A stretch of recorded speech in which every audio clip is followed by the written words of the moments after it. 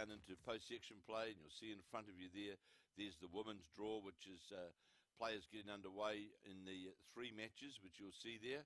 The match that we're going to feature is the Natarsha Grimshaw match up against Leeane Poulson, and there's the 7 qualifiers that have made their way through in the women's singles, and in the men they're getting play underway as well.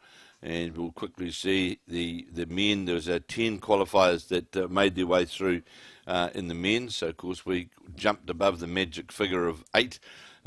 Some of the big names are all there. Dean Elgers and David Clark's, Ricky Crook from Canterbury, Stephen Ditford. So a very, very good field in the men's and women's finals here today. We'll be bringing you live coverage right throughout the day.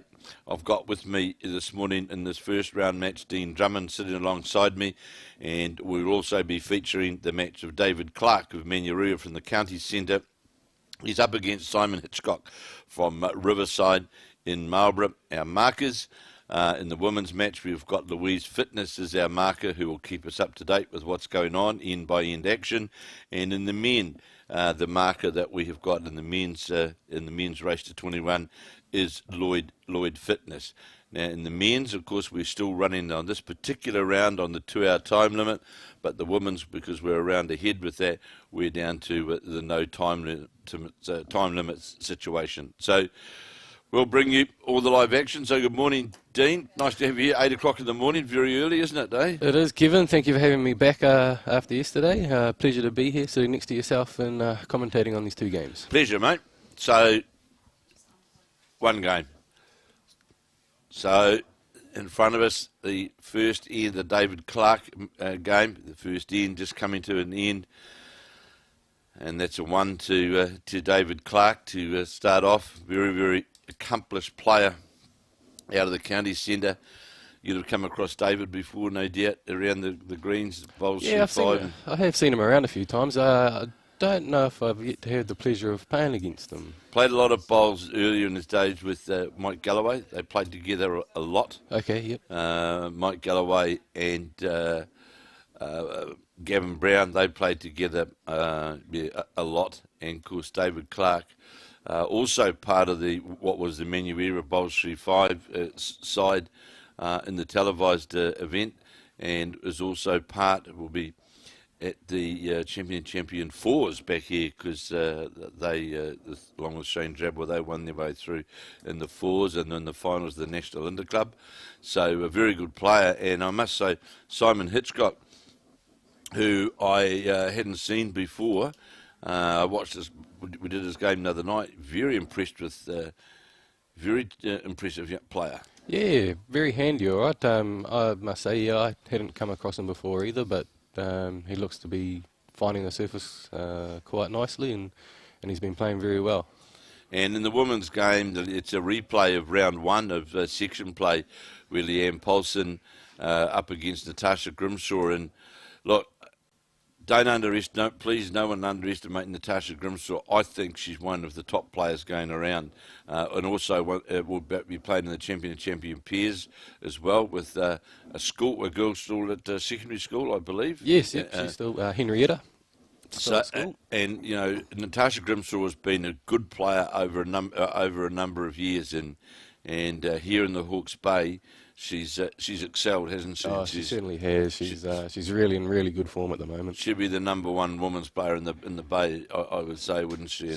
And very, very impressed with her playing up against Leeane Poulson, who was the runner-up in the last time we had the champion event. That was in Wellington, runner-up to Val Smith in the final at Nainai, and also, of course, part of the New Zealand high performance side, and is a reserve for the Commonwealth Games side, and plays out of the county's Manukau Centre at Papakura.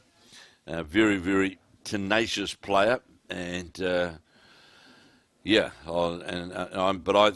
my view, Natarsha Grimshaw, I've been really, really impressed with, and this will certainly be, I think, two very, very good games. Yeah, we're in for a treat, that's for sure.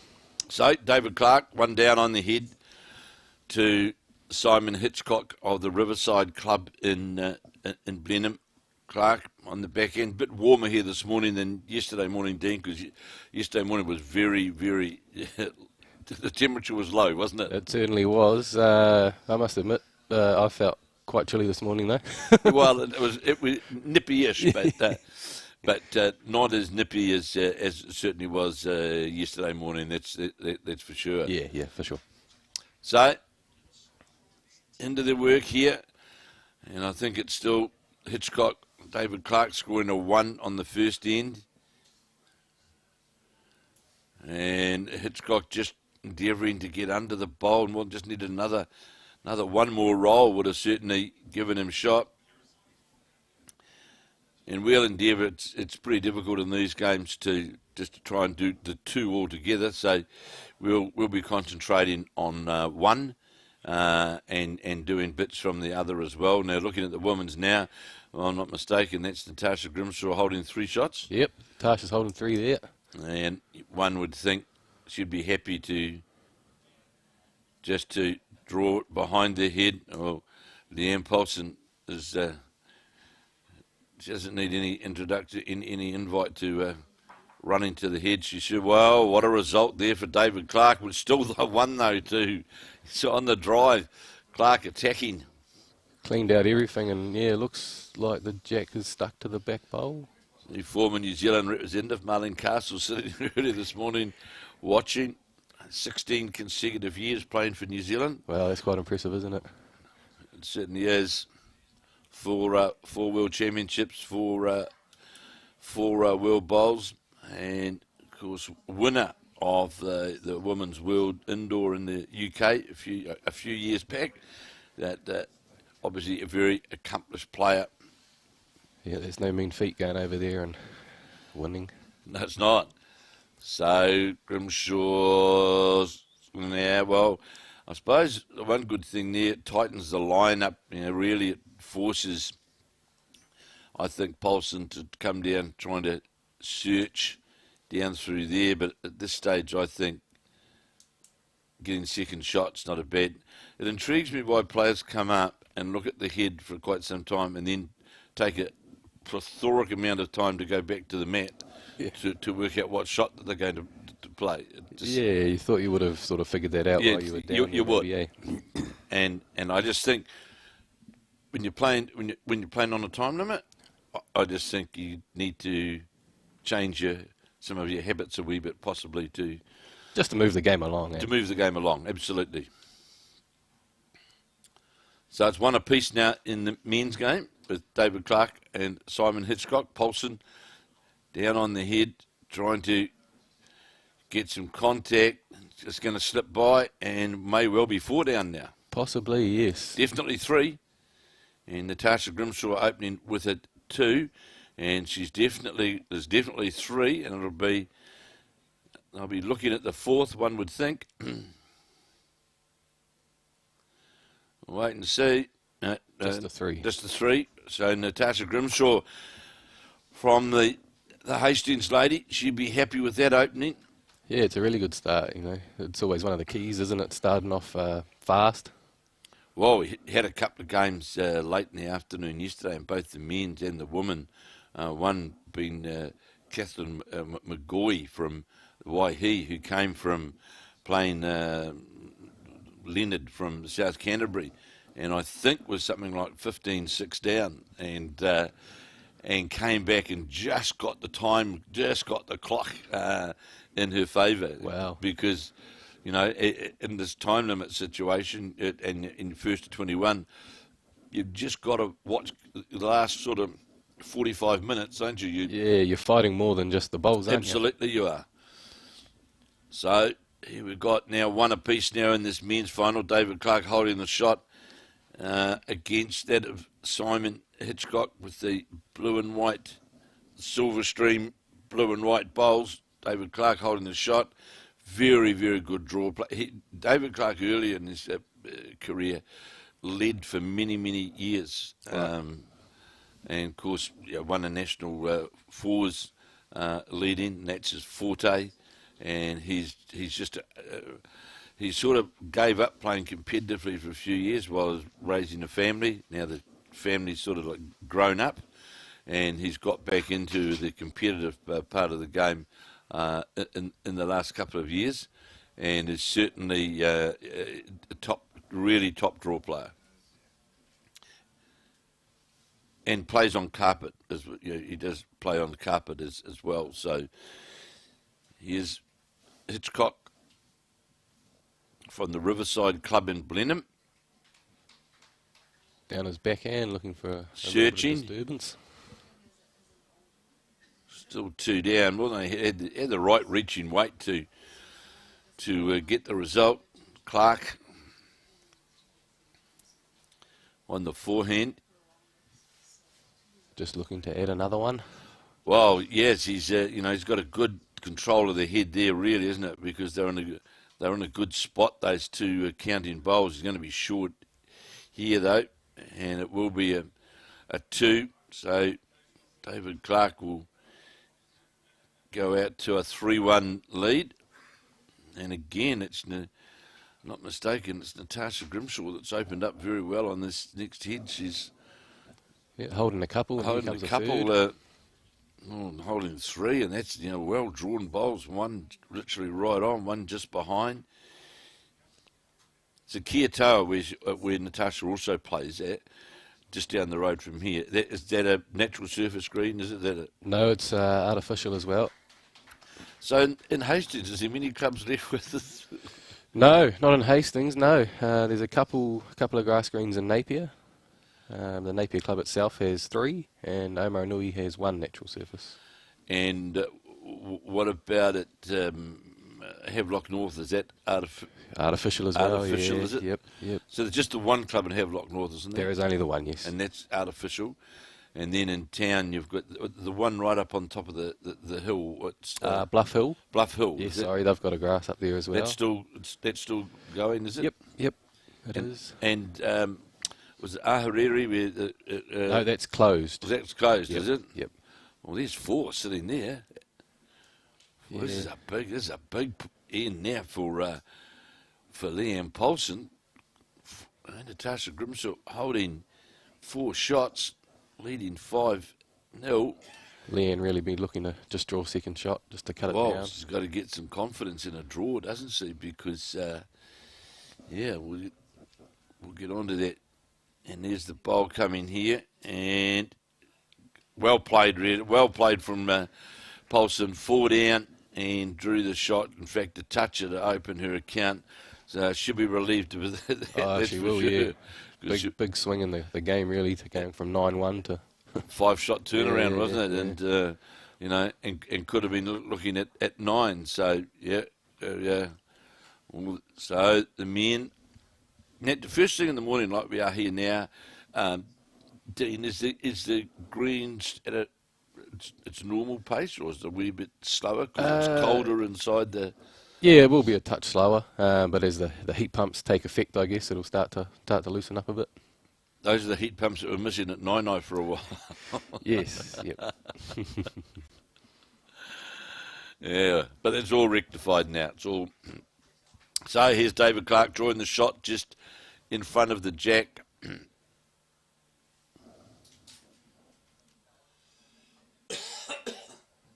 Simon's on his backhand, looking to just clear David's short bowl. So if he's got those good drawing bowls, he'll get around that blue, but of course he's under that line and yeah, missing his weight as well. Just so, a touch. But we noticed yesterday that was the Ricky Cook game. Of course, using your bowls, wasn't he? Ricky is, yes. Yeah, because the draw line compared to Gordon Bond's bowls, the difference was really, really significant. And we commented on it that how, you know, Ricky was able to get out on that wider swing line and the difficulty, of course, which came in for Gordon Bond is the minute that got a jack-low bowl, being able to draw around it became, a real challenge. And here's another 2 coming up here for, well, he touches one of his own bowls, might have cut one of them out, definitely one to David Clark anyway. Yeah, I just find, with those bowls that turn a bit more, the head seem to stay open a lot longer, don't they? You know. Well, I noticed because you used those out the bowls 3, 5, and 9, didn't you? I do, and they certainly have got well played here. Natarsha Grimshaw draws through the port to the jack.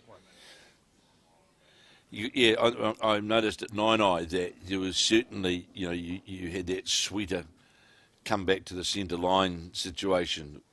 Yeah, it just tries to make the game a little bit easier. Leeane down her backhand, looking to sit Tarsha's bowl or maybe a little bit of jack movement. Just wide. Went by, close. Played it with good speed though, didn't she?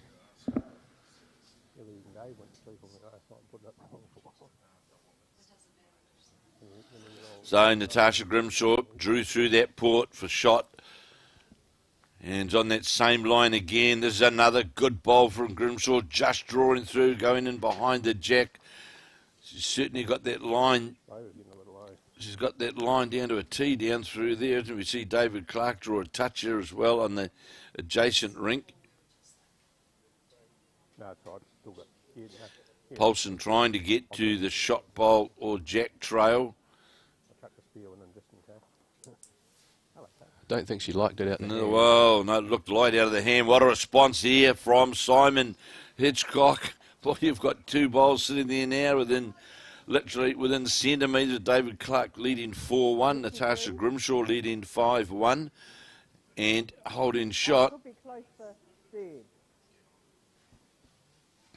That's second and close for third. So, is that saying Natarsha Grimshaw's holding 2 there? Possibly, yeah. The bowl out to the right-hand side was the indication from Louise Fitness, but it doesn't actually look like it from our view. But no, neither bowl's touching the jack, and it's a measure for shot. On that same line again, down through that port, needs to get inside this bowl. Well, that's going to be interesting now, because tipped out a Leeane Poulson bowl, and that could well have brought that back bowl into the. There's 2. You think that's on a straight line to the jack, then you'd think, wouldn't you? 2, 7-1, Natarsha Grimshaw over Leeane Poulson. And in the men's, 4-1 to David Clark. And we've got 2 bowls. I heard Lloyd Fitness say neither one of them is touching the jack, but they're certainly they're right on top, Dean, aren't they? They certainly are, yeah. So David Clark chasing this bowl up, trying to get a squeeze onto the bowl, but might go against him. Well, it's difficult to see. If you looked at the true angle from what we're looking at here, you would favour the bowl of Simon Hitchcock, the blue and the white, asking Lloyd Fitness, the marker. He's holding the shot here. Yeah, so it is that little touch. Yeah, that touch just went against him, didn't it? But it has opened it up for his next one. Natarsha looks to be starting with another. Great line, just missed a yard of weight. And as you know, we spoke about before, Dean, is that first bowl effectiveness is just so important, isn't it? Oh, There. 100%. And we saw in this end, David Clark drew one right on top with his first bowl, and Simon Hitchcock responded to sit pretty close on top of it.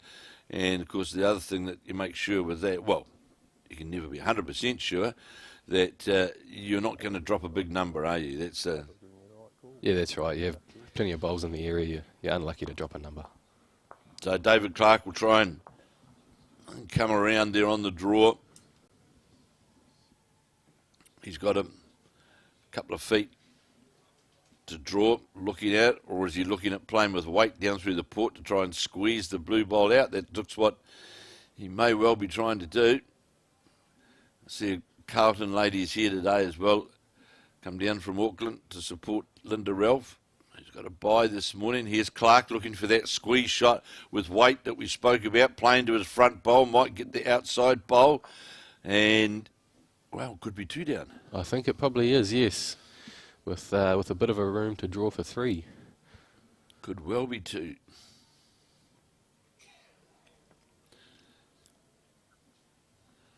But because what David Clark, to me, is showing, although it didn't go his way, is that sort of experience that, you know, to try and move bowls around, you know, to try and, because it's so difficult, as you well know.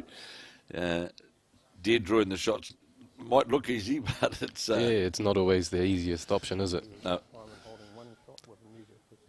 One and a measure, as you heard Lloyd Fitness there, as we change the end here. And Hitchcock looks to be under the line, and he will be. It won't come into the count. Definitely one. David Clark leading 4-1. And in the women's match, it is Natarsha Grimshaw of the Kia Toa Club here in the Hawke's Bay, leading Leeane Poulson of just the one. And it's Leeane Poulson of Counties Manukau, trailing Natarsha Grimshaw 5-1. And please, if you don't be frightened to share this with your friends, relatives, whoever it might be, and to watch this, just go to the Bowls New Zealand Facebook page, and you're able to share this. That much? So there's a chance here for Natarsha Grimshaw to play down, get a couple of rolls on that shot bowl. Leeane Poulson bowl. And just deliberating what shot to play with Poulson, what line to... About a spot. Well, big spot. Looks to be on her backhand. No, changing.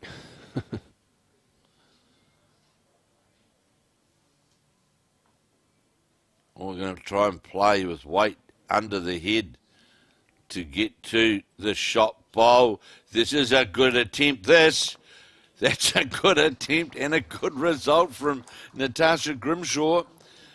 Moved everything around, and that was certainly, to play that hand was, let's say, the most challenging shot to play on that hand, wasn't it? But she must have had the confidence to get down there. Sure, there's plenty of room for Leeane Poulson to draw the shot, but it always gives you confidence early in the game, doesn't it, when you play those shots, Dean, and get those results. And, you know, who knows, you can fall short or go narrow or anything, can't you? Right, yeah, she did have, you know, plenty of bowls up the front of hers to, you know, play through and get a result. So Leeane Poulson trailing 5-1 down on the head. So 2 or 3 down, but plenty of room to draw the shot. David Clark holding the shot in the men's. She looks to be on a good line. It will come back nicely from there. How far will it run? That's the shot. Well played from Leeane Poulson. 5-2 now. After Natarsha Grimshaw dislodged the shot bowl earlier. And we've got Simon Hitchcock. Needs to get past that bowl clean. Doesn't do so. That score in the Natarsha Grimshaw game, I think, is actually 7-2. We'll check that in but a moment.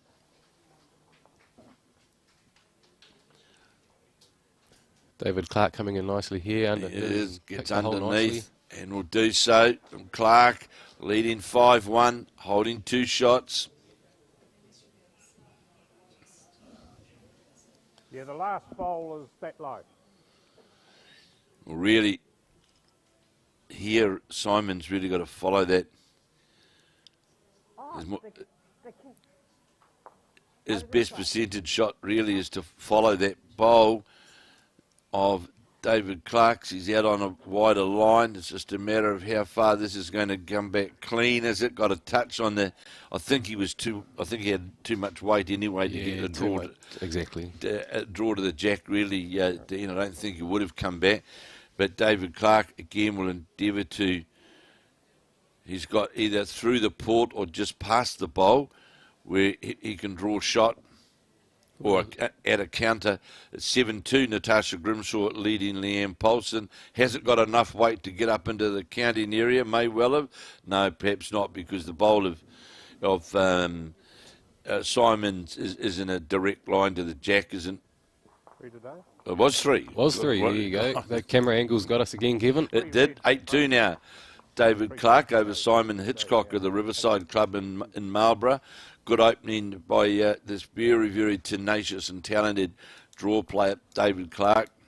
Of course, spent many a year playing with his good mate, Mike Galloway. Of course, Galloway off to the Commonwealth Games as part of the blackjack side. And, Mike Galloway is another one who had his family grow up, gave the game away for a few, well, not gave it away, but sort of not playing competitively for a few years, and back into it. And has had a couple of good seasons, won a New Zealand singles, of course, and now on his way to Birmingham, and will be a fine ambassador back in the New Zealand side, and be a fine ambassador for our Blackjacks. Yeah, we wish them all the best over there, don't we, Kevin? Sure do. And if Mike Kernahan's watching this lady, Natarsha Grimshaw, is a lady that I think that's well worthwhile putting her name in the black book. I reckon she's quite very impressed with her drawing ability, and what also I've been very impressed as well with Dean, she's got the right attitude about playing. Yeah, she certainly does. Yeah, she's not fancy. She just gets on, does the job, and I think. Yeah, a name that for the future. And of course, Mike Kernan will have the chance to watch it next week live, won't you? That's right, yes. In Dunedin. Down in Dunedin. He'll get to see it firsthand. So here's Natarsha Grimshaw now coming back, holding 2. This is going to finish in a good spot as well, and this will certainly count. What Natarsha Grimshaw is doing is just putting relentless pressure on a one-bowl situation with Leeane Poulson, who hasn't been able to build a head. That's right, yeah. She's sort of just dominating the heads, isn't she, with her bowls?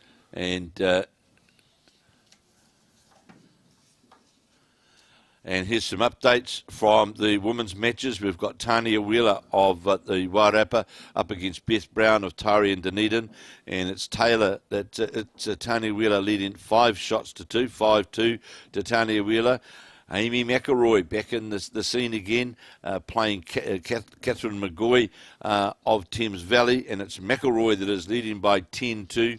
10-2, and in the men's game, which has been played out there right now, Dean Elgar of Taranaki up against Ross Ellery of the Manurewa, and it's Elgar who's leading 7 shots to 3, 7-3 in the race to 21.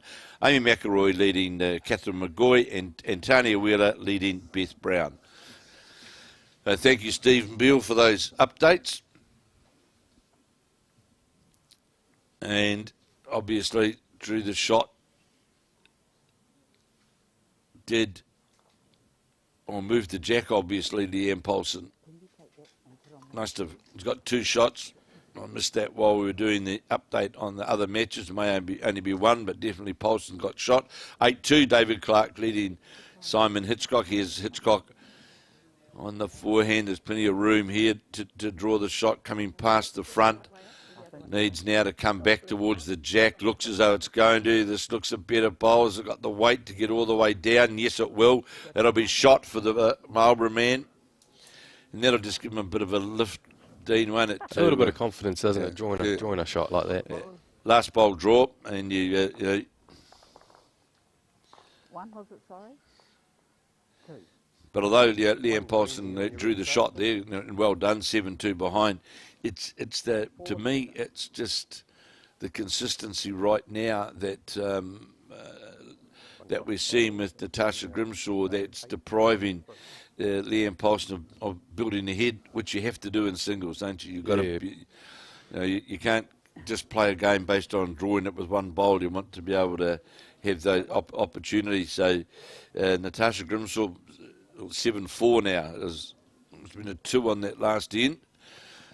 Yep, Leeane picked up 2. That'll be good for her confidence, get her back in the game. Absolutely. Here's now Simon Hitchcock again, delivered the jack and altered the length a bit, and it's breaking in, coming in towards the centre line now. There's a good opening bowl from the Marlborough player, just sits in behind the jack. Good opening bowl from Leeane Poulson as well, just in behind the jack as well.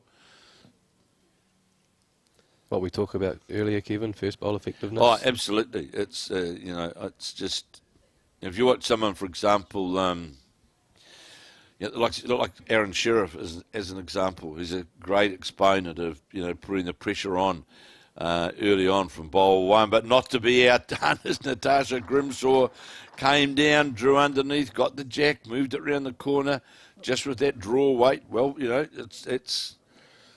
Yeah, well weighted. He just gave the bowl a chance and got a nice little result. So, Simon Hitchcock again on that same line as his first. This is going to be another good bowl as it just draws towards the head. Of course, David Clark going to the back end. He's got the forehand option as well to come down and slide through the bowls. But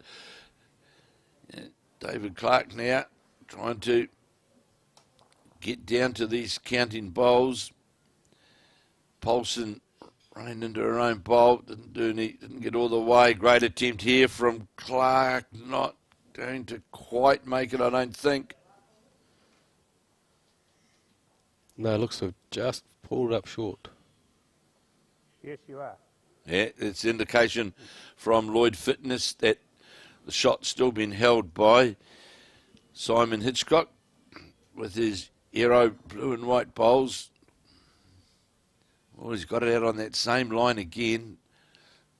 That's the key here, isn't it, Dean, to get that consistency of your line. This is well played. Just going to fall outside the counting bowl. May fall on top of it, and that definitely makes shot of it.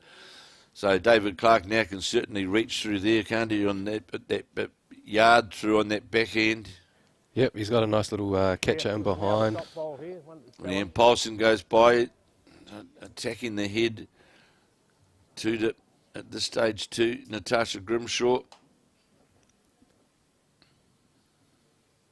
Natarsha down on her backhand.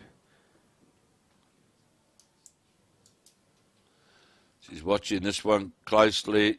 She knows she's trying to get the touch on the jack. Wow, well played.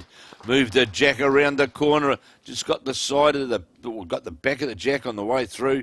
Lane 3. And it's a hard head to get at. It is now, yes. Good bowl from Natarsha. A little bit of jack movement sort of closed it up a bit. So, Simon Hitchcock from the Riverside Club. He's holding 3. David Clark got the jack, but went the wrong way. And this will be 4, I would think. So, more than likely, David Clark's better to go full steam at this, really. Yeah, you can certainly see him attacking this one, can't you, underneath the front Simon bowl. There's not actually a trail result or anything now, the way his bowls are spread.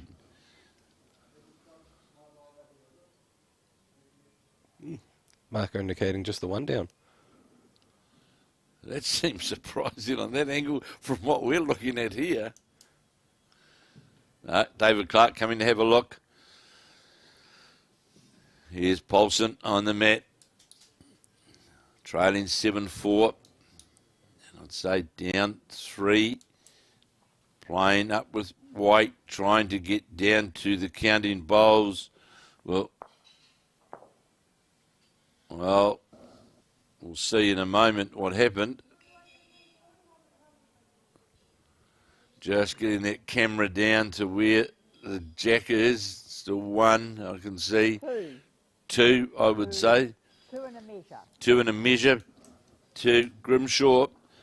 Leading 7-4. Could well jump out to a 10-4 lead here. She's got a good opportunity too if she can lay her bowl down. A little bit of jack for 4. David Clark still looking at that head. What shot to play? Here's Grimshaw. Doesn't want to get this bowl through. Bad luck. Just gets the 1. Got onto the bowl. David Clark's under the head with weight. So 8-4. 8-4, I would say. 1 to Natarsha. Natarsha leads 8-4. Oh, that's interesting. Oh, that just shows what the camera angle is, Dean, doesn't it? Yeah, it's pretty hard to see what's going on, isn't it? Yeah, because that certainly looked like a good scoring head for Simon Hitchcock.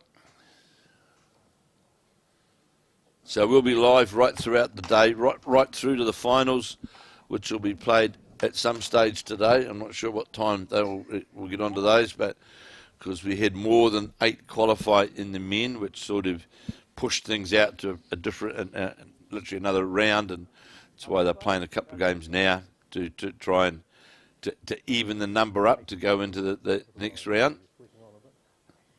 Yeah, and the men are still playing with the time limit, is that correct? Correct, the men are still on the 2 hours. I think I've got it right, I agree. So Simon Hitchcock and both Natarsha Grimshaw wouldn't be 100% happy with their opening bowls. Left room doesn't apply that pressure. David Clark, the county's Manukau player, used to be the telecom man. And good opening bowl from Clark, just going to sit Jack Leroy alongside. Good opening bowl there. Leeane Poulson's also taken advantage of what's been left open for her by Natarsha Grimshaw. We're seeing Grimshaw in this match, though. 3/4 low. Hang on. And she's not going to be concerned. And gets the jack, does Simon Hitchcock. Well played, got the movement of it.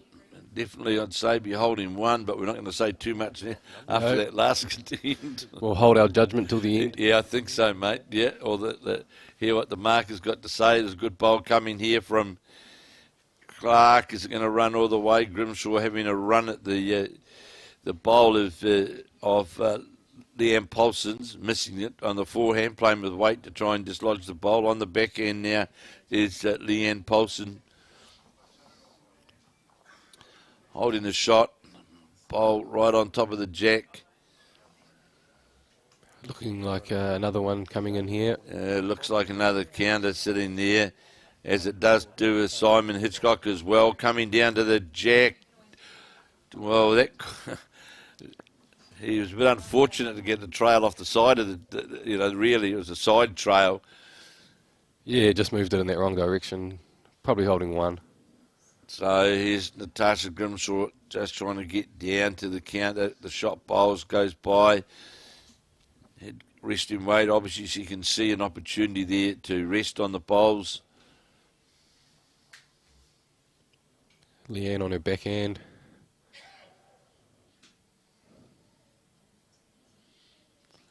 So David Clark leading 8-4. Down on the head. As we said, we think just the one. This is a good response here from Clark. Is he going to get the jack in his favour? No, he doesn't, but just certainly make sure it's only the one. And I'm surprised Natarsha Grimshaw, there must be room there, is persisting on that forehand, because if you don't get that line right, you're going to disappear very quickly under the head, aren't you? Yeah, that's right. You bite your green a little bit. She's swinging underneath. Looks to be attacking this with a bit more force. On a wide Get line. her own bowl.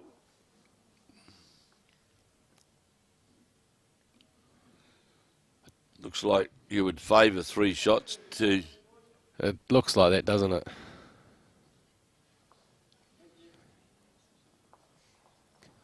But you can see Natarsha Grimshaw, she's not losing any sleep over it. She's watching on the next rink. She knows what she has to do and can't do anything about it now. That's right. Move on to the next one. Move on to the next end. David Clark attacking. And it'll be with the one. The attack went the wrong way. And we'll see whether it's 3 or 4 in the Grimshaw match. We've finished anyway, so we're done here. Definitely one there, Hitchcock. Oh, sorry. One behind them? Sorry. One green again, Craig, wouldn't you? Yeah, I know that. I just... Behind them there, school now. 8 behind them. Looks to maybe have been 4. Yeah, may well been. A bit of talk between the marker and what Leeane Poulson was conferring about. I'll take the 4 and run. Exactly, yes. Move on to the next end. So the game starts again. 8-all. 8 apiece.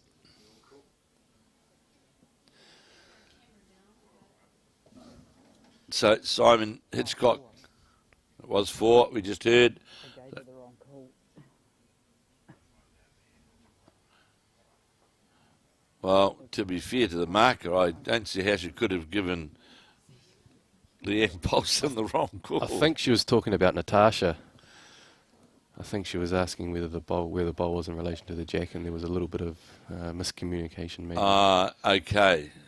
Because we thought it was a difficult angle to try. Yes, yeah. Yeah.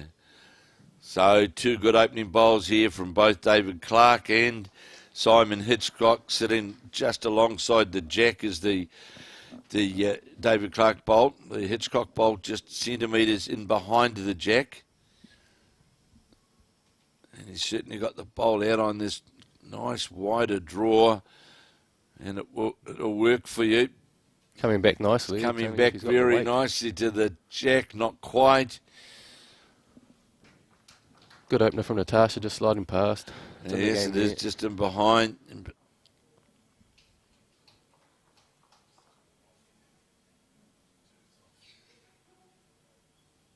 David Clark, he's again another good draw, just in behind, and it's sort of, from a singles point of view.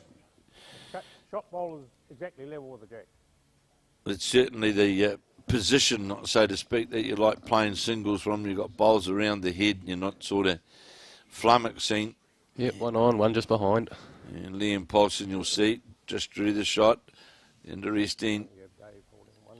Hitchcock endeavouring to get down to the shot bowl or get a movement on the jack, and this is another good attempt. This is a very good attempt. Just fell out.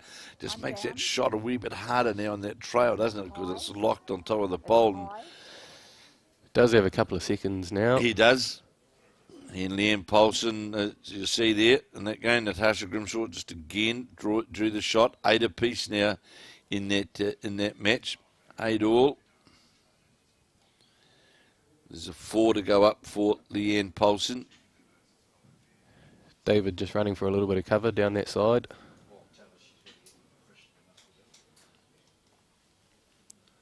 So what do you think the best shot option here is for... Yeah, he's probably looking to arrive down his backhand, set the bowl.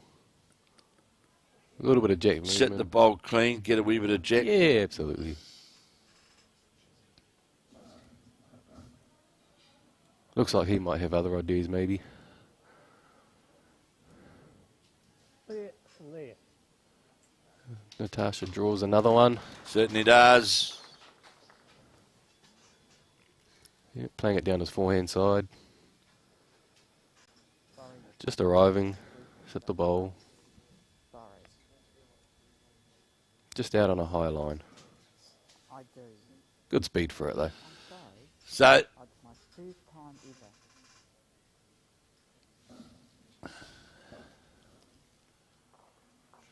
ever. David Clark holding one. He's on a nice, safe line there. There on that. Yeah, it'll just be the one.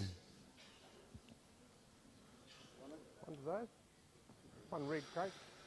9-5, David Clark over Simon Hitchcock in the race to 21. And in the woman, I can tell you it is Natarsha Grimshaw that is holding shot. It's Leeane Poulson playing her last bowl, trying to get down to the shot bowl of Jack. They've got the second shot bowl. It'll still be 1 to Natarsha Grimshaw. 9-5. 9-5, David Clark over Simon Hitchcock. Yeah. He looks to start it pretty handy again. Yeah, another good opening bowl from Clark, coming right down to the jack, just going to finish low of the jack. And Natarsha Grimshaw endeavouring to add another. Holding one. And Tough way to try and add another one. I was just going to coming through say, there. it seemed a very hard way of getting to two. Yeah. Oh, great bowl here, though, from One to Natasha. to Up 9. Dixon. And it's... I'll just see if we can check that score. I'm sure it's 9. 9-8 to I'm Natarsha. sure it's yeah. 9-8 to that. David Clark coming down again. Touch of his own. Just underneath. No, gets his own. So I need to check. So is it 9-5 now to David Clark? 9-5 to David Clark. Yeah, yes. 9-5 to David Clark, and that should be 9-8. 9-8 to Natarsha Grimshaw now, shouldn't it?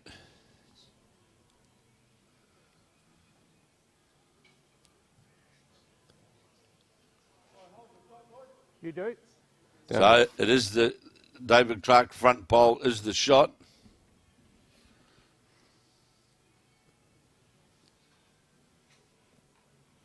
It's a handy opening bowl from Natarsha Grimshaw, just in behind the jack. And it's David Clark bowl. Look at this. If it gets all the way down, going to get close to getting all the way there. Not quite, but just... at this stage, I think Simon Hitchcock will be quite relieved that he's got one bowl reasonably close, because those three of David Clark's are certainly honed right in the jack department, aren't they? Yep, he could have been in a little bit of trouble if he didn't get that one there. That's correct. So just going to come under the line. Doesn't want to get the back of the bowl on the way through. Doesn't do so. Bowl and a half low. Interesting to see Yep. in this Leeane and Tarsha game, both players look to be playing opposite sides. They of are. The green. They coming are. this way. Absolutely. Yeah, I noticed that just when I saw that first bowl. Leeane Poulson's well played from Natarsha Grimshaw. Just in behind the jack. David Clark holding one, leading 9-5. And we'll see where his bowl's out on that wider side now, working its way back towards the jack in the centre line. This is another great attempt. There's 4 bowls all within a tea towel, aren't Yeah, they? he's played a great end here. He certainly has. And I don't know whether Leeane Poulson got enough on that or not. Louise Fitness having a look. And husband Lloyd having a look as well. Yes, double act. 2 measures.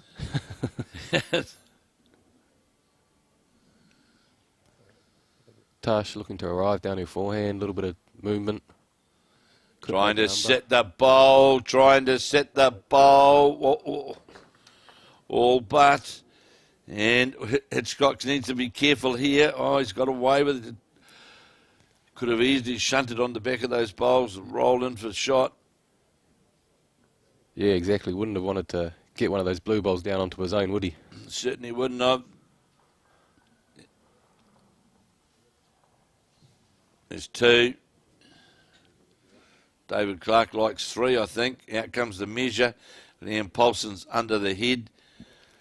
Now that really now protects things a wee bit for Natarsha, doesn't it? Under that head, on that backhand line that she played before. It's a touch low. She's going, Natarsha going to the forehand to try and get to that bowl of Leeane Poulson's. 3 it is. 9, 12, 5. That's a big jump, isn't it? It is, yeah. It's got him into that double figures. It's a big jump. Natarsha Grimshaw looking to get the jack and does so. May have made 2 of it. Got the back of the jack, slid it through the hole. Could even be 3.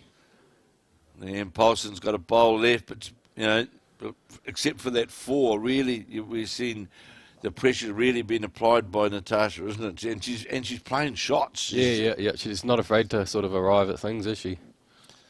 Took the measure out of the equation with that bowl. I guess the good thing is the backhand side is still open for Leeane to draw another one. So, Stephen Beale bringing me in an update. So, I can tell you that Dean Elgar of Taranaki up against Ross Ellery of the Manurewa 2.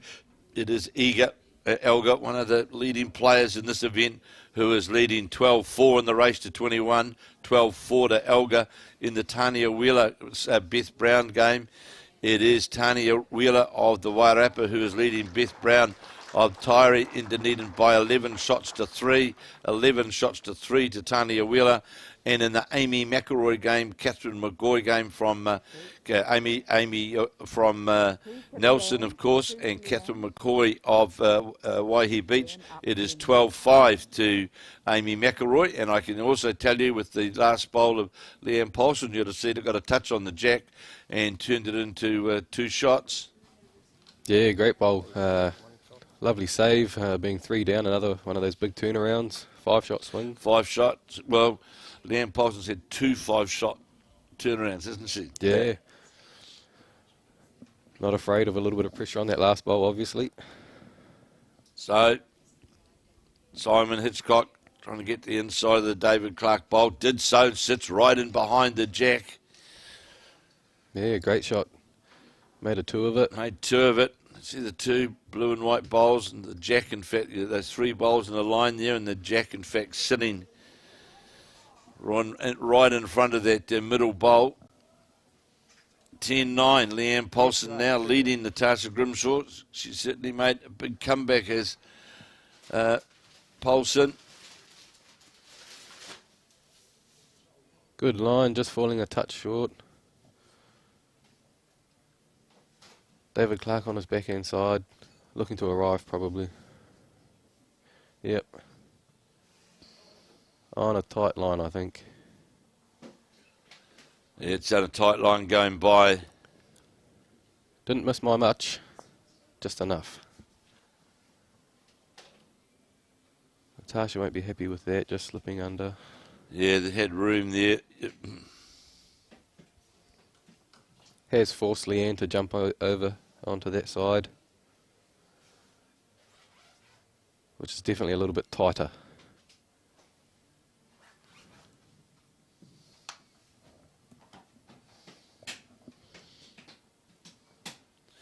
Coming down to the jack is Poulson, just going by, leading 10-9. David Clark leading 12-5. Attacking again. And it's going to get the front. And I can confirm that Dean Elgar is leading in his match, as is Tanya Wheeler, Amy McIlroy, and they're all leading their games. Lovely bowl by Tash, drawing the shot. Draw the shot, did Natarsha Grimshaw. Chance here for Simon Hitchcock to more than likely get 3. Looks like it's going to happen. Gets it right to the shot pole and the jack. Definitely 2. We'll see what about the third one. Leeane Poulson goes wide and past, and it is 3. I just heard David Clark mentioning there, conceding the 3. That'll give Simon some confidence. Yeah, working his way back into the game. Is that now 12-8, is it? 12-8. 12, 5 and 8. And here's Natarsha Grimshaw. Would like to get past the jack. Ideally, she would like to do another couple of rolls on that bowl. Yeah, she's framed it a little bit, hasn't she? Yeah, because Poulson will play that line 2 down. So you think Leeane Poulson will try and play to that jack. It's taking a long time looking at it. I think it's, yeah. Yeah, looks to be down the back end, doesn't it? Well, arriving, no. movement through something. Now, I'm sorry. This is where I think when you're playing the time limit match, I don't think this is called for. Yeah, it looks to be pretty simple. I guess it might look different from the mat end, maybe. Well, she played a third bowl down on the hand there, where you can see it sitting in behind the jack. One would naturally assume. Yeah. Going back now to play her bowl. My apologies. In the women's match, there is no time limit. Just the men's that are now playing on a time limit. My apologies for that. But it still don't change my view. Yeah, she has changed her shot, I guess, in fairness to her. So Simon Hitchcock, a good opener, another good bowl in behind the head. You'd be happy with that start. 12-8 to David Clark. Well, one could say that was a waste of a walk. So Natarsha Grimshaw making her way back to the mat now. Yep, she'll be looking to add another one. Probably down that Good back chance side. to add another. David Clark is just going to slip under the head and lower the jack. So here's a good chance for Simon Hitchcock with his third bowl to really put pressure onto the Counties Manukau player. Yeah, he's got a bit of protection, doesn't he, with those front bowls? He certainly does. He draws around, and his bowl, you would know what so he looks to be using an Optima. it's an Aero something, but it certainly seems to have a pretty good draw. Yeah. Here's Grimshaw running into her own bowls. I would imagine that's 3. It certainly looks more than 1 anyway. Yeah, it looks to be 3, I think. 3 to Natarsha. 3 it is to Natarsha Grimshaw. She goes to a 12-10 lead. 12-8, David Clark leading Shane Hitchcock. Now, how much wider has David Clark got this bowl to the jack? Has he got it out enough? No, he's not. He's going to get the front, but would have reduced the count to 1 for sure.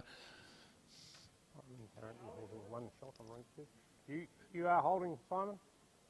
1 shot?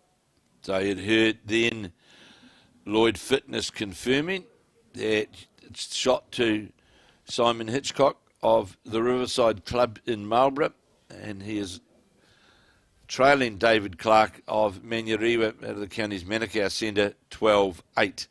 Natarsha Grimshaw just drawing, just 1 bowl lower the jack, but a good opening first bowl. Here's Hitchcock, because any trail on the jack here is beneficial to him, trying to get down to the jack. He's close. Will he get past to the jack? No, he won't. Great effort. Yeah, tremendous effort. Great effort. like- David Clark's got to be careful he doesn't shunt his own bowl out of the head. Yeah, that's right. Doesn't have many options left open to him, does he? No, he doesn't. Leeane Poulson going past wide on the first bowl after Natarsha Grimshaw drew a very good opening bowl. Yeah, can hang a little bit if she's just a fraction wide, and as we saw, Tash looks to be on a good line. It's on that similar line to the first, isn't it? Going to sit up towards the jack. And that's well played from Natarsha Grimshaw, sitting right on top of the jack. Unfortunate just to leave it level and leave a little sit for Leeane. Gave that little shoulder Yeah. sit on there, didn't it? Just ever so slightly. David Clark playing with weight through the port, trying to get to the bowl. Is going to get this very front one. What's going to happen after that? Oh, that's... Yeah, he got a result. He played with good weight, and it was in the area, I guess, but he got a nice result out of it. And we just saw there Leeane Poulson also with a smile on the face of the two guys. David Clark knows that he was a wee bit fortuitous there. Up one. David now leads 14 shots to 8. So 14-8, you'd have heard Lloyd Fitness in the mic there, 14-8 to David Clark. But Simon Hitchcock certainly is starting to, I would say, get a wee bit more confidence with his draw than what we'd seen earlier. Yeah, it certainly looks like it, isn't it? He's sort of warming up into his game, looking to transfer a little bit of that pressure back to Dave. I'll get a draw sheet shortly so I can be able to tell you what the draw looks like of who plays who, so to speak, in these matches. Natarsha just ran for a bit of cover around behind. Poulson trying to get to the jack or shunt onto the shot bowl, going to do so, and that's well played from Leeane Poulson. Just played with that weight just to spring the bowl. But as Dean rightly said, Natarsha's given herself a bit of a shot opportunity as well down through that backhand line because put the back bowl. Here we go. I've got it. Thank you. Thank you, Dean. So in the next round of the men's, I can tell you, of course, we've got the Dean Elgar game in action. But James Byrne of Papakura will play Stephen Ditford of Petone. Ricky Cook of Redcliffs and Mount Pleasant representing Canterbury. We'll just see where this bowl, yuck, was from Natarsha Grimshaw. She knew out of the hand she didn't have it. Dean McMurchy of Onerahi in Northland will play John O'Shea from Tauranga. And then we've got the other ones where the winners are still to be determined. Those games that are going on out in front of us at present.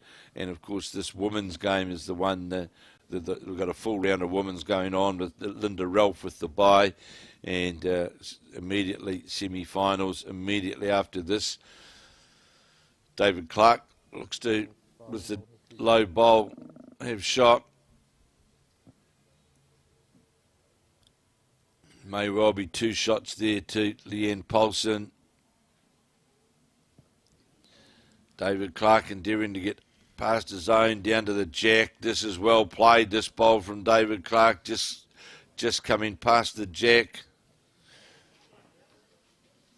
Asking 1, 2. So asking whether he was 1 down or not.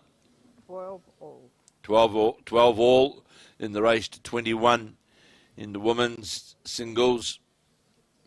That game's had plenty of lead changes and ties, hasn't it? Certainly has. It's been up and down. Simon Hitchcock, yeah, coming around the corner with this bowl to the jack. And, just finished in a good position, but if he sat the inside of that bowl of David Clark's, he was certainly would have been holding a couple. Yeah, absolutely. His bowl's taken a lovely, nice draw into the head, hasn't it? Certainly has. It's got a lovely arc into the head. Trailing 14-8 is Simon Hitchcock, but playing exceptionally well. Here's Clark. He's out wider with this bowl. Just depends on the weight of how far that's going to come all the way back. No, it's not. Hasn't got the weight. Here's the chance now for Simon Hitchcock, because if he turns onto that bowl, which he all but did in his last attempt, he'd be laying 3 shots. And David Clark with no bowls left. So there's a big bowl really here for Simon Hitchcock to have a scoring opportunity. And he's got the bowl out on that lovely wide-ish arc. As it works its way back towards the centre line, he's not going to have the weight as he needs to get through the port clean up to, not going to do so. He'd be disappointed with that because he certainly had a good opportunity. And going past is Natarsha Grimshaw. It'll be shot. First bowl of Leeane Poulson's about 4 feet short. Taking one of Simon's bowls out. Like you say, there was a good opportunity there for him to make a number and really get himself back into this game. Certainly was a good opportunity. Leanne's coming down on a nice line. Just going to go by. Now's the time for Natarsha Grimshaw, especially that short bowl in front of Leeane Poulson's, to nail the jack. It just makes it, it just makes it harder, doesn't it, with that bowl. Yep. It was 14-10 now, 14-10. David Clark of Counties Manukau leading Simon Hitchcock of Riverside in the Marlborough Centre. Here comes the bowl, Natarsha Grimshaw, just as we were talking about. Doesn't want to leave a shoulder though, finishes just slightly jack low, but that's the shot itself. And Poulson needs to draw inside that. Leeane Poulson does to get shot or around it for second shot. Yep, just be looking to give the bowl a chance again and possibly use that shoulder that Natarsha left, unfortunately. And it's tracking on that line that we were just talking about, Dean, and looks to, and will use the bowl to get up for shot, one would think. No. Simon on a nice line once again. Well, with Natarsha Grimshaw going to the backhand, it tends to think that jack level bowl of hers may well be shot, Dean. Yes, possibly. I missed what the marker said there, but it does seem that way. No. Both players coming down to have a look. Do they get tired? I know I would. Yeah.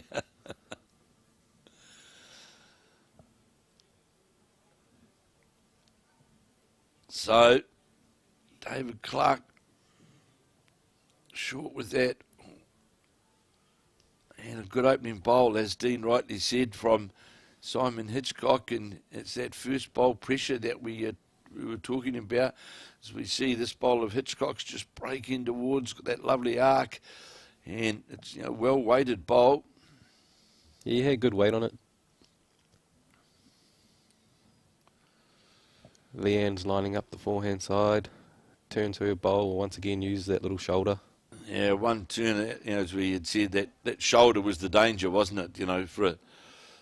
And she can use either the bowl or the shoulder now. As David Clark, has he got the weight? No, he hasn't. And got the hole, in fact, did the... You're holding one shot. And it is one as we... Sorry, you're up. Yeah, she played good weight for the shot, didn't she, to get a result out of get a something. result. Of course, now, though, there's a 3-shot draw on the... Yeah, if Tash gets a just little bit of a trail. Well, it's a touch draw. It's not racing now. It's just a touch draw, as we see. Bowler Simon Hitchcock's certainly out on that wider side. Don't think it'll come all the way back that he wanted it to, but definitely holding one as Hitchcock trailing 14-10 in the race to 21 in this finals day of the Somerset Bowls New Zealand Champion to Champion men's and women's singles. Of course, next week we'll be in Dunedin for the Champion to Champion pairs. Yep, Tash is playing that shot, looking to draw the jack. Is it going to hold up or is it tight on the light side? Just under the line a touch. Just under the line. It'll be one though, as the call from the marker. One to Leeane. Leanne moves to 13-12. One to Leeane. Measure between these Leeane's two up bowls here. 13-12. Well, that's surprising because I thought that. Yeah, once again, camera angles. Yeah, and with Natarsha going to that hand, I thought from that premise that she had the shot, but not to be. And it is Simon Hitchcock who's holding the shot trailing 14-10. And this is tracking well towards the jack and gets a touch on it. Moved it closer to his shot bowl. Yeah, once again, he's certainly coming onto his game, isn't he? He is. The Shot ball's lying right on the jack, but on the low side of the jack. That one is bowl low. Yep. You get to see the rugby last night, did you, Kevin? Yeah, I did actually, Dean. I did get to see it, and let's say an impressive first half, and the referee won the second half. Yeah, good start for the All Blacks. Sometimes that first test of the season can be a bit iffy, but I imagine they'll be pretty happy with that. I'd say they'd be pretty happy, and there's some pretty good efforts in there, and it's pretty physical, always physical against the Irish, and just 14-12 now. David Clark, 14-12. David Clark over Simon Hitchcock. And of course this afternoon as well on Sky, I've got the return of the New Zealand Warriors at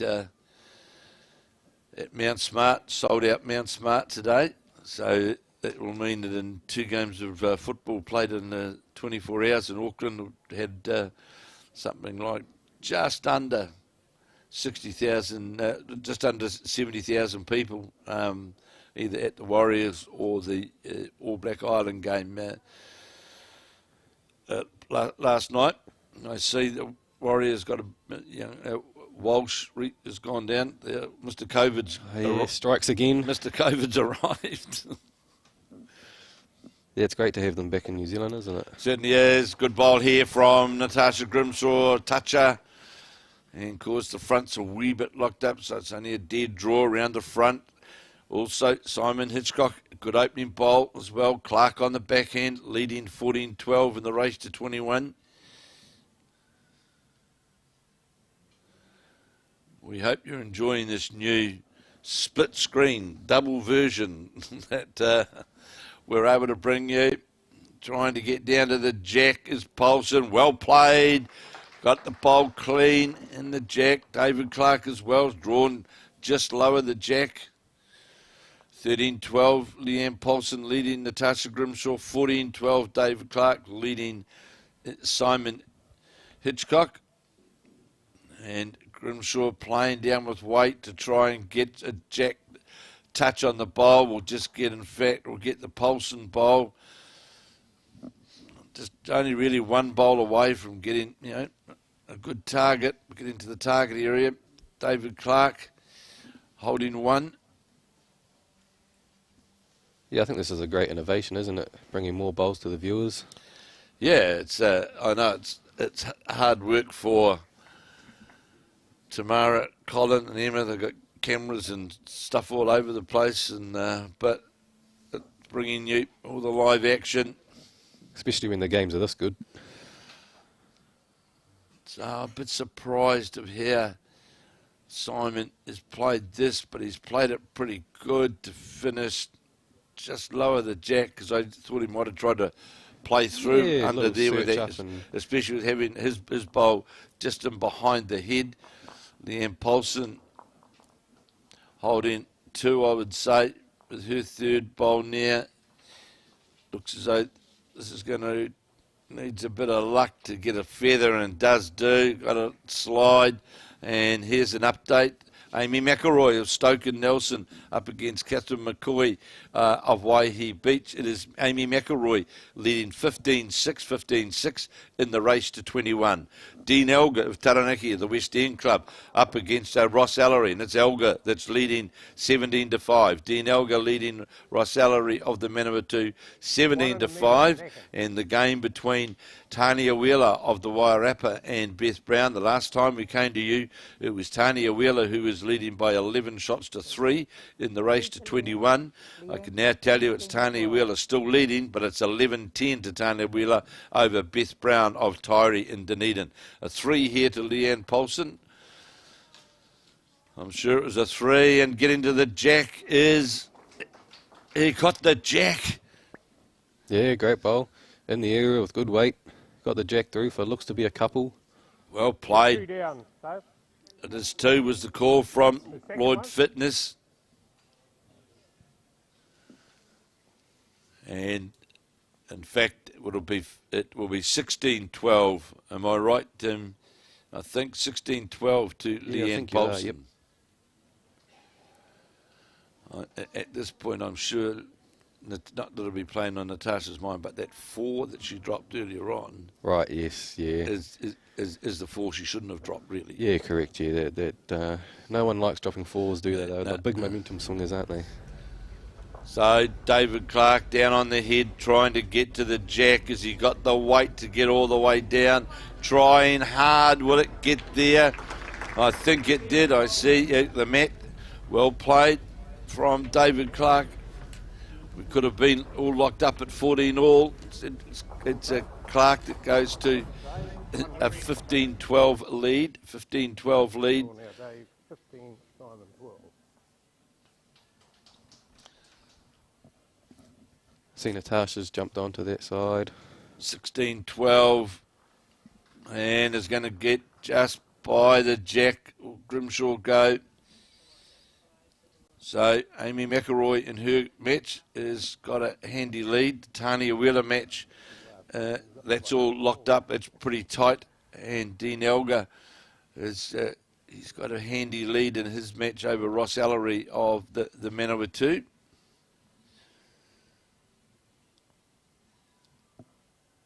It's 15-12. David Clark. Here's Leeane Poulson trying to draw down to the jack. Needs to get inside her own. Just going to run by. But handy enough around the head. All of a sudden it's Natarsha Grimshaw now who has to really, after getting away to that good start, she'll be really disappointed with a couple of things that have happened. A couple of the ends where haven't quite gone her way. Yeah, she seems to be the one that's getting put under a little bit more of that pressure, isn't she? She is now, and going by a metre. But sometimes that can happen. You draw the shot. As you can draw the shot here, you start again, it can just change the whole dimension of the game, can't it? Yeah, swings momentum. So Gives Leeane a bit of confidence and moves from there. David Clark now coming down, just looks about a metre past the, going to get right to the jack. It does, sits right in behind. Here's another shot from Poulson now, as you rightly said, Dean. The pressure going on, Natarsha Grimshaw. Just asking the Louise Fitness, how much have I got? She'll be attacking this now down her backhand, I'm guessing. Changing the hand, I would say coming down, looking for the split through the bowls to the jack. There's Grimshaw. Needs to start working its way back now. Needs to come back towards the jack. It's going to be close to get in. Well played from Natarsha Grimshaw. Magnificent bowl. Came through the port, played through the bowls. Yep, big swing. She was 3 down. That was a very, very good bowl. Good weight control, getting down through that target, getting down to the shot bowl and sitting for shot. David Clark now. On his forehand, looking to arrive. Well, he's done it again. Simon Hitchcock drawing the shot. Is Clark going to get a contact? No, he doesn't. Just runs onto his own back bowl. Well played by the Blenheim man, the man from the Riverside Club in Marlborough. He'll be looking to get a back one in now, though, won't he? Dave Clark's got 3 back ones. Yeah, I would say, he said, you saw the body language there, the grimace, where do I go?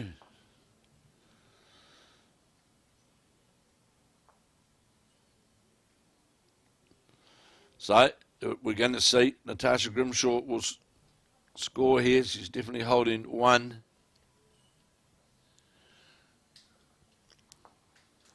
How far is this going to go by the head, this bowl of Simon Hitchcock, to get back towards those bowls of David Clark's, and will do so. Perhaps not exactly where he wanted to be. David Clark on the trot coming to have a look. Natarsha Grimshaw won't mind. She's slightly short, but she's scored. That's the main thing. 16-13 now. 16-13. It is Leeane Poulson leading Natarsha Grimshaw Leeane Poulson of Counties Manukau up against Natarsha Grimshaw of Kiatoa here in Hawke's Bay, and it's 16-13 in the race to 21. In the men's match, we've got David Clark of Manurewa, the Counties Manukau Centre, up against Simon Hitchcock of the Riverside Club in Marlborough, and it is David Clark who is leading 15-12 in the race to 21. One down on the head as he makes his way back. I can see Martin Castle got the binoculars out looking down. If, Wants a better view. well, it's great. Well, as most people know, she happens to be my partner, but she certainly still enjoys getting out watching top level bowls. She thoroughly enjoys it. Yeah, it's great to see. Of course, her daughter also won a New Zealand title. There you go. With Mike Kernahan. Very good.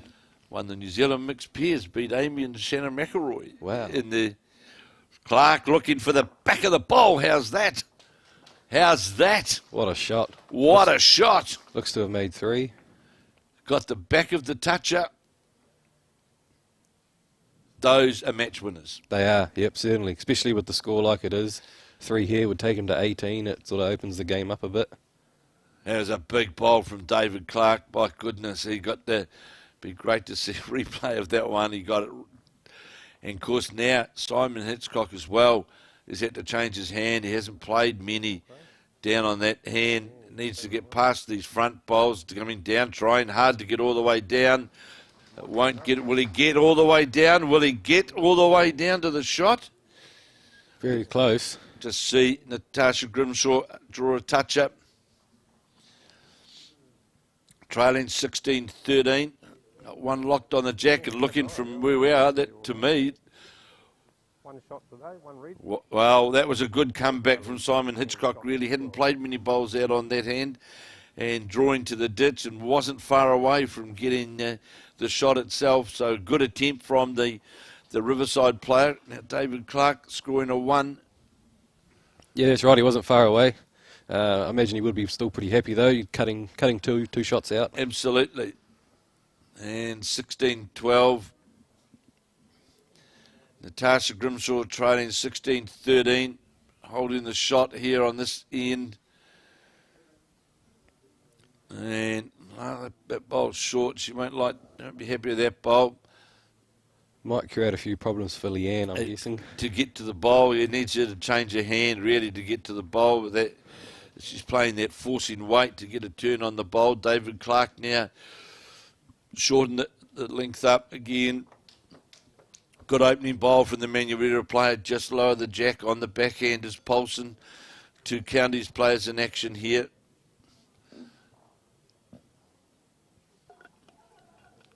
And chasing the bowl as it goes by. Oof.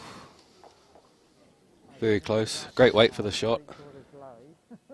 And just falling lower the jack there's Simon Hitchcock. Clark again on the backhand, as too as Natarsha Grimshaw on the backhand, trying to add to the count. Is it going to come back? Looks as though it's trying, working hard to get back. Is it going to get back? Is it going to get all the way back? No, it won't. David Clark just draws around past the jack, sits a couple of feet in behind, and he'll be happy with that. Simon Hitchcock just trying to beat his first bowl on that forehand draw. I've just had word, Dwayne Cameron's birthday today. Happy birthday, Camo. Happy birthday, Dwayne Cameron, former New Zealand singles winner. Defeated Rowan Brassie in 2005 at the Henderson Bowling Club to win his national singles. Of course, he's won a fours as well, hasn't he? Yes, he has, yep. So David Clark just trying to finish out on his own, sit on this bowl of Gona. Well played here, sat on the bowl, which was second shot, got a roll out of it.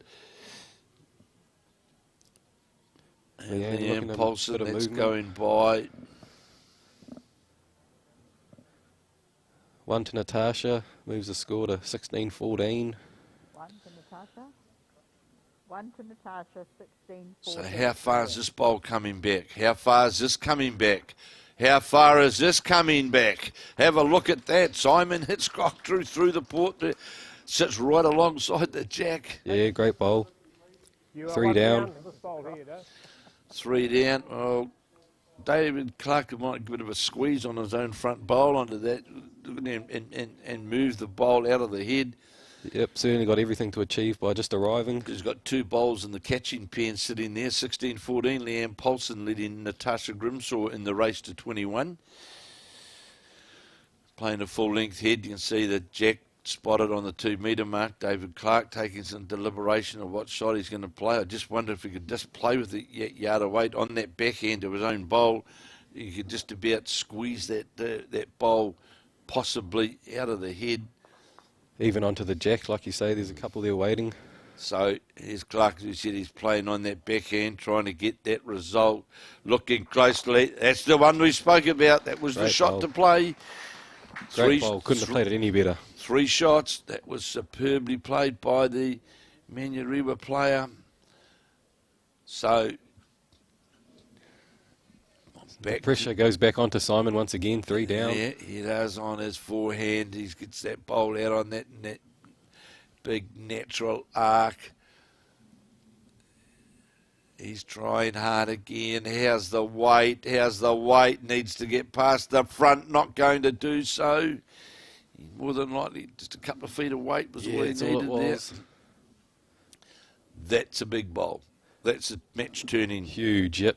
Pushes that score out to now 19-12. Yeah, it's those are the shots that just they make games. As we watch Natarsha Grimshaw just draw lower the jack. 16-14, Poulson leading, and David Clark with that 3. There you go, you heard it firsthand from the marker, a hell of a shot. It certainly was. He just played with that lovely controlled weight, wasn't it, to get that squeeze onto the front bowl. As we said sitting here, that shot was the shot was on, and it just highlights to people watching that you don't have to attack these things at 100 miles an hour, do you? Exactly. To get results, just about moving bowls around, and he did that so well then. As we watch Natarsha Grimshaw holding the shot, coming down into the port here, gets neatly into the port. That's good and bad, because this is certainly a little bit of target now for her, Leeane to arrive through. There's a split shot through those bowls for sure. A metre and a half, a couple of metres of weight through those 2 counting bowls. We'll get the split on them for sure. Yeah, playing an attacking line. Yeah, playing that line that we were talking about, trying to get right down to the middle of the 2 bowls perfectly. They both will go.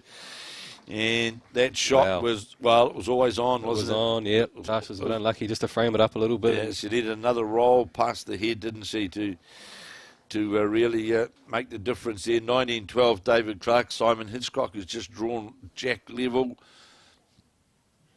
Yeah, great opener from Simon. Good opening bowl. And Natarsha would be disappointed with that, wouldn't she? Yeah, especially being a couple down. David 3 Clark down. was a toucher. This is game, Leo. This is sometimes your hand points to people. Right. Yeah. Not deliberately, of course, but just one bowl can swing a game. Well, there's a 5-shot swing. Yeah, once again. So that's what, three 5-shot swings in this game so far? Yeah, absolutely. And this will likely finish up a 4. So, those are the big swings that David Clark, there he is, draws right on top of the jack. Yep. I don't think there's too many questions for Leeane Poulson to ask the marker. No, I don't think so. It's just add another one, isn't it? Yeah. Really put the pressure on. A 4 here, move it to 20, all but. Just waiting for the players on the next rink to move. Oh, sorry. I go to here. Marker in the way of a line. Well, I'll talk about the David Clark game.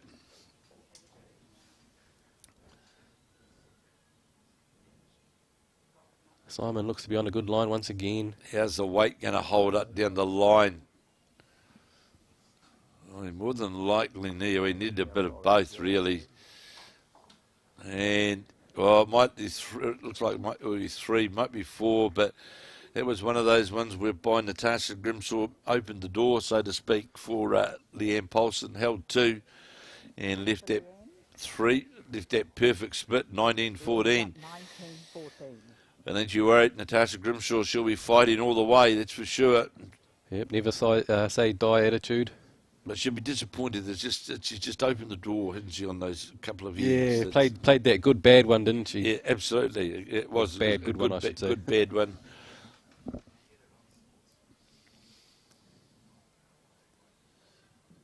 Both players looking to check out here with a couple of shots.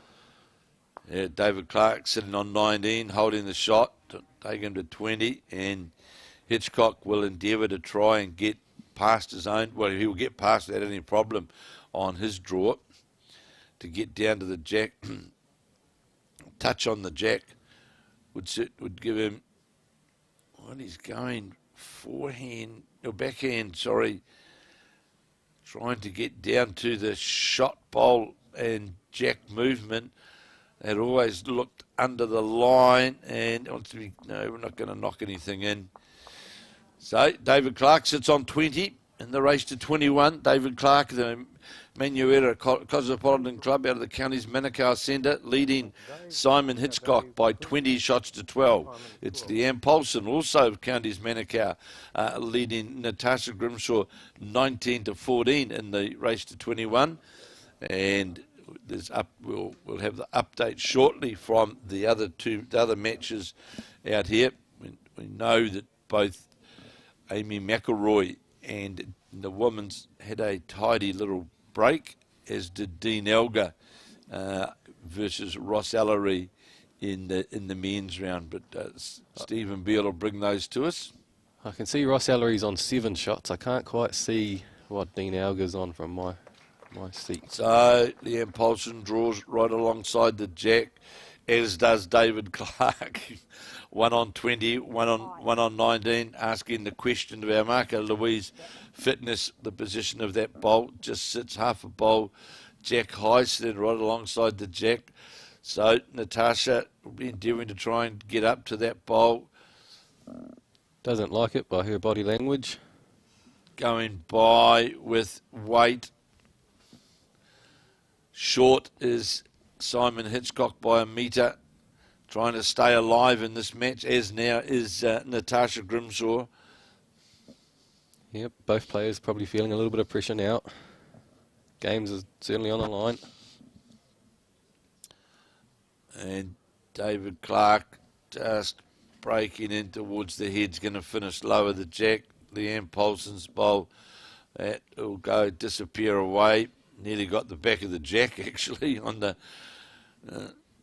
So Natarsha Grimshaw will be endeavouring to play to that bowl, get to the jack, change the hand to try and get down to the bowl. Needs to hold up now, does so, turns it out for 1 shot. Well played from the Kiotoa player. Played it with great speed, gave the Just bowler a in chance. control. Simon Hitchcock finished short. David Clark trying to get past his own to make 2. Not going to do so. Just going to sit on the bat. Well, he might get 1 turn out of it to make 2. That could well be 2. He did run into his own bowl.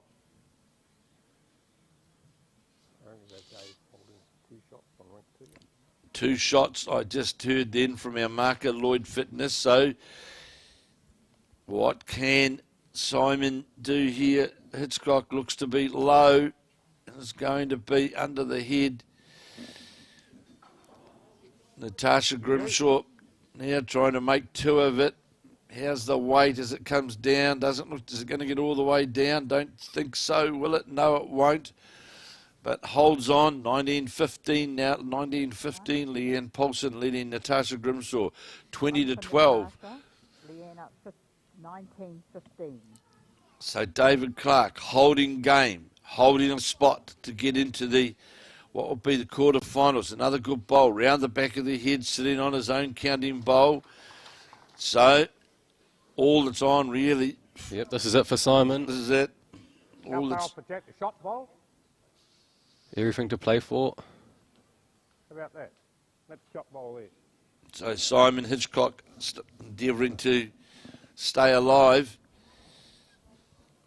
Be on his backhand.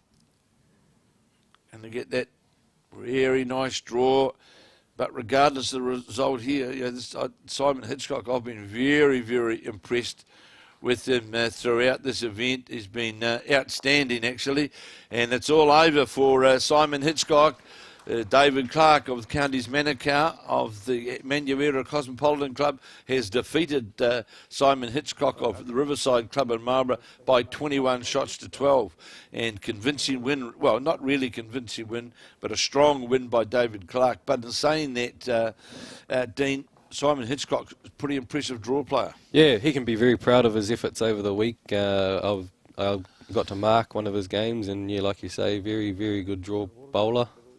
He was in the game very early on against Ross Ellery from Manurewa 2. Right. He played. They had an outstanding game, and he was outstanding in that game. So, full screen now to the game, the Leeane Poulson Natarsha Grimshaw game, and it's a short bowl from Grimshaw. I'm not going to try and say who's got the shot. The clothesline's got the shot at the moment. And Leeane Poulson will play on her forehand, try and put the pressure on for the third bowl of Natarsha Grimshaw.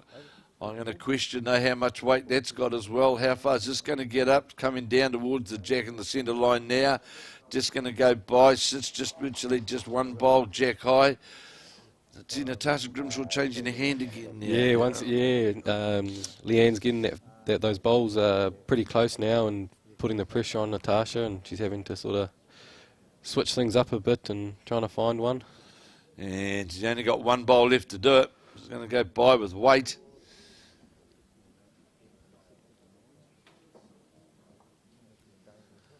So, Leeane Poulson, say holding match in this first round of post-section play of the women's champion to champion singles here, the Somerset champion to champion singles here at Club Hastings.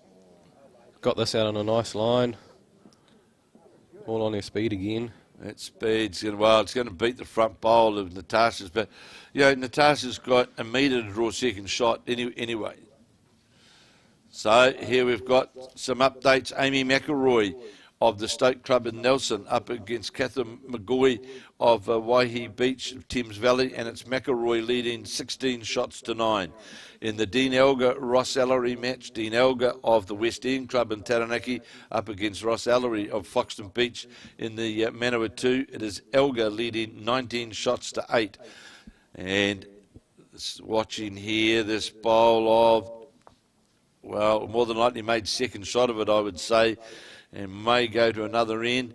So Tanya Wheeler of the Wairarapa up against Beth Brown of Tyree of Dunedin. That's a real tight one, and it is Tanya Wheeler of Martinborough who is leading Beth Brown of Tyree and Dunedin by 14 shots to 13. Remembering, of course, that David Clark has just defeated Simon Hitchcock of the Riverside Club in Marlborough. So here's through to the next round of post-section play here at Club Hastings, and so it's one Leeane Poulson be one bowl away from jumping to 21. Yeah, that's right. She'll be looking to get another real close one here and put that pressure on Natarsha. At this stage, I would say Natarsha Grimshaw would be thinking to herself, I let this game get away. Yeah, she sort of had most of the momentum to start off with, didn't she? And Leanne's has definitely fought back into this game well. And now she sort of holds all the running. And really dropped the paw 4. And this is going to be 2. Get this, will it? Not calling that one, Kevin. No, I'm not. No, I'm not going to either. Hopefully the marker will tell us.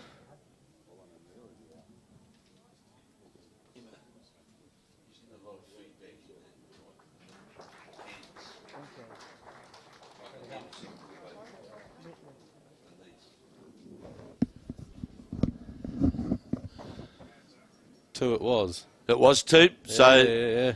It is Leeane Poulson of the county's Manukau Centre who has defeated Natarsha Grimshaw of Kiatoa of the Hawke's Bay, 21 shots to 15.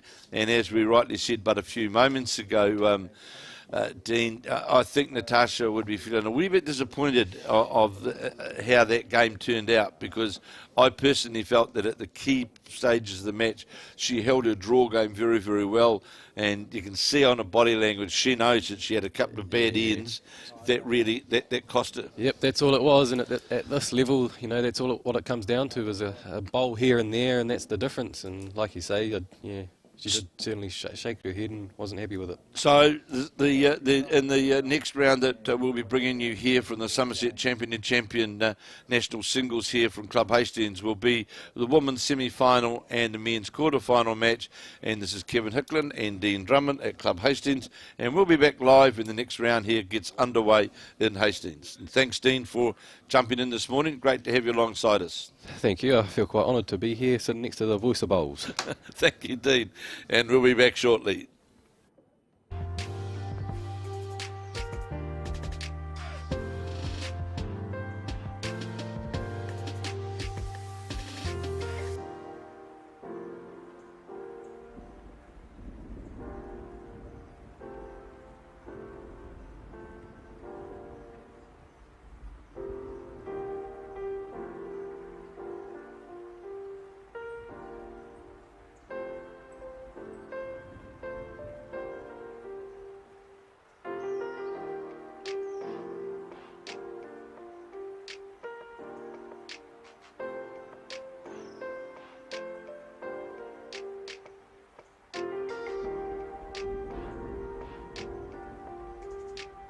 Three. Tested 1, 2, 3. Over and out. Good night, nurse. And I can't hear anything coming back.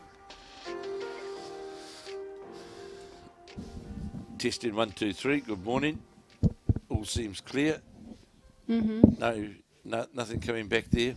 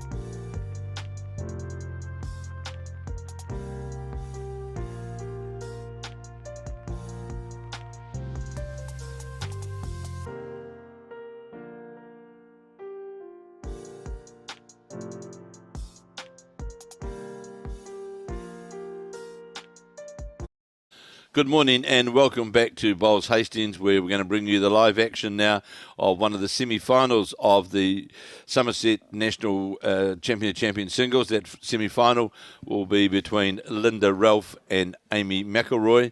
And there you can see the draw there of what's going on. So Leeane Poulson, in fact, who defeated Natarsha Grimshaw, will play Tanya Wheeler of the Wairarapa of Martinborough, who defeated Beth Brown of Tyree. And so Leeane Poulson will play Tanya Wheeler, and we'll be covering the Linda Ralph match. And in the men's, you'll see the draw that's up there now.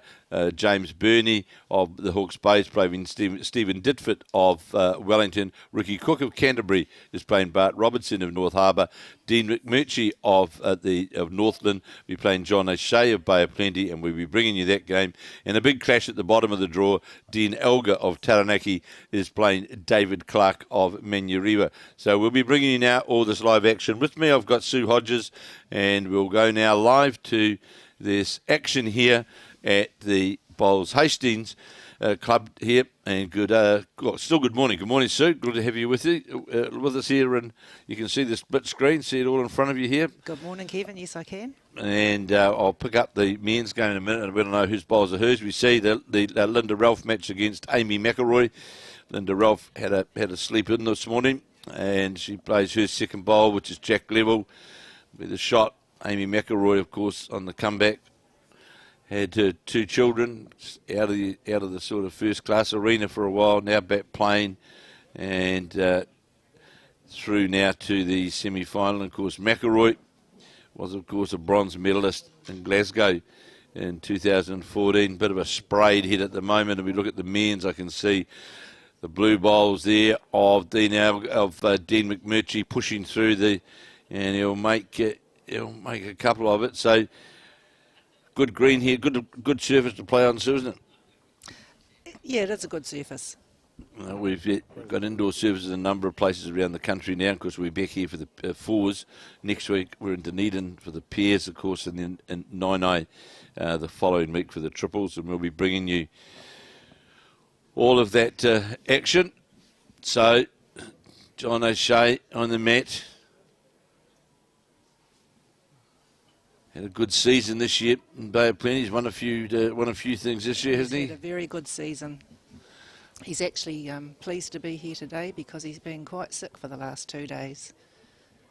Not the sea, is it? No, not the sea. It's all right. It's all right. So Amy McIlroy trying to draw the shot here against Linda Ralph. Going to sit inside the bowl. That'll more than likely make shot of it. And there is two shots. Two-shot opening to Dean McMurchy of the Onerahi club. And of course, earlier on here in this event, we had one of the legends of Onerahi now playing out of the Waikato, playing out of Tokoroa, Gordon Bond, who played at Onerahi for a number of years and represented Northland for many, many years, now living, in fact, in Mangakino. So here is Linda Ralph trying to get down to the jack. Amy McIlroy drawing the shot with her last bowl. And I just need Lloyd. Well played there from Linda Ralph, the Auckland player. So pretty good opening bowl. Some opening bowls there, Sue. Very good opening bowls. First end, great head. Certainly was. And so, a bit of debate, don't know what it is, but anyway. Laurie Fitness. Our marker, Lloyd Fitness, our marker. Just debating what's going on here. I'm not sure what's going on anyway. Wonder Linda Ralph. It was Linda Ralph enjoys the distinction from Auckland this year, along with Karen Hema and Lisa Brideau as a four. They won their way through in all champion-to-champion events. Linda's had a great season. So Linda has won the singles, triples, and fours. Lisa Brideau and Karen Hema have won the pairs, triples and fours, and Karen De Jong joins up with them in the fours. So the four of them have had pretty good season out of the Carlton Cornwall club in Auckland, winning all four champion titles. So it's a pretty good effort. And Linda Ralph, very, very good competitor. and plays a lot of bowls on the carpet with the PBA, and very, very good draw player. Yes, I've had a few battles over the years with Linda. Yes, when you're in Dunedin and now in the Bay. So is your president Paul Hunt? Is he watching today? Is he? I'm sure he is. Yes, Paul Hunter's our president. Very good president. He's a good man, is Hunty. Very good bowler, new bowler. Oh, but he's already said, he told me that they won the triples or something. He won his first centre title about 3 weeks ago. Yes, I know. He sent me that. He sent me the photos. He sent me everything. Yep. So, yeah, well done, Hunty. Yeah, well done.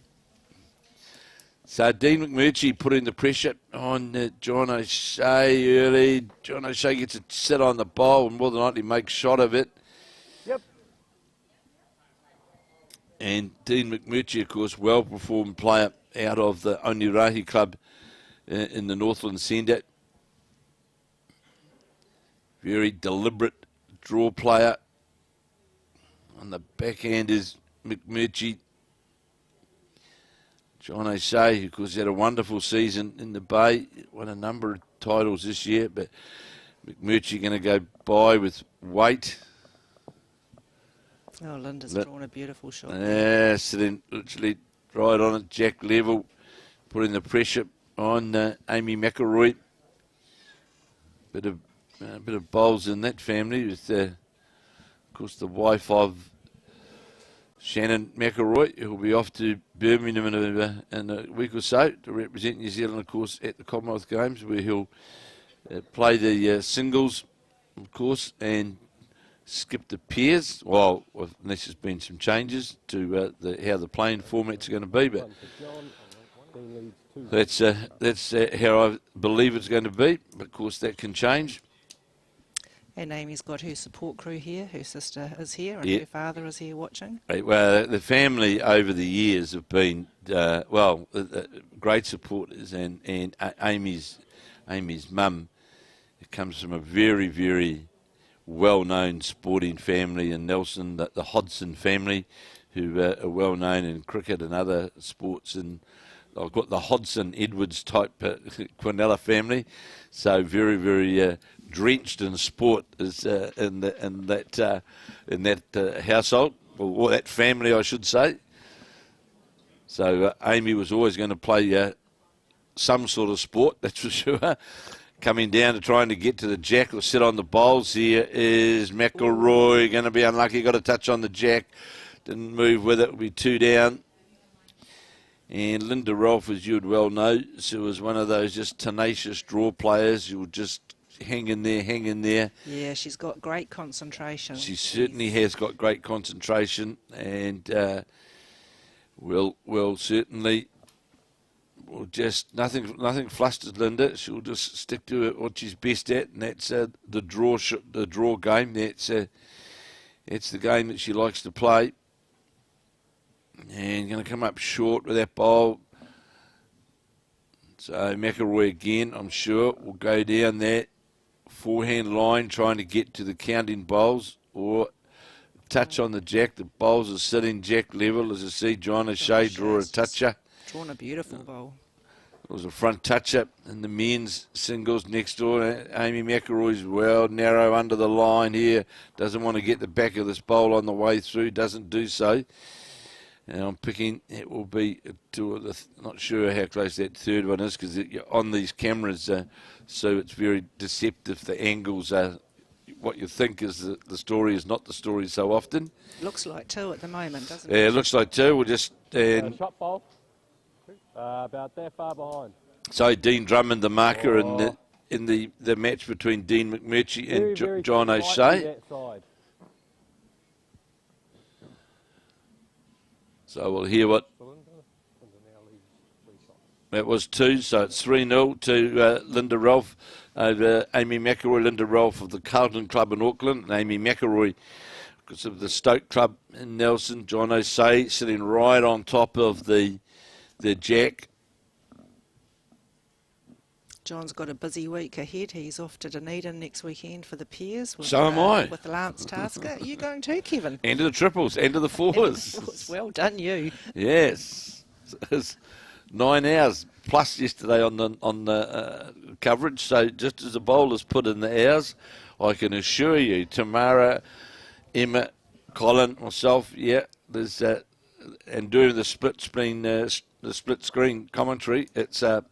It's a full day from 8 o'clock in the morning. I met Tamara yesterday for the first time and congratulated her on the wonderful job she does, because as bowlers, we love to see this on TV. The final that you're talking about in Dunedin, that the following Nationals in Dunedin, was the first time Tamara and I we started doing this coverage, and at that point in time we did it with some telephones and some cables. That was sort of about it, and wasn't very modern, I suppose you could say. But if you look now at what it's a TV, it's a complete TV studio arrangement which we've now got, and we can bring this coverage, fits into the Sky network as well. So as you can see, it's a pretty sophisticated operation Very now sophisticated. with a number of cameras, and we're very proud of it. And if you're asking who's got the best coverage, New Zealand or Australia, we have. All right. Great. I'll remember that. Yeah, I'm very proud of the work that Bowls New Zealand have done in trying to bring the bowls into the lounge, and so it'll be a couple to John O'Shea. Oh, Linda's drawn another great bowl. Another very good draw shot from Linda Ralph, just low of the jack.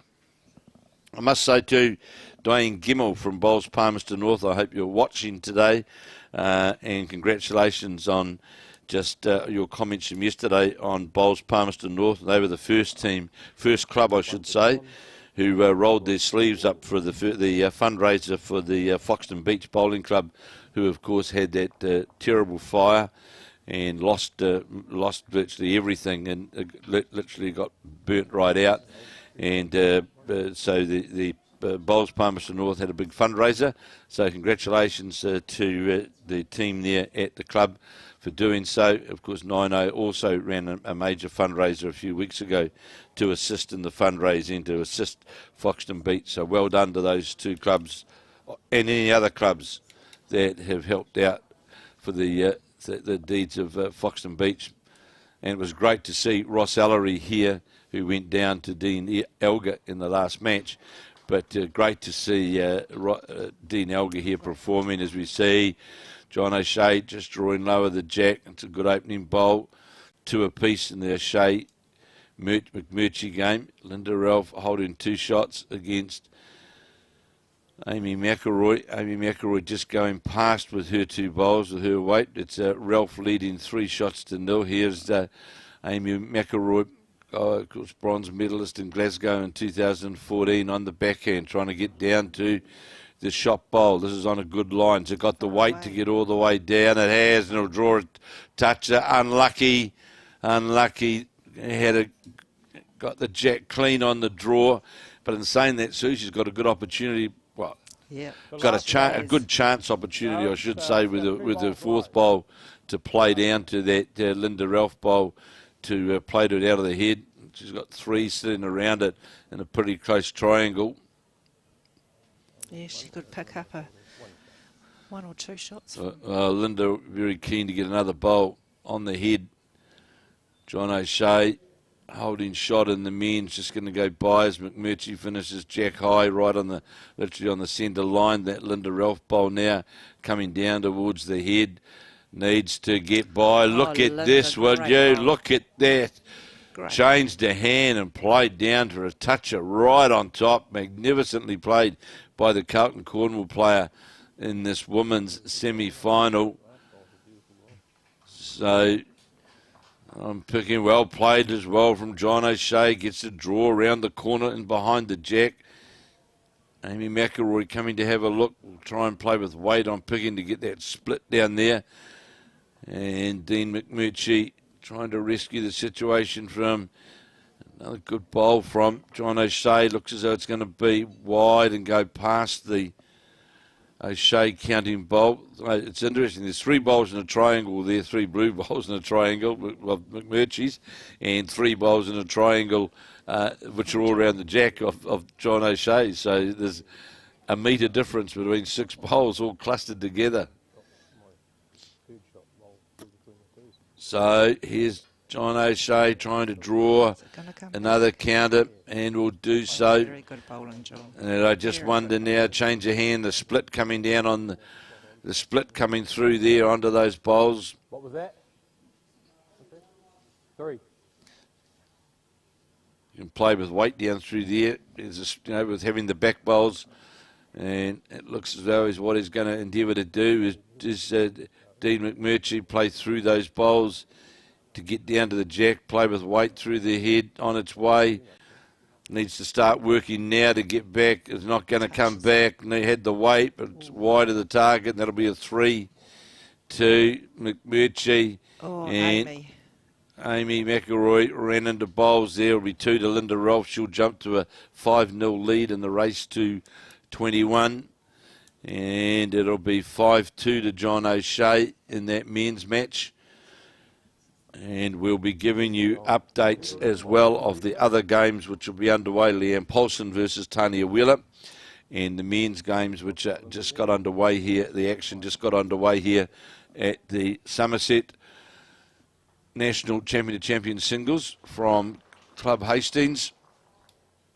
Tanya had a very good game against Beth Brown from Tyree. Certainly was. It very, was very close. Yeah, it was a game of changing. The Beth Brown, who's a very tenacious player, isn't she? Just hung in, picked up. She was quite a few behind at one stage. She was. They're both very good draw bowlers, and they both had some wonderful converting shots. So it was a very good game to watch. I had Beth's mother, Tasma, texting me every 30 seconds to find out what the score was. Good morning, Tasma. So here's John O'Shea with his first, just going to drop a couple of feet lower the jack, just on the centre line. McMurchy will play on his backhand. Oh, another great bowl from Linda. Yes, she's a very, very... she's an underestimated draw player, Linda Rolfe. And, good opening bowl there from John O'Shea. And, I know we pick New Zealand sides and all sorts of things, but sometimes age doesn't come into it. But look at consistency. And if you're looking at a person who is ultra consistent, Linda Rolfe certainly wears that badge. She would be right up there. Yes. Absolutely. Yeah. She's, one of those unsung players, unheralded players, but would if ever was considered for higher honours, would not ever be out of place, because she'll give you she gives 100% and brings consistency. Absolutely. And a very nice woman. Lovely lady, lovely lady, and never going to cause you any sort of after hours troubles. Another good bowl here from Ralph. Sitting, and turning the bowl over just makes it that more challenging to get the result. Before there was a chance result to play down to the jack. That's now, with turning the bowl over, sort of minimises that. And as Dean Drummond and I were talking about in the coverage earlier on this morning, with singles, it's about that, that continuous first bowl effectiveness and how you can capitalise on it and put the pressure very much on the opposition. Amy McIlroy now trying to get down to the counting bowls. And of course the difficulty for Amy with situations like this, you're in that, you can be trapped into that in-between weight of, you're trying to reduce the count, you're trying to dare draw, but you're also trying to get a result. We see another good bowl here from Dean. Great bowl. Great bowl from Dean McMurchy. Going to fall over right behind the jack. 3 in a line. We've got it again. This time 3 in front, 3 in a line. Same as we had in reversal to the last end. John's got beautiful green. He just needs to put that metre on, which is not easy to do sometimes on the carpet. No, his aim now really is to try and play the second, get second shots. That if you can rest in amongst those 3, get down and sit in amongst or inside one of those bowls, get second shot, that's the best. That's the best option, which is really now. Forget about trying to get the shot. If you do get the shot, that's an absolute bonus. But the main shot to go for, you're leading 5-2, is to get that second shot. Sometimes the best shot is second. Best shot in the book. Yeah.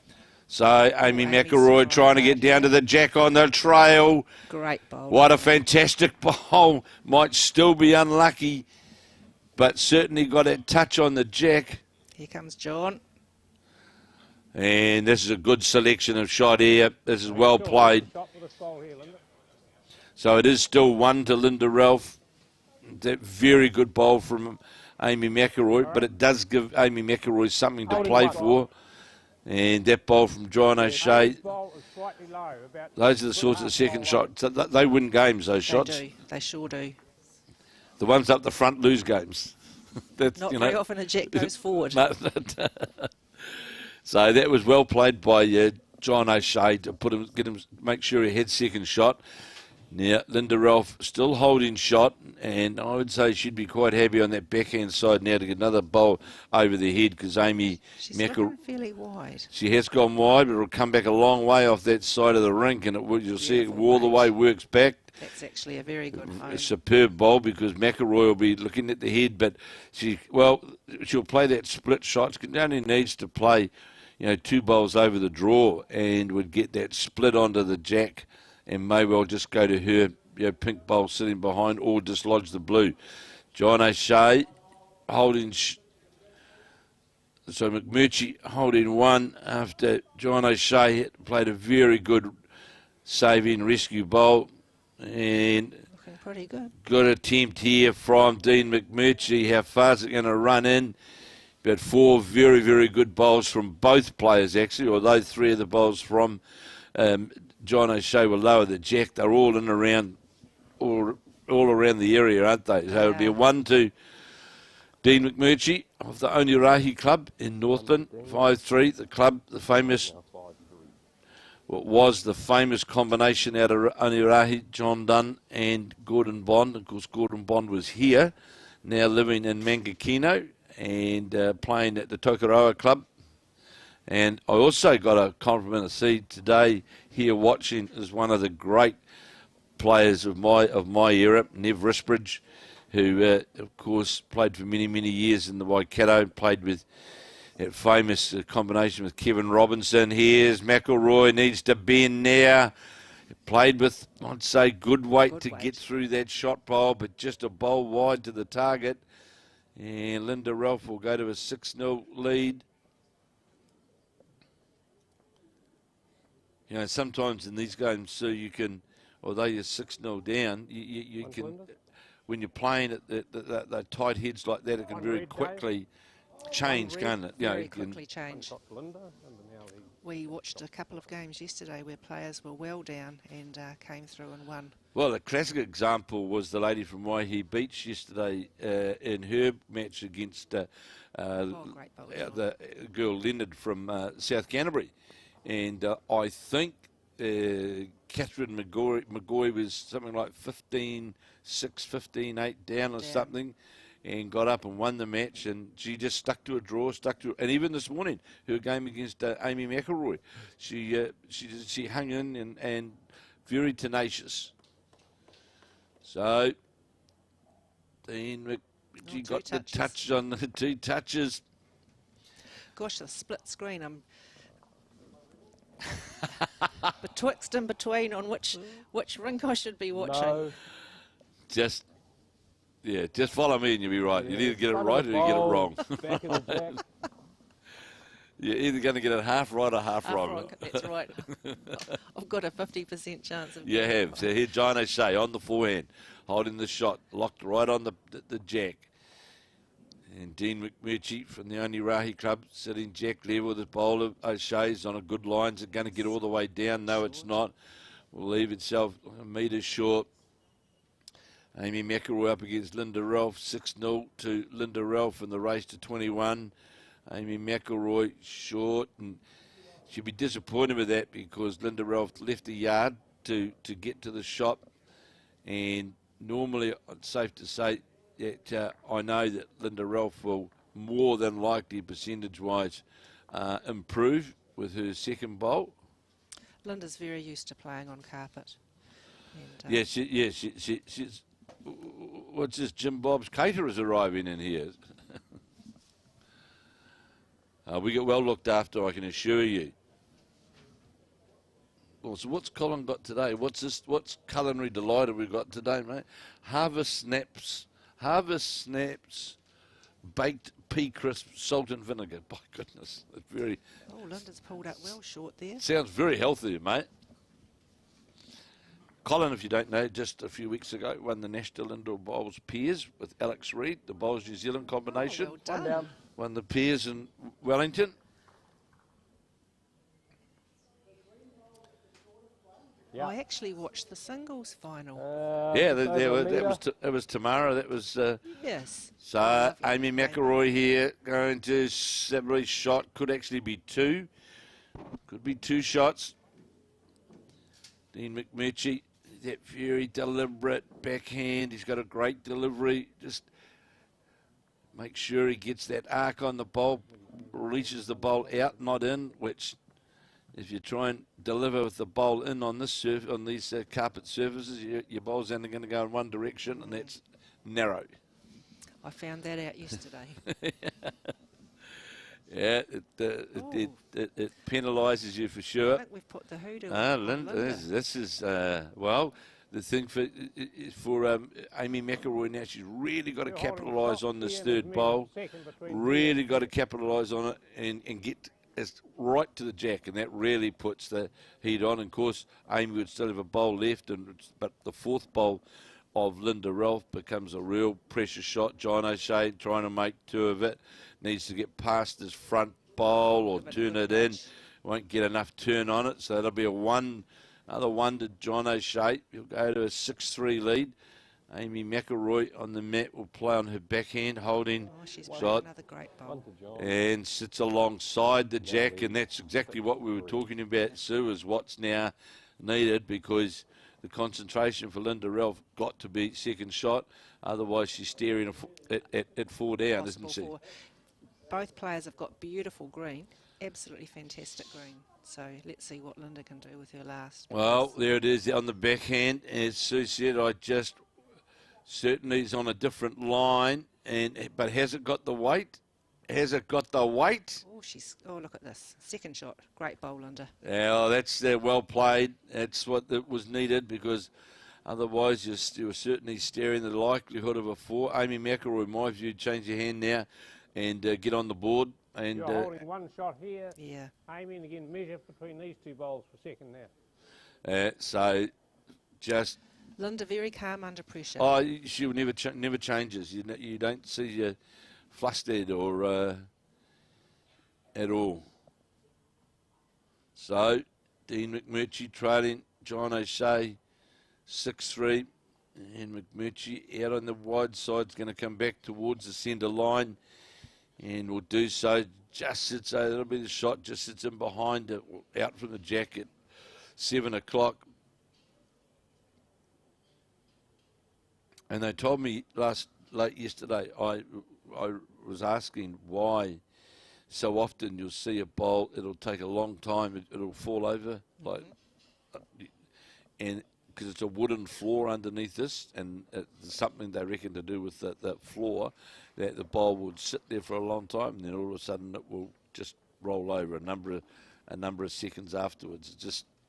This carpet has been down for just on 20 years. I heard that this morning.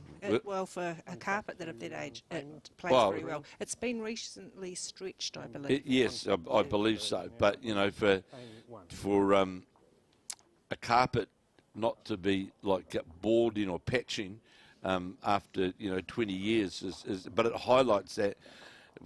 And we knew it happened at Nine. You've got to look after these surfaces, because just like your outdoor surface, if you don't look after them, you will suffer at some point in time. But they've obviously, looked after this well. Sure, there's some colouring patches, but if you talk about it overall, and you said it's just been tightened, but the surface is constant. It's got a good consistent speed around between 15, 16, and you get rewarded if you take your green, and you get smacked on the hand if you don't take your green. So that, to me, is a sign of a good green. Now, Another good ball from Dean there. he's got the triangle again, has Dean McMurchy. John O'Shea coming up to have a look. He's got the two options to try and draw down through that either hand. He can turn his own bowl over or take the open hand. Now, the other thing as well with this surface as well, Sue, is that it does in the main lend itself to pretty consistent draws on either hand. I have found that over the last couple of days. It's actually very true. It is, and that's there was just a couple of rinks that on very, very long ends where there was just a wee part of holding. And I could name one of them. Yeah, and you know, you can see here on the monitor, you just see them, they just hold for a metre. That was about all, where you think that turn was going, you think the turn was going to come, and it was about a metre. So John O'Shea has been up, had a look at the head to see where he needs to play. He was on that forehand, which I thought that was the best option, to sit down where the play to the bowling behind, which is the target area he's going to, which is coming towards the jack. Just needs to get past this, and he well got that generous feather, which was always on that 2-bowl track into the jack, and got it perfectly on dead draw weight, as Amy McIlroy just has as well. Sits in behind the jack, one on, one sitting jack level. So that's a more, say, consistent start from Amy McIlroy. And she's getting into the swing of things now. Well, she's got her length. You know, once I was trying to get the mat, get your length, and that's what she's done. And Julie, Linda was playing a longer length, so to speak. So it's got, there's always with Linda, she's got that little twist at the delivery point, and it's going to run across the head. Just some quick updates here. I can tell you that in the Tanya Wheeler Leeane Poulson game, it's all close. It's Tanya Wheeler who is leading Leeane Poulson 4-3. Ricky Cook up against Ricky Cook of Canterbury up against Bart Robertson of North Harbour, and it is 8-6 at this early stage. 8-6 to Ricky Cook. Stephen Ditford up against Burke, the local man from Papakura, and it is Stephen Ditford who is leading 7-3, 7-3. And there's the big one, David Clark up against Dean Elgar. David Clark of Counties up against Dean Elgar of West End of Taranaki, and it is David Clark who has jumped out to an 8-0 lead in the race to 21. So great start there from David Clark. See Tamara down there, she's working away down there. There's some technical thing going on that they see these people over here. They Colin Stern. Don't look at all worried. So, Linda Ralph. Linda's sticking to that hand. And it's interesting though, as you rightly said though, so controlling the length which Amy's tried to do, or has done I should say here, and it's sort of put Linda a wee bit off her line because she's had too short one over. So Amy's got the centre line, so to speak. You hold one shot, Amy, here. John O'Shea coming up just lower the jack, 7-3. John O'Shea leading Dean McMurchy. You were talking about the wooden floor earlier. Some of us know there's a wooden floor from the sound that our bowls make when we don't deliver correctly. Yes, that's right. You can hear a few clunks through the stadium. Yes. Oh, great bowl there from Dean. Yeah, good opening bowl from McMurchy. Now Amy McIlroy down through this. Port sits in here. That's a good bowl as well from McIlroy. Now this is putting a bit of pressure on Linda because she really has to change her hand. There's no draw on that hand. I'd say she's 2. No change, Linda. You're still just 1 down. Just the one. It's there. Good response from John O'Shea. Just going to fall 1 bowl lower the jack to the McMurchy bowl. McMurchy, of course, trailing 7-3. Dean McMurchy from Onerahi in Northland. Home of the great John Dunn. And it won numerous Northland Centre titles. And here's now Linda Rolfe. Oh, here's another great. Another from good Dean. bowl from McMurchy. This bowler Ralphs needs to get a bit of luck. Not going to do so. Doesn't want to tip a bowl over. Doesn't do so. So another one to Amy McIlroy, 6-2.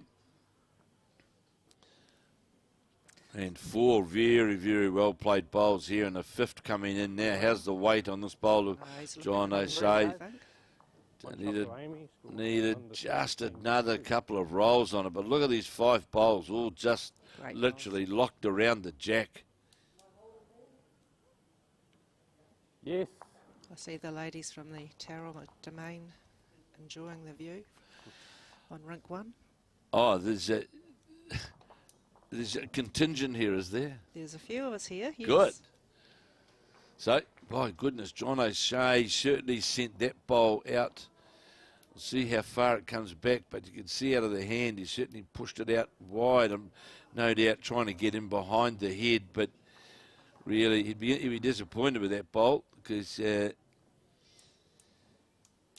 just wanted to sure get a bit of cover in, but it's not an easy shot for John O'Shea as well, is it? Well, I think he's only the one down. I think he's only the one down, but what I'm saying is to get to that natural draw, it's you got to be bang on there, don't you? Because unless he tries to play with a yard of weight to the front bowl and push through to the bowls, but He could still draw that kitty through, but he's still in danger of being one down. it's so correct with the other bowl. You're right, still in the danger of being one down. He's out on that. He's on a good line. Well, it comes back from there. This is where it works from. He's close. He's close, O'Shea. He's close. He's got the jack clean. Great bowl, John. You've got to be neutral here. It was well played from the Tauranga player. Came down. And a good response here from Linda Ralph, 6-2, leading over Amy McIlroy. McIlroy was jack level, but on the wider side, and there's not a lot for the Northland boy to play it. Really, Dean can possibly play down with a couple of yards of weight. He might get a bit of luck. So here's Amy McIlroy. Yeah, just coming by the jack. We'll come back to the centre line. It's a metre over. Good there, though. Oh, absolutely. There's anything over. Dean can play through there. I think John's bowl is lying low. Yeah, it's half a bowl low, Yeah. but that's why I think if you got to use a couple of yards of weight, you can move it through cleanly. The danger is, of course, that you cut yourself down on weight, it becomes completely ineffective. So, yeah, and he is playing with that real good reaching weight that we were talking about. He's coming down. He's close. He's close. He's close. Got the jack. Killed it. But he was certainly on 2 shots to Linda Ralph that you'll see just lower the jack. Amy McIlroy now changing the hand to follow the Linda Ralph forehand. And that was very well played by Dean McMurchy. Just got the right side of that bowl. And so here's now Amy McIlroy trying to get down to the jack, and the counting bowls are going to get all the way. Needs to get through the port cleanly and fall in. That'll be close to shock because it's in that direct line to the jack. I think Linda might still be holding.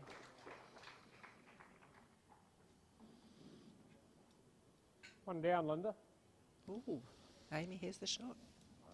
Well, the only reason why I said that, to be fair, Sue, is because it was just on that straight line to the jack. But for Linda here, of course, she can use the bowls on that draw weight to get into the jack to get to the Amy McIlroy bowl, and just question.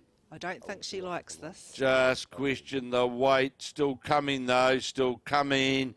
Still coming, and we'll turn over shot. You don't get it much better than that. Now we'll see whether McIlroy will drive down on the back end. Doesn't want to be off target and get her own, but the problem you can get into here is you can try and play fancy weight and get nothing. Exactly. And the story about this game on this surface is if you've got the deepest bowl, you've got the backest bowl, you've got to take advantage of that. And sure, if Linda's got a bowl left, but I know her fear factor will be getting the outside of the blue bowl of Linda's and dislodging her own bowl out of the head. Understand that.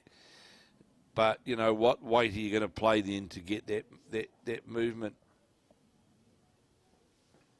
She's got to play that. She's got to play up through there. Yeah, and in my view, you've got to be quick. Yep. Shannon, are you watching at home?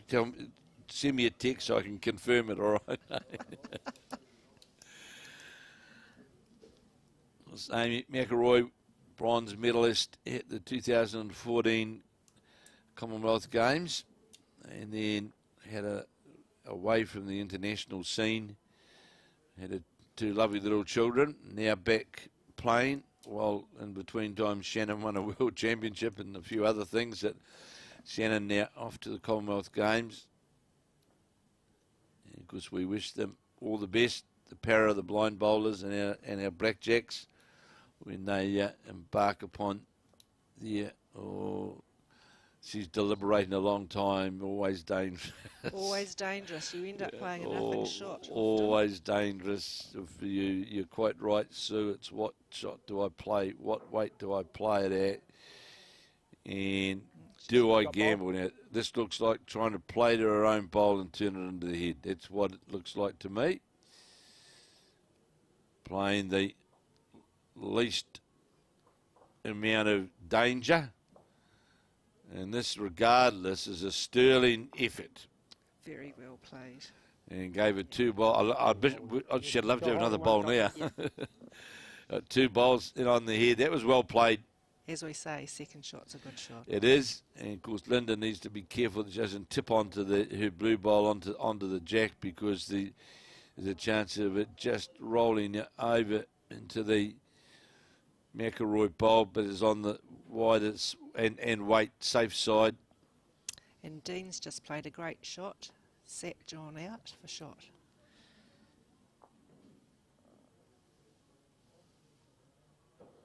So, should be 7-2 to Linda Ralph. One to Linda. It is 7-2, and as Sue rightly said, the John O'Shea game, Dean McMurchy just played a bowl out of the head. And of course, we'll bring you updates of the other matches going on in the Somerset National Champion and Champion singles here at Club Hastings. John O'Shea, because he can turn his own bowl here into the head. It's one roll onto the bowl or under it to the jack. He turns it over once, which he's looking at endeavouring to do, and will do so, and falls in. You know, that you would think, should be shot. Should be shot, you would think. Well played by a plenty boy. Paul Hunt, your president, he watches and follows all of the club members' pursuits. He does. He's he's a very active president. He's now working in the Bowls Plenty office as well, isn't he? He is. Dual hat. He sent me an email the other day, actually. No, we're very lucky to have him in our club and very lucky to have him as our president. McMurchy here gets that touch. How far did it touch back? Did it go onto the back of the blue bowl or the green bowl, the O'Shea bowl in front? It was well played by the Northland player. And looks as though John O'Shea, yes, he's handing the mat over. 7-4. 7-4 it is to John O'Shea. 1 to Dean. Dean trails 7-4. Of course, Paul Hunt, the man we're talking about, was the man that introduced, along with Phil McCabe, they introduced the involvement of Tau as a sponsor of Bowl New Zealand and the Bowlpack Insurance, House Contents and Car Insurance. That was all. And I had the pleasure of working for Hunty. And they were the brains behind the strong partnership with Tau and Bowls New Zealand. That was under the CEO role of when Paul was CEO of National Insurance at the time to become Tau, and that was all under the management of Paul Hunt. So he's had a long involvement in bowls. And he wasn't a bowler in, No, he in was the not. day. No, he was No. not. No, he used to play in the annual Tower and Bowls New Zealand Sponsors Day. That was about. That was his limit. Well, he's actually become a very, very good bowler. Oh, don't say that to. Did you hear that, Hunty? I'll get him. I'll get him. If Hunty's watching this, I'll get an email or something. I think shortly. But no, he's a great man. He's the ideal man for the sport. He's the ideal man to do the job, and whatever he does, he's passionate about it, and it's great to have Paul involved. Oh, as I said, we're very lucky to have him. Very lucky. So Amy McIlroy now drawing down again to the jack. This is close as well, and a sit-in behind. It's 4 good bowls from, two good bowls from Linda Ropp, but two very, very good bowls from Amy McIlroy. And of course, playing the 21 up, you never run out of ends, just run out of numbers, don't you? You sure do. So Amy, even though 7-2 down, knows full well you hang in, and Linda's on a good line here. how far is it going to run towards the jack? How far is it going to get towards the jack? How's that? Gets a toucher, and well played. And we've got Dean McMurchy putting the pressure again here on John O'Shea. He's laying 3 shots. Amy still holds 1 shot. No. So John's gone wide again. I think that they Top just seem to ball be here. holding slightly out there. So the call from the market is that it's How still far short? 1 to Linda's Amy was about McIlroy. There, yours is about there.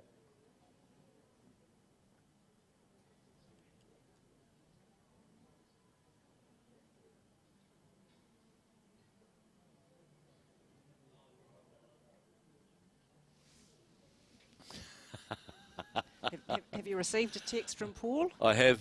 Give it a break yet. Oh, here's a good ball from Dean coming in. Well, the pressure's really on now, isn't Pressure's it? on John now, four shots down. Beat it down, Amy. Well done. Oh, good ball there from Amy. Well, he's just got his weight's been pretty good. It's just really a matter of just adjusting that line, isn't it? And look, my advice to you, John, right now, don't think about the shot. Think about reduction.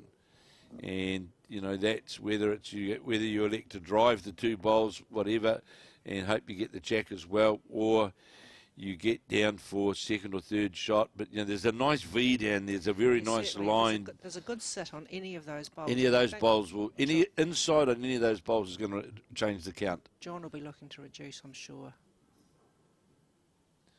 So back to the mat is John O'Shea leading 7-4 against Dean McMurchy of the Onerahi Club in Northland. He's on the draw. Yes, but he's changed that line, to be fair, Sue, which was the Changed his weight too. Yeah, this is the sort of shot to play, and how far is it going to hold up for him? Well, he'd be disappointed with the weight that he played. He certainly had the line. There's 2 there at least. Well, that tells me it's 4 down. It's a 4. Linda Ralph trying to get a touch. Look at those bowls. 4 shots to Dean. It's a great head from the girls, isn't it? Absolutely. Well, if Linda Ralph's played all of hers, if Amy McIlroy has got the shot, as was indicated by the marker, take the 1 and start again. Because it's pretty dangerous in there. It's pretty isn't it? dangerous in there. Any touch anywhere. It'd be different if Amy had a couple of bowls over the head that she could sort of play to, but there's not. So, Shannon, are you watching? What are you going to tell us? Because even though 7-2 behind, if you've got the shot, as was indicated by the marker, then let's take the shot. Don't hunt for more there, because it's too dangerous there. I think. Very dangerous. Yesterday I had the same situation. I tried to get another one in there and ended up touching a bowl rolled it an inch, went one down. Yeah. And the margin of error in so many of these games now is very, very small, isn't it? As you say, it's a game of inches. Yeah, it indicates to me this is a safety, although Linda's played all of her bowls, and that's out on the wide safety side.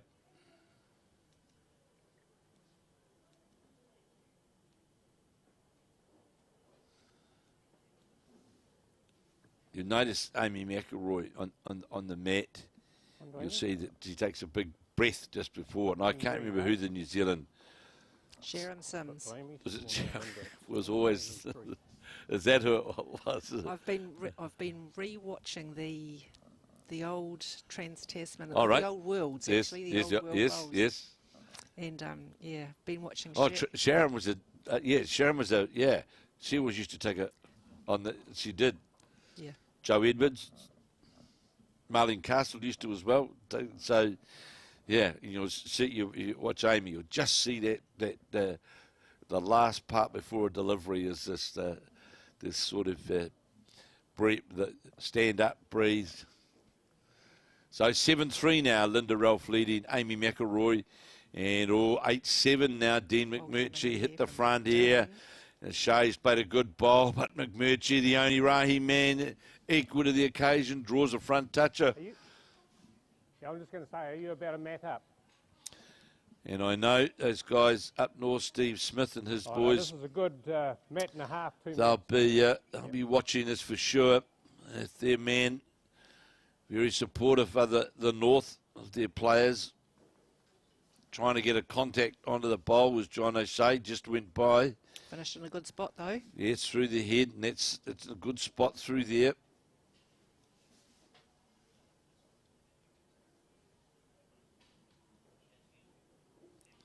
So Amy's drawing down. The stitch hand is actually has got a beautiful draw on it. well, it's certainly got that generous swing on at the back end of it, hasn't it? That's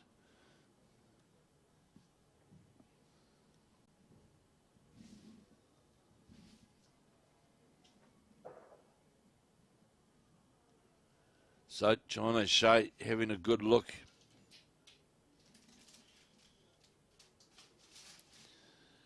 Good response here from Linda Ralph. Just goes outside the shot bowl. I think John might be looking to change his hand here. Try and play through to the port.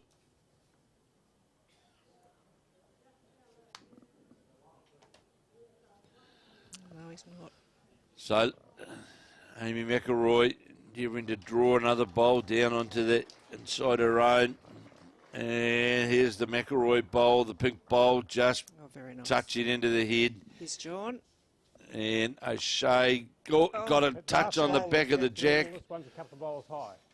So it's Tanya Wheeler who is leading Leeane Poulson. Tanya Wheeler of Martinborough, the wide upper centre, leading Leeane Poulson of Papakura at the county centre. Leading 7-4 is Tanya Wheeler.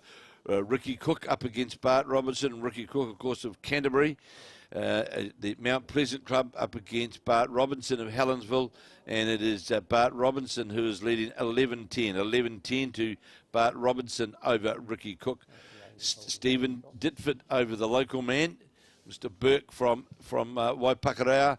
And it is Stephen Ditford playing out of Wellington who is leading 10-6. David Clark is continuing on his good performance. When we came to you before, he was leading Dean Elgar 8-0. Well, it is now 10-5 to David Clark over Dean Elgar of the West End Club in Tauranga. So 10-5 to David Clark. And these updates here that from Stephen, Linda Ralph leading Amy McIlroy 7-3. And Dean McMurchy, of course, leading John O'Shea 9-7. Amy's just drawn a beautiful shot. Amy McIlroy holding 3 shots is a good sit on that sweet hand. Is a good sit there for Linda Ralph on that forehand. Get to that outside bowl, literally gets it to the jack as well. And sent the bowl out on that point. This is where it will break, but is it going to break early? It's not Going to going break early or get to the Seven. jack. Is it? It gets to the jack. It does. Great bowl. Turns it round the corner. Perfect draw weight from the Carlton Cornwall player. And good support from the spectators on all bowls. There is.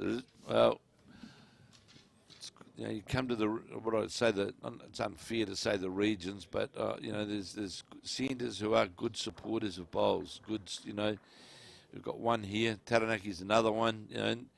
So can Amy McIlroy get the hole? No, she can't. She'll be 2 down. And against it, there is a 5-shot turnaround from Linda Ralph. Yeah. So Dean McMurchy, he's The whole certainly. one shot there. Oh, it looks like 2 on the screen, but it's only 1. McMurchy, he's onto his draw game. He's sitting right on the back of the jack as the only Onerahi player in the semi-final. The women's semi-final. It's 7-3 to Linda Ralph over Amy McIlroy, and Tanya Wheeler just in front over Leeane Poulson in the other semi-final. And Dean McMurchy and John O'Shea 9-7. 9-7 to McMurchy in the race to 21. Played it pretty well again, I think. He's going to finish down that front line and go by. Does he touch the jack? He does. Great. Sits just level behind the jack. That's Dean Drummond puts the chalk on. And Just got to adjust his weight here. he certainly does. I don't know that he likes this either. Well, it's starting to move now, but how far is it going to move? Not enough. You can see it's starting to. Will be second shot. One would think from our angle. Looking on the camera, it looks like just the one shot.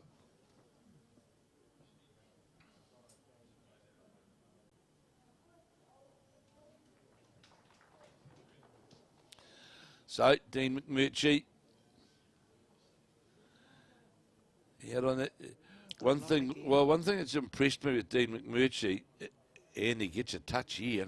Great bowls. Well played. He's left a wing bowl there for John, though. He has left a wing bowl. But the good thing I noticed, though, with Dean McMurchy is his consistency.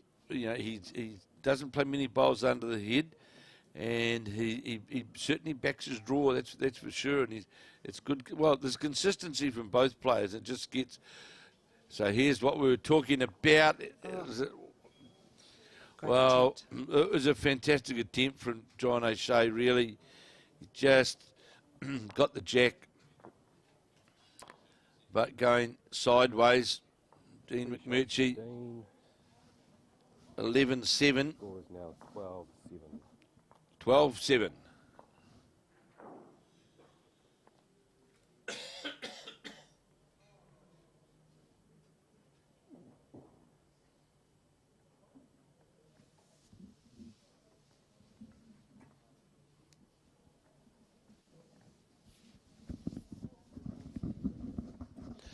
So Jack's been delivered.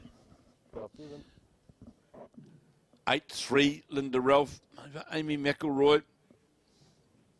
Watching Dean's delivery, it's perfect every time. Well, what I'll say, so is one of the good things about some of our, let's say, players who have been around a long time and who've played on good outdoor grass greens or weed greens or whatever, know very well that you're never ever going to win matches or get good results by playing, or so many players now think with the narrower version of bowls that we can steer the bowl literally under the head rather than let the bowl come back to the centre of the line. And you'd have heard me in numerous commentaries saying how important that centre line is, and you just got to put faith in your delivery be constant, and the bowl will work for you. It's when you try to play, you see players trying to play underneath the line all the time, and it's sure they do it in England and even in parts of Australia. They'll do it where they'll try and weight themselves down the line, and on this sort of surface, you've got to let the bowl do the work. Absolutely. Our surfaces are so different. Absolutely. Big end here for Amy McIlroy. Linda Ralph may well be holding 3 shots here, leading 8-3. And it's imperative that you've got to stay in the fight, so to speak. Another good bowl here from Dean McMurchy. Between here and here. There's the shot bowls there. So whether you'll see a change of hand here from John O'Shea, try and get that split to the bowls. He's got the backest. Yeah, that's what he looks now. It looks to be moving to that backhand to play down through the bowls, reaching through the head. Jack movements in his favour. And that's exactly what he's trying to play. Needs to work now, get a feather off this. And Unlucky. Unlucky, really. I didn't see where that Amy McIlroy bowl has gone to, but still down. Still Linda Ralph who's holding the shots there. Bowl in relation to the jack is about that far low. So, Dean McMurchy will be endeavouring to get to 3. He'll be coming round the back, I would imagine. Cover those back bowls of John's. Well, John's declared his hand and the right shot. I think I'd like for him to try and play. Perhaps so he needs to now play it with a lot more weight because he can get both those bowls and you can. He's a good bowler. Linda Ralph's coming around the corner. There it is, 2 shots. You heard that from our marker, Lloyd Fitness. And this is one of those ends now for Amy McIlroy where she's just got to she's just got to draw. Yep. And she's got a good chance. She can use her own wing bowl. Linda has stuck with her red lines for many years. Many of us have changed our bowls, but Linda has stuck with hers. So here is Amy McIlroy. This is a big end. This one for her. Going to sit on the shot bowl. Just how far is it going to go? Well, that was a good attempt. It'd be 1. Still just the 1 down. 9-3. And another couple here to Dean McMurchy. 14-7. So John's got to start. Yes. 2 shots to Dean. Now leads 14-7.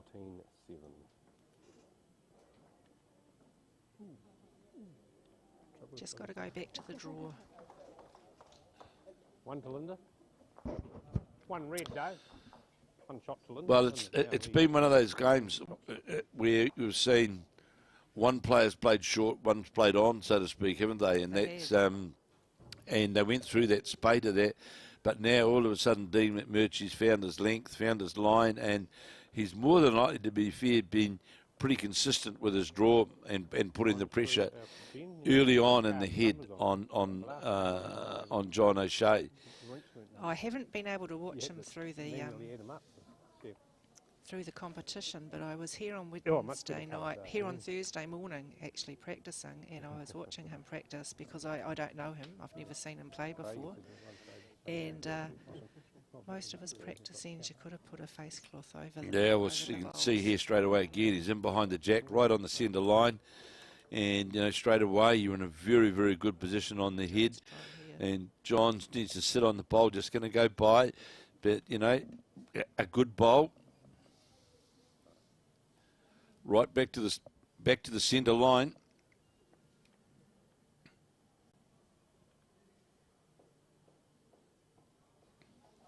Oh, Linda's played a great bowl too.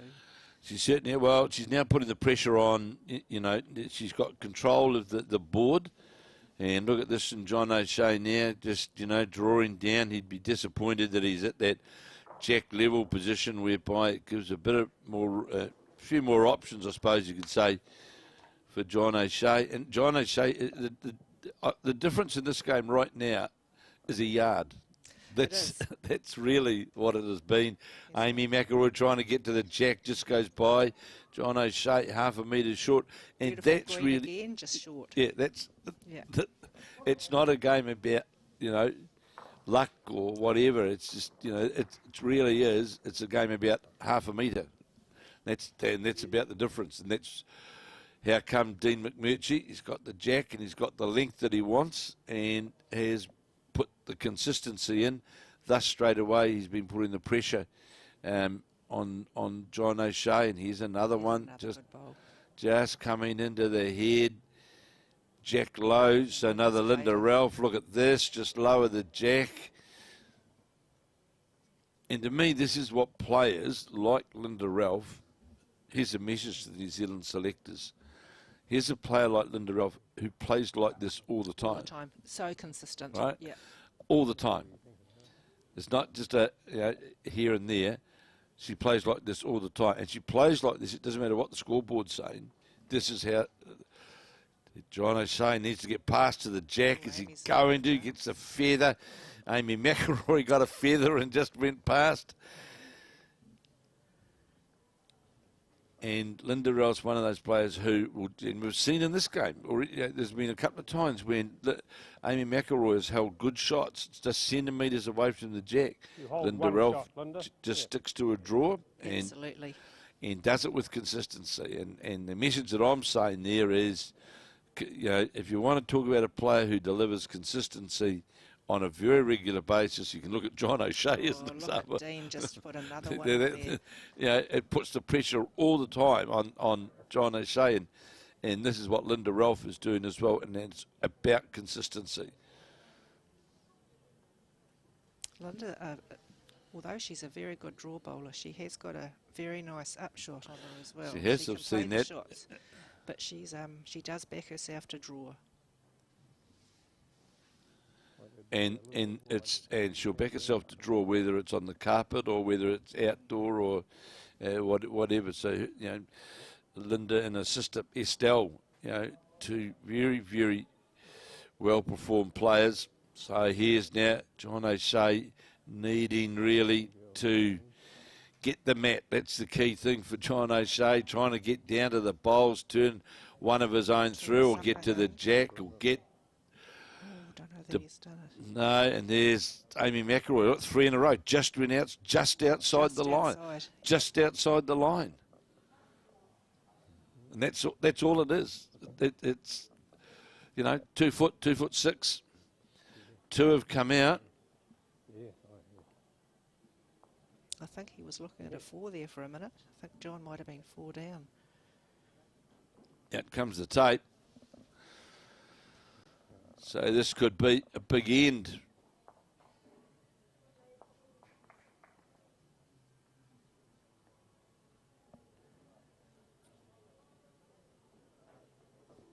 So we'll see in but a moment. Yeah, that's right. 3, I think I heard. 3 to Dean. Dean now leads 17-7. So 17-7 now to Dean McMurchy over John O'Shea. Dean McMurchy of Onerahi in the Northland against John O'Shea of the Tauranga Bowling Club. Dean Drummond, the marker, about to move to the Musgrove Hills Club on the Gold Coast on a full-time basis in the next couple of weeks. He's on the big silver bird. Another great bowl from Linda. Just that's a great shot. It doesn't get much better than that, does it? That's real consistency. Beautiful weight with the whole 3 of them.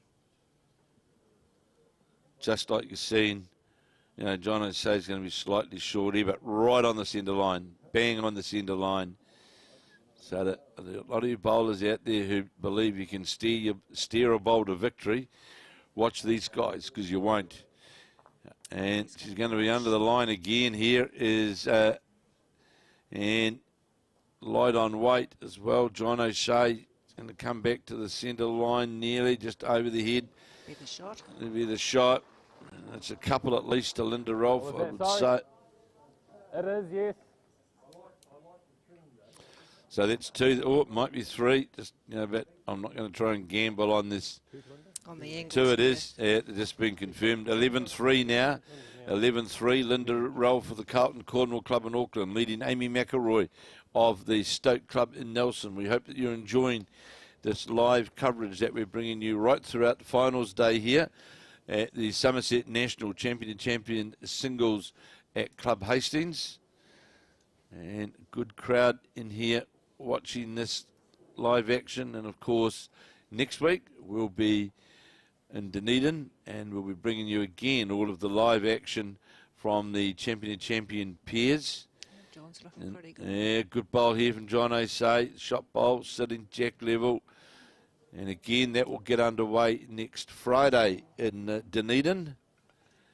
And Tamara and I will be there. Colin's going to Australia or something and Emma's going to be back in Wellington. Or are you coming to Dunedin? Oh, she's playing indoor bowling.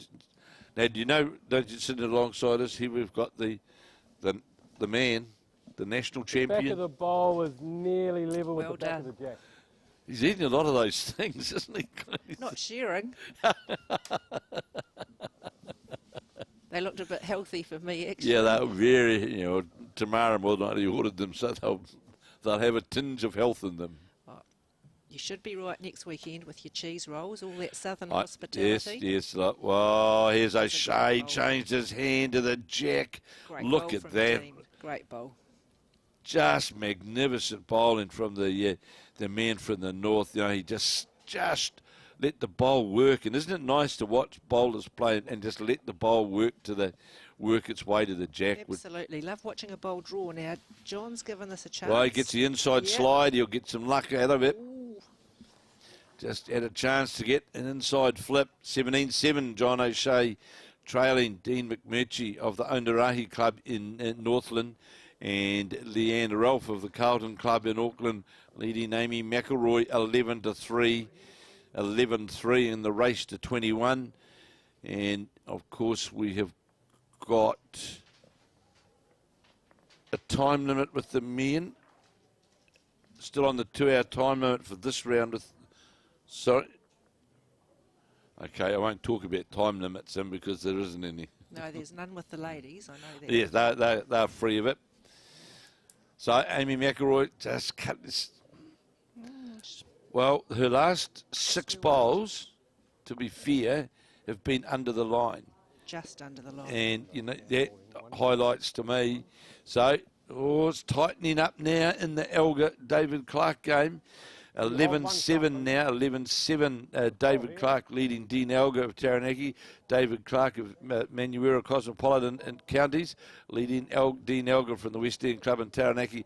11-7. We crossed over last. It was 10-5 to Clark. So Dean Elgar 11-7 in the game between Tanya Wheeler of Martinborough, the Wairarapa Centre, up against Leeane Poulson of the County Centre of Papakura. It is 12-5 to Tanya Wheeler, 12-5.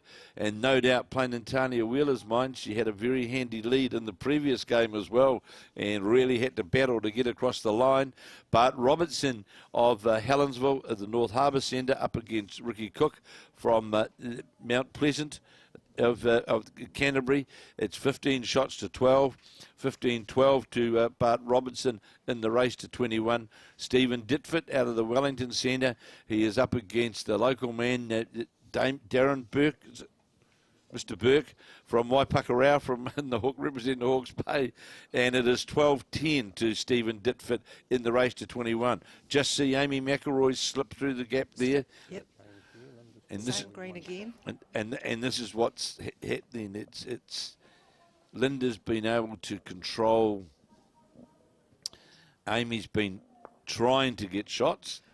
Yes, she has. Another one, I think, to Dean McMurchy. 18-7.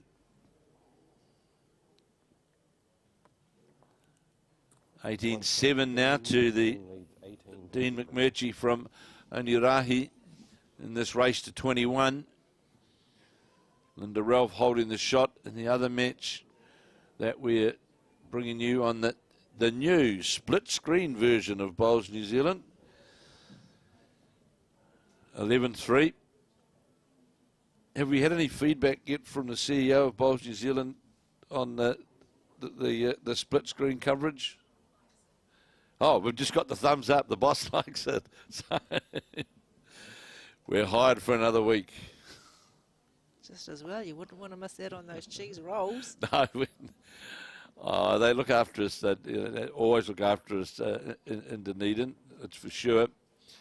So Linda Ralph now holding shot out on that wider side. How far will it come back?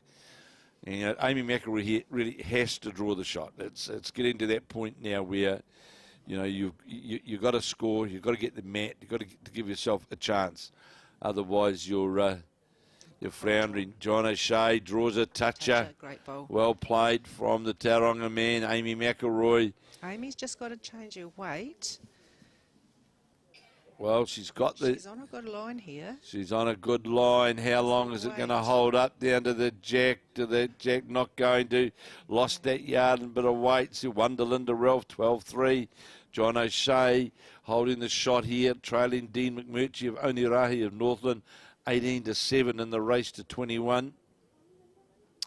And I can tell you in the other semi-final of the ladies, I'm not going to tell it the score because I've forgotten it, but I can tell you it is Tanya Wheeler of Martinborough from the Wairarapa Centre, who is leading Leeane Poulson of Papakura out of the county's Manukau Centre, and it is Tanya Wheeler who is leading in that semi-final. And of course, Tanya Wheeler, a pretty good performer around the bowling scene for a number of years, both out of Wellington and now, of course, playing in the Wairarapa. It's John O'Shea trying to get to second shot, and he's duly going to do that to sit on the John O'Shea. Now, he'll be happy with that now, playing this, with the board. Knew he couldn't get the shot, got himself a good second shot, and it's now up to John to see whether he can make two of it. But that was well played by Dean McMurchy. He's on a good line here. He's on a good line. How far is it going to run past the blue bowl? Is it going to? No, it's not.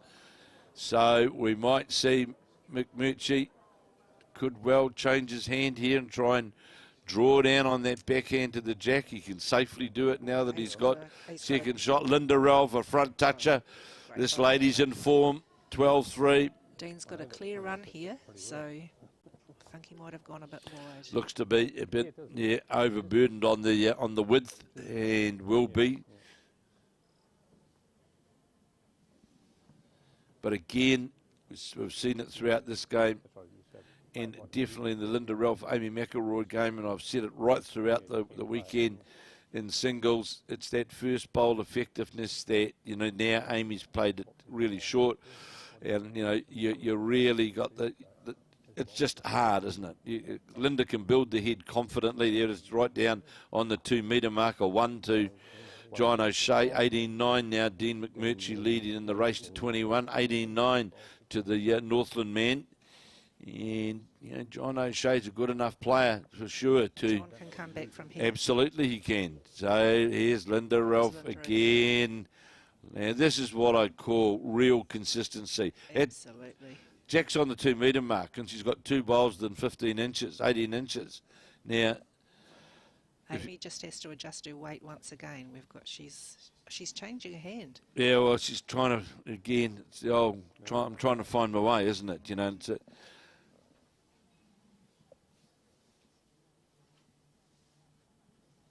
certainly got it on a different line. That's going to go by for sure.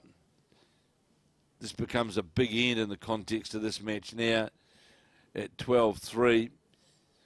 John O'Shea be disappointed with that first bowl. That's opened the gate straight away for the consistent Dean McMurchy, leading 18-8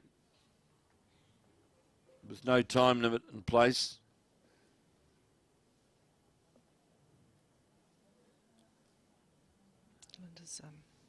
Well, Linda will just keep plugging down that hand.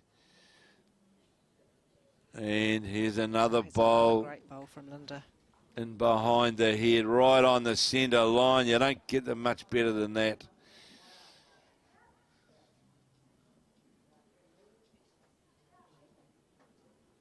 John's short again. Easy to do on the surface. And I say again that, at the higher honours of playing for New Zealand, Oh, look at, here comes There's Amy, that, look at this. needs it clean, doesn't need a touch. Got well played, Amy McIlroy. Three down and came down, got a little feather off the outside of the bowl, but got to the jack. So what I was saying, Sue, is that, again, another message here for high performance. You are 2 down, Linda. You know, age, in this particular sport, age is not the determining factor of success. I totally agree. And, you know, Linda Ralph, in my view, consistently shows her ability, her drawing prowess, to me, is right up there. On the backhand, changing the hand after Amy McIlroy played that great saving shot. And who knows? She's in the area. Sometimes those things can just be the turning point. She is Have a in look the at this, area. trying to get the jack. Touch the jack. Great bowl, Linda. Superb bowl on a full length, 2 metre mark head. And it is You're Amy. holding one shot, Amy. Amy holding the shot. Safe for her to draw, though, of course, because that bowl of Linda's is over It's jack high. high. So she can draw down there on that backhand. She'll just be pleased to score. Absolutely. John O'Shea looks as though this is heading for the shot. This bowl coming down and towards the jack in the centre line and just going to fall lower the centre line, the jack. But certainly the shot, Amy McIlroy coming down is going to be certain. She's going to, I'd say, she's in the area. Way We'll over. just see it come down. Not quite enough, Yes. but we'll score 12-4 now. Linda Ralph leading Amy McIlroy. 4 great bowls from Linda. Absolutely, Yes. absolutely. Screen. A lot of times you'd be 4 up, or hold 4 shots, wouldn't you? So, you know, they were, and you know, drawing right to the 2 metre mark. It's you know, yeah, magnificent play by the Carlton Cornwall lady. Although not scoring, Amy McIlroy scoring. What she certainly wanted to get out of the get a score, and she's now take a deep breath. You'll see, and start again. I think Dean's looking for John's bowl. He's asked the marker if he has a couple of seconds. Yes, he He's is. playing down through the port for the bowl, playing for the port of the jack, needs a slide, not going to do so, but it was there. Be a wonder, John O'Shea, 18-9. Oh, and Amy's thrown the jack away. Yeah. Linda gets the opportunity to play. Oh, one I weight just see again. that look on her face, didn't you? Yeah. Yeah, 18-9 to Dina McMurchy of Onerahi of Northland, leading John O'Shea of the Tauranga Bowling Club by 18 shots to 9. So Linda Ralph with it.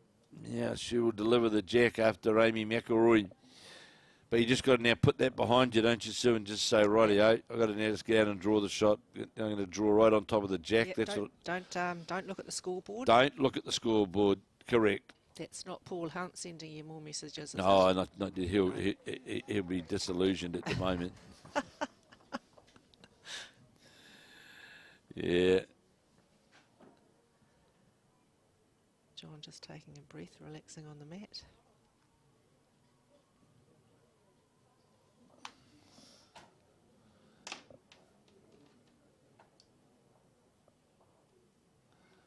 So interesting. Amy's gone to the other hand now.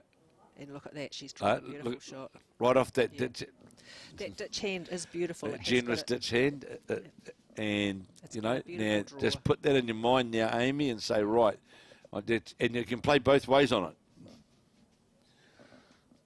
John will be disappointed he's pulled a metre short. He Great. has, and you know, and John O'Shea, you're right. It as well also Dean McMurchy, because he knew then he had a great opportunity sitting on 18 to sort of really put the pressure on with that first bowl pressure. Is now John's corrected extremely well. he has. He's going to finish Extremely lower well. the jack, and just down in front of the jack, McMurchy will stay on his backhand.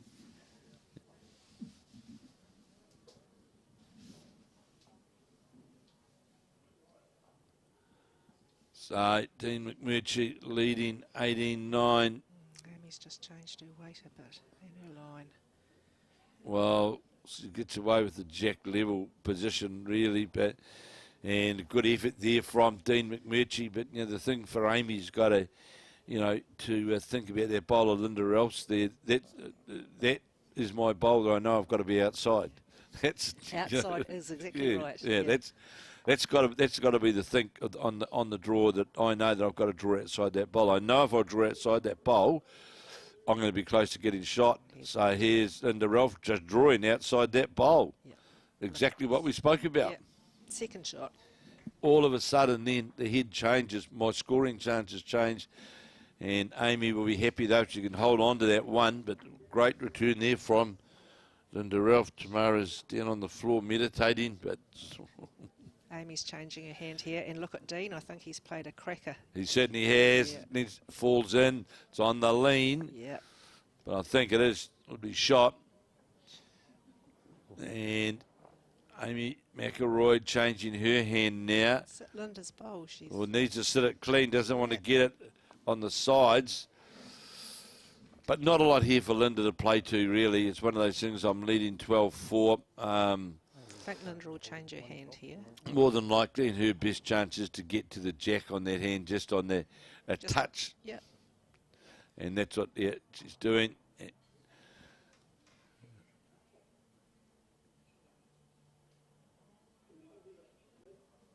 Linda, just before at the point of delivery, gives that bit of a shaky thing in her hand. She does. She's always done it. Yeah, she has. Isn't it? Trying to get down to the Amy McIlroy bowl. Have a look at this and the jack. what a Does it great get shot. much better than that? Absolutely great shot. Precision player. It's just, You're No. one down, Amy. Shot bowl here. and now Amy's last bowl.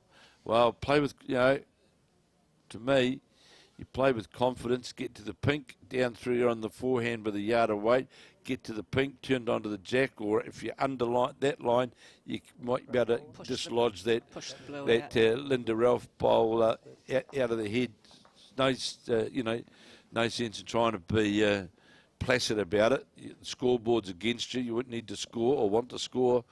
So play up to it. The worst result's one down anyway. That's right, Kevin.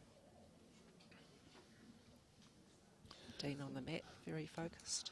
He's a very focused player, very deliberate player. Nothing ever changes with him. On the forehand is McMurchy. He certainly played out on that safe wide side.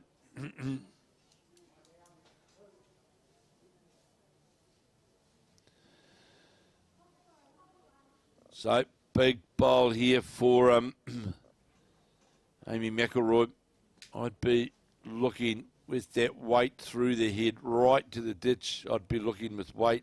One to Dean. She's certainly got to have reaching weight.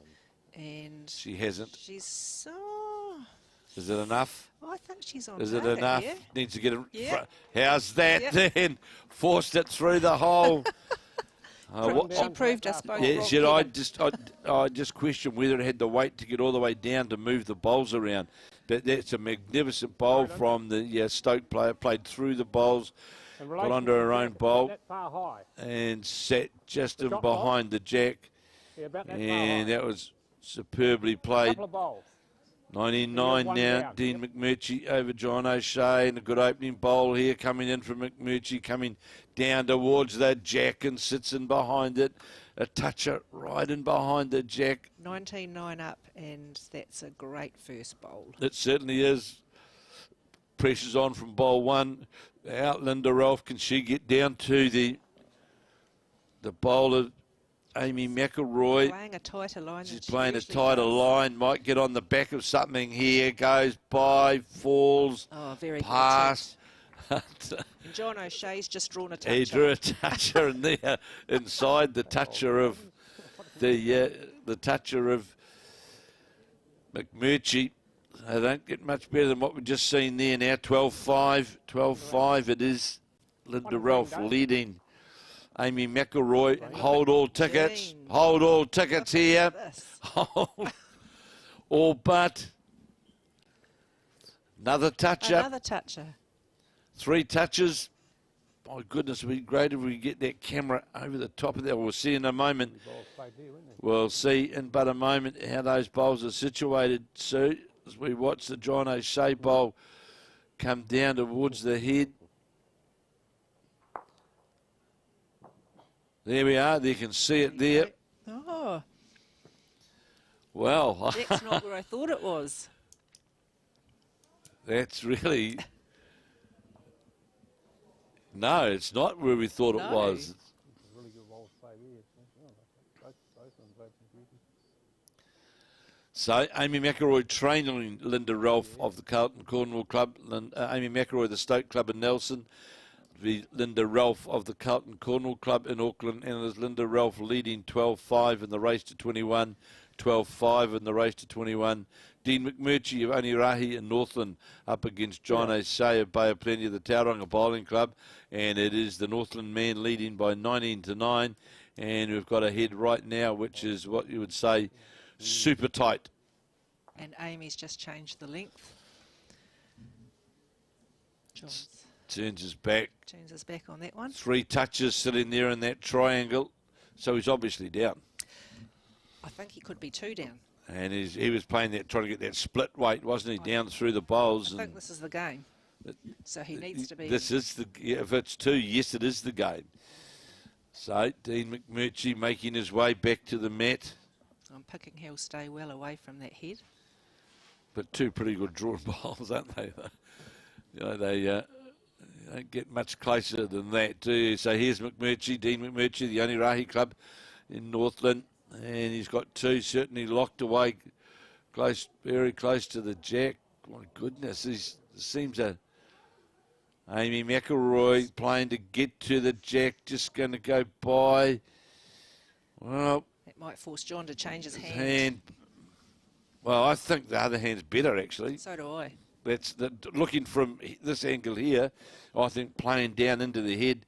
And I think it's better. I see Bart Robinson's inside, so that means the Bart Robertson game is all right. Yeah, the angle.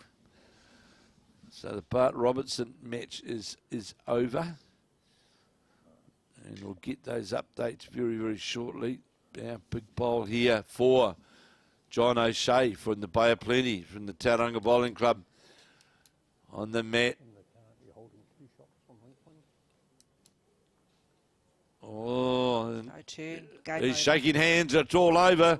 And Dean McMurchy, the Onerahi Club in Northland, just played 2 superb bowls then to take him from 19-9 to 21-9, and certainly has been outstanding right throughout this game. I can tell. So here we've got everything through to us coming through. Bart Robertson of North Harbour has defeated Ricky Cook of Canterbury by 21 shots to 12, 21-12. In the women's match, it is Tanya Wheeler of Martinborough from the Wairarapa Centre leading Leeane Poulson of Papakura by 15 shots to 6, 15-6. 15-8 now it is David Clark of Counties Manukau, the Manurewa Cosmopolitan Club, leading Dean Elgar of West End of Taranaki, 15 shots to 8. And in the James Burke match and Stephen Ditford game, James Burke of Waipakura, it's all locked up at 13 all. But I can confirm that through to this afternoon, the next round in the men's, that we have got...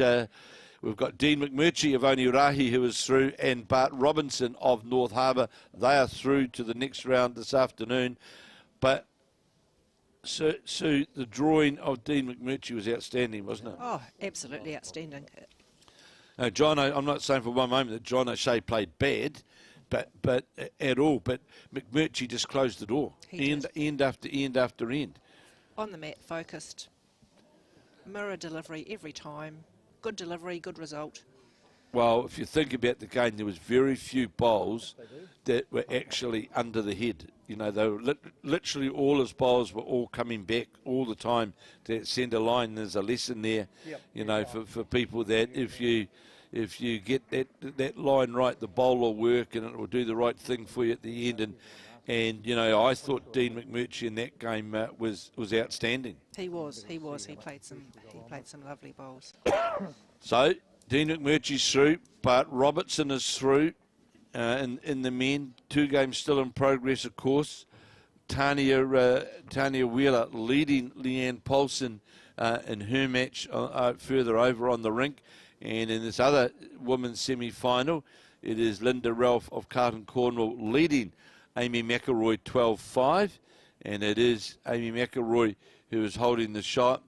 Linda on the mat just pondering what hand that she's going to play. Going to her forehand is the Carlton Cornwall play. And there's that little rolly of the wrist, that little twist that... But she does it every time. She does it every time. So it's not something that happens occasionally. Coming down to try and get to the McIlroy shot bowl. Just going to go by. It'll be a wonder, Amy McIlroy, 12-6. And that would be the loosest head we've seen from these ladies for a few years. Yes, it is. They've been very, very tight. One green, though. One shot to Amy. Score now, Linda 12-86. So we're in for a good afternoon here as we build ourselves down towards the semi-finals of the men's and final of the women's. And it's great to be able to play these champion of champions, Sue, isn't it? As you would know in the years gone by, you know, you didn't know whether you were going to have sun, storm, wind, whatever, and you know, so with the advent of the indoor complexes now, we can play a full circuit of the champion of champions. And yeah, we can, but some of us would still like to be outdoors. Absolutely, but you know, there's there's only 52 weeks in a year. Exactly. You know, and I would say that if we were playing the centre, if we were playing the New Zealand champion of champion singles outside right now in Dunedin, we wouldn't have as many, right? And you know, hey, look, the weather here in Hawke's, the weather around the country is great at the moment, no doubt about that. But one of the things about the champion of champions is that for so many years we went through scenarios where, one, we couldn't have finished events because of weather, where there was always difficulties. So we've also got to pay a compliment to the clubs who have gone ahead and built these indoor complexes, that we do utilise them as well for events such as this, because you know they present certainty that there's no interruption, and providing that they've got a surface which is up to standard, it's it works. And we've got 21 centres here. You know, there's the West Coast centres who I can sort of understand, and far north there's always some challenges with travel with some centres, but you know, really at the end of the day, if we get 21, 23 centres lining up in the champion of champion events, to me that still highlights that it's a good event. And of course Dunedin's had their stadium for many years. They have. And with the, shall we say, the fickle weather that Dunedin sometimes gets, the stadium was always very handy. We were Absolutely. always able to finish our competitions by going inside. Well, we finished in Asia Pacific, in fact, in yes, you did. Yes. Dunedin. Yeah. There's a lady sitting out there, won 2 gold medals at that. Indeed. At that particular Asia Pacific Championship. Yes, her photo's still up on the wall in there. Oh, is it really? Oh, well, she'll be able to see it next week. Yeah. But having said that, here comes Linda with a lovely ball. Yeah, well played. Just needs to fall in, not out. But had perfect weight around the bowl. Last weekend, we're lucky in the bay with our good weather. Last weekend, I played at the club that I live closest to, and the Manitoto Green was running at 18 seconds. Yeah, we absolutely. And one of the challenges that we've got now, of course, though, really is Steve Beale's got a lot to do in his role. Getting good greenkeepers now as well it's a real. All the bowlers acknowledge that. It's a real challenge now. Yeah. It is a real challenge to get. To get greenkeepers, to get good greenkeepers, and it's no disrespect to anybody who is a greenkeeper, And of course, you're reliant upon clubs, of course, as well, having the monies to be able to, one, pay for a good greenkeeper, and two, to be able to provide the monies as well, and to make sure that you can have a good maintenance program. And the slide off the bowl, and it was always on, you know, to get through to the bowl. I think Amy McIlroy will follow that. She'll follow that bowl. She can sit on the bowl, get a trail on the jack. Bowl, in relation to the jack, it's one low. We are looking at more and more clubs turning to artificials. Absolutely. I know in Tauranga Matua has replaced 2 of their grass greens with artificials. McIlroy has, I think, just this weekend opened their artificial. The challenge also comes about, though, Sue, and you know, that's all great.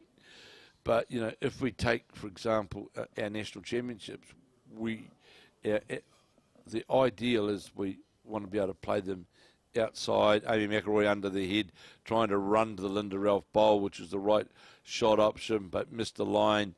And Linda Ralph now can endeavour to draw with confidence to make 2 of it. So, you know, we the national pairs, singles and fours and mixed pairs, for as long as possible, we want to be able to play them on natural surface greens. Yeah. You know, to me, that's one of the bastions of. It's looking pretty good here too. I was just going to pull up. Not going to pull up with a bit of weight, but that's the bastion to me of. Still the bastion of nationals is to play on a natural surface. On the natural surface, out in the sunshine. Hopefully. Yeah, well, I want to go to the pie shop, Linda. Oh, hello, I want to go to the pie shop. This wasn't on there. I can't eat before I finish the game anyway. But when are you going to Marietas? We're now talking about the culinary delights of the market Of the for lunch. Grab the wallet out of the boot. Now, luckily I'm an honest man. We can. We know where his wallet is. Yeah, I know exactly where his wallet is. I was talking about your surfaces. I listened to Margaret O'Connor on the Bowls Hour podcast. Yep. No, we haven't done that one. Yeah. Oh, the other week, Margaret was on, yep. And when she as she rightly said, down south their greens, of course, close in March due to their weather conditions. It does, in like the Queenstown, yes, it does. So Dunedin are fortunate they've got the stadium. Beth was able to use the stadium. So for some of the players, you know, they haven't had a bowl in their hand for 2 or 3 months. Correct. Yeah. And you know, those are the... those are some of the, you know, climatic challenges. Yes. So, being a person born and bred in Dunedin and having lived there most of my life, yes. yeah, you know, for those of us who have played in many nationals, you know, I could say the fading diehards.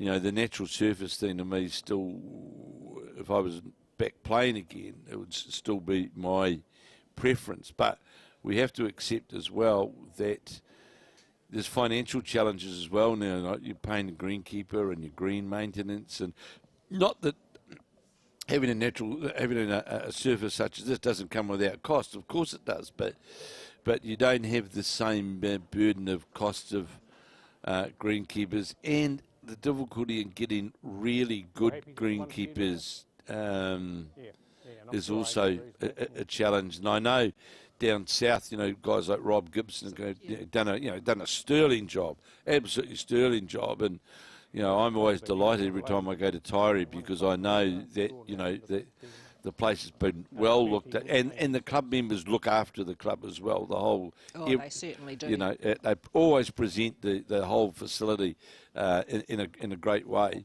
and you know, they pride themselves, and that's where these guys, that the likes of the Bob Gibsons, the Morris Symeses, for example, who have been so dedicated to the greens over many years. You know, it's imperative that we try and keep some of that, what I would say, tradition of the game, not not lost, because there's nothing better than getting out on a nice sunny summer's day Quicker than right. on a good surface, is there? On a good natural no. surface. Yeah, it's great if you can do it. Yeah. But, you know, Bowls New Zealand, you know, are very, very aware of some of the challenges as well that are faced, you know, with, for example, hosting nationals. Getting markers as an example, you know, for your singles, and that's all these things now becoming, you know, challenges. And so, Linda Ralph, just wait for that camera to move so we can see it. How far back Linda's bowl stopped? It went past the 2 metre mark. There it is, and behind that jack. That's about that consistency to the 2 metre mark that we were talking about, Sue. And Amy McIlroy's on that same sweet line down there. This is not going to be far away as well. Just going to go by. Thought it was going to sit on the bowl, but they're two excellent bowls with the jack at the 2 metre mark. You hold one shot, Linda. 12.6, of course, no time limit in this race to 21. And just a reminder that Dean McMurchy has won his way through into the next round.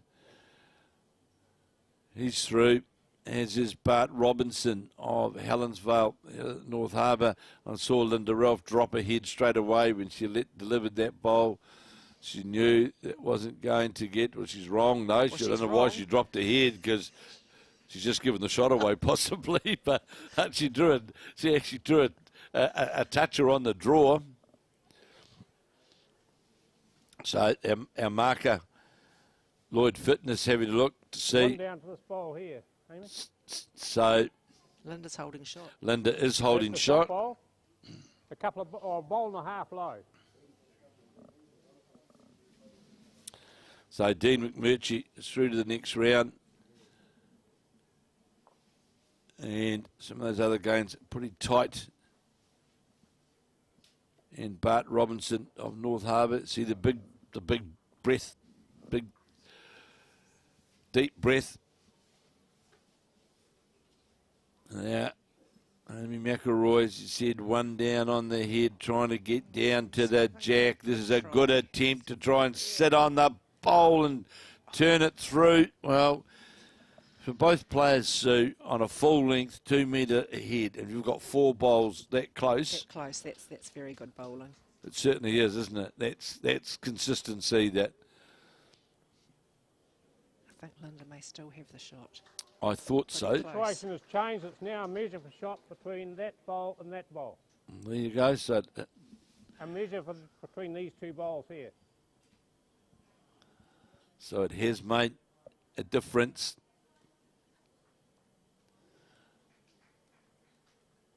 It was Linda and Estelle's mother was represented South Africa, so they come from very good bowling stock. Yeah, they played for South Africa.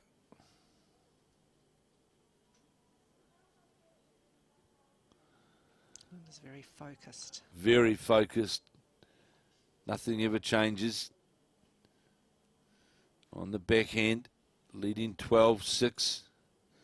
Looks to be going past, though, and it is. But as we said, the marker indicated to us, Lloyd Fitness, that it was a measure for the 2 bowls.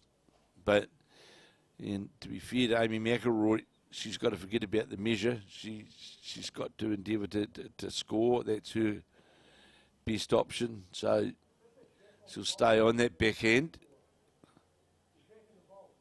She can use her own front bowl. She can use her own front bowl. Coming down now towards going to be under the line. Weight's spot on. Weight perfect. You've still got those 5 bowls within a metre of the jack, and the jack has been moved off the 2 metre mark. So they're very, very tight head.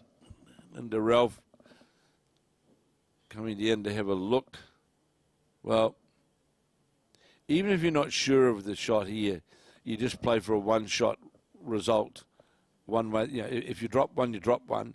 or I score one, I score one. You know, I don't think it's one of those heads where you can. Well, one, there's not much danger, and two, there's not much on to really make a lot of it, is there? I wonder if Linda will change her hand here. She could well and turn through and turn her own bowl. Although that front bowl of Amy's, I don't think is in the count. I think it's the back one. bowl that the marker Yeah. that Lloyd Fitness indicated. It was the back bowl that was the. So Amy McIlroy's had a look. So she gets now into her mind who's actually got the shot. Linda is changing her hand, I think.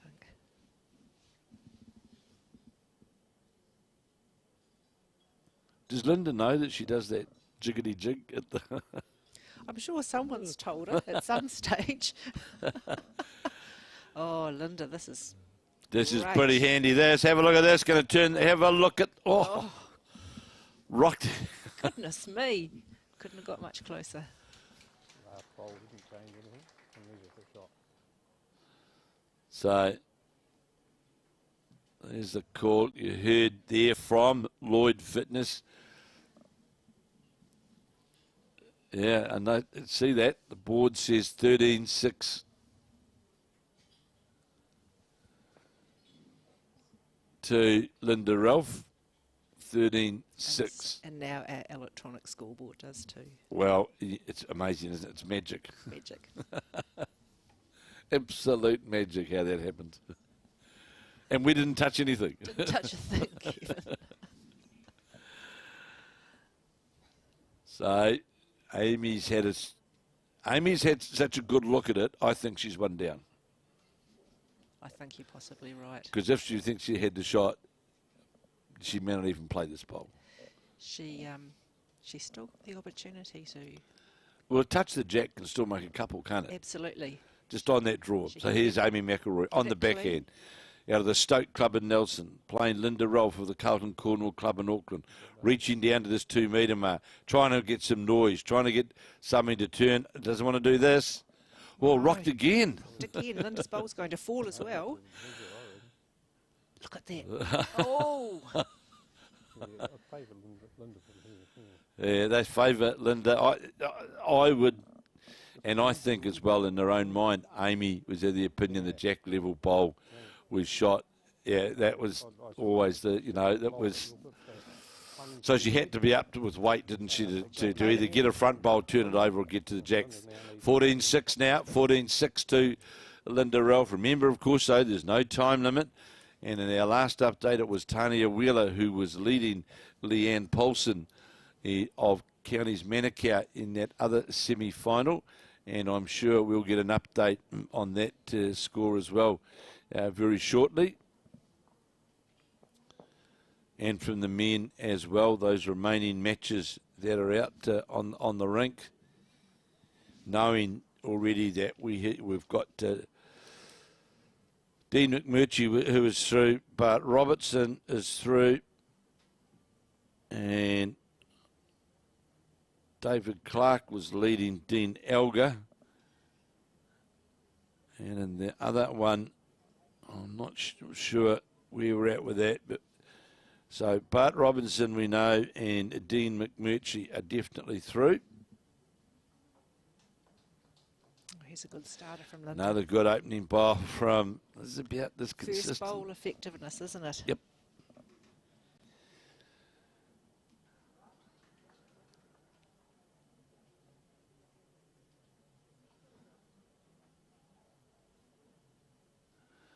So on the backhand is Amy McIlroy trailing 14-6, knowing she has to work so hard for every shot against the tenacious Linda Ralph. Coming towards that jack, gets it around the Very corner. good, Amy. Just turned the bowl, the jack around the corner. The shot bowl, there's a couple of bowls high. 2 bowls high. So you heard the marker, Lloyd Fitness, saying that bowl is, the Amy McIlroy bowl is 2 bowls high. I'll get, because I don't know how long this could take yet. Oh, surely that lunch is out of the boot by now, isn't it? I don't want scared he's going to fade away. So Linda Ralph out on that wider side, but it is working its way back. It is coming back. It's got a very sweet draw out there on that ditch hand, hasn't it? I think we might see Amy McIlroy may well look to change the hand. Doesn't want to touch the bowl, the second shot bowl on that backhand side. So play out on the open forehand side. On the forehand, was winner of a bronze medal in Glasgow in 2014 Commonwealth Games. Had good weight, but just on that. And it's so easy to happen, isn't it? Because you know on the other hand of where that line is, and you know it's going to get that big swing at the finish. On the backhand side, you've got that, but the forehand, just a wee bit unknown of where that line is. It's still a good draw, but it's a slightly narrower It is. hand to the ditch. It is. It is a narrower draw. So Linda's sitting where they come from. Good, This is where they come from. About here is where they come from. Oh, great bowl, Linda. And the bowl of Amy McIlroy's just fell over, but it's the draw line.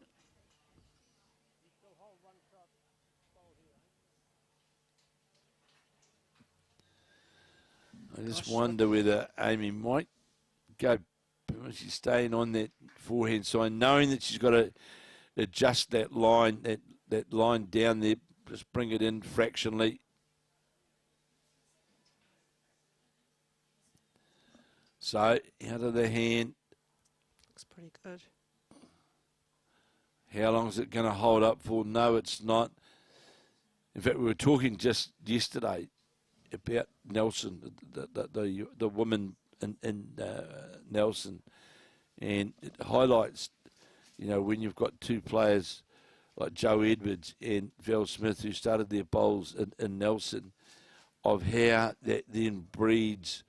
There's been a number of good players that come from Nelson, and now if you look at the Nelson situation with Joe and Val back in Nelson, you've got Kirsten Edwards, you've got Amy McIlroy just starting to come back into the game. You've got Gemma Watts, so they've got there's a very good contingent of very, very competitive, good lady players. Barbara McGregor in that Nelson region. Diane Potts. Diane Potts. They've got a good centre. It's a very strong competition. So to be here, to win the champion, I'm not taking anything away from anybody who's won anything, but some centres it's more of a challenge than others. I agree. It is, yeah. When you've got players like Joe and Val, and you're playing with them or against them, you lift your game. Oh, absolutely. They're the best coaches you can get by playing against them, aren't they? Absolutely. So you do lift your game, so you actually become a better player. So if you have the opportunity to play... Oh, Linda Ralph got she's still only the one down. It was a great attempt. Was a great attempt playing for that inside result of the bowl. It's not very often we see Linda playing with weight, but she did there. I can go back years and years ago when I played at Paratutu in New Plymouth, when... we had the late Dave Baldwin there and Johnny Murder, Ken Murder, Jim Christie, the Bill MacArthur. It was a bit like the who's who. And Amy's going to touch the jack. Make two. And, I moved from a little wee club in New Plymouth called Smart Road. We had about 20-odd members and moved down to Paratutu, and playing against and with all of those players all the time. It improves your game. Absolutely. You do learn a lot. And I'm a true believer, no matter what centre you're in, if you want to play good bowls, go to a club that has strong players. If you're taking the Waikato, for example, Hinuera, when they went through that phase, both men and women, Bev Corbett, and then Matamata, when in the old days with the woman in Matamata, the Khan regime of, and the players, Adrian Lambert, all of those players so all of those players, and, it was, Matamata was literally the home of the New Zealand women's team. Yeah, you're right.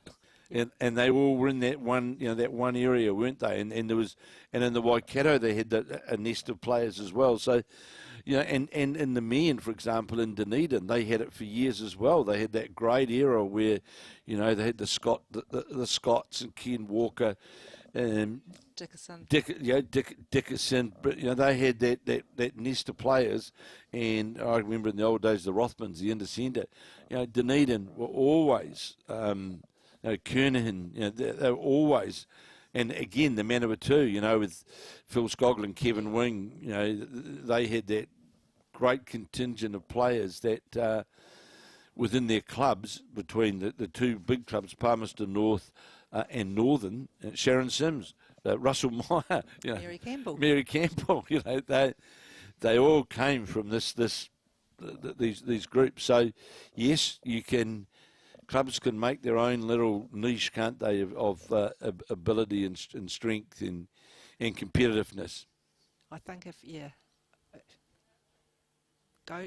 my advice is go somewhere where you've got good, strong players. You'll learn a lot. You'll improve your game. You will, and we went through a phase, as you would well know, with some of our, let's say, newer, younger players, that they thought that after they'd won their first one-day tournament, that they were ready to go and skip internationals. Yeah, that's something I see in the Bay a lot. We've got a lot of juniors. We're lucky. We've got a lot of good juniors coming through, but they have a season at lead, and then they want to skip. Yeah, I remember John Murder. I'll hear from Amy.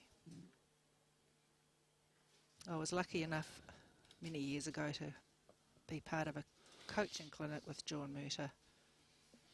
I think I was a third-year bowler in those days and got invited along. He's still around, yes. the Mert. I caught up with John, in fact, this year at the Tauranga Open when we were down there, and he's back now. Unfortunately, his wife passed away, but John's doing a lot again now in the coaching down in Taranaki, and he's got a group of young players and some really good young players under his wing, and doing a wonderful job with them. And talking to a couple of the Taranaki people here yesterday, they're very talking, so positively about John. And I remember both John Murd and Dave Baldwin said to me when I went down to Paratutu, they said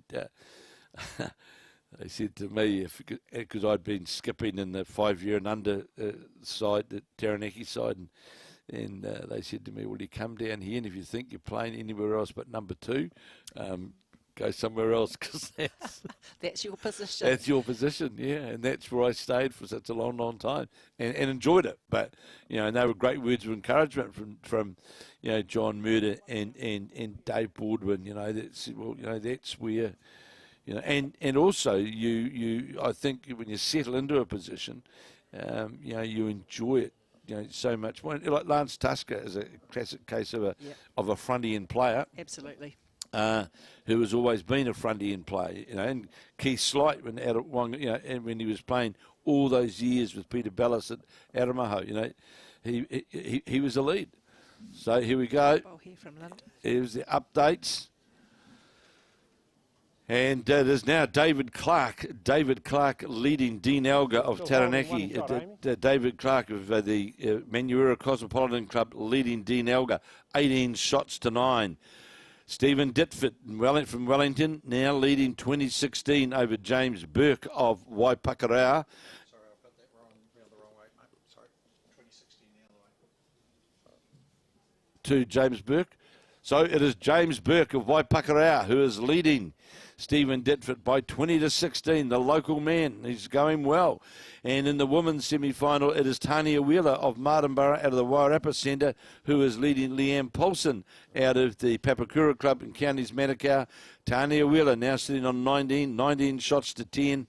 And we'll see, this semi-final is still going, so we don't know who we got. So well done from the youngster, the Papakura player. So it looks as though he's into the semi-finals. Well, I think it's the semi-finals. I don't know. I think it is the semi-finals. Okay, it is. Yeah.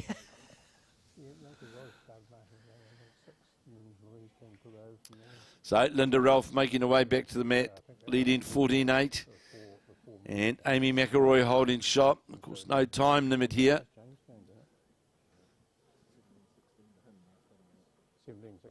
Linda will choose to stay on the same hand. Well, I think she's got a draw opportunity on either hand. Plays on the backhand. She can turn her own bowl over. She's not sure. Don't wait for too long. So, here, Linda Ralph, the Carlton Cornwall Club, and playing on. Doesn't like it. Doesn't like it at all. So a few rash decision shots there. So it'll be a 1-2. Amy McIlroy, 49, just ones, peg away. You're still there, aren't you? You know, it's... Oh, absolutely. 1 to Amy. You only have to get one every end. Linda leads 49. 49 to Linda Ralph of the Carlton Cornwall Club in Auckland. Over Amy McIlroy of the Stoke Club in Nelson. And we'll keep you up to date of those other matches that are drawing to a close around the other rinks in the men's and the women's, though. The one remaining women's match, that's a game between Leeane Poulson of Papakura up against Tanya Wheeler. I'll bring you a further update, or it might come to a close because Tanya Wheeler was sitting on 19. Tanya's previous game against Beth Brown from Tyree was an amazing game. Certainly was, and that was just well. She came from a long way back because Tanya had a good lead at one stage, didn't she? Yeah, and then they became neck for neck, and it stayed that way. It stayed that way, didn't it? Right through.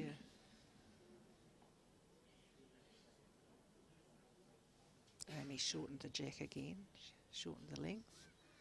She prefers this length. It's a good opening bowl from Amy McIlroy.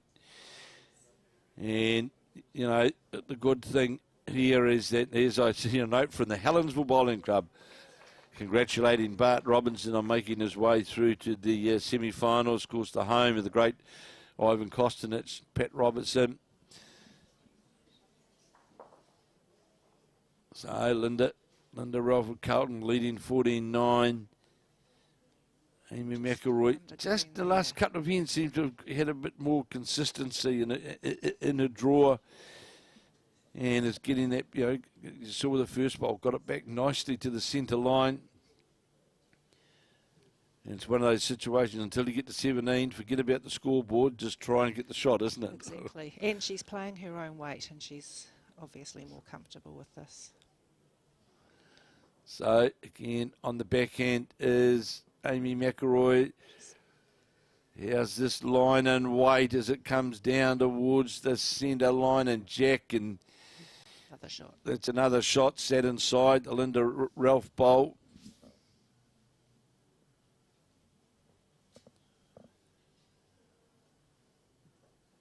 Two very deliberate players, aren't they? Very. It's,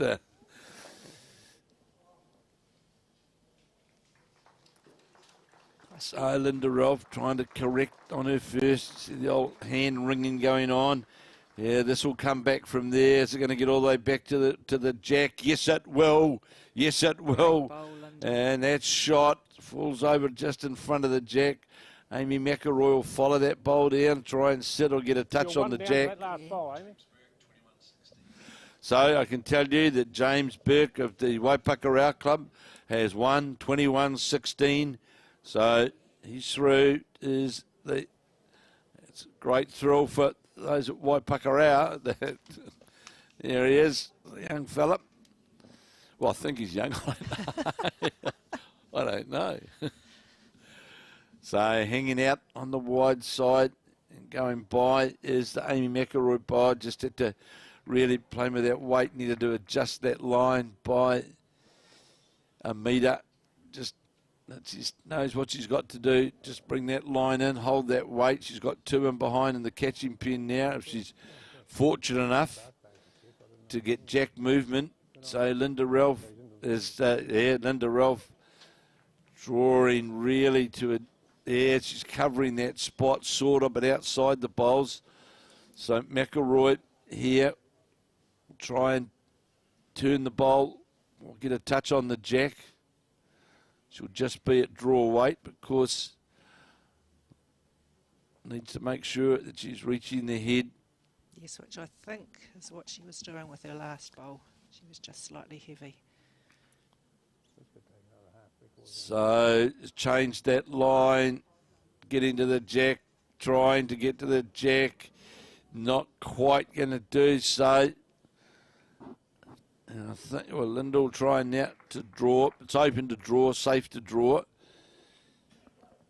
So I can tell you through in the men's champion of champion singles, Somerset National champion of champion singles, I can tell you that we have got Bart Robertson of Helensville of North Harbour, Dean McMurchy of Onerahi of Northland, and James Burke of Papakura of the Hawke's Bay. And no disrespect to the big centres at all, but isn't it great to see like small Helensville, Onerahi, Papakura?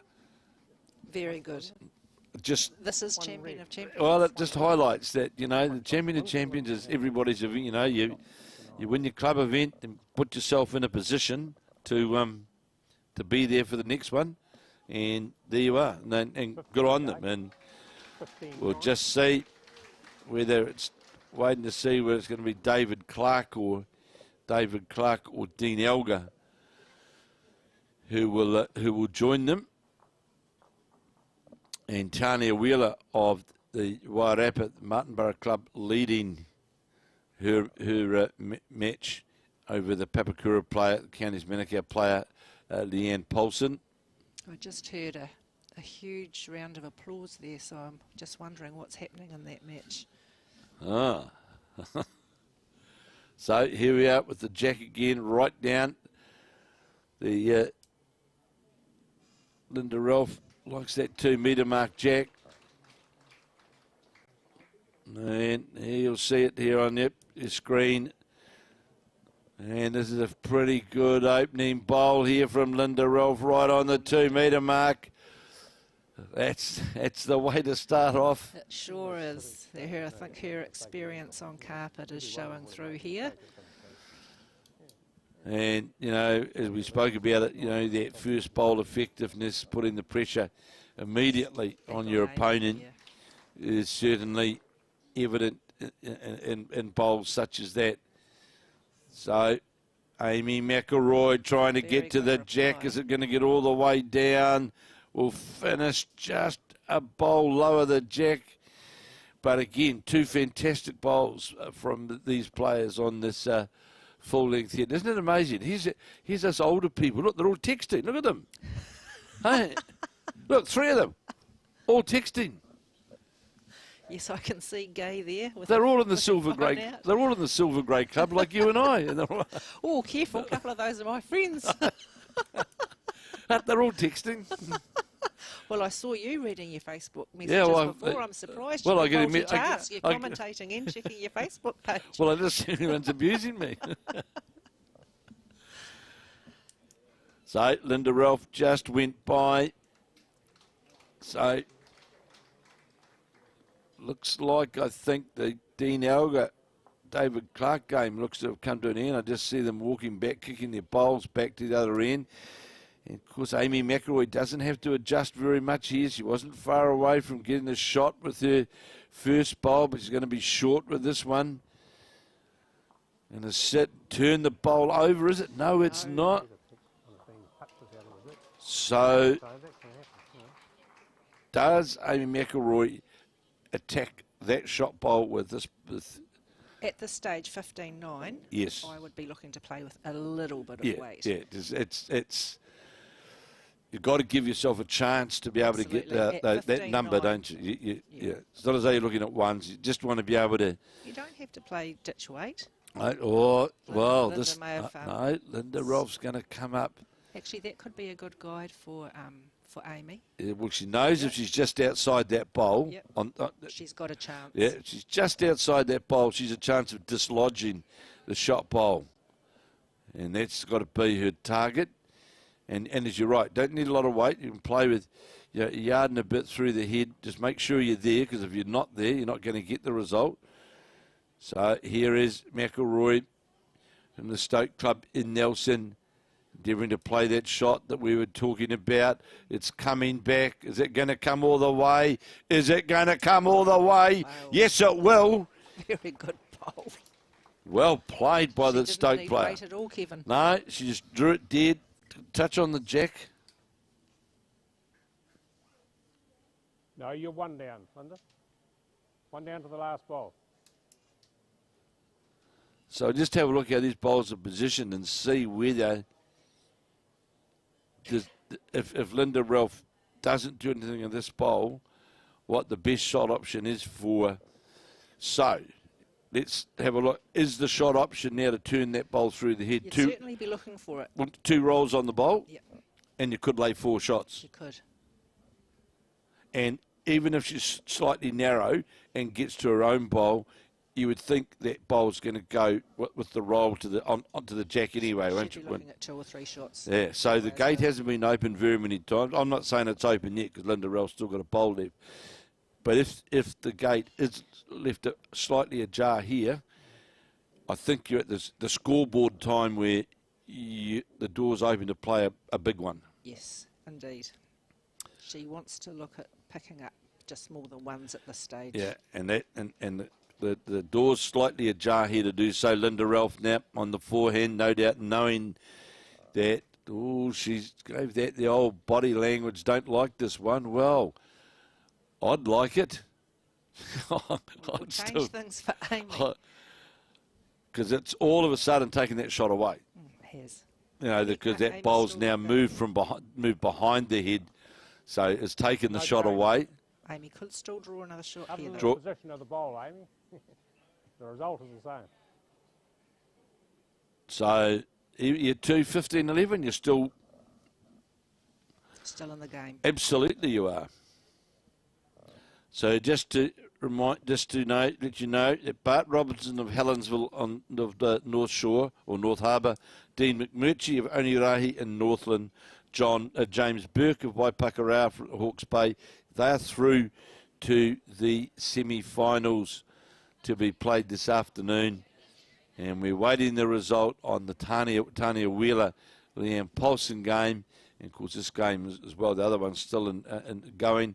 It'll be 15-10 at this point to Linda Ralph of the Carlton Cornwall club in Auckland over Amy McIlroy in the Stoke club of Nelson.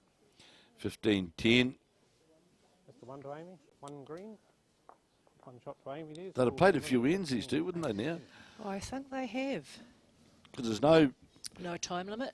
there's no big numbers been. It's been, might have been a 3, but overall it's been, that Dean Elgar game, I just see is still going with David Clark, so it must have been a kill that we saw when they were walking up the track before. So See, Amy's brought the med up again. she has. Again.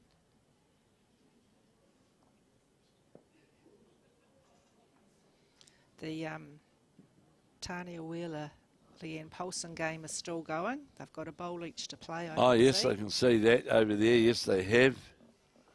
Leeane looks as though she has the last bowl there. Which could well mean that Tanya Wheeler's on 20. Good. Because I think it was 19, wasn't it? When It was 19. Yeah. So that would Leeane one to think that she's on 20. So Amy McIlroy, her opening bowl, certainly gone out on that wide side, but comes Lovely back draw to will side. always draw back from there and draws back sweetly to be sitting jack level. I'm sure that Linda Ralph will follow that line.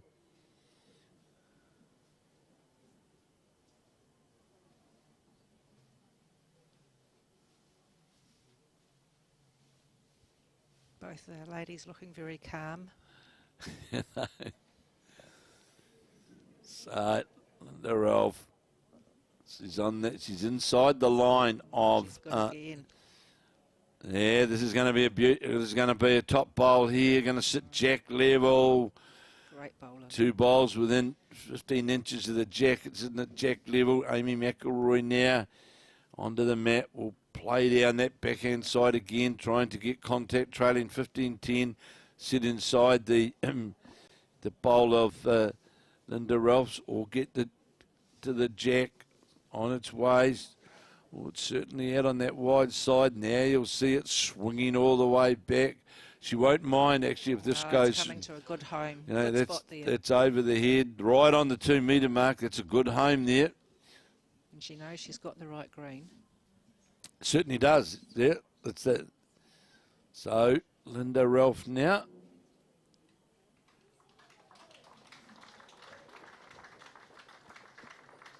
That sounds like a finish clap. I think Leeane Poulson may have just drawn the shot on that Oh. on that rink. I'm not sure. So, Linda. Linda coming round as well. So, we have got Tanya Wheeler of Martinborough of the Wairarapa Centre through to the final this afternoon in the Women's Somerset National Champion of Champions Singles. She has defeated Leeane Poulson 21 shots to 11 to Tanya Wheeler. So Tanya Wheeler will now play the winner of this Amy McIlroy-Linda Ralph match, with Linda Ralph leading 15 shots to 10 as Amy McIlroy won down on the head here and trailing by 15 to 10. So Tanya Wheeler, formerly of course of Wellington, now plays out of the Wairarapa, out of the Martinborough club, is through to a national final, and that'll be a thrill for Martinborough, I imagine. Absolutely. Thrill for small club. Tanya as well. Oh, Linda's just cut her line. So the big thing here for Amy McIlroy is, at this point of the game, you're one down, sure. Don't be gentle. No, I agree, Kevin. I agree. You know, I'm not saying you're going at 100 miles an hour, but don't be gentle, because if you know, she was gentle with the third bowl. Yeah. Could you let Barbara know I need another card shortly, maybe? Yeah. Oh, well, there you go. He's asking for another card, so... Mandarins.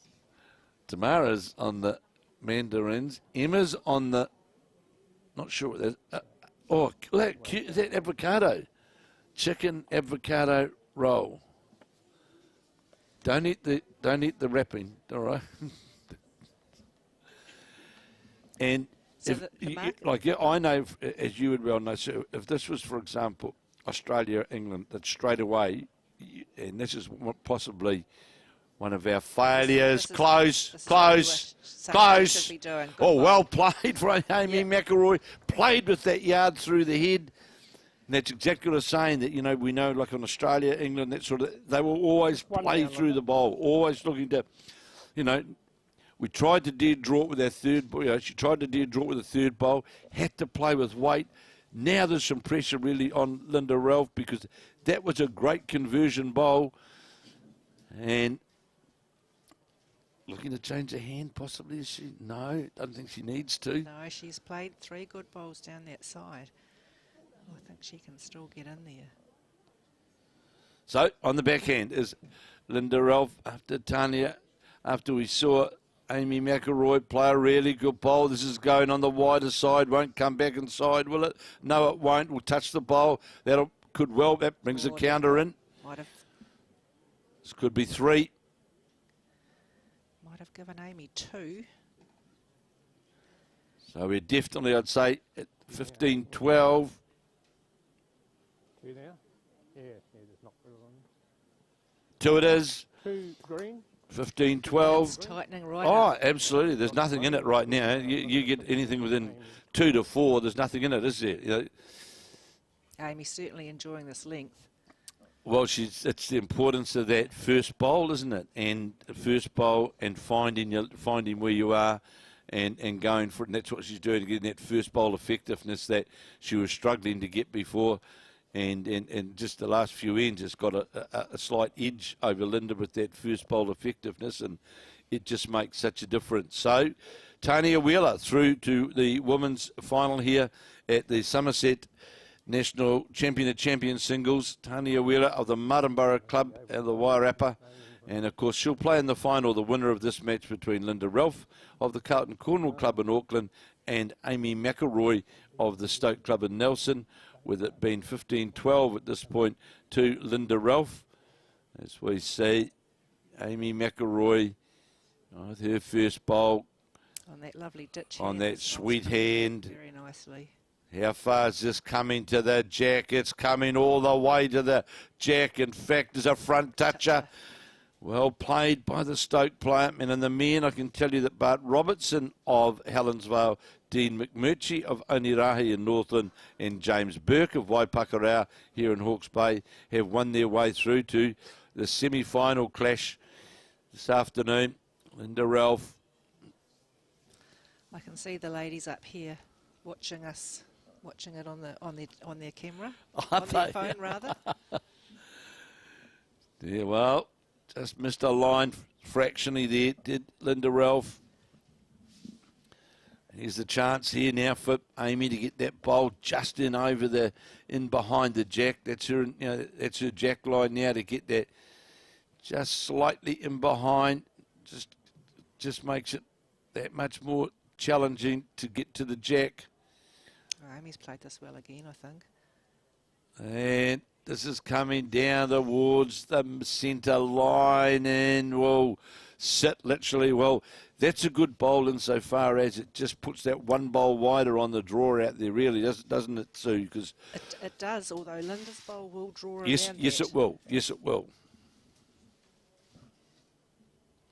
She won't be afraid to stay on that same hand. Well, you know that she'll back herself on the draw. Absolutely. I don't know that she likes this very much. Well, should move under the line now, and will do so. More than likely, a wee bit of weight.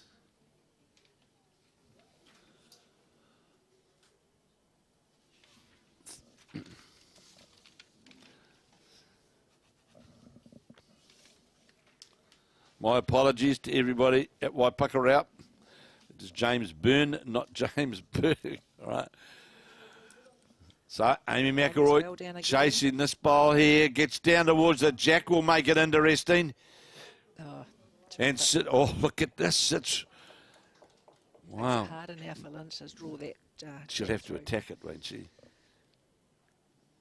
Not her favourite shot, really. No, but she does play. Oh, she does, but shot.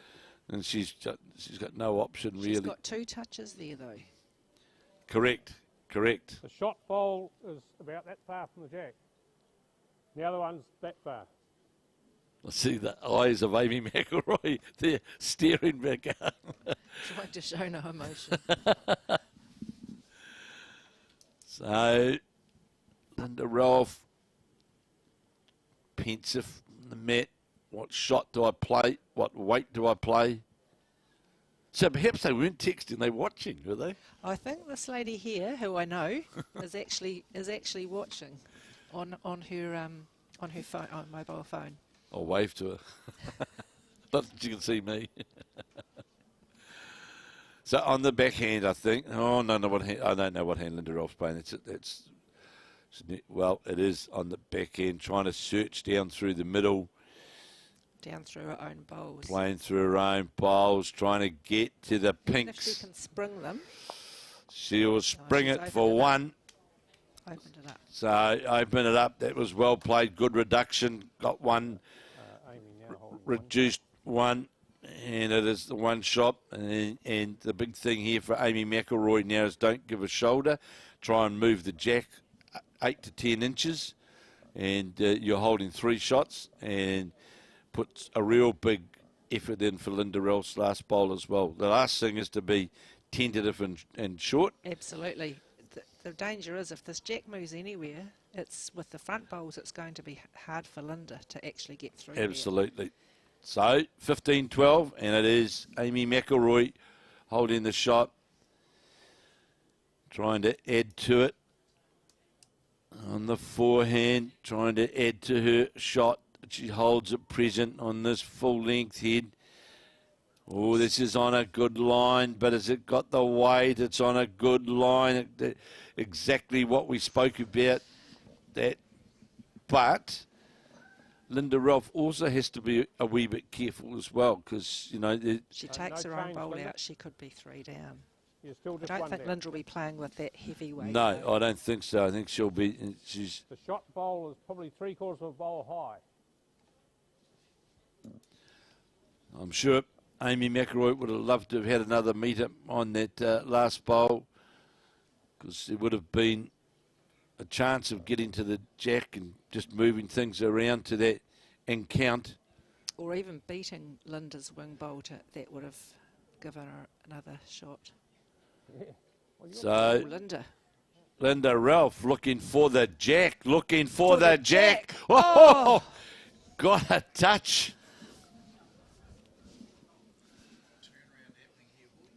What do you want me to do? Wow, what a change we're having here. Dean Elgar versus David Clark at Counties Manukau. Remember, we had Clark leading 15-8, then 18-9. Well, against Dean Elgar of the West End Club in Taranaki, well, it is now David Clark leading 18-17. 18-17, David Clark leading just by the one shot in the race to 21. And of course, they can both go out, one on 17, one on 18. They can both go out. So Dean Elgar of Taranaki staged a huge comeback. And now just one behind, and this game here, there's nothing in this game really now either, is there? Absolutely not a Sue? thing. Not a thing. 15-13, I heard the marker ask for another card earlier, so they've played at least 25 At least ends. 25, yes they have. So, Amy McIlroy with the jack, first bowl.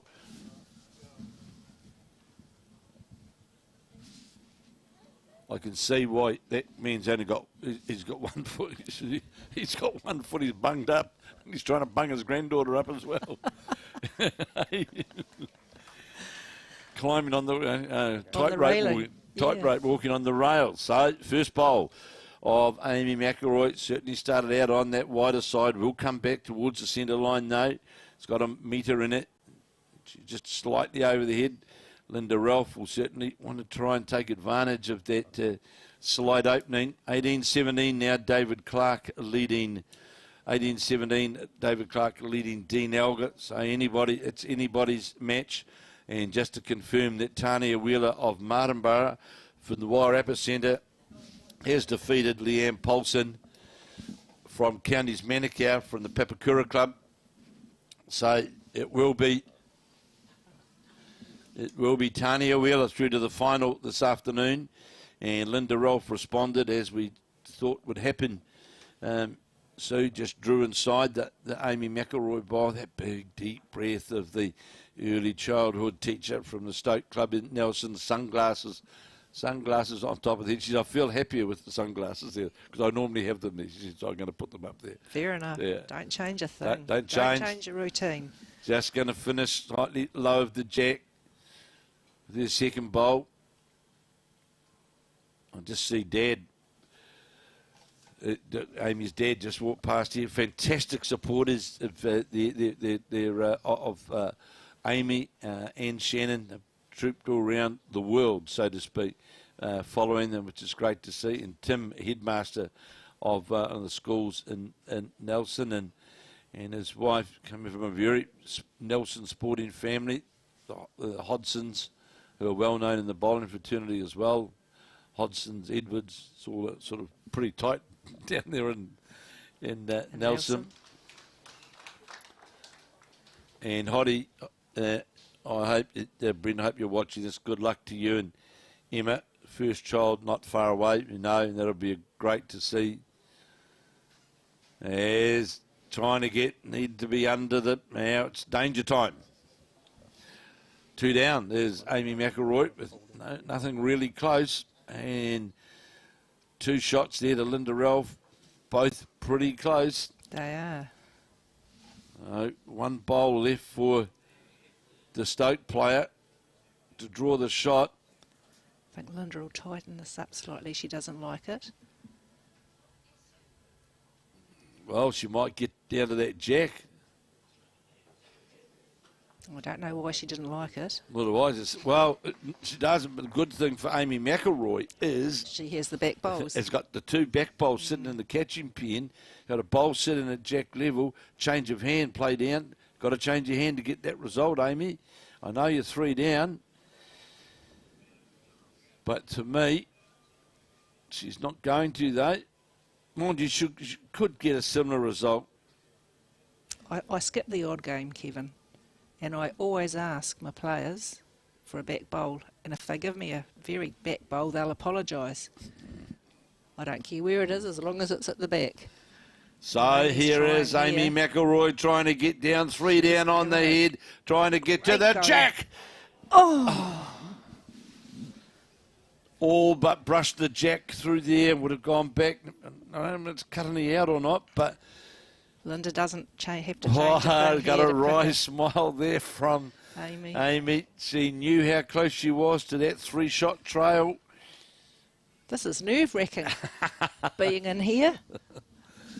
Heavens. Yeah, well, staying out on the safe and wide side. Oh, she's just going to drop short. Well, Amy McIlroy couldn't have been any more than a couple of inches away, could she, to get the perfect result there? Probably not even that. So, 18-13. 18-13, it was a 3. We could have had a 6-shot turnaround. Very good. Hello, Mrs. Brown from Tyree. She's pretty... Hello. Sorry, Amy, Linda 18, Amy 13. So, 18-13, it is Linda Ralph of the Carlton Cornwall Club in Auckland leading Amy McIlroy of the Stoke Club out at Nelson. She hasn't lost the jack, has she? Looks like she might have. Well, the mat up has suited Amy McIlroy, hasn't it? Yes, we'll see the mat come up further.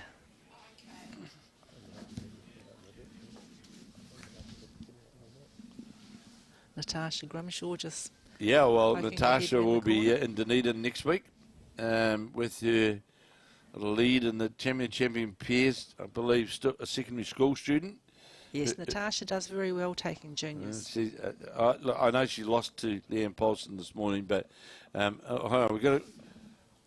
Okay, that's fine. So we've decided to stay. So we're going to stay the night. We're having obviously... This is the lady we can see on the watching on her phone. Well, I can tell you that they've decided to stay tonight in Hastings in the Hawke's Bay. So, it's the lady from Tyree. So Linda Ralph now, after scoring a 3, sits on 18. And lost the jack, but it hasn't mattered. So good opening bowl from Ralph going past the 2 metre mark. And this is the favoured length of Amy McIlroy. And yeah, sure, you're sitting on 18, but you just plug away shot by shot. And 2 very good draw exponents of the game. Amy taking a deep breath. She does that for sure. And I can see, and behind there, the mother of a pretty good combination, the mother of Angela and Mandy Boyd. Here's a good here's a bowl from McIlroy, a front toucher. Very good bowl, puts the pressure back on Linda straight away. Great opening bowl from the Stoke player. Linda's not phased. No, it's just it's another bowl. So Linda Ralph leading 18-13 after scoring a 3 on that last end. Amy McIlroy equal just draws right to the jack. How's your weight, Linda? How's the weight here for the attempt to try and get to the shot or second shot? Well, the really good thing about that is it just makes that hand now. And Amy McIlroy, you can see, knowing I've got the shot, I need to get more. I want to get more shots. That bowl, is my bowl going to just draw around that to the counting area, or do I have to change my hand? And just getting some instructions from the marker. Linda's bowler's lying flat, but I think we might see a change of hand here. It just, she's going to, yeah, I think so.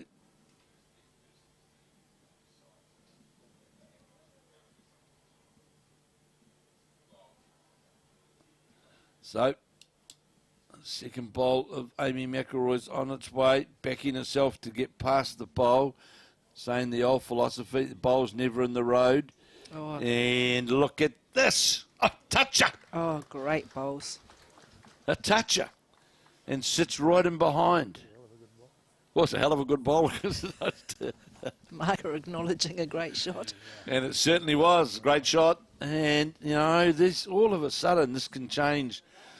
This can all change as well. So, Linda Ralph, what hand do I play? What do I do? I'm 2 down. We know she's more than capable. It doesn't matter how close they are. She's more than capable of drawing the shot on the backhand.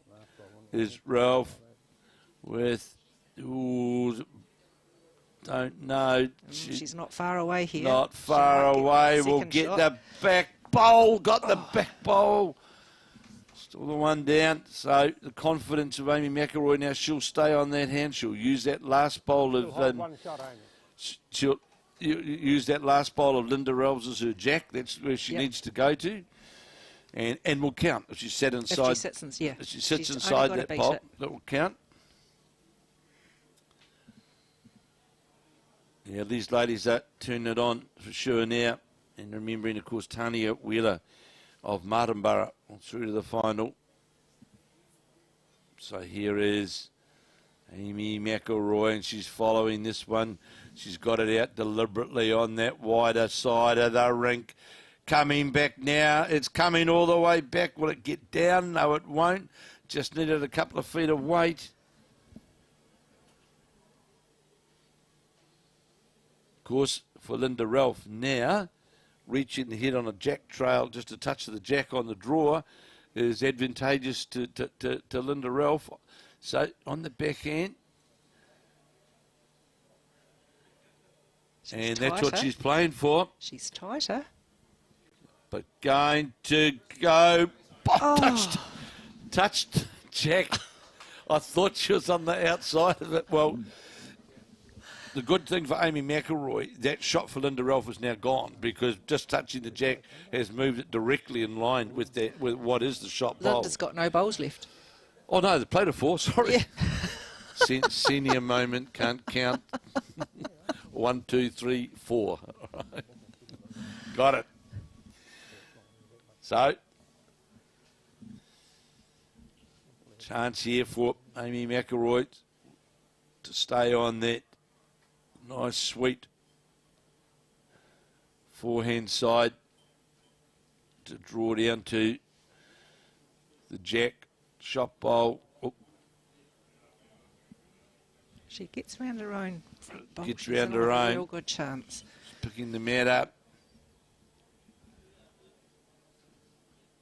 Still coming. Still coming. Still coming. Oh, very good, Amy.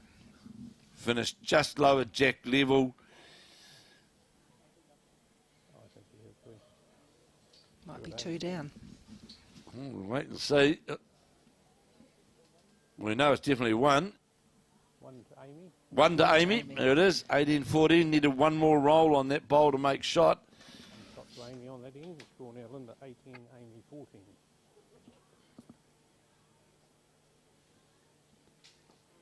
So we've certainly been treated to a very, very good semi-final. Both of these players certainly showing some pretty good drawing ability. Yes, it's been a great game, no matter what the result. It has been a great game. So Dean Elgar and David Clark match was still in progress, and it was only 1 the difference after Dean Elgar staged a great comeback and was trailing only 18-17 but a few moments ago. So we can't hear anything from out there at present, but it's a real tight one.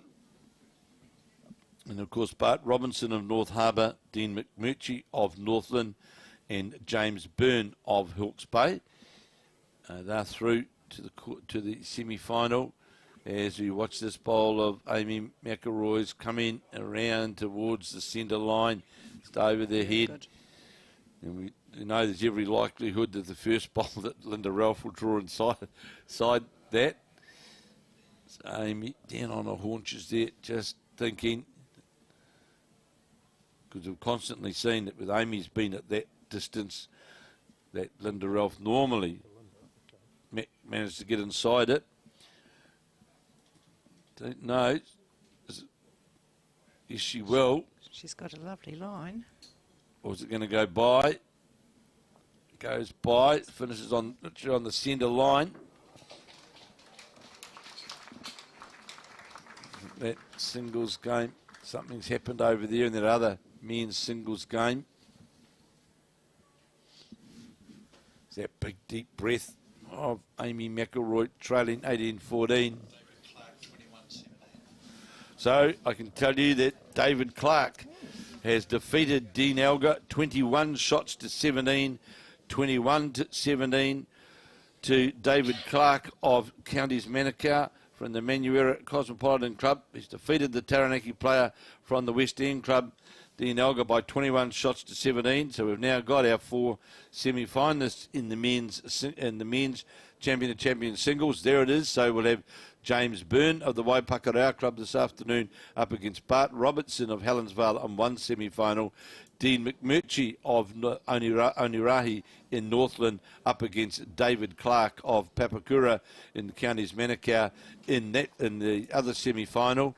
And of course in the women's final, I can tell you that Tanya Wheeler of the Martinborough Club has won her way through to the final. As we see, she'll play, of course, the winner of this McIlroy-Ralph game.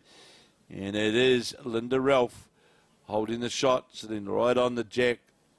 Amy McIlroy's had 2 shots that have gone through the head, and now she'll be disappointed now, because after playing so many good draw bowls on those last 3 or 4 ends, just to sort of slip away in this end here.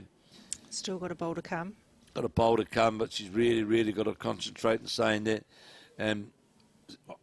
Second shot, and if I get the shot, great, because she's going to be possibly matched down here.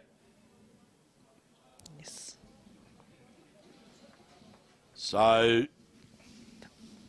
just looking at that angle, I think that's going to be difficult for Amy so to draw that off. So, they're just checking on that third. And she's last bowl. Coming to have a look. Only looks like 2. Well, she's got to, regardless, she's got to be either reducing or going for the jack in the ditch. We haven't seen her play a shot like that, though. No, but I just think if your backing percentages on the draw is, or if she thinks that she can draw down on the other hand and get to the jack. Yeah, there it is, 2.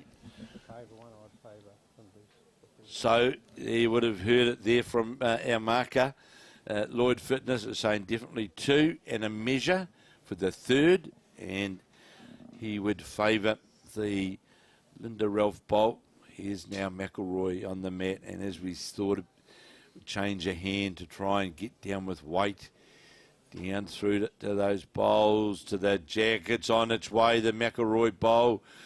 She's looking at it. No, it's wide of the head. That was, to me, that says I'm 3 down. That's mine. Yes, I think you're right. She had a good look at it. Linda Ralph coming up to have a look to see whether she's got 2 or 3. McIlroy had to play that shot. Well, she had to be reaching. She had to be reaching. I was surprised she played with that much weight, though, because I thought she'd try and reach through to the jack. She had the chance of shimmying off Linda's front bowl, yep, or using her own wing bowl. So I was just surprised she played with that weight. I thought she'd just play with a couple of yards through underneath her pink bowl down to reduce or get the jack. That's what she was probably trying to do, and just was a bit wide. But of course, Linda's really left it at a 1-bowl target with the weight that she actually played it at. So Linda Ralph, is she playing or does she hold game, or is she drawing now for game? Linda Ralph from the Carlton Cornwall Club here in Auckland. up against Amy McIlroy, leading by 18 to 14. Ooh, she gave that a bit of a grimace. She didn't like it. I'm Well, not sure why. I tend to like it a lot. No, it hasn't got the weight, has it? Got the weight. Hasn't got the weight. Now we'll see. Now we'll Definitely. see. We know there's two. And, you look, one bowl sitting flush just about on the centre line. Yeah, it's... I know the angle's awkward, but... Out come two. And I can assure you... And out comes the measure. Yeah, well, I know there wasn't going to be three given away. So I think it's around the bowl's measure, I think.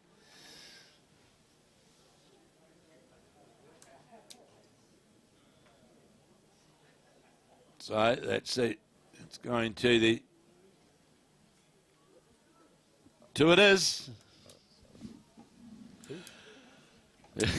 An end to play. 20 to 14. 2 red. 20-14, all but. So who's going to join Tanya Wheeler from Martinborough in the Wairarapa in the final of the New Zealand champion Somerset women's singles? Oh, I've just seen Leeane walk past with her bowls bag.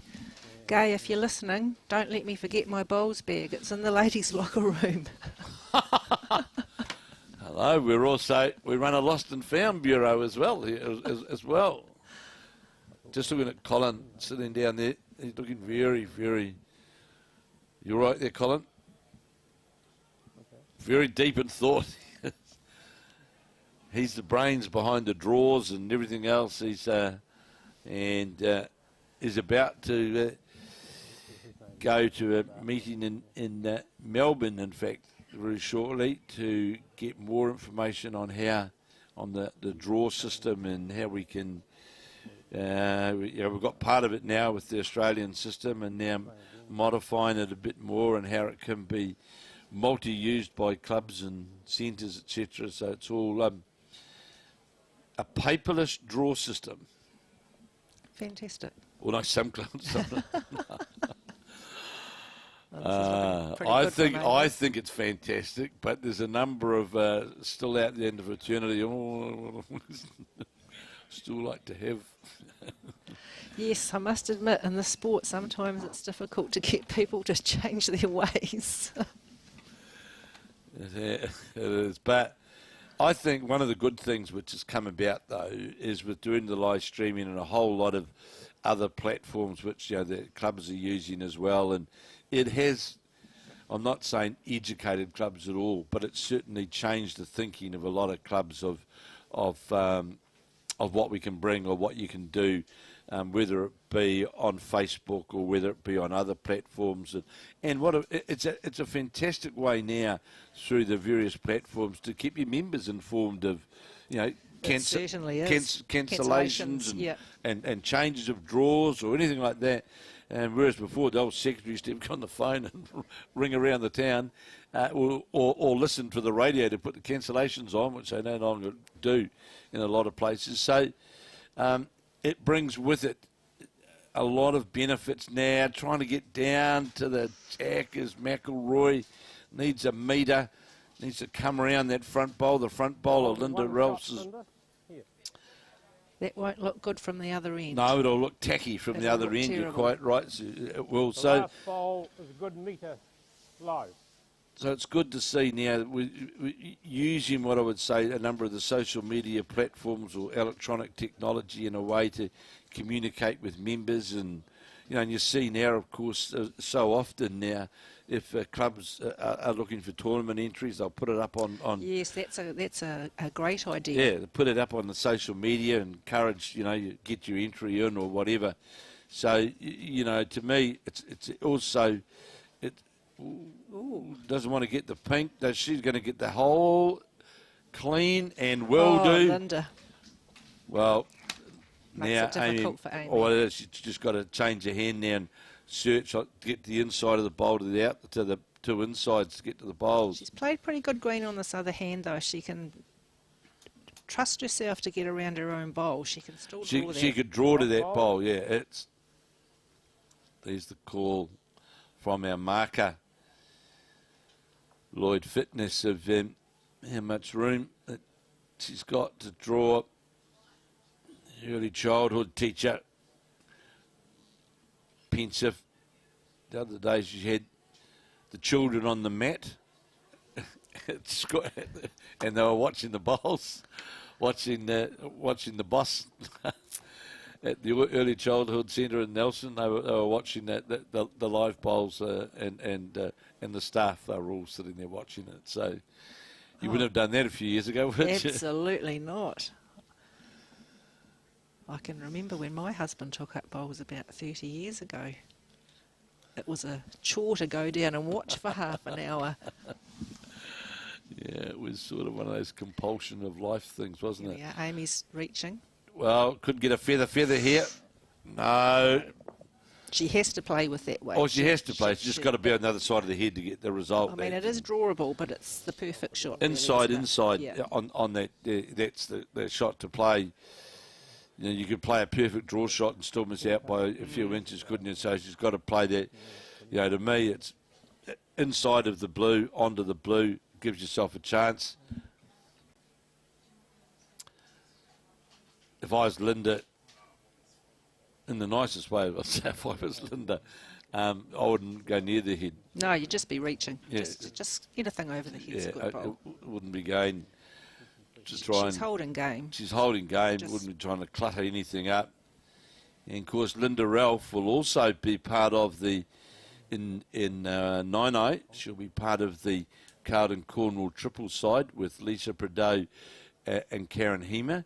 And then back here in Hastings, she'll be joined again by Lisa Prideaux and Karen Hema and Karen De Jong, and that's their fours team in the champion fours. Linda's had an outstanding She season. has, and next weekend, representing Auckland, it will be Lisa Prideaux and Karen Hema in the pairs. So they've had a fantastic year. The four of them from Carlton Cornwall. They've won all four Auckland champion events. So it's a great effort. Very good effort. Very strong club. And just, I think it was last week at the Auckland Bowls prize giving, Karen Hema won the award for the bowler of the year for, well, winning pairs, triples and fours. It's not bad, is it?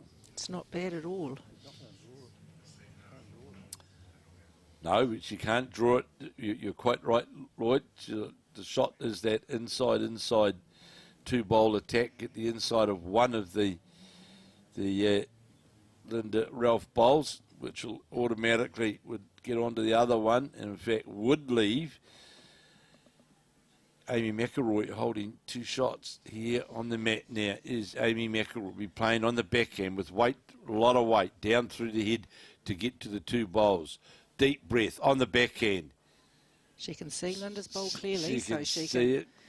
She might be wide. She doesn't like it. Doesn't like it. It's all over. There it is. What a great There's game. your other finalist. What a fantastic semi-final. And it is Linda Ralph of the Carlton Cornwall Club in Auckland who has won her way through to the final after defeating Amy McIlroy of the Stoke Club in Nelson. And may I say, the supporters from the Carlton Cornwall Club is a carload of ladies who have driven down for the weekend, including Linda's sister, to support her. Well, they've been duly rewarded. Here she is now through to the final. So well done to you ladies. Well done to Linda Ralph, and well done as well to Amy McIlroy, who's on the comeback, has really been playing a lot of bowls after having the two children, etc. Makes her way through to the final, and really first-class semi-final, wasn't it? That was a great game. Absolutely a great game.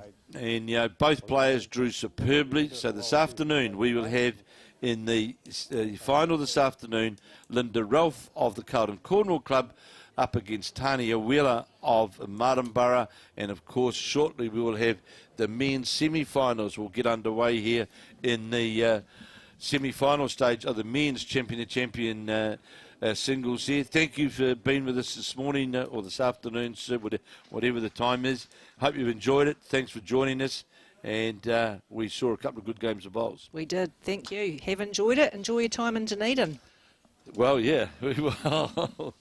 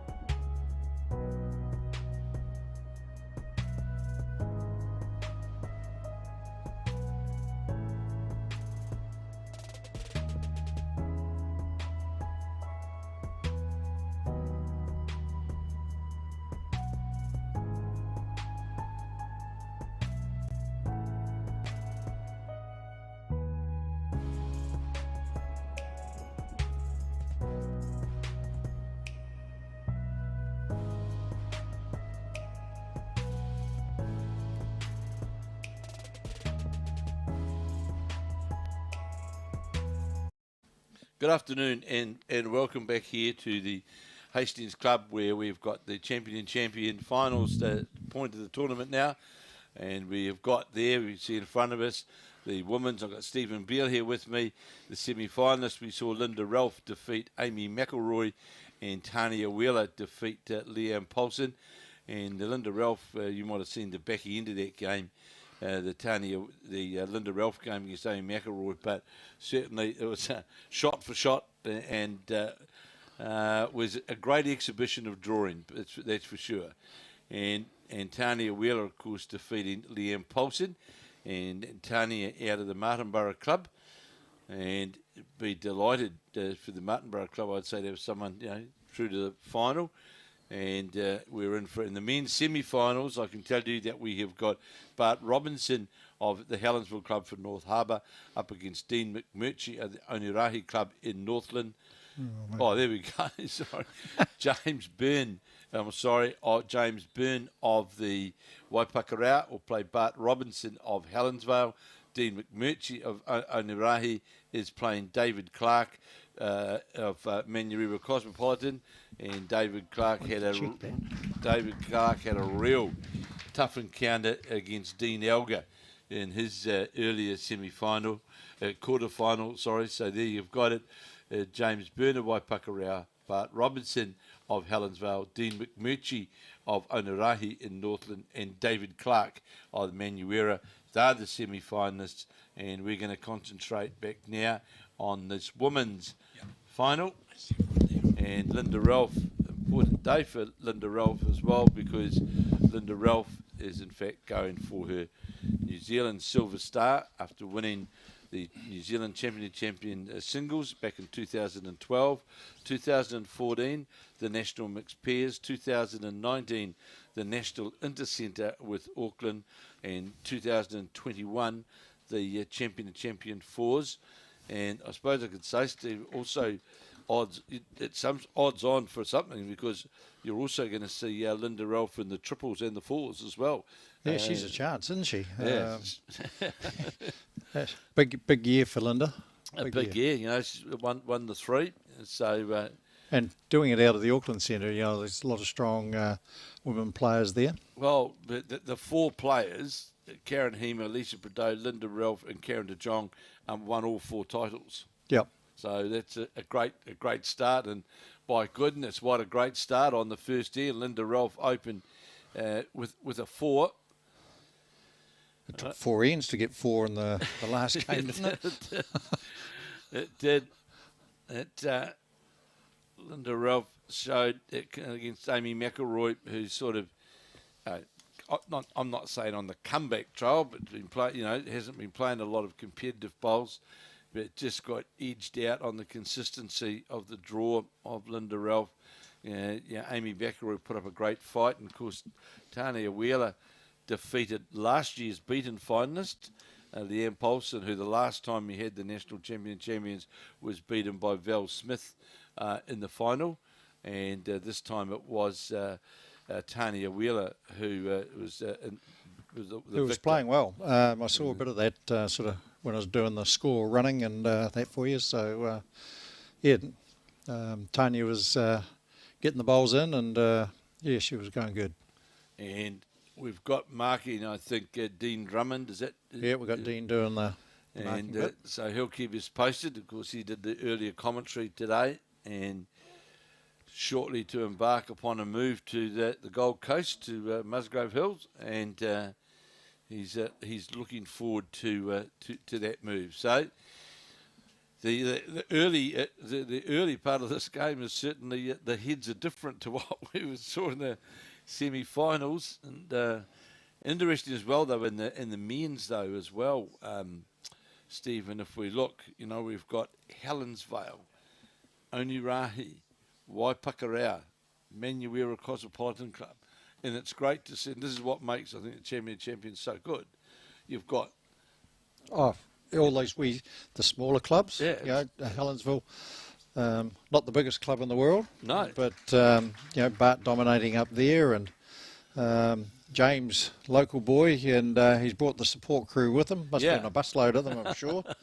And, Tanya from Martinborough, not exactly No. the biggest club in the world. She certainly had a lot of best wishes, I know, as we see.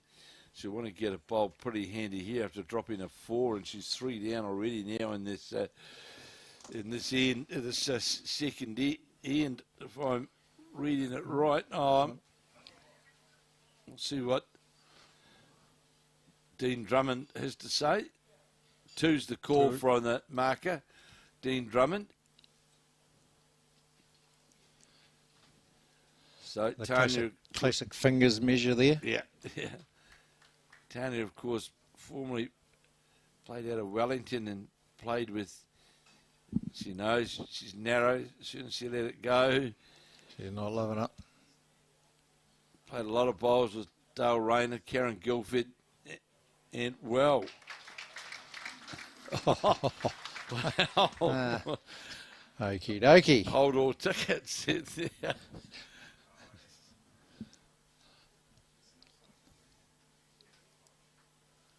Well, that could be. Unbelievable. Strange things bowls do. That's certainly, Goodness. that was certainly an example of that. Out comes the measure, where there was certainly no measure required. It was 3/4 of the way down the green. And going to the back bowl, side bowl. And All right. Looks like Linda likes her bowl. the for shot. back bowl is a bowl that. So out comes the other measure. That seems a very strange pocket. Yeah. My goodness, let's say So some you of can the hide late, some measures and funny places. well, yeah, I'm sure that lady bowlers of yesteryear would be looking. Didn't do Yeah, so that now, eh? wouldn't pass the skirt measuring No, test. it would not. It would not, indeed. Yep. 1 to Linda. Well, I would say, to be fair, Tanya would be quite happy that it was just the one, because it was looking tragically worse than that prior to. Yep. Sort of reminds me, when you first started bowls, you were told to watch the bowl to the end, That's and that was right. a classic one. It ain't over till it stops. Yeah, well, Linda straight out of the hand was sort of showed that God, this is not where it's supposed to be going, and lo and behold, it finished up in the measure. So Linda Ralph going for that 5th Silver Star title, and to me, I've always been impressed with Linda's drawing ability and unfazed drawing ability. She was worried, and I spoke to her before on a flight. And I said, don't worry about the flight tonight. And her sister said the same thing. Yes. Because there's a group of ladies who have come down from Carlton who have been supporting Linda. You sort of kind of think that if you're optimistic, you'd build in a flight that's after the event. The next day. Yes. Anticipating a celebratory night. Yeah, it's, so a bit loose there on the opening, so giving plenty of room for Tanya Wheeler in this final to make amends from her 2 earlier ends. And it's on a better line, but how's the weight? Is it going to get down? No, it won't.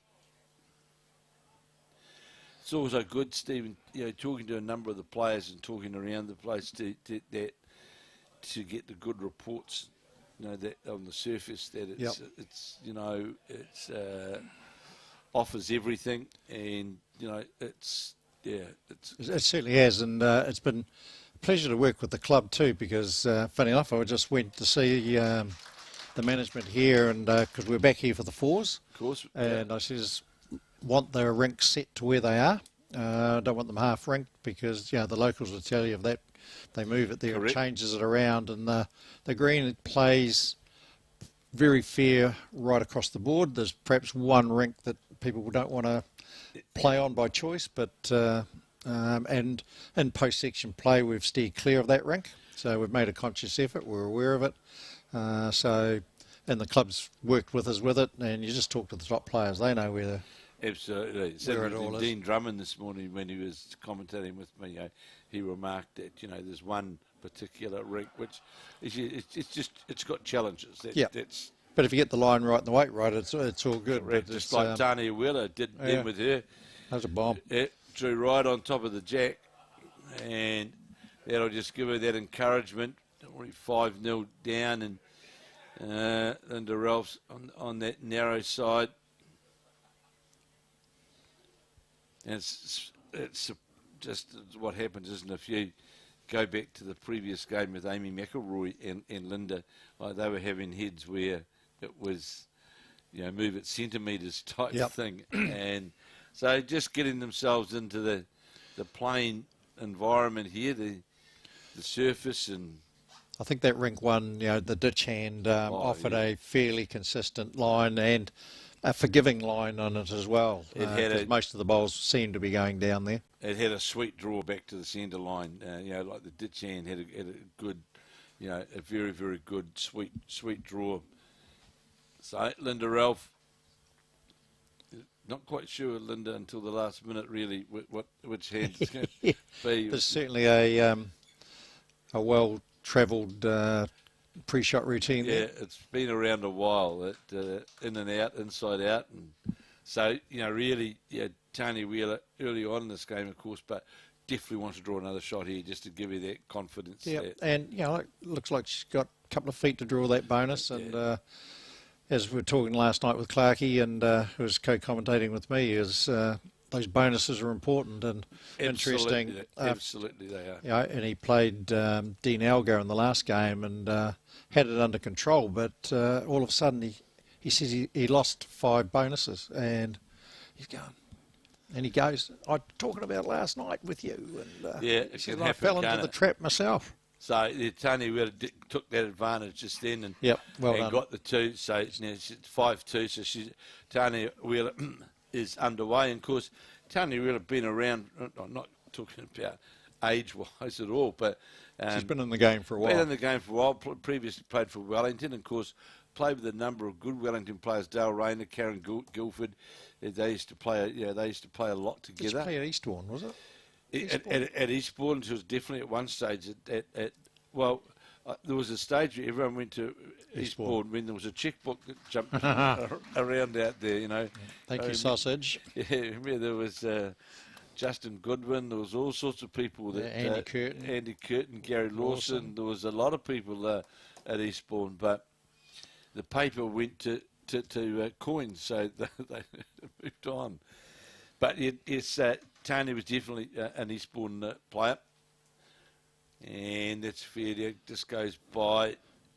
Now they'll be feeling out this rink, so they'll hope to try and get to the line, because there's wee bit ducksy and drakesy with the line at the moment, and certainly the surface is, if you find your line, the weight will come. Absolutely.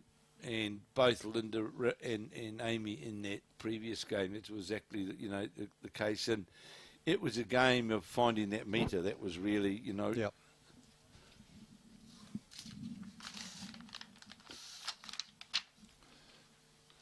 Right. So Linda Ralph drawing down towards the jacks, finishing jack low, but good opening bolt. Tanya now going to her backhand.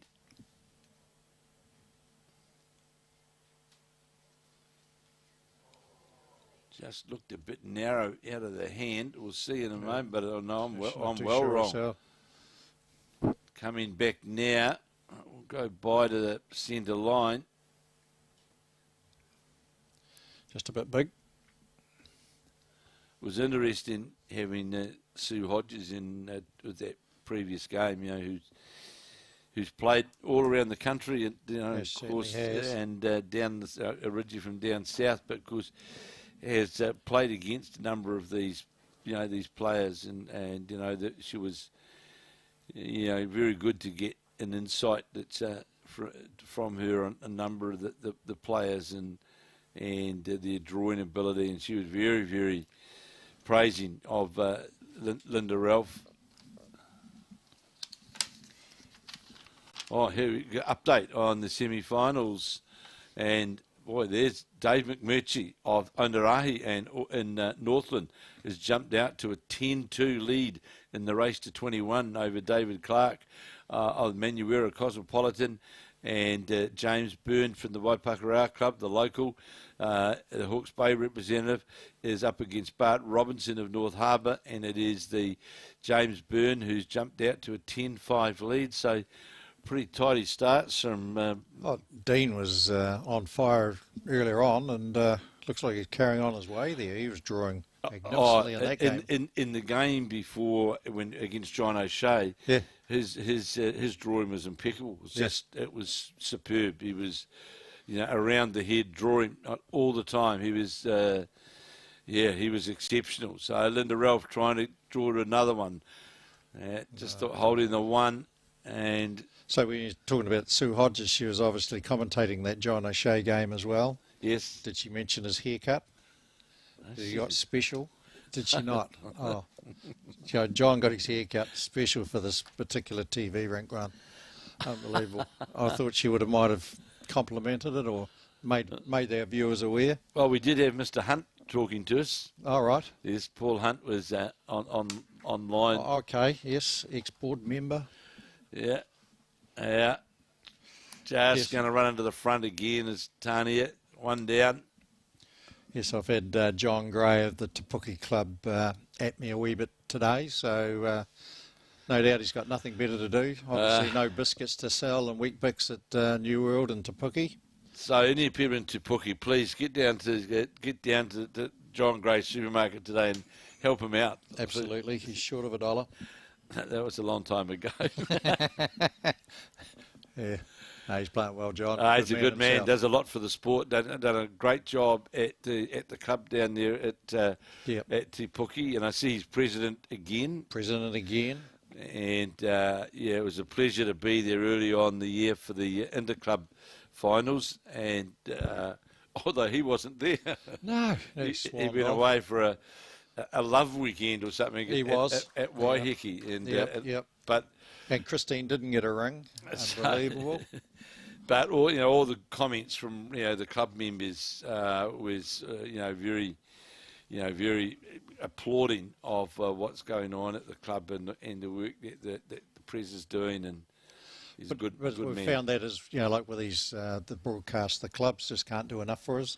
And as Crash put it, like we didn't have to ask for a lot of the stuff. The clubs are anticipating what we're looking for and doing a great job. Like here, with the mark, arranging the markers. Absolutely, they've been fantastic. Catering, umpires. It's been really good, and actually looking forward to coming back here for the fours.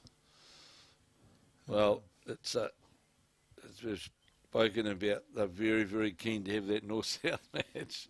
Oh yes, and funny enough, I'm sort of tied up with that a bit at the moment. Mark Cameron's put that on my plate, and at the moment we're just putting together the bones of what it'll be and what it won't be, and working on the conditions of play, and we're looking to be just a little bit more innovative and something just a little bit different. Yeah, which is good to hear. It'll make it a great weekend. Well, we're looking for a spectacle of bowls and to showcase the game, the diversity within the game. So we'll be making some decisions around that. So just watch this space. There's going to be some news releases fairly soon as to the non-playing captains from both north and south. And we've just got to get the contract signed, so to speak, before we announce who's going to be doing that and who's not. But it's going to be a real celebration of bowls. Well, and we're also going to have the Bowls New Zealand Awards dinner down there at that same weekend, which is always a good event. And my good friend John Macbeth will be emceeing that event, I believe. Yes. If he's got out of his COVID cabin. There's another one that got hit. John Macbeth and I are very fortunate. Both born, same day, same year, everything. Unbelievable. Nigel Yalden, myself, and And John Macbeth, I've got to be fair to Nigel Yard, and he's a few years after. I was going to say the Blues Brothers sort of stuff going on here. Yeah, he's a few years after us. But it's Tanya Wheeler now, holding shot, lower the jack, and there's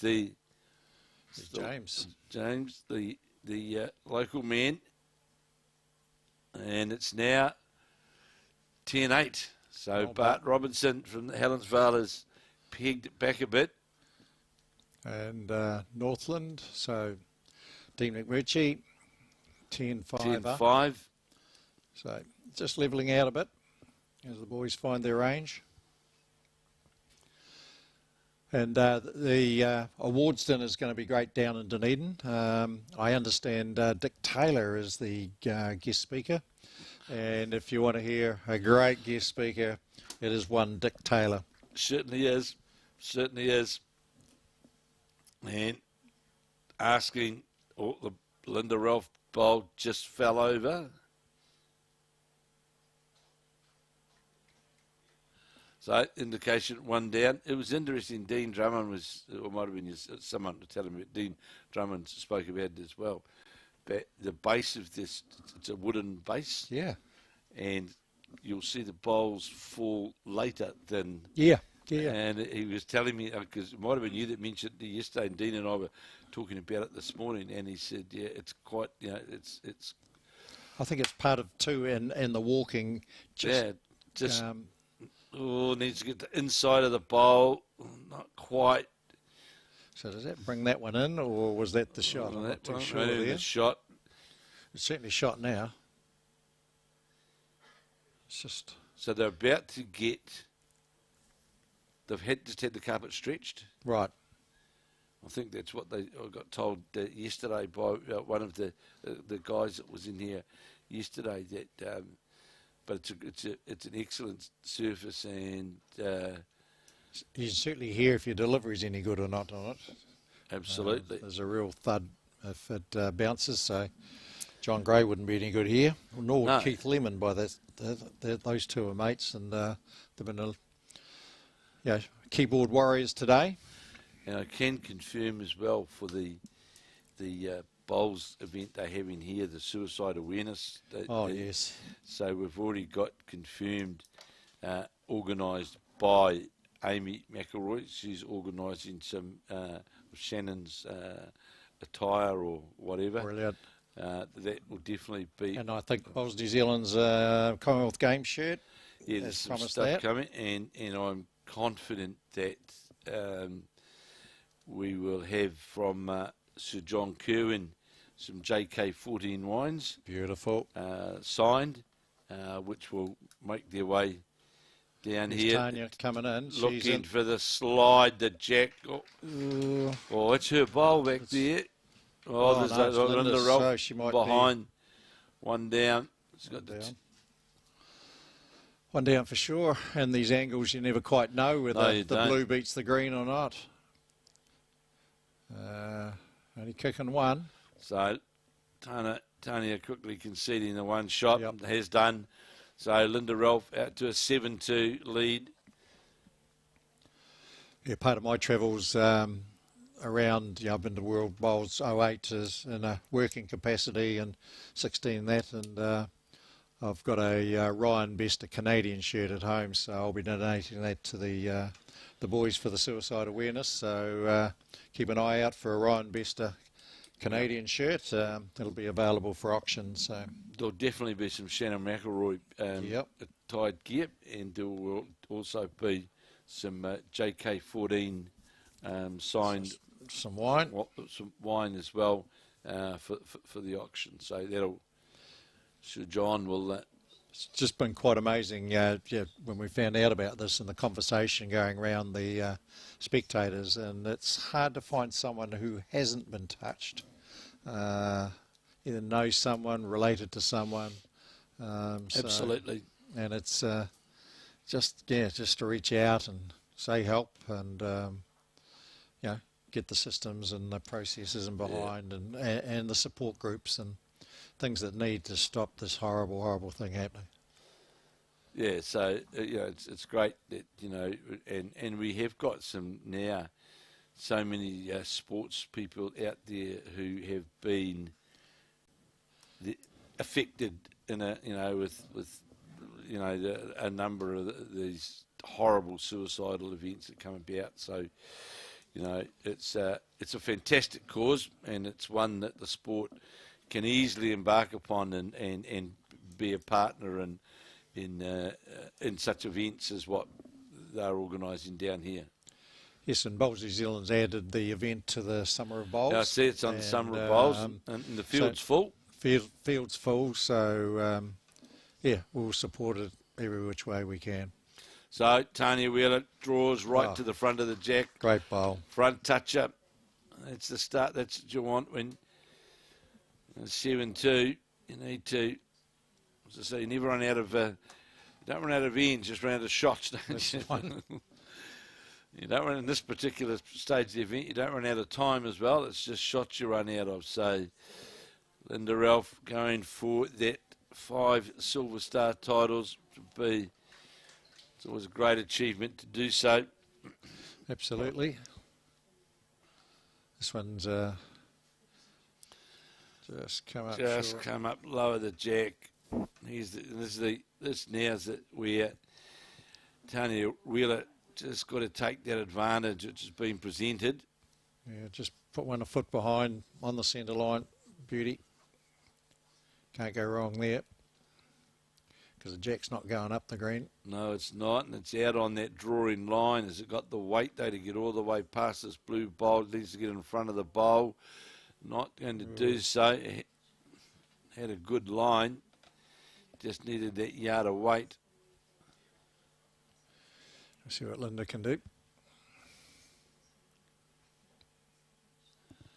And the club here, you rightly said just a moment ago, Steve, but, they're there doing the scoreboards. They've been marking, they're outstanding job, that's and they've just gone about their work quietly. No one's just, they've... Well, we've been getting here 4 or 7, and there's half a dozen workers here doing all the things and bits and pieces, and they've been fantastic. So, Tanya, we've got the chance here to draw another. Just needs to get past that short bunch. If she gets past that, then she's a chance to hang on to at least 2 and more. Simply because that great wall of China's building there. She's not going to, though. She's... Unless she gets on the back of her bowl and... Got to roll, get one roll out. Well... not in that angle, but you never know. Well, it's really just a matter of finding the draw because, there is a good draw there. It's just the old danger of trying to steer the bowl under the line. It's, you pay the price for it, and let the bowl do the work. And of course, once again, a big thank you to Tamara, Colin, Emma, who do an absolutely, outstanding job. People don't, like yesterday is a case in point. That was a daylight till dark, very dark. Yeah, it certainly was. Certainly was. So it was. And we had Martin go down on us. One less. One less, and thank goodness my good lady's here, and Pauline, and she took over some roles, and we got through. Doubled down on some things, and you put in a marathon effort on the commentary. So it was a 9.5 hour day. So that's fine. Enjoy it.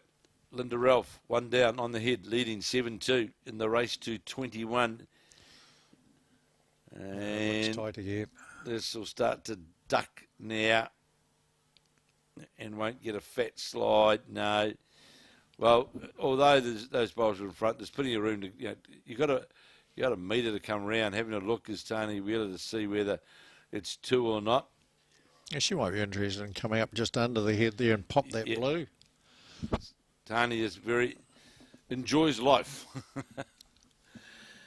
Been around the bowl scene, for many, many years, and always enjoys her events and enjoys she enjoys being in Hawke's Bay. A few vineyards here. A lot of vineyards. See if she goes for the draw, or perhaps draws under for that bowl. So, it's on its way. Yep. No, she's trying the dead It's draw. on that wider side. Well, if she gets past the front, which she's And not she's, going to do. Just left a bit in the hand there. Left a bit. Definitely the one. They were checking whether it's two or not. We'll see in but a moment. That bowl in the middle of that group of three, whether that counts or not. We'll just let Linda Ralph have a look. Definitely the one shot too. Yeah, it's just with the green bowl lying on its belly. Just maybe. Well, it's sitting making it a sitting chance. up. Tanya Tanya's has got the interested enough to tape. measure.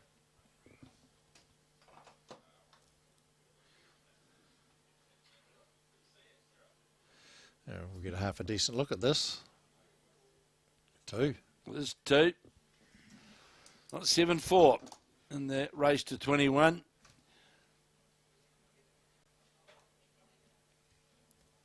And Linda Ralph of Carlton, Cornwall, in pursuit of her 5th Silver Star title.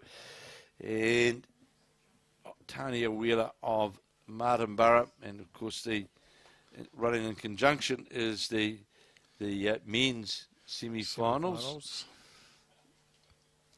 They jumped out quite a score line fairly quickly. Yeah, there's some swapping some numbers. some big jumps early on, wasn't there? Yeah, it certainly is.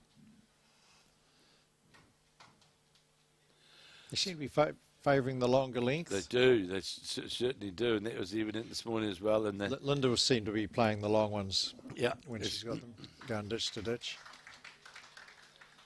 So I don't know whether Tanya still does it. The lawn mowing contractor. Okay. That was yeah. She had a lawn mowing franchise in Wellington. 96A Rusty Drive could do with some help. I'm away for a month with this. Yeah, well, it is. It's a yeah, it is a month, isn't it? Trying to convince Pauline she needs to learn how to use the lawnmower. Yeah, it is. It is a month. So Tanya Wheeler coming up very short with her first bowl, and now, and it's, you know, as we've spoken about, Stephen, right throughout this event, especially in singles, that first bowl effectiveness, just the difference that it makes moving forward in the head, doesn't it? You know, it just makes things that much different. Yeah, get something close, get the pressure on, and grab those bonus bowls if you've got an open chance. You go a long way. Yeah, well, Tony really needs to improve by, you know, a couple of metres, and I don't think she has again. That's down that very tight line, you know, and again, that was really good, you know, this morning, you know, talking with Sue Hodges of how players get sort of lured into, and we watched very much so. We were watching Dean McMurchy, who the whole game just, there he is leading now 13-6 over David Clark and 11-10. 11-10, Bart's come out of the blocks and he might have broke up at the start, but he's back in his work, and is Linda around this? Yeah, just slipping around it. Look at that. Right on cue. Right on cue. 13-16, McMurchy of Onerahi leading David Clark of Manurewa, and James Byrne of Papakura leading Bart Robertson of North Harbour, 11-10 in the race to 21. And you can see some frustration here with... Yeah, she's giving herself the double teapot there. So, yeah, but you know, sometimes you bring these things on yourself, Steve, don't you? You know that, and really, what she's saying as well there, I haven't really got confidence in that backhand. No. And there's still room on that backhand draw there, past the Linda Ralph bowl. There's still room, and never part of it too is, you know, like some players just jack hunt. You know, you don't have to be on the jack to be holding shot. And, you know, here's 3 and there's nothing within a foot, 2 feet. From really Tanya Wheeler's point of view, my view, why the other hand is also good, because you know that you beat the 2 beat the two to the outside, and you've either got shot, or second shot. Yeah. And so electing to change your hand to play to a new, and She's not. Doesn't appear happy, but we've seen one of those before. Well, yeah. Well, I think she might be slightly out of kilter there because she want it back. She want that back. Oh. All but a front toucher. We're drawing just lower the jack. And on Linda Ralph, interesting to see now whether she'll try and play with weight down under there to. Oh, she's got to. Play to the jack, the bowl, with weight down through there. Up to ditch weight through that.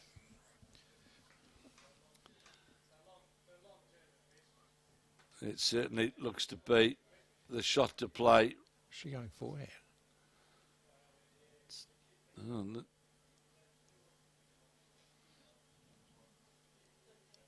That's that. Said, yeah, not quite sure. Back to front scoop. Yeah, no, she's high. And could get going to lucky. get a Tanya. Well, one in, one out. One in, one out. I think still the bowl to the side. The bowl of Tanya Wheeler's picking still shot. It was a big bowl from Tanya. Well, yeah, because that was 3 down. That was going to was looking at a big number, big 10-4 jump. there with the bowl in the hand. Very good bowl. So having a look, but definitely the shot for sure. 7-5. Now it's 7-5. And it's also good to, I hear that bowls Hawke's Bay, so they gave all the representative attire to the markers for the weekend. Yeah. So they're all attired accordingly. Yeah, no, it's great. Which is fantastic, isn't it? That. What's the old story, like my grandma always told me, if you're not the part, at least look it. Yeah, that's true. But, and they've been both looking the part and doing the part, so they've been outstanding for us. 7-5. In the game of singles, if you've got a good marker with a good eye, it adds to the... oh, absolutely. And I think... don't have to walk up. Trust them. I heard a comment this morning of a player, that lost. But I just quietly reminded them, you can't blame the marker over one end of what you didn't do. No. No, certainly can't. So, Tanya, she'll be happier now with her first bowl. She's got that first bowl trailing Linda Ralph 7-5. She's got closer, but there, Linda Ralph. This is fairly handy. Well, the good thing is, Steve, that what I like about Linda Ralph is that that high percentage of her bowls are effective because they're always coming back to the centre line. It just gives you more effective bowls on the head, doesn't it, and more opportunity to build your head. And she's pretty steady at finding the line, absolutely. Sticking to the line. And I was just looking there at Tanya's delivery. Not that I'm trying to be the genius of deliveries, but the way her delivery is slightly inside, it tends to sort of, the margin of error changes dramatically. Yep. Well, the trick is to do the same thing time and time and have that delivery locked in. It's one of the things, watching Amy McIlroy, nothing changed. Nothing changes, no. As Sonny Corduroy said, yes, I dump my bowl, but I dump it the same every time. And he was pretty good at it. He was a legend from Canterbury, wasn't he? He certainly was. He said someone had to go at Sonny about his dumping the bowl, and he said, no, I dump it the same every time. And how right he was. Yes, no, maybe. And also as a Canterbury selector for a number of years, wasn't he, in that era of those strong Canterbury sides. Sonny was the selector. Yep. So on the backhand is Tanya. This looks a better line. Just down to her weight now. Just the weight needs to sit on her own bowl. Well, set in and out more than likely. Running down to the head. That triangle of 3. All right. The double check here. One down. So Pauline, she's on photography duties. Is that? She has been. She's been going around. We've been making sure that we've got at least one photo of each of the players, arguably two as an action shot. She got some of the crowd, and she's been enjoying it. It's good.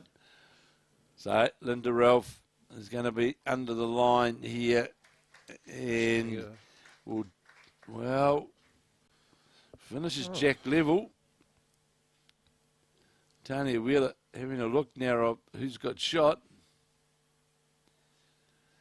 So obviously the Trust House Foundation are sponsors, supporters of Bowls Wairarapa, obviously. I think it's a Martinborough shirt, is it? Oh, it is too. It is Martinborough shirt, yeah. So they've got the support of one of the trusts. Yep. And Dean Drummond's not giving much away to Tanya, asking Dean. Well, it's an old trick that. Just test their eye. Absolutely. That's the marker. Yep. It's always good to have an opportunity. Ask the marker, what's what, and if you get a good call, then you go, right, okay, good eye. Well, changing a hand is. Tanya. Yeah. So, on the forehand, trailing 7-5 in the race to 21. Probably looking to. Trying to get to her own bowl. Going to get to the. That's certainly the shot. You would think so on that angle. Not a bad hit, Kevin. No, she cleverly really played away from the danger then if she was to get the jack, because Linda Ralph's got a couple of bowls on the other side, so she's now got two bowls in and around the head, which, as we know in singles, is pretty important. 7-5 to Linda Ralph. And Tanya Wheeler holding the shot. Now, this is on the best line that what we've seen. She's got weight, going to get to her own bowl. And, well, that fell sort of inwards, but definitely still the jack level bowl. Mate, that's 8 bowls that are a big tea towel. They are. That's brilliant. High standard. That end.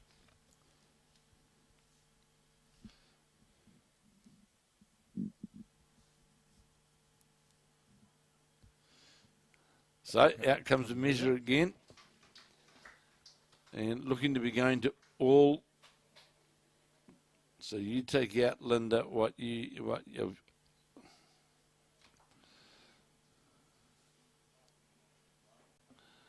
So does that mean that one's already been conceded? I don't think so. I think this is for shot.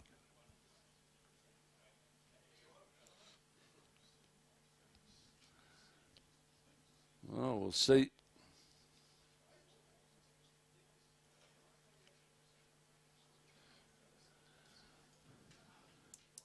So from that, it looks as though it is 1 to, we'll see what Dean says, 1 to Tanya Wheeler. Did he put any lollipops up? All right. No.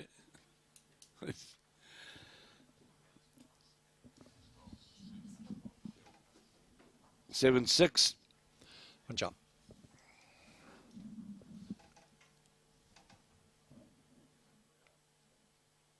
Is Dean mic'd up? Yes, but it doesn't seem to be working. Okay.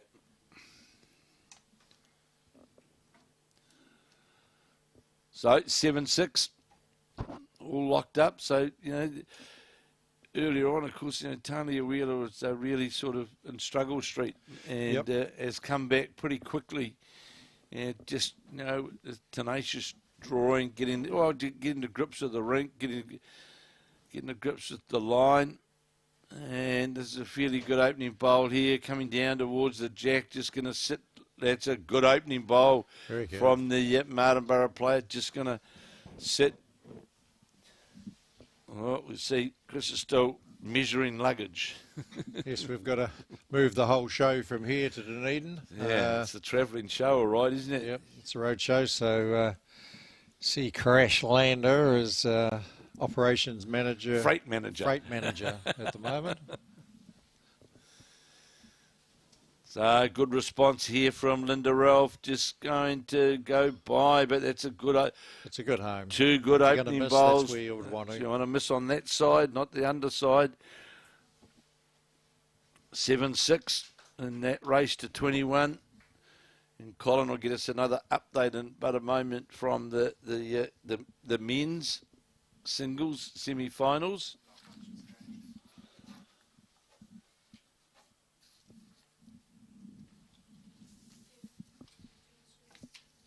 Oh, so here we go. Here we go. 11 all now, the Bart Robertson match. 11 all. It's between Bart Robertson and James Byrne. It's 11 apiece, and it's tightening up in the Dean McMurchy Bart Robertson match, where it's Dean 13-9 up. 13-9 over Bart. And Tanya, we're short with the second bowl.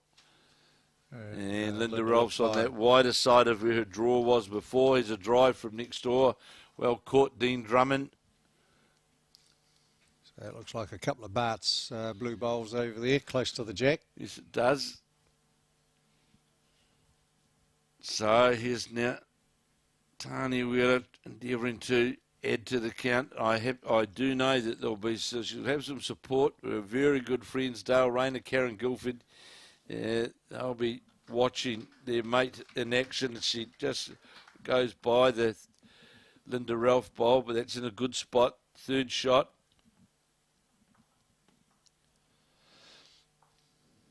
I'm sure Gary and Roseanne Muriwai will be looking in very as well. Much so. And, very much so. The Wairarapa contingent that of course, Roseanne, she also plays out of Nine Eye, is that right?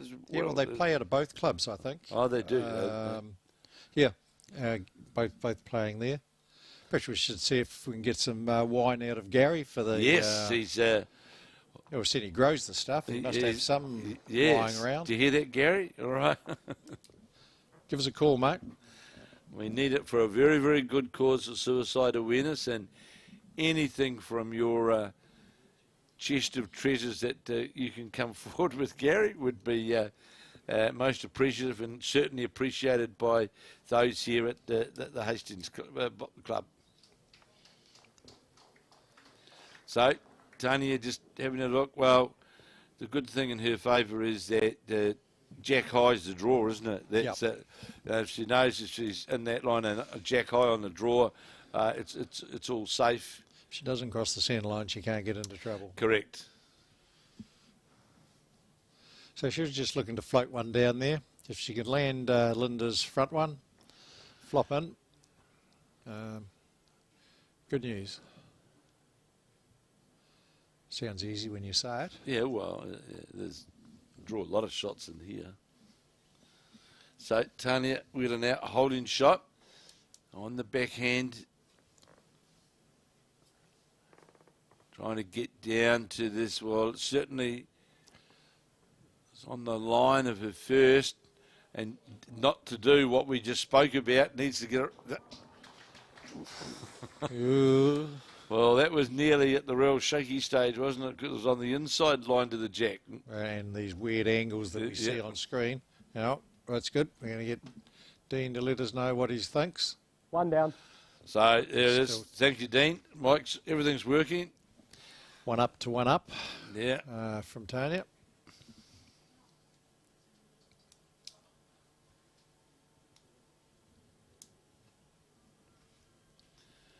So Linda Ralph contemplating what shot to play. But you'll see, I'm sure, well, I thought she's going to the forehand draw. She's gone to the forehand. Trying to get down to, the jack had been moved, and just going to go by, not having, well, had excessive weight to Well, you know. she wanted to be up, and there's the first bowl down that side for her. It going was. that way, so you always have a wee guess. All square. It's all square now, 7 apiece in the race to 21. So Tanya Wheeler is sort of Tanya, the score got is it. now 7-all. Oh, well done, Dean. Who, well, he's flying out directly after the champion triples in Nino. Okay. So he'll be down in Dunedin next week, the marker, with Murray Glassy as leading for him, and then he'll be at Nino as well for the champion triples, and then he's flying out directly to. Well, and now an experienced commentator, so yeah, he's great. We'll be able to use him down there. So, Well, he was all nervy, but he was great. He enjoyed it. And it's good to have different people in the booth with Absolutely. us to offer a view and a perspective. Good start. Yeah, gets a good start from. Great start from Tanya Wheeler, just sitting alongside the jack. She's looking at the men's. Yeah, I quite like it. Yeah, like she's not concerned. She's not riding Linda's bowls at all. You know, she's just focused on what she's got to do. Yeah, she's obviously having a look now to just see what have I got to play? Because you get a few riders in the game that watch every bowl and squiggle and worm around. The only one you can worry about it is you can only control your bowl. Absolutely. So Tanya's definitely on a wider line here, which is not all bad. It's got some weight on it, but over the head, it's fine down towards the ditch. And again, that's all fine. That bowl just imperative to get that bowl over the head. So important. Here's Linda Ralph on the back. Well, that certainly looks out on a wider line. And how far is that coming back on the dead draw? This is really good. Not going to quite. Just a couple of rolls. Yeah. Just a smidgen height and a bit left in the hand, but. And of course, the important thing is that you just got to make sure that you don't put yourself in a situation where you're going to try and. I know they're short bowls, but you don't want to be steering yourself under those lines because you'll just finish up with ineffective bowls there. Well, if you start worrying about them, they become an issue. Absolutely, they do. I'm a great believer that if I paid you to hit that bowl up, you couldn't do it. Now, it's a good thing now is that it's short of the head, but it protects numbers and it's got the shot and more than likely. It looks like second shot. It does look like second shot. Didn't have to be on the jack. No, absolutely you don't.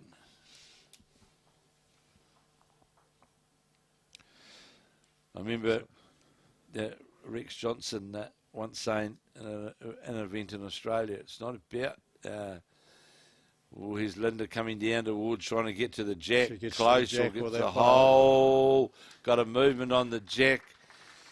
I mean, Rex Johnson said to me, we were talking one afternoon, and he said, it's not about getting to the jack, it's beating the other bowl. Yep. It's not about the jack at all. That's just an indication of where you got to be.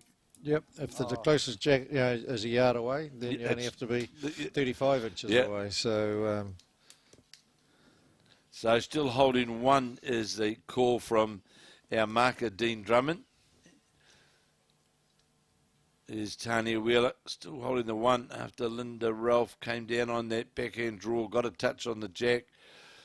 And Wheeler now coming down again through that port, might sit on her own bowl, turn it over. Well, that's not all bad, actually. Yeah, brilliant. See, the front bowl, Linda Ralph will be asking the question, no doubt.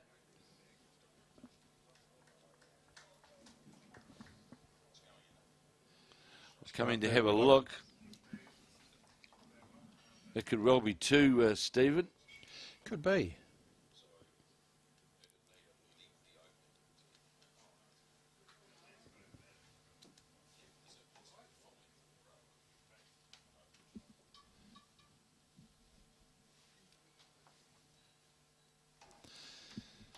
Yeah, well,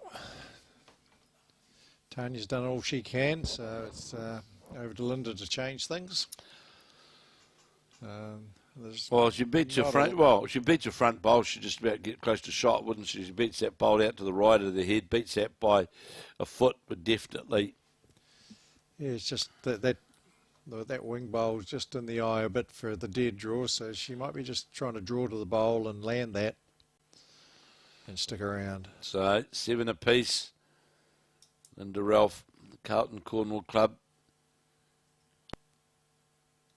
Her mother, of course, played for South Africa. Correct. So trying to get to that bowl, as Stephen said, trying to turn the bowl through into the head. Going pretty quick, though. So they'll have a look. We're going to see a change of leader. It is. Whether it's 1 or 2. We'll hear from Dean shortly. Just the one it was. 8-7 now to Tanya Wheeler from the Martinborough club at the Wairarapa Centre. And early days, of course, very early days. But when did Wairarapa last win a national title? Absolutely. Of silver, gold. Didn't they? No. Didn't they bronze in the Intercentre? Yes, they did. Yes, they did in Wellington. A couple of years ago. In Wellington, and the men. Okay, so over to the men's, 14 all. That went from 13 all to 14 all. And Northland Dean, 14-9 over Davy Clark. Yeah, well, that's going to be a real. Well, both games are real battles. Obviously they are, but. After watching Dean McMurchy this morning, his drawing was poor. John O'Shea really had no answer for the, and John O'Shea wasn't playing that bad, to be fair, but the consistency that Dean McMurchy brought it was outstanding. Yeah, I was talking to John after that, and he was saying he was going good, and then. The screws got turned a bit, and then he said for a couple of ends there he thought he was just from on another planet. He had no idea where it was. Yeah, well, and McMurchy moved the jack around on a couple of times on the trail, and it just made life pretty challenging for him. But he was outstanding. He played really, really well. I think Johnny was sort of saying he dropped an ugly 4. Yes, he did. Where he was tossing up whether to drive or draw or run or what. He thought he would have.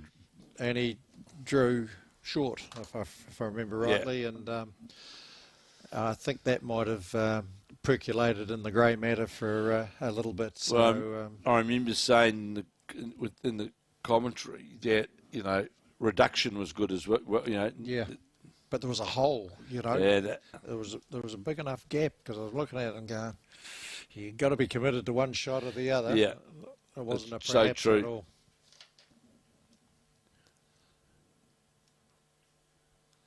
Looks like Dave Stevenson up to the top right of the picture there. Yes, it with is. His lovely wife.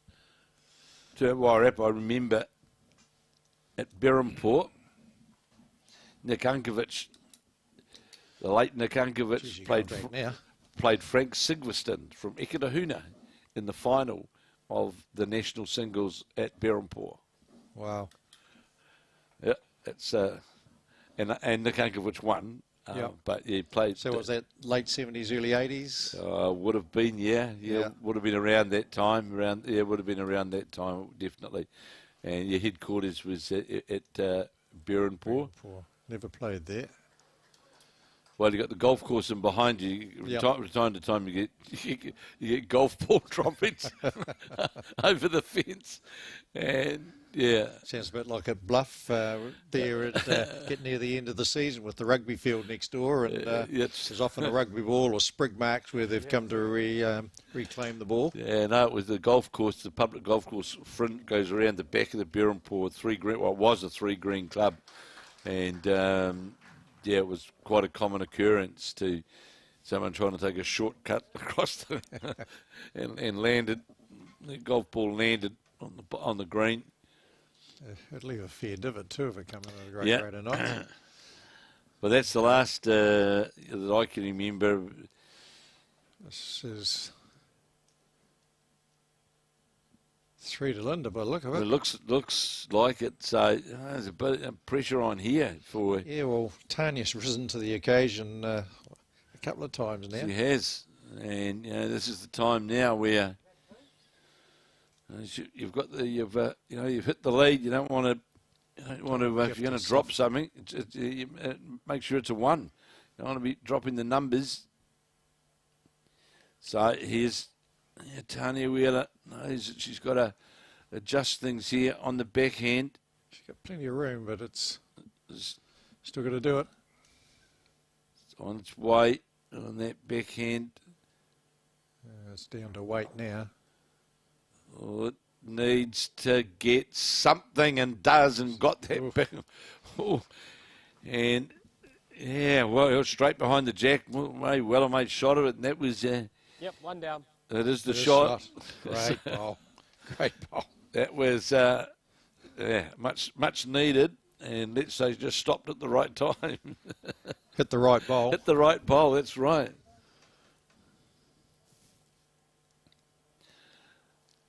So, Linda Ralph, as our marker, Dean Drummond, said, 1 down.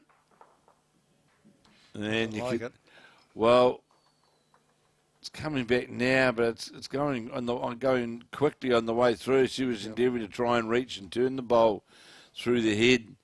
So it'll be 9-7 now, the lead to Tanya Wheeler, and it'll be interesting looking at the scorecard, because I reckon we must have had now, I would say, the last 4 ends. There we go.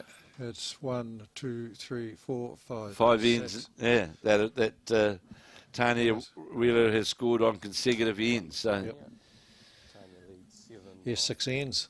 yeah, so just that quick turnaround can happen, and Lucky Linda had a few in the bank to it's protect correct. And obviously the Bart Robertson match must have been a kill, I would presume. it. Yeah, I saw a blue bowl, so I'm thinking it was James that was playing with weight. There it is. David Clark sneaking a little bit closer, 14-11. 14-11, and it is 18-14 now to Bart Robinson. He's got his draw line back. Well, again, By the sound, look at again, I can see a 4, a 3, a 1. He dropped one over here, but he scored 8 shots and 4 ends. Yep. They make a big difference. Especially the race to 21. Yeah. So Tanya Wheeler losing the jack. Of course, Bart Robertson plays a lot on the carpet, PBA. He plays a bit of PBA, He plays yes. PBA up north. And he's got a fairly handy start by the look of what was just on the left Yeah. of our screen there. Yeah. But he's always been a steady draw bowler. Oh, very just much so. throws Very them much around so. and not too much phases Bart. No, no. Oh, great. Good opening bowl here from Tanya. The front toucher. Yes, there was the trio of that Helensville with Gary Brecken, David Eads, and Bart. They were sort of the troubadours of. Yep. They used to get around to a lot of tournaments around the place. I think Bart's been fairly loyal to Helensville. Oh, he absolutely has. Whereas, what a great bowl here from Linda Ralph. Oh. No, Bart has been, and The still. others have been a bit cavalier with their choice or number of clubs. They, Holding 1. yes, they could. Yeah, could use try. both hands. Was it more clubs than Tiger Woods carried? Yeah, it's certainly been around as well. But Bowl and is nearly halfway through Bart's the jack. very active at Helensville, Yeah. Helensville as well. He's he's very active in the club, and the club now is a very active club. They have a lot, in the Helensville community, their business house. They have a lot This of. side of the jack is probably the middle of your bowl. Yeah, that's a good call from the marker, isn't it? That is good. That's Yeah, very precise. If anything goes amiss, you can't blame the marker here because he's given it very precise, saying that Tanya Wheeler is still holding the shot. and leading 9-7 over Linda Ralph in the final of the Somerset National Champion Women's Singles. Tanya plays out of the Martinborough Club in the Wairarapa, and of course Linda Ralph out of the Carlton Cornwall Club in Auckland. Another two to Bart by the look of it. And see the blue bowls there. Holding anyway. Yes, you're right, it is. It was wasn't the best bowl from Tanya, that last one, because the jack ain't coming back up the green. No, she just needed something over anywhere. Absolutely. And, Linda Ralph will she endeavoured to done the same thing now. And cause what and all they've done is blocked. They're tightening up that target and Tanya's taking the discretionary route. And taking the high road and to get down the back. You see Bart Robertson there chasing his bowl. Looks to be on the wider side. He is encouraging it, but it's not. Yes, it's whilst we talk about going to the head before the third bowl, but I think they're both entitled to have a look at this. Just the way it's absolutely, set up, absolutely, and, they are. No one would have any problem with that. I just heard then from James Byrne asking whether it was 2 or 3 in that game there. So he flicked the front. So he was asking whether he was 3 down.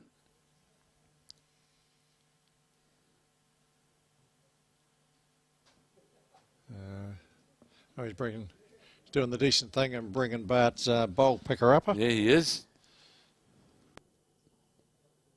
So must have been only 2. It must be another end.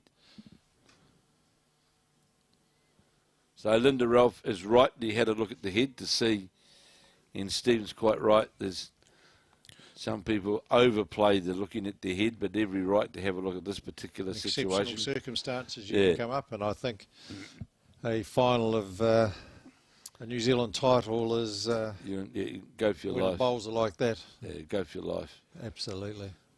So 9-7 to Tanya Wheeler. Linda Ralph endeavouring to get down to. Oh, this is a pretty sterling effort here. Fraction here. Wow. How's that? How's that for a bowl? Wow. Boy, I'd love to see a replay of that. Wow. And to get it just round the front. That was outstanding. So 16-11, Dean McMurchy over David Clark. It's Dean McMurchy of Onerahi in Northland. David Clark of the Manurewa Cosmopolitan Club out of Counties Manukau.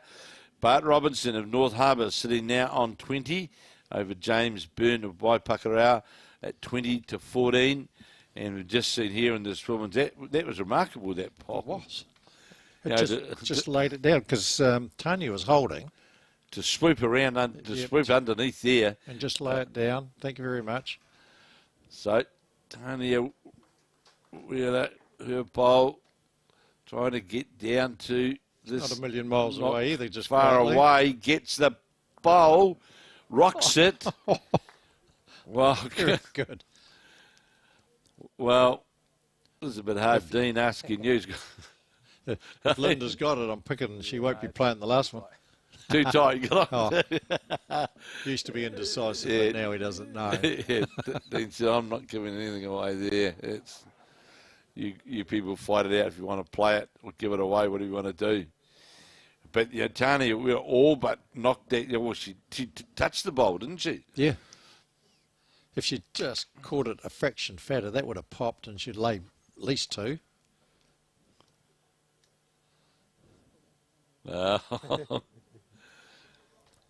And got to watch walking around the head. Yeah, because it could fall out that bowl. Absolutely, the blue bowl of Linda Ralph is it's not on the fall in. It's definitely on the fall out, isn't it? Yes.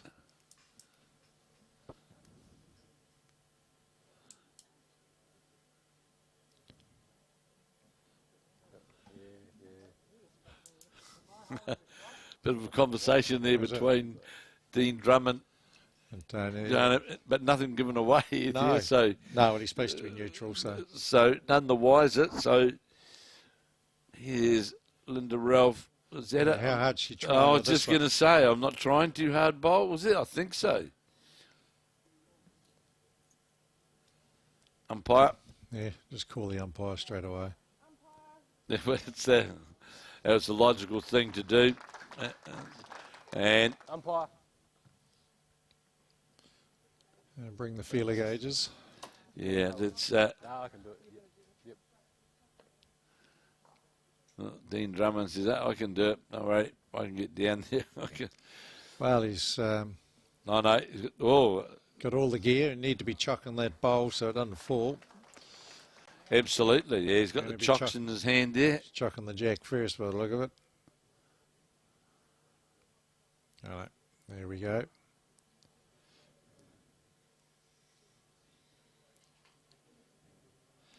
Actually, something I recommend for all bowlers to have a set of chucks in their bag for situations just like that, because you're measuring, you just get the faintest of touch and it falls out. Well, absolutely, and there's one bowl there where that could quite easily happen, and there you put the little around the jack as well, so that can't fall out. That's in locked into a little hole. So you noticed in the Australian Open and in the Trans-Tasman that, well, here we go. Oh, he's doing that, it's looking like... The laser type measure that... Yeah. It's Green. held onto it. Yes. Wow. Yeah, it seemed to take a while to set up. Yes, it does. I was watching a couple of occasions and... Tanya leads 10-7. Bart Robertson, legend. 21-14, Bart Robertson, our first finalist has been found. Bart Robertson, the Helensville club in North Harbour, has defeated James Byrne of Papakura by 21 shots to 14. That's the Hawke's Bay man, defeated by Bart Robertson, 21-14. And he'll play the winner now of the Dean McMurchy and David Clark match. And we're just getting an update on that. And that's 17-11 to Dean over Dave. So Dean's on get out time. Yes. So Helensville, last New Zealand title finalist would have been probably Ivan Kostinich, would it? Pat Robinson and Pat Robinson and Ivan Kostinich would be. Yes. I think it. Yeah, I think it would have been. I'm thinking as well. There was the father and the Robertson father and son. Yeah, didn't they do something? They I'm sure they. Where's Grant? Thelma might have done something. Where's as well. Grant Hassel? Oh, yes. Bring us Hassel. Send us a message, Grant. Helensville. Grant. Send us a message. Yeah. I'm sure you got it at your fingertips. Helensville and Martinborough. Yes. Just in case. Yeah. We're not trying to tempt fate or anything. So 10-7 now, Tanya Wheeler in this final over Linda Ralph. Yeah, I watched those measures that we're talking about, and it seemed to seem a pretty cumbersome. Yeah. Because it's got to be precisely set up and balanced, and any sort of angle, like on that board, the fascia thing that they put against the bowl. Yeah. Well, it's interesting. Talking to Krista Lee, we were talking about it in general in Australia, and there's a lot of the players over there in the Gold Coast region who certainly aren't convinced about it. They still think that the more conventional, measuring devices are. Well, it's interesting with the work I do with Bowls New Zealand with the facilities management and the building of artificial greens. And mate man Mark Perham, we laser level the green to, it's within 1 or 2 mil. And so we get it all tested, retested again by New Zealand Sports Turf Institute. Slightly, yes, yep. And Mark would say, like if you just, the lasers, hooking around, and if you don't get the measuring stick absolutely perfect, anything on a slight angle can change it by 1 or 2 mil. Yeah. So surely the same sort of thing. Absolutely. On that, if it's any sort of slight angle, something just under there, and you just wonder on those real tight ones. Well, you know as well, Stephen, that trying to get to not quite get to the Linda Ralph bowl, but you know the amount of years you've played is that bowls can finish up on funny angles, can't they? Absolutely. And sometimes you can see a bowl that's sitting up, standing down, whatever. That just so it's not always straightforward, is it? And you can get that. And Mark Perrin is a guy who would know about levels and. Mate, he's got top of the range gear, and as you said, because he showed me, there's a wee level bubble in it, and if it ain't perfectly in the square or in the circle, then there's 1 or 2 mil to be found. Yeah, so it's I still put I suppose. Well, I don't know. Are they really saying with that sort of I would call technological measure that they're taking a bit of the faith away, perhaps, in the umpire getting that. Well, I don't know, Randy. Don't know. That could be. Might have. Yeah, I think we just got to be careful that we don't try and over technologise some of these. No. I'm not talking about tradition, but technology's not always the winner. High. Yeah, but it's High. I think people would go to it more if it wasn't as cumbersome. But how do you get it accurate if it's not? Yeah, I thought I was quite. Yeah, I was miffed with it, to be fair. Yeah. Well, I remember they first brought it out with the Ballas right. World Bowls, and that final where he played Willie Wood, and came down to world title or not, and they hauled out the then what's that 20 plus years ago laser measure, and I think Pete was very grateful of the competence of the guy. Wasn't quite there to facilitate the whole thing, so they had to go back to the traditional measure, and which of course the rest is history. The rest Pete is history. Ballas, world champion. Absolutely. Yeah, there's our umpires do a great job, and but any assistance that can be given to them with instruments, devices is great, but you don't want to over cumbersome or over technologise it. Here's So just to treat Dusty Reader there, he's challenged me. So that's an easy word, though. Oh yeah. Is this a stupendous bowl there for you, Dusty? No, I'm sure it's not. No, it's gone by into the Goodness gracious me. Obviously, he's been drinking with Steve Smith, and Smithy will be on his backhand. Chardonnay. Yeah, that was an easy one, Tree. Yeah. I'm surprised you actually spelled it possibly right there, Dusty. Yeah, Dusty, you can do that's a pretty easy word to use. Well, they're coming down to one of our events as well, Dusty and Smithy. So we look forward. It would have to be two extra guys to carry those two to victory. So we're looking forward to it, mate, and we'll catch up round the traps, eh? Steve, he didn't mean that, Steve. Yes, he did. So, Linda Ralph now trailing 10-7 in this race to 21 in this final.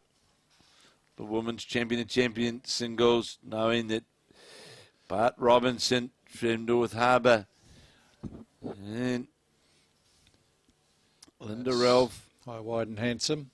It's interesting, though, Stephen, that they've failed on that side. Yeah, it's just, everything's failed. It's and Linda Ralph in the game against Amy McIlroy early on was finding the lines all the time. She was consistent finding the lines, and 10-8.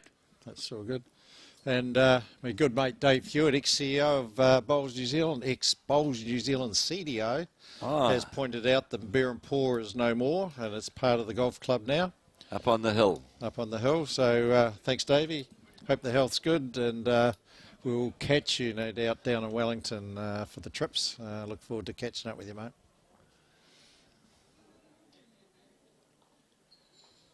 So that used to be a 3 green club at Berrenport. Yeah,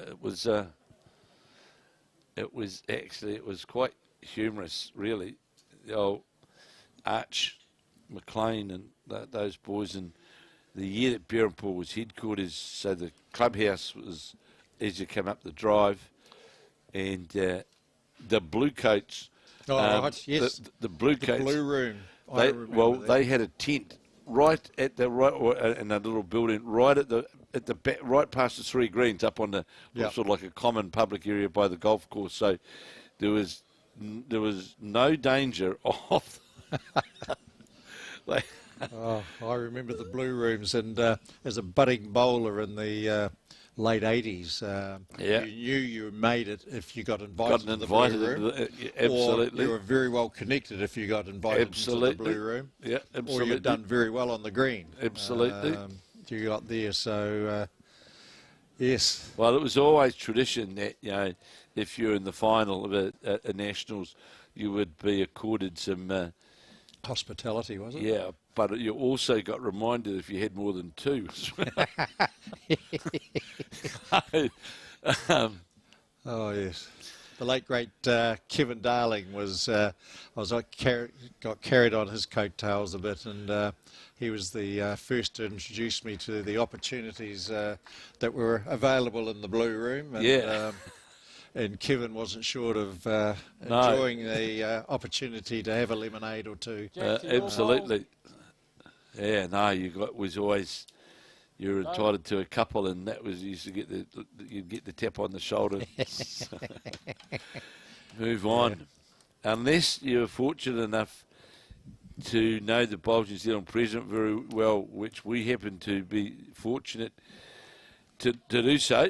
And funny enough, in that side was Kerry Clark, and we played in the National Fours down in Matamata, Murray Davis, Kerry Clark, myself, and Neil Arnold, and we got beaten by Sid Giddy actually, who went on to win it. And the president at the time of the local club down there was a chap called the late Donny Holmes. And so he had control of the room, and they used the old fishing club that used to be at the old at the Rewa Club. Yep. And and of course Kerry Clark as well. So we were fortunate that we spent a few pleasant hours in the dungeon, as it was to him. Yes, I remember at Tyree one time and got invited, and I managed to fluke my way through to a reasonable sort of performance in the singles to the last 8, and where Peter Bellis cleaned me up. But another good bowl, even under Ralph pressure now. They used the card club with the next door, so the code sign was, do you want a game of euchre?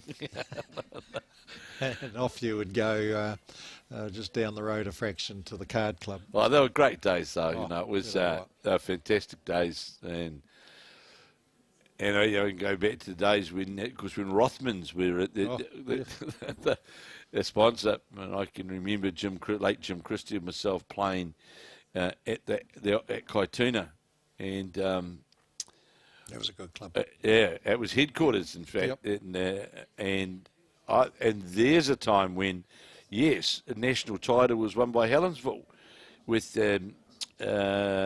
Charlie. Here we go. We've got a fairly decent bowl coming in. Split to the jack. Going to move change it.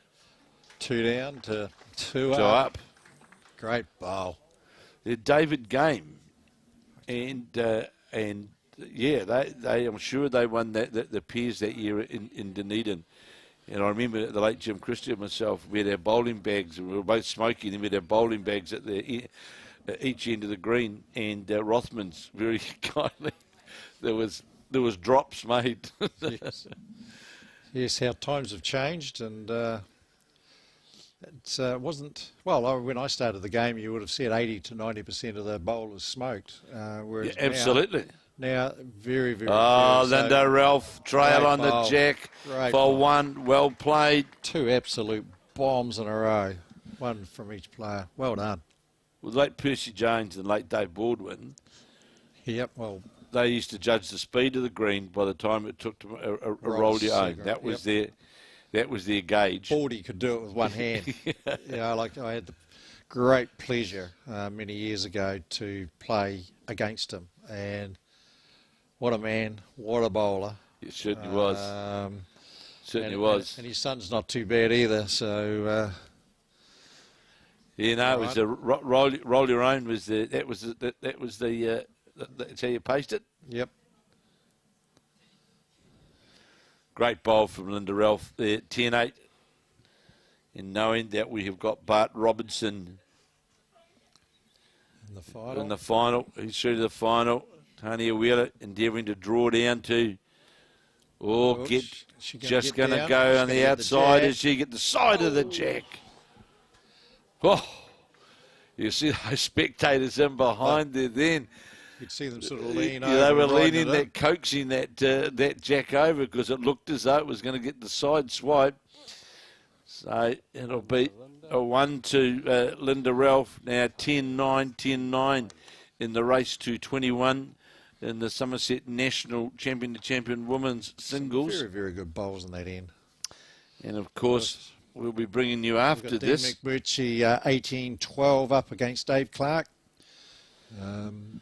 So still some life left in Davey yet, so I'm sure he'll be digging deep, having a yarn to himself.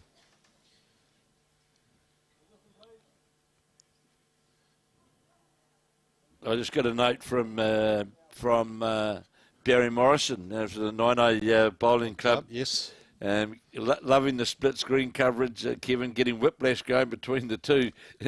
They were the standard, two with the high standard played on both greens. So we'll be seeing Barry in a couple of weeks at 9A. Yep, he's doing a sterling job down there. He's a good man, and as you said yesterday, of course, father of. Son of. Correct. Legend. From Southland.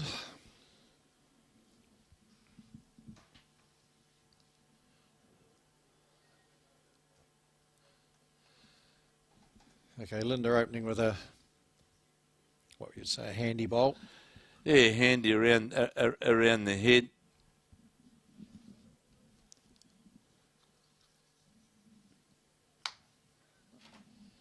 So, Tanya Wheeler now leading 10-9. In this race to 21. Certainly on a different line to the Linda Ralph bowl. Might finish jack level. Just goes by, but it's handy enough. It'd be the shot. And just got a text from Steve Smith. He's obviously watching and listening. And unfortunately for us, he's planning. But goodness knows what that is. Look forward to seeing you, Smithy. All right, Linda Ralph from the Carlton Cornwall Club on the back end.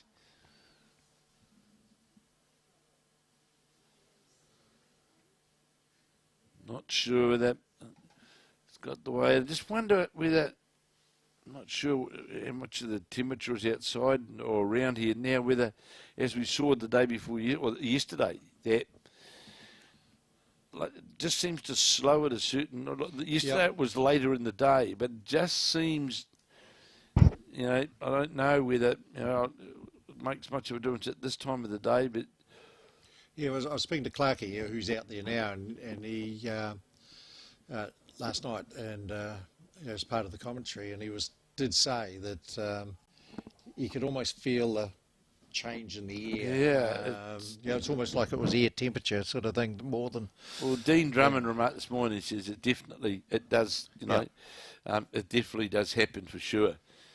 But the same sort of thing happens outdoors. Oh, with absolutely. The nap of the green changing with the sun and the bits and pieces. So it's a game of adjustments, and those who adjust best. Well, it's interesting. Linda Ralph's changed. For some reason, Linda Ralph, she's sort of like lost her way. Yep, and she's not drawing a shot down that end. So no. Why would you play it? Because you can still play the other hand, beat the blue, or the what colour would you call those? There, it's green. Green, right? Green. beat the green around. You got, no, I reckon she's got 2. I thought it was those 2 shots. So, you know, these are those sorts of loose heads where you can get yourself into all sorts of, you know. You had nothing to land on, really. All sorts of Gaps trouble. all over the place. And really put pressure on yourself. Tanya Wheeler, skip off the mat.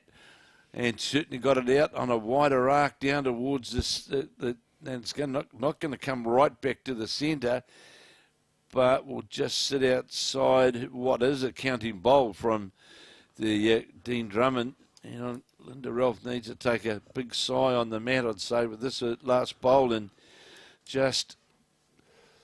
Tony's got out of trouble when a couple of times, so can Linda do the same? Well, there's plenty of room, isn't there? And you know, we've seen them drawing well. We've seen the body language. Tends to indicate. Well, that's gone out real wide again. It's gone further wide. Yeah. This is It's a trap for, well, you would say young players, but, you know, like it's find the kind side. Just because it's open, it doesn't make it the right side to play. You know, so we know where the kind side is. Yeah, it's not that side. It's not that side. Going down that way, so... and it really, to be fair, Linda Ralph wasted 2 bowls trying to find a way down there. Yeah. But you know, like she only had to beat that one. It's sort of sitting at 5 o'clock-ish. Absolutely. You know, beat it by half a bowl by the look of it, was, and it's shot. And well, she could be looking at a big number here. well, I think Dean indicated it was 2. Or did she ask which of my 2? I'm not sure.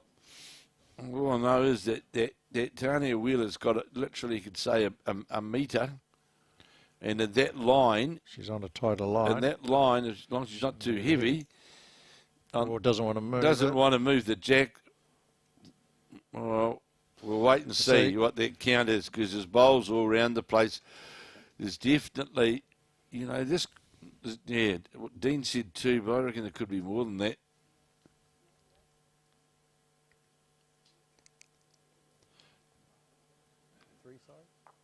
Three. 3 it was, 13-9. 13-9 in the race to 21. 4 shots to Tanya. It was 4. 4. Just got the call then. 14-9. 14-9. 4. Wow. Now, there's a 4 you'd never put, would you? That's, yeah, like sometimes that's where you pick up a 4, nothing close. Nothing close, and you know, I've just got to beat that bowl, which is a metre or a couple of metres away. 18-14. 18-14 it is. Clarkie's sort of biting back a bit. He's fighting 17-11, I think, last time we passed. So Dean McMurchy, the Onerahi club, is leading David Clark of the Manurewa Cosmopolitan club, 18-14 in the race to 21. Tanya Wheeler of the Martinborough club in the Wairarapa, leading 14 shots to 9 over Linda Ralph in the race to 21. Plays her first bowl, just going to go past the jack. Had a good line, just went by a metre.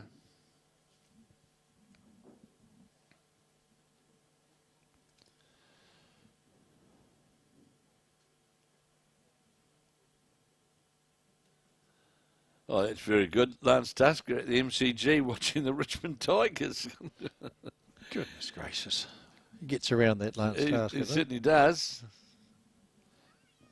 Must be what? Yeah, can't be a great game if he's listening to us and watching that as well. So, Helensville Bowling Club watching everything online. Delighted that Bart Robertson has made his way through to the final. Tanya Wheeler now 1 down. Good opening bowl from our Linda Ralph. Needs to start fighting back.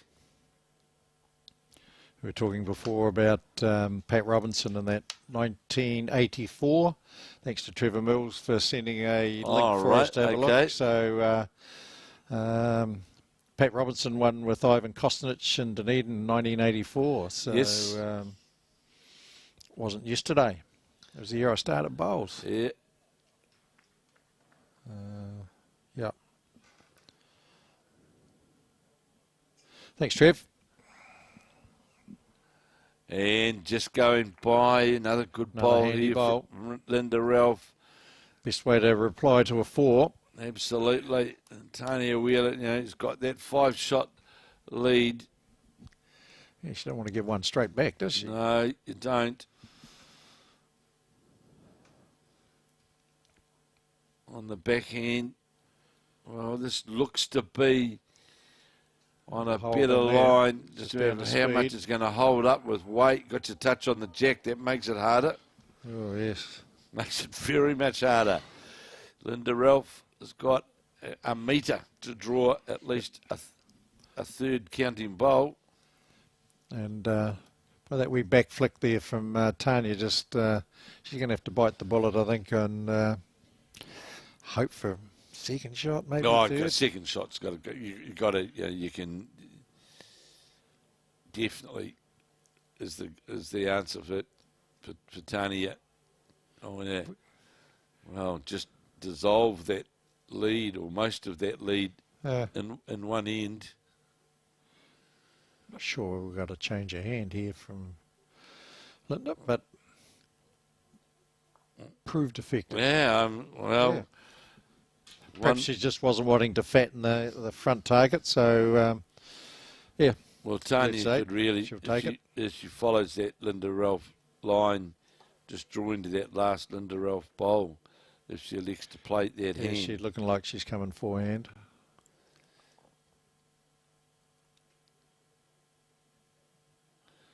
And if she gets to that last Linda Ralph bowl, Well, she's playing with weight. She's so looking. gonna- She's jack looking.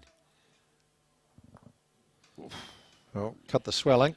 Yeah, but it she's did. still two down with an acre of room for Linda to grab the bonus. It was played, what I would say, adventurously. Yeah, I think she was going to be happy with the jack or a reduction. It's like Linda Ralph here with a lot of room, as Stephen said, to make three of it. Definitely got two. Come past that short bowl and head down towards the spot, which he's going to do. Duly do. There it is, and that's three shots.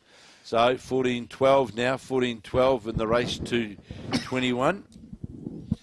And just to confirm that Bart Robertson of Helensville is through to the final after defeating James Byrne of Papakura by 21 shots to 14. Well, this other one might be still in the hunt as well.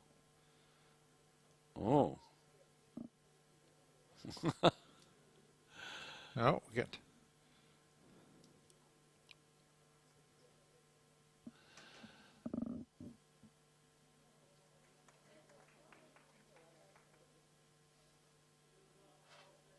So going now to the Tanya Wheeler.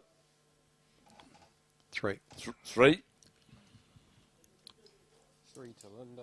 Tanya leads 14-12. Oh, that was an end you want to sort of just put in the suitcase and forget about, isn't it? Yep. Because, it was... Great reply from Linda, though. Just didn't get phased by dropping that four and just straight fights back into it.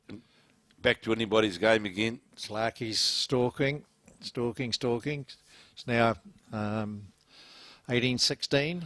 Yeah, She's come back from 16-11, 17-11, 18-14, now 18-16. Yeah, well, he'll keep fighting. Well, David Clark, and was always, I suppose, one of the favoured players going into this event. David was one of my choices to win it. Yeah, he Absolutely. was, always one of the favoured players, and all along I had picked Linda Ralph to be close to the money. She's been, she's won this year 3 of the 4 Auckland champion to champion events, and plus the Auckland singles. Yep. So, and plays very well on the carpet because PBA she plays that, experience. doesn't it? Yes, she does. So she's had that abundance of carpet experience. So Tanya Wheeler now wants to just Right the ship again. yeah, and, right the ship, get back into that drawing. And she's certainly gone out on that wider side. How far is this going to come back towards the jack? Certainly had the line to get to to the jack, just sort of drop that metre of weight. Be interesting if Linda's looking like she's wanting to play the backhand, but Well, you don't know. she's trying the forehand. Hopefully she can prove us wrong, because there's not much been happening down that side. No, there hasn't been. There's been a lot of sort of non-effective bowls. And here's another one. Yep. When you've got in your mind uncertainty about a hand, so all players will tell you don't play it. Yeah. Which one in particular? The centre one? Because you're just going to fall into the trap all the time of battling the hand, and I'm not saying anything wrong with this hand, but you're battling, trying to find your weight, trying to find your line, and when you've got a hand, a swinger.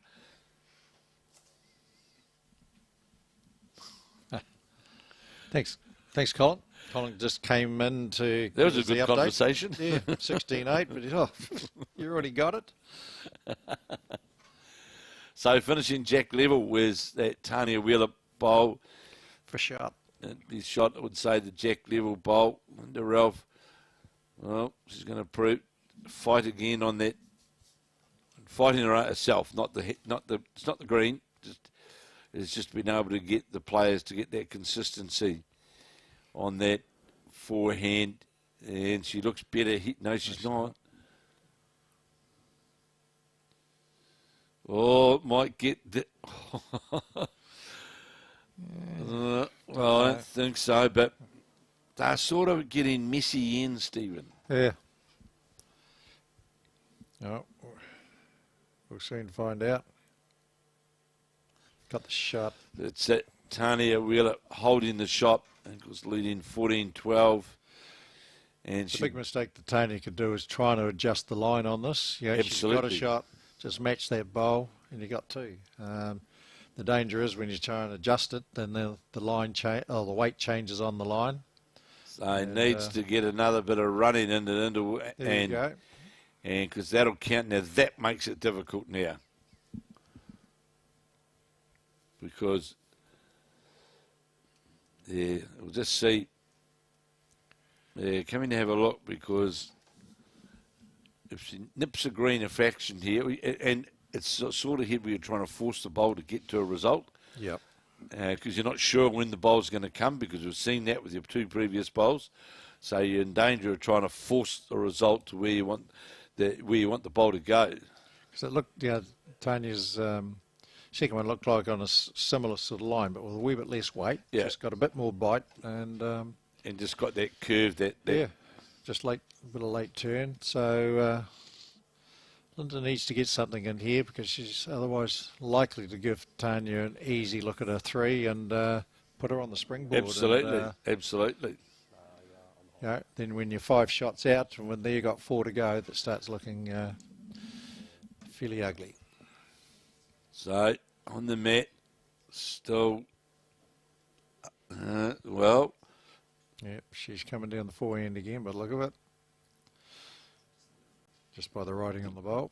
And, those feet are placed on the mat. That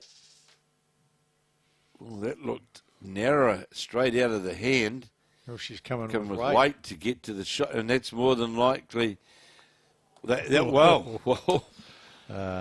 Excellent. Well, if you think about that, Steve, it's more than likely from a confidence point of view. Yep. Look, I'm going to draw it, so I'm not going to. I'm going to play with weight. I've got bowls to use. What happens after that? Who knows? She's moved the bowl, of course, off the line now as well, which makes it, very challenging for Tanya Wheeler, and what was looking like a very handy head for Tanya Wheeler, sensibly playing with weight, and got the desired result. Absolutely. You can't knock a shot that's intended, and the result comes with it. So here's Tanya Wheeler endeavouring to.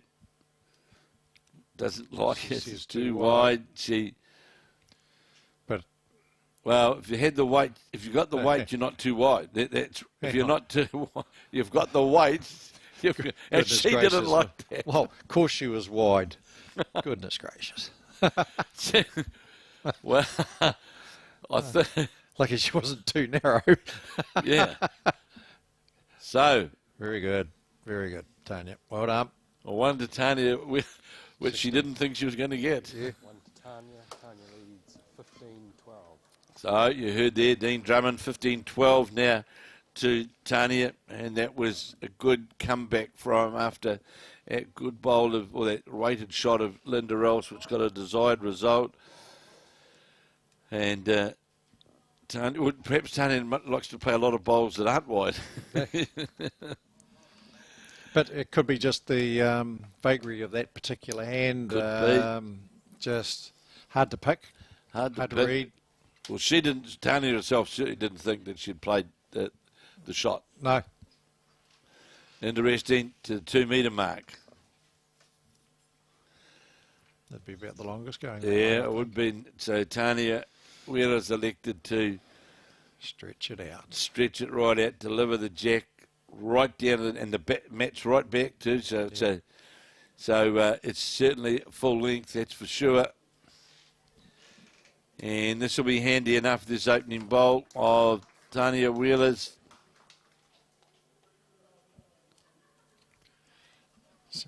Okay. Clarkey still stalking.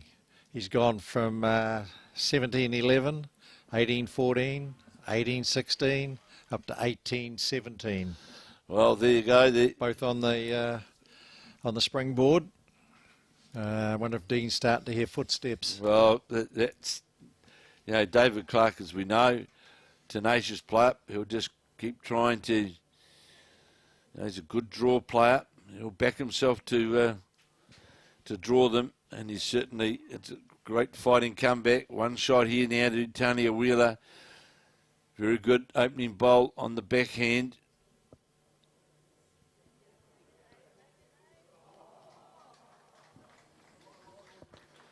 Certainly out wider. So there's obviously a happy medium, yeah, isn't it? And it's not the green at all, you know. But it's just finding where that arc point is, isn't it? That's where that. You get greens where, you know, you've got to get the right line with the right weight sort of thing to be in the zone. But if you're slightly undergreened or slightly overgreened, some weird things can happen. But well, Linda Rolf's going to be under the line here and lower the jack, so it's short of the jack. So here's a great chance, Tanya Wheeler now to get that bowl in behind the jack and count, really put that third bowl pressure on Linda Rolf, and starts to put scoreboard pressure on as well. Yep. And she's certainly got a different line with this bowl than this is the line we're talking about. This is the winning line, and Jan got that front toucher on it, and this is where it becomes real challenging. Yep. So well played by the wide upper lady. Don't hurt yourself. Tanya's bowl was, she gave it a chance. So it wasn't just dead drawing. The ones that are trying to nut it dead, the ones that are generally falling short. So Linda's got to be. Well, she's in the area here. She's in the area to sit on the back of what is the shot bowl, and will do so in that second shot. You literally, I think we're at the point of the day with the green where you just got to. Sure, you got to make sure you're there on the draw. You give yourself that extra metre of trying to give that extra metre of weight, because you're not going to go too far if you are over anyway. Yeah. But generally, the carpet requires that Australian style of play. I'd call it where you. Well, it's push and prod in some regards, but you're always arriving. Well, that's why if you go out the English and the Scot, for example, you watch them on those indoor services. You know they're always hunting for they're always hunting for the shot. Move the jack around. Yep. So Linda Rolf, second shot with her third bowl, trying to get down now to that.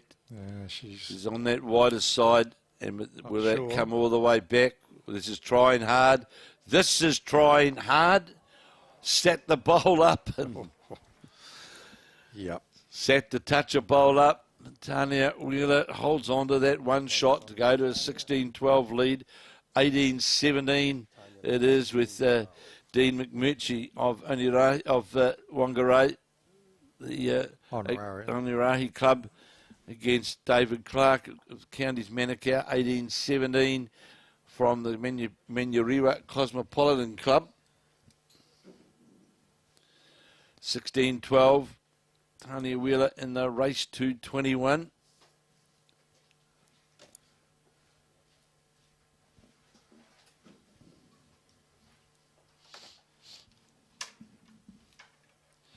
Yep, going long. Yeah, playing back to the 2 metre mark, met back. It's obviously a length now that she feels comfortable with, and it's also a new length, of course, that it's a new length that got to be found by Linda Ralph as well.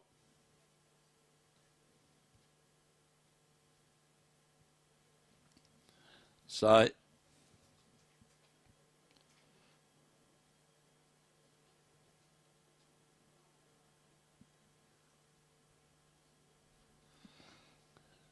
Okay, just a bit shy there with the first. yeah, thanks for that, Snow. I'm sure Tanya, if she gets through this and gets the medal around her neck, I'm sure she'll be more than happy to have a vino. I'm sure she will, Snow. I hope you're enjoying the coverage. Here is Linda Ralph now. Got a metre. Just got to start getting that first one a bit tight and. Yeah, absolutely, because you'll pay. Here's Linda Ralph taking that advantage of that metre that was left. So a bad start.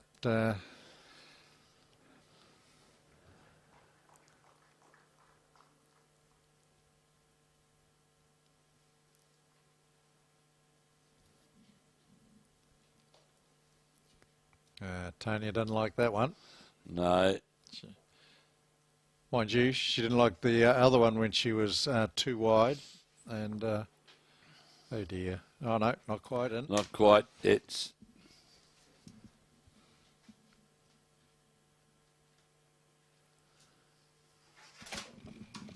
just had a casualty. So...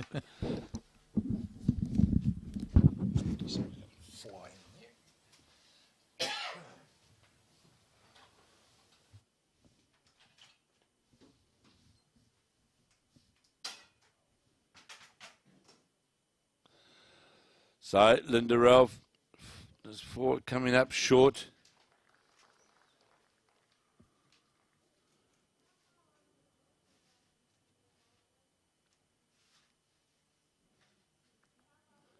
So, Tanya Wheeler will wanting to take advantage and make sure that she's got that counting bowl.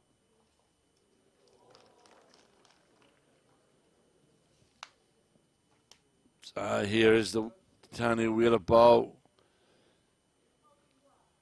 Oh, might run into her own, turn her own over clean. Well, she's got 3 around the head. And cheers. Maybe shot.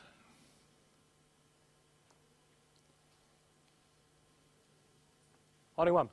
Nope. There it is. Linda Ralph holding the shot.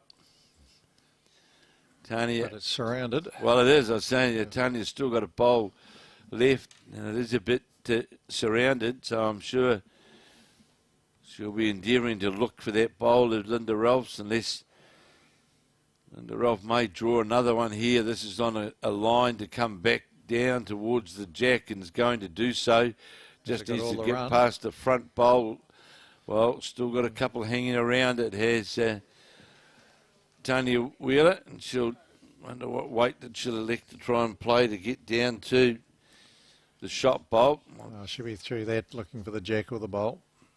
I'm sure of it. Leading 16-12, and in the other semi-final, the men's remaining semi-final, It's very, very tight. Of course, we'll be bringing you that final after this women's final, of course. We'll be bringing you live the men's final. Tanya Wheeler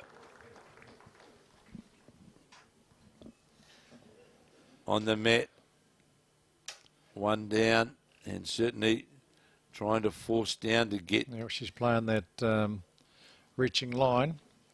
She's not a million. Oh, just starting to bite now. How's the slide go? Not quite. Not quite. Needed to get just slightly narrower. Needed to get. See over there in that match that it is.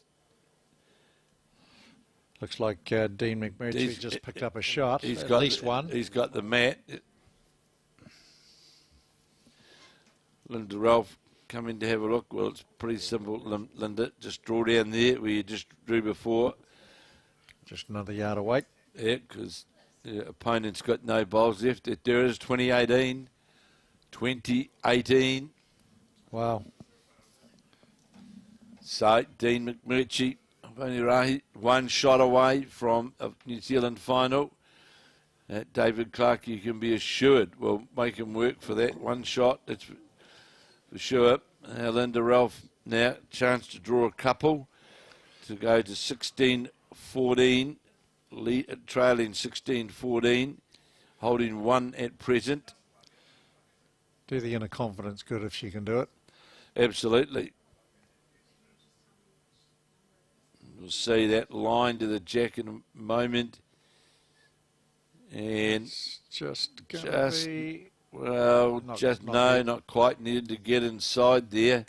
So it's a 1. It'll be a 1 as called by Dean Drummond, the marker, 16-13. And Dean McMurchy not in the 1 to go out over David Clark. You've just got applause for his bowl, so maybe it's a good one. Score is now 16-13 to Tanya. So there it is, 16-13.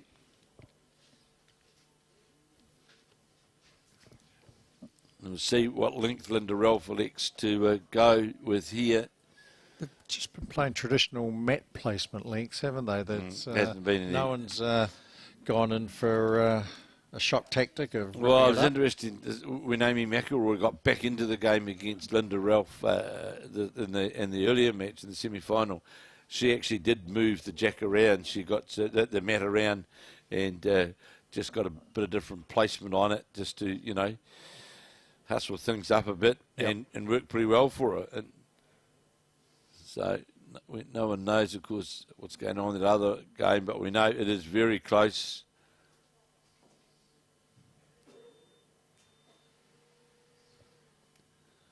So here's Linda Ralph now. Good opening bowl here from Linda Ralph. Sits right on top of the jack. Front toucher. Yep. As you heard Stephen and I saying earlier, of course, that's where that first bowl effectiveness. No, I'd say that's pretty dead in the middle. Yeah, that's the bad news. Well, it's a good question because, do you want to finish high, left, Absolutely. right, or in the centre? So it's just important that Tanya gets this one up and over, regardless. And then you can start building things from there. And this is... well, that's over the head, and that's where she needs, so you can't move the jack if they're up in front there, can you say? No. And the big thing, of course, here for Linda Ralph is to don't give any shoulders. Oh, she's just more or less got to get back to that green bowl. Anything short would be criminal, really. So certainly gone out on that wider side, that's for sure. And certainly a different line to what her first bowl was. Had similar sort of draw weight. Didn't come out the hand very clean, did it? So Tanya will try and get another bowl close by. Yeah, just draw as close as she can to it. Try and fatten the target now to clunk that front one, and the jack's going back to her first bowl. Doesn't like it. Gave it the Grimmage. But how far is it going by? It's going by yard. And that's not all bad, actually. she'd like another bowl close by from somebody that she could give her something to play at it.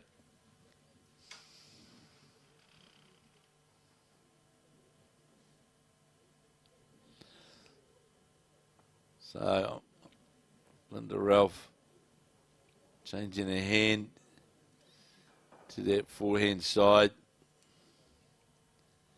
And I'll be happy if she gets down to these two down behind here. And we'll get in behind. That makes things different now. Yep, that's a good bowl. It's a good bowl. Covers those other two bowls completely. And doesn't create a shoulder. And lays two shots. So second shot really now is the name of the game for Tanya Wheeler. That's the shot she's got to play. Needs to hurry. It's going to be short, so here's a chance here for Linda Ralph to, well, just play what you played with your last bowl. 20 all in the men's semi-final. 20 all in the men's semi-final. Well, one in shootout. 20 all, Dave Clark, Dean McMurchy. Obviously, a 2 from David Clark. Yep. All locked up, 20 apiece. This is it. Bart. So who will play Bart Robinson? 21-14. Lost. Hawke's Bay lost the semi. Bart Robertson. Robertson. Should we see if we can get Dean to give us a 1 up and 1 down? Yeah. So Stephen's just ducked out. He's going to talk to the marker. We've got here Dean Drummond, who's mic'd up to keep us posted on the score, on what's going on the head with David Clark. As we watch this Linda Ralph bowl come into the head, doesn't fatten anything up. It's 3. So Dean Drummond's going to keep us informed of what's going on. 3 shots. 3 shots to Linda Ralph, trailing 16-13.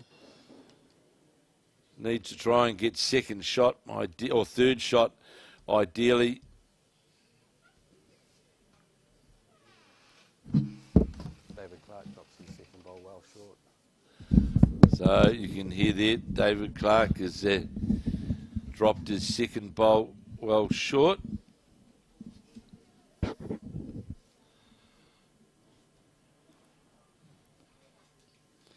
So Tanya Wheeler here. She's going to drop a 4 here. Well, 3. One's out to the side, sorry. So we're all locked up, 16 apiece here in this women's final between Linda Ralph of the Carlton Cornwall Club of Auckland and Tanya Wheeler of the Martinborough Club in the Wairarapa, and 16 apiece. The score is now 16 all. We need Dean up the other end. Just asked him nicely to let us know. Maybe we should have concentrated on Dave Stevenson there. He could have given us. Drawn shot. All right. Billy's got it. Level. So Clarkie's just drawn shot, Jack Leal. You heard it there. 20 apiece. And you can see a Jack level bowl way up there in the distance. McMurchy following him down on the backhand. There, I think so. That's at the bowl. And it's just going to go wide of the bowl, I think. Just wide. So you heard there the marker and asking the question in that David Clark match, do I hold the shot? And the answer was to the affirmative in his favour. Interesting. So it's 1 bowl each. By Yeah. the look at that, having a count. Linda Ralph said it's interesting in changing that length. Yep. She's brought it Matt up a wee bit further and dropped the Jack about fraction. Right, okay, Clarkie's, we can see his last bowl going in. Looks to be drawing another close one here. It's on a good line.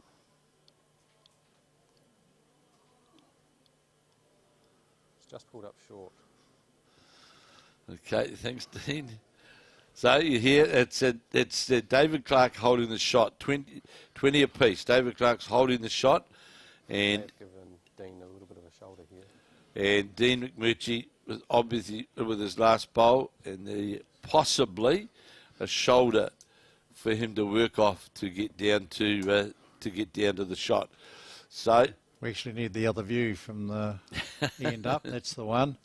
And we can hold that pretty good to see what Dean plays. We may be able to get an idea when it goes up and what comes into view off to your right. And this bowl will decide who plays Bart Robertson of North Harbour in the final of the men's singles. So you must be having a think about it. Must be. On his forehand. Just having a go. Must be high. Very close. Took the shot ball out, but also removed his own. David holds one. That'd be game. So that'll be game. David Clark scoring a 1. All but got the right result. Did Dean McMurchy with his last bowl. Just not quite. Measures cut out though. Oh, well, Clarkie pulled the measure out pretty quick. Oh, he thinks he's got it. That's why he's doing it, I think. One to Dean. Oh, no. One to Dean. There you go. Wow. Wow. Well, there you go. He got that movement. We saw that. Got the movement. And shot. So there you are. There's the Dean McMurchy from Onerahi will be playing Bart Robertson 21-20, Dean McMurchy. Of he'll be playing Bart Robertson of Helensville, North Harbour in the final. So he'll be delighted. McMurchy, David Clark made a great comeback and got right up to it. 20 weeks. Well, Can't get 10-2 down. Can't get any closer, can you? 20 all. To go to 20 all. 10-2 down. 20 all. Holding shot. He's done all he could. And, Dean played the bomb. Here's Tanya Wheeler trying to save a situation of 2 down. Doesn't do so, but just the yard fast. Well, it just shows how that change of length makes such a, Well, holding 2. Another wee one in here from Linda. There's Clarkie in the background. Well, he held the shot to win till the last bowl, didn't he? Yeah. And Dean McMurchy managed to get... He's carrying on his good form from this morning. Oh, yeah, absolutely. He played very, very well this morning. We touch up. So here's 3 down. 3 down. 3 down. 19. Okay, Tanya. You need one of your world famous get out of jail free card ones here. This is it. Okay, she's coming down that forehand that's proven problematic. Let's see how she goes. Even second shot would be a good result. Oh, she's playing coming out with fun run. Wait. Oh, this is she don't want to get interesting. onto the back of that. She'll make 4 of it. Perhaps. Yes, no, maybe. No. I'm sure there'll be a message from the north. Yeah, Smithy can't help himself. He is on his 3rd bottle of Chardonnay, but Barty and Dino see there is life at north of the Harbour Bridge, he's claiming. Good stuff, Smithy. Yeah, we admire you, Smithy. You're a good man. So the tape's coming out. The clothesline's coming out now too. That's a big jump, isn't it? Well,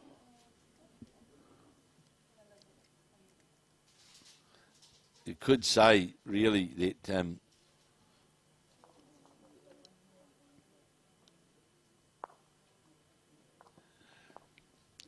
Tanya Wheeler backed herself into the last few ends, just into a very tenuous position on the. Just loose for those first couple. And, and having to overcorrect. So here we go. If that is the 3 as we thought it was, Linda Ralph now jumps to a 19-16 lead. If that was correct, Yep. And only 2 from going out to claim the Somerset National Champion singles title, the Carlton Cornwall Club in Auckland. And Tanya Wheeler will be doing everything she can. There it is, yes, 1916. And the men's final will be between Dean McMurchy of Onerahi of Northland up against the man from North Harbour, Bart Robertson of the Helensville Club. And that'll be your final. 2 very good draw players. And is the women's now, well, it's coming down to goodbye. Well, it's coming down to the wire. Is it what? And I'm just having a look. See, there's 6 shots.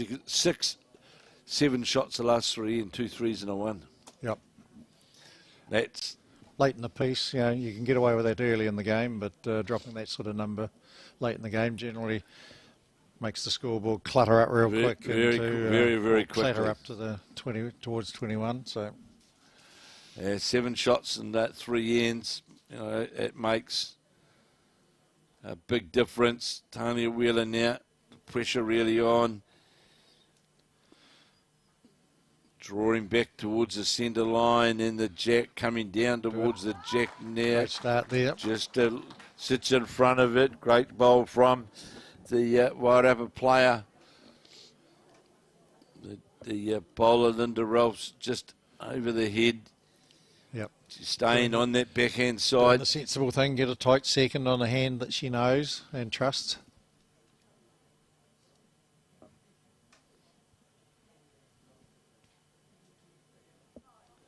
She's got a bit of a shimmer on that one. Well, it's going to finish lower the jack. Okay, she's just creating an opportunity for Tanya here to get bite some back. Just asking how far in front that bowl is. So Wheeler going to her backhand. Drew the shot with the first, drew it well. And this will come back towards the centre line. She's got the speed. Gets past this front bowl. It does. And a toucher. Good and bad. It's a matter of how much Linda Rolfe can see from the mat, really, isn't it? That's right. You know, it looks like it's a forehand just round her own. She's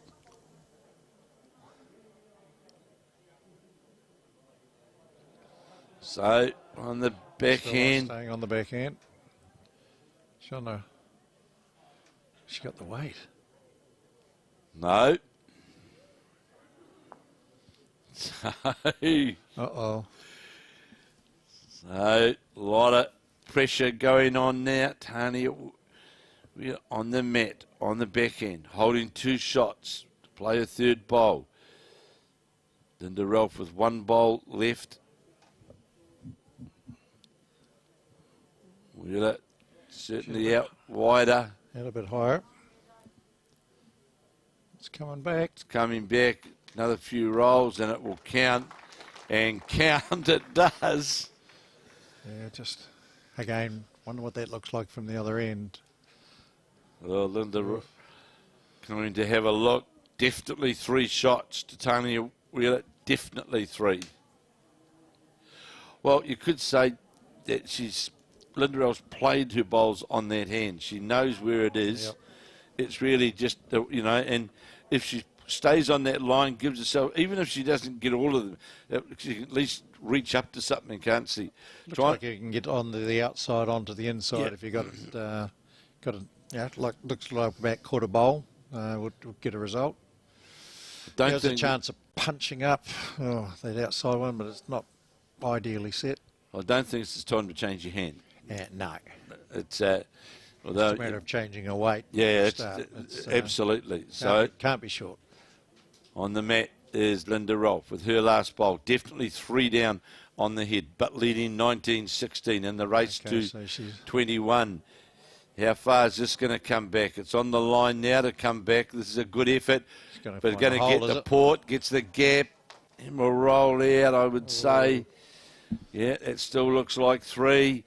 We're going to be at least 19 all or 2019 to Tanya Wheeler going into now. Wheeler's got, as long as she stays on that wider side, and just as she's done with the last 3 bowls, make it draw.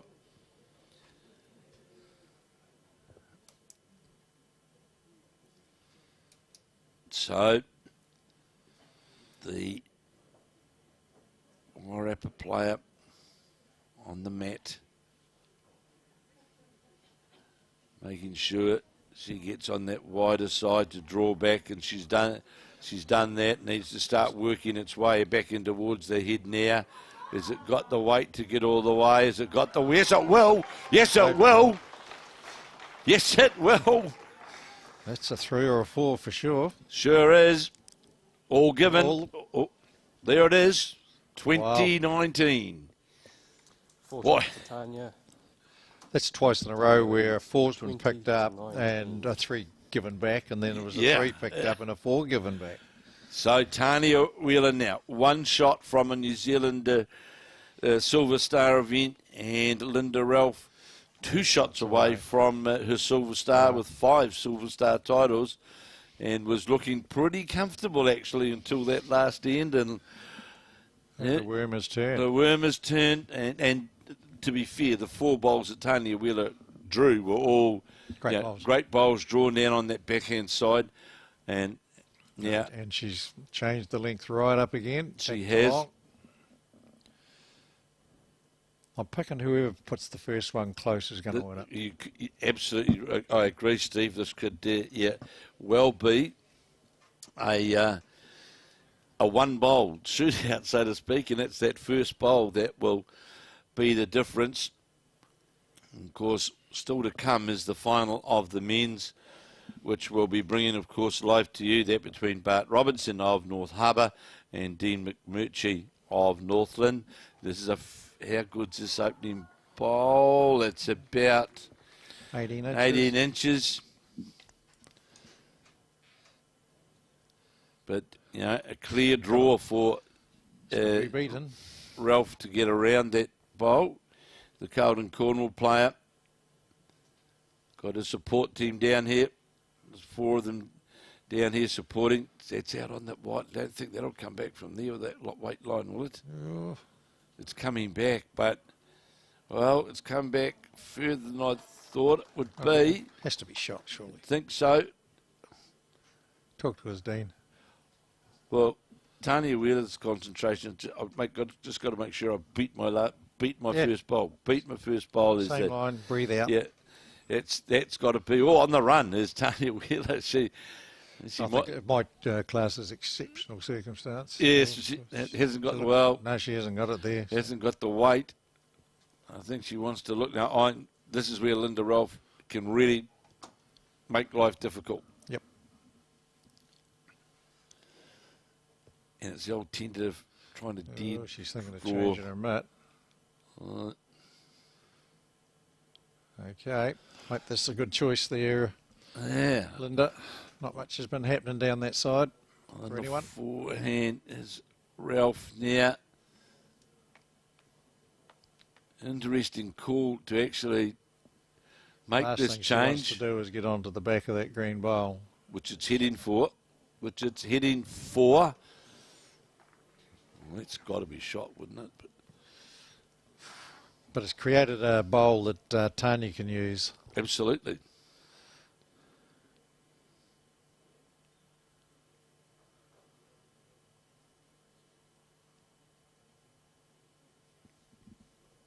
Seen whether Dean will give us any indication of who he thinks got the shot. You can tell us, Dean, who you think's got the shot. Oh, he's doing his best impersonation of someone totally impartial. Goodness gracious. You're right, Colin. Just keep an eye on. So here's Tanya Wheeler electing to stay, what I would call on the safe hand, really.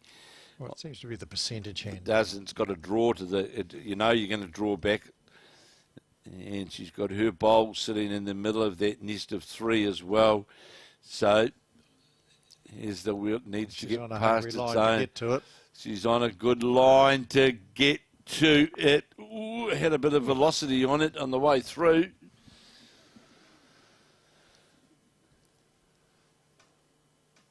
I wonder, playing with that weight, does she think she's one down?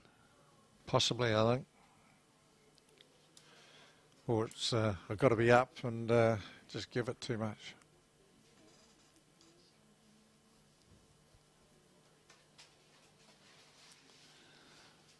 So, Linda Ralph making her way back to the mat. None the wiser for us. Absolutely none the wiser as far as we're concerned of what's going to go on.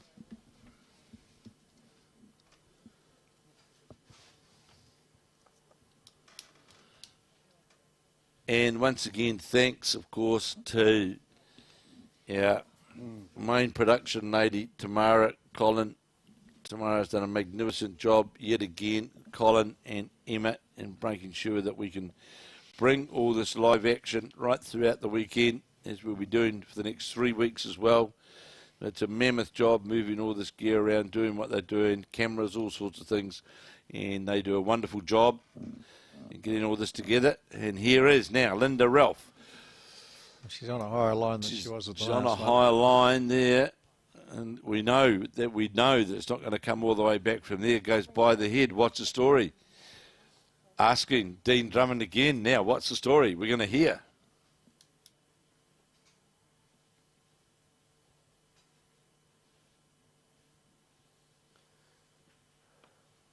There you go. You saw it. She's got one shot. Tanya Wheeler holding the win. With that middle bowl. So, what was she trying to play with? I don't know. If she was holding, she was a bit quick with the last one.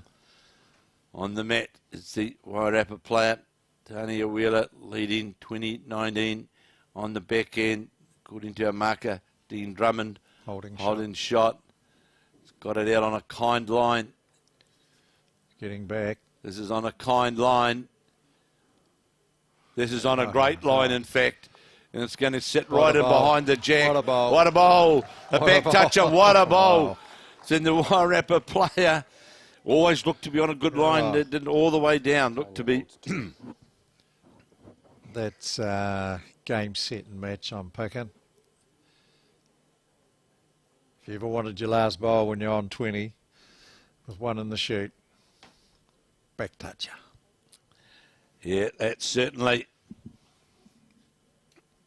And really the only Linda Ralph's chances to actually play with quite a bit of weight, trying to get inside and then run onto the shot bowl. Can we have a look at the head, guys?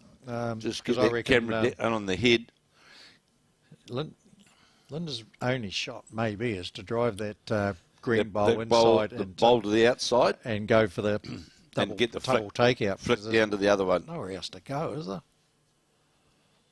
She can see the green.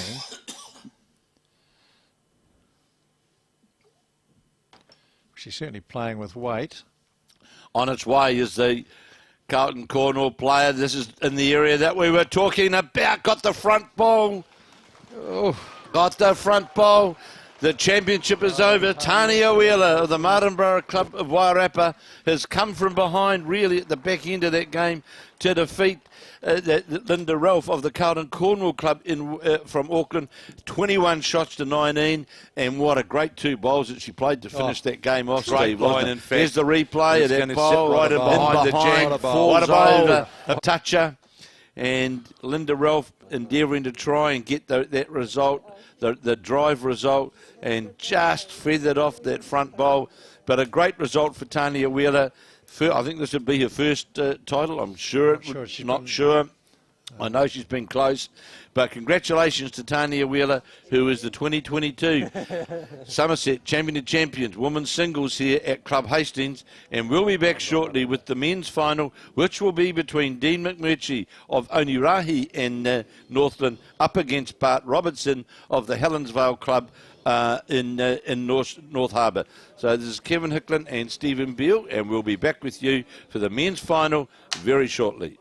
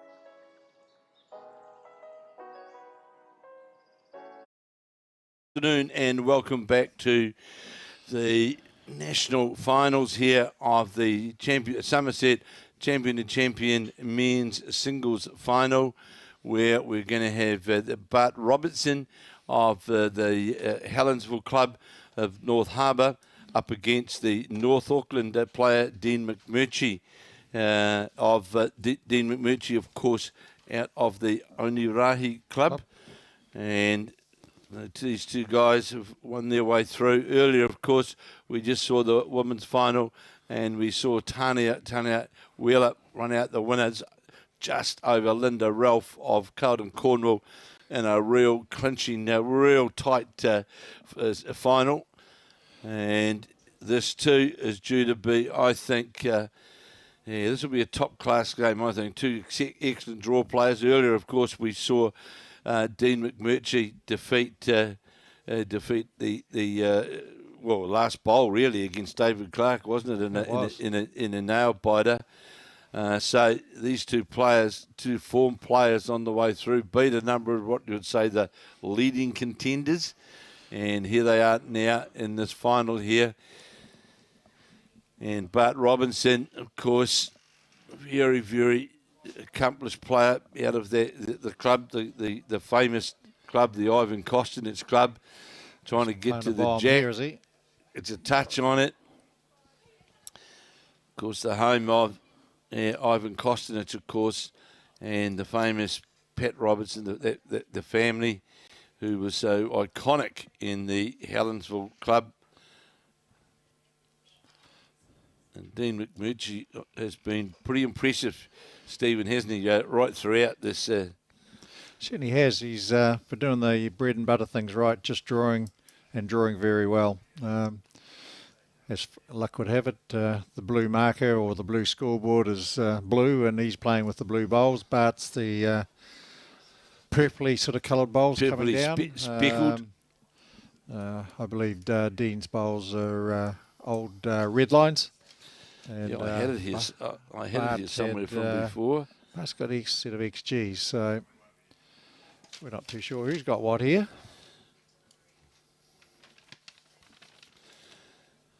So, Linda Ralph, of course, was was after her silver star of 5 titles, but a tenacious sort of fight back really from Tanya Wheeler, wasn't it? It was, and by the look of it, the wee bit of research I was able to do, it looks like Tanya's first silver star event to win. So good on her. Oh, she certainly played at the back end of that game. Played one crunch and played it, first class, didn't she? And absolutely, and she's been doing that, and she was good enough to get out of jail when she needed to. A couple of times, absolutely. So, it's a sign of a class player. So Bart Robertson scoring a 1. I think no, it's Dean. I think first up. It's Dean McMurchy scored a 1 on the first end. The holder of 11 Northland titles. And Bart Robertson, the holder of 13 North Harbour titles.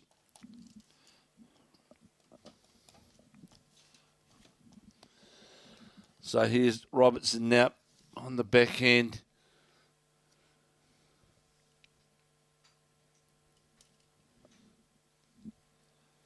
Certainly gone out on that wider.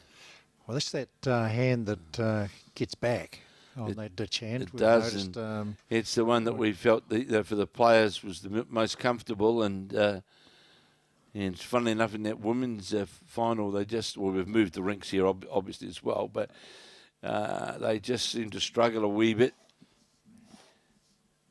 And they couldn't really decide upon a hand, did they, really? No, but although there was one sort of that forehand going away from the crowd, proved problematic for some to get if they got the line, they didn't get the weight. If they got the weight, they didn't seem to get the line. Correct. So Robertson on the mat. And this distinctive crouch style. He's got that crouch style. He's got a great line A here. good line here. Gets the speed support. right. He'll get the shot here. Get through the port. That'll be the shot for sure. Good shot, Bart. Just drew through the port neatly. He's got a half-decent little support crew in the crowd as well. He has. He has. And I'm pretty sure will also be in Dunedin next week as well. Yeah, because he's won 3, hasn't he? I think it's Three three. times. Yeah. So Dean McMurchy just going by, change your hand, just trying to get down to the shot or the trail. Now Marker, the main man, he's marked Lloyd Fitness. Yes. He's marked a lot of games as Lloyd and his wife. They've both been very active in marking. Robertson trying to get underneath to the jack level position to score. Might be in the zone. It could well be in the zone. We're not quite hearing Lloyd, are we? So No, we're not.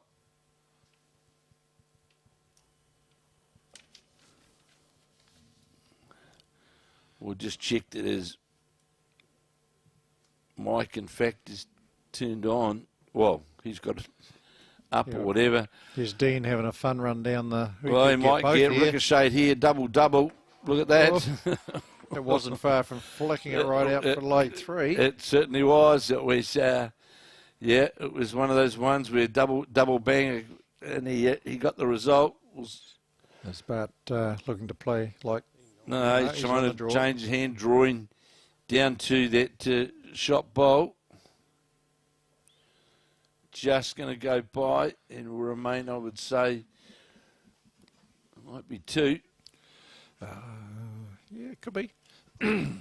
Oh, not on that angle. No, not on that angle. It won't be. No. So he was up to the head, so gave himself every chance. Absolutely. Same as last end, I think, fellas. Now we've got Lloyd on speaker. That's One green end. great. So we've got that sound coming through from the Dean, so that'll keep us right up to date of what's going on throughout this final of the Somerset Champion men's singles here at Club Hastings. And of course, we'll be back here in a few weeks' time for the 4s. For the 4s, yes.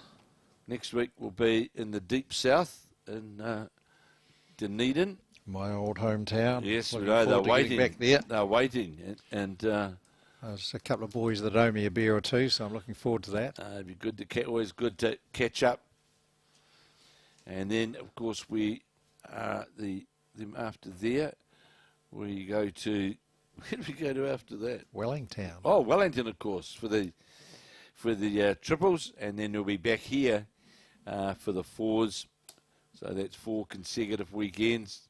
And Tamara and the team, I'll be bringing you all of that live action right throughout the all of the champion events.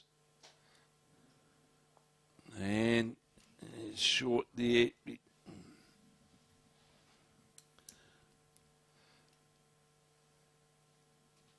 Yeah, well, the boys will be just sort of feeling out the length and the line just for these first couple of ends. And once they sort of find it, I'm expecting them to really start nailing it, because they are the specialist leads, specialist front end players. They are. And they do what they do best. And we certainly saw that early on. We saw that certainly from Dean McMurchy early on. And just once again to clarify the point, to congratulate Bowls Palmerston North, who ran the first ones that ran the fundraiser for after the Foxton Beach, after their fire, and they ran a big day for them. And thanks Diane Gemmell for bringing that to our attention. And congratulations and thanks to Bowls Palmerston North, who rolled their sleeves up for such a worthy cause after fire went through the Foxton Beach Club.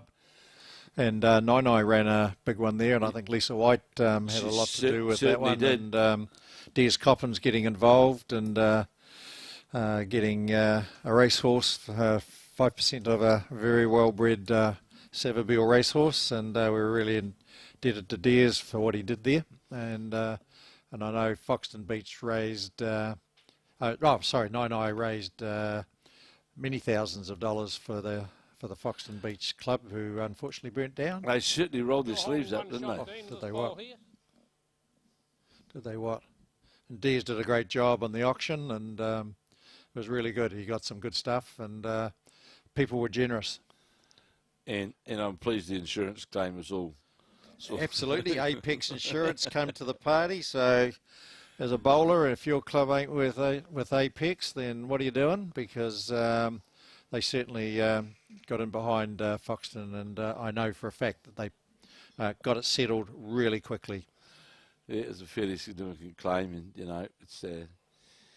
it's good to have partners within the sport who are going to act in the whatever it may be, who are going to act in the right way in a time of crisis. And if you look at Marlene Castle through the door there, she's not got a back. She's not ignoring the bowl. She's actually watching the races. She's watching the Warriors actually. Oh, okay. She's watching the Warriors playing West Tigers and the Warriors were leading at half time. No. So, no, that doesn't happen. Yeah, does she's more than Christmas happy. come early. More than happy. Oh, with Raylene's background with the doggies, I thought that would be the only team she would have supported. Well, I suppose that was, at that time of the employment in that role, that might have been the case. Oh, okay. So, Lloyd, we see McMurchy. Jumped out 3 ones. Yeah, well, the doggies is my side. I've always been followed them since way back. Raylene might have a number of cheap jumpers, or T-shirts or caps. Or actually a paid-up member. It's good. It's hasn't been a great few last couple of 3 or 7 years, but it's fun doing it. I must admit that both Marlene and myself were very fortunate whilst Rayleigh was CEO of the Canterbury Bulldogs that we obviously made a number of trips over there for various Bulldogs events, and they looked after us. The board and others looked after us very, very well. Always made sure we were well catered for. That's good. So, come on, Bart. He's just lost his line of fraction with going back the other way there, and subsequently his weight was. Oh, this will come back well. This bowl here, this is going to come back in behind the jack and right on the centre line. That's where. That's more like you, man. Yeah, that's where that line is. But we did see earlier on, we saw the drawing of Dean McMurchy in one of the earlier encounters, and he was pretty relentless. That was John O'Shea, wasn't it? Yeah, he's certain. Yeah, John O'Shea. It's correct. Yeah, he talking afterwards John O'Shea just got to the point where he didn't sort of know where they were going because he lost his line, and he did, and the confidence sort of went a wee bit. And here's another good bowl from Bart. Yeah, here's a good bowl right from Bart Robertson round the corner. It comes round the front bowl, and there'll be a couple in the Helensville player.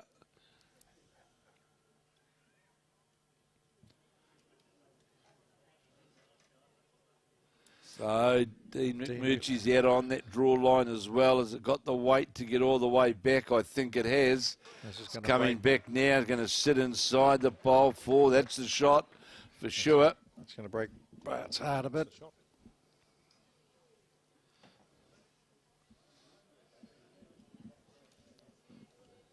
So, oh, that didn't look like it coming out too clean. Yeah, it got a bit shaky out of the hand, that bowl, didn't it? Yep.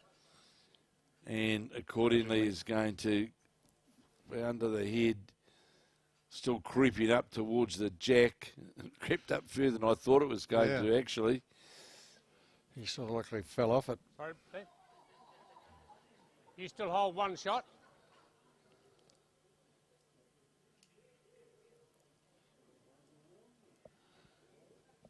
So, Dean McMurchy, the holder of 11 Northland titles, on his backhand. And I think, Stephen, after watching watching that McMurchy in that previous game, once he gets a drawing line, he was pretty relentless, wasn't he? You know, and it would appear now that he's found his way on that backhand, found his way to the jack. He's on the charge. There's Bart. Not far away. He'll get them both. No, he won't. Got them. It's a great drive. Got Cut one. The swelling, got one. Certainly one to McMurchy as we change ends. It's 4 in a row. 1 for 4.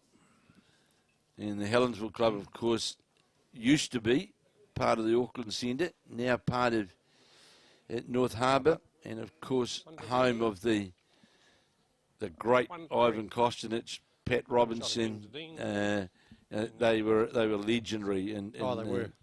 I remember we went up to a couple of tournaments in the old days at Helensville, and always used to stop at Ivan's place on the way home. For some flounder. And some smoked fish. He was always accommodating. Yes, one of life's pleasures is playing bowls with some good people, and I was fortunate enough to play with Pat at one stage. Just good man. I think it was a Browns Bay Pairs tournament. Oh, the old, yes, yeah. It was just great, just nothing was a panic, and even at the age he was at the time, he still was a gifted player. Nothing worried Pat on the green. He just... Nah. Here's Dean opening with a fair opener.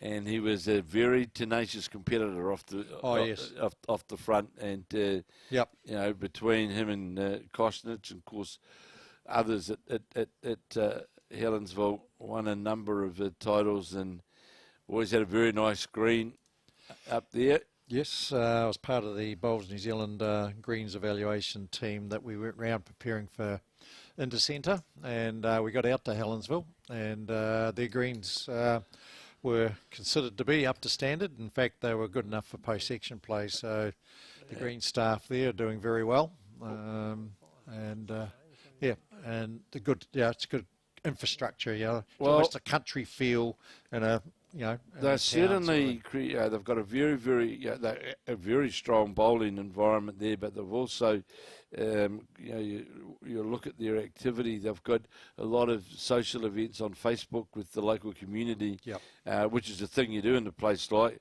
in Helensville. It's you're not sort of in the main metropole of Auckland, so there's a the bit shot of bowl from Bart.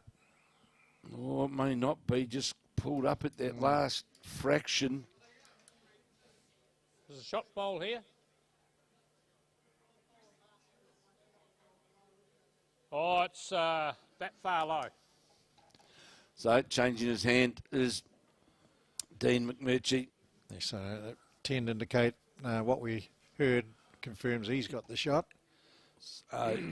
He's got that very nice delivery, point out of the hand. And it's a good delivery. See, just watching the bowl, just 3/4 of the way up there, just seems to have that. The locals were saying if you just get a tad wide, it just holds. You could just see it there, just a bit. Holding, doesn't quite release. It was for a couple of metres, just held. Bart's coming tighter. See how he's going to bang, get it full. He's got the bowl full, turned it right in behind the jack. And you'll hear our marker, Lloyd Fitness, confirming that it is the one shot.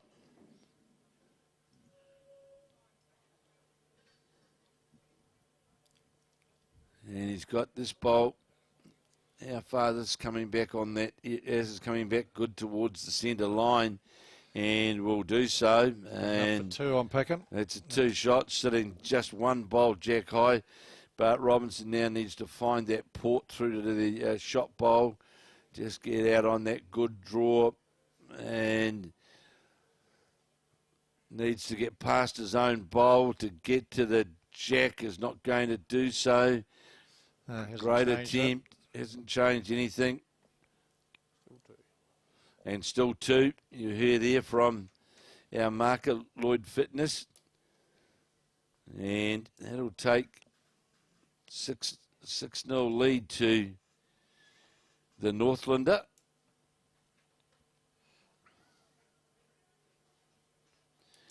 And of course, an ex-Onerahi player as well, playing in this event and out here watching, because Gordon Bond was a... Yes. He was a long... Well, he won numerous Northland titles, of course, with John Dunn. They played together for many, many, many years. Yeah, they're almost a tag team. They were. They played in everything together. And it was always Gordon Bond up the front and John Dunn up the other end. And they were part of the Onerahi club when they were, I don't know how the club goes now, but they were certainly a force in the north for sure in those. Absolutely. And of course now Gordon Bond now playing or living in Mangakino. I still can't work that out. But anyway, living in Mangakino and playing out of Tokoroa.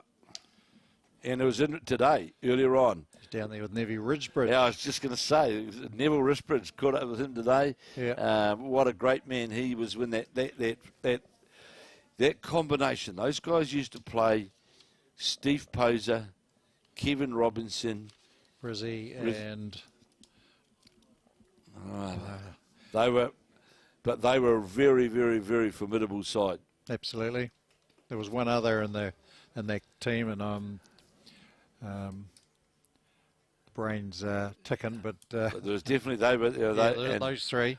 And Neville Ridgebridge, was an outstanding player off the front. He was.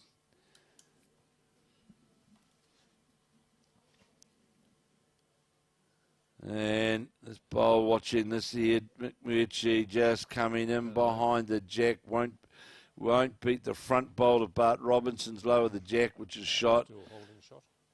And so I think we're going to see both players, especially coming this way, on that one hand, where they know they've got that good draw back towards the centre line and the jack, as Bart Robinson is just about to do here, right to the jack. And he'll get a touch on the jack, turn it around the corner slightly. Definitely 2 shots. That's 2, Dean. So you heard through the mic there from our marker, Lloyd Fitness, 2 to Dean, to Bart Robertson. Dean McMurchy asking the question. And very smooth backhand delivery. Backing himself on the draw to get up to the shot bowl or second shot bowl. It'll come back now. Had that yard of weight on, will go by. Yeah. Okay, Bart's got to get something over the top this time. Yes, because movement is fatal here, isn't it? Yeah.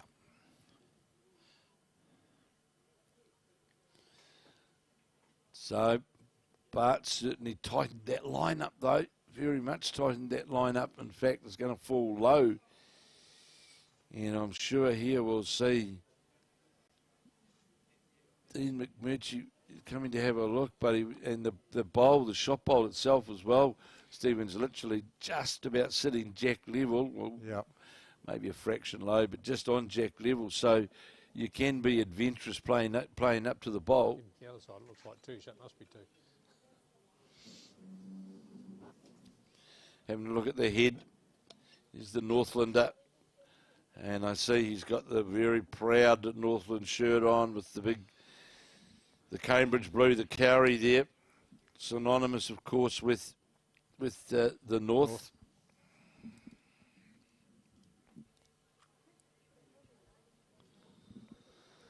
And Barry Morrison, look forward to catching up with you in 2 weeks' time at Night, where you'll be hosting hosting the triples, and we certainly look forward to being at Nainai.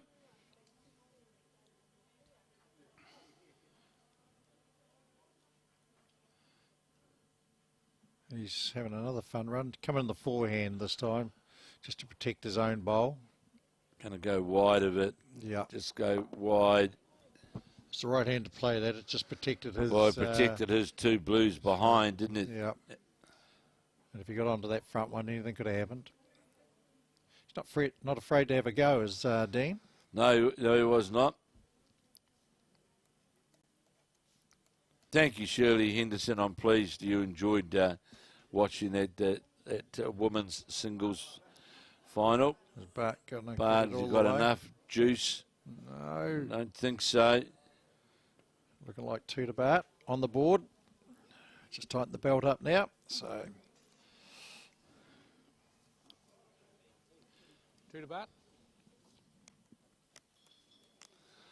So I've just had a photo come through here from the Carlton Bowling Club, sitting there watching the final, watching the Linda Ralph match. Good to know they're there supporting their players, watching it live. Yeah, it was interesting. We get the stats of who's watching and how many and the likes there, and Mark Cameron was watching it at his own bowling club, so they had 40 plus people watching it on one thing, so it only comes up as one watcher. Of course, yeah. But there's 40 people watching it, so you start multiplying the different venues of bowls clubs. Absolutely. And, the likes of, the numbers are exponentially thing. And as we know, we even had a viewer from Perth, the other day, and Mike Mouse McRodden. Just make sure you say hi to Cabbage for us. Bryce Robbins, excellent little All Black winger. Yeah. Doesn't look like a winger now. No. He's had a change of diet. Yeah, he's coming back. Really? Yep. Oh. That's going to be dangerous for John Gray and Possum and Taranaki. Yeah, those three together, it's never good. Well, they were pretty legendary down there. Still are. Yeah, they were pretty legendary, all right, in the old days gone by. It's just interesting, though, watching here that Bart Robinson's persevering he must feel comfortable on that hand, and McMurchy is. Well, I'm pretty sure he played a TV game on that rink, and I was before there, and he was saying how he enjoyed the ditch hand on it. He thought it was the percentage hand, and obviously continues to think that. He's played a lot on carpet, so he's got a pretty good idea of what it is. So well, he's really got to change his hand now, two down. That's forced him. He's going to play, and he's got the trail bowl sitting in behind if he's fortunate enough to get to that trail bowl, but he's going to be outside the target, one would think. He's more on draw weight. Yeah, I thought he'd have had a yard to the bowl there. Now he's got the... 2 in the catching pen. Got 2 in the catching pen. McMurchy now needs to make sure he gets past his counting bowls, and then he gets past by a metre. He'll be quite happy because you're right there, Stephen, because that trail shot through that port is certainly there, and he's going to sit on that bowl and count literally as well. Very good bowl there. And that's if you're playing. So Bart's got to go big to get it back deep enough. If you're playing, looks like he's. Well, oh no. If you're playing chess, that was a great bowl that just nullified things, didn't it? Now this just becomes a big end. Oh, Bart. He's just opened the door for Dean to drag it the touch, 6 inches. The touch, 6 inches is 4 shots. 2 shots. 2 shots, 2 will turn into 4 with a... And 6 inches is 4. Yep. Got that low? Just shows how valuable that third bowl that he played. Oh, nothing to lose here. Just covered everything up. So here is Dean McMurchy Oh, he's gone on that Onerahi. It's, well, he played a nothing bowl in the finish, really, didn't he? Yeah, it's not the hand I would have chosen. No, but, I agree. See, I thought he would have played down where he was because the touch there, and the angle of the touch was going in his favour anyway. Yep.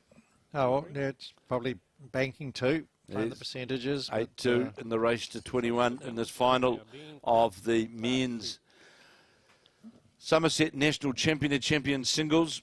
And earlier we had the women's final where we saw Tanya get her first New Zealand title, I believe. The lady from the Wairarapa, formerly of Wellington, now playing out of the Wairarapa, her first title, and defeating Linda Ralph in a really swinging affair. Well, not swinging as swinging, but yeah. Well, there was a game of two halves. It certainly was. Yeah, there was ebbs and flows all over the place there, and at one stage there, late in the piece, when Linda picked up a number, it looked like it was all over Rover. Absolutely. And, yeah, because Linda, she picked up a 3 and Tanya come right back with a 4. Well, you know, there was, what was it, 11 shots or something in 3 ends that disappeared, you know, and I spoke to Tanya afterwards and she was a bit shell-shocked about what was going on.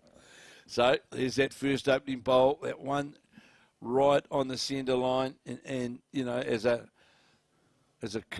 coaching point of view, Stephen, you know, that's where you want to be starting. That's where you're looking at, aren't you? Really, if you're playing off the front, playing singles. Here's Robertson. Yep. He's going to get the jack. Well played there from Bart Robertson.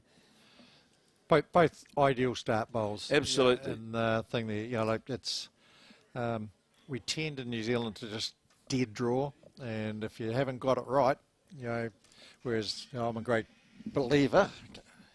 Clarkie's just walked in. Yes. Yeah. So how much did you miss the measure by, Clarkie? Half an inch. Wow. Yeah. It was. Yeah, we're sort of getting a running commentary while you're playing. Dino was commentating the game out there for us. So while we're watching the other one, so now we've got Bart. See what he can do. Pretty good one with his first. So is he He's going to holding match that that? one. Has he got the weight to get through the port? No, he won't. Comes up towards the shot bowl. More than likely needs another roll, another couple of rolls on it. Just left a bit in his hand. Yeah, he did. And Dean McMurchy got the famous Northland colours on. The tree.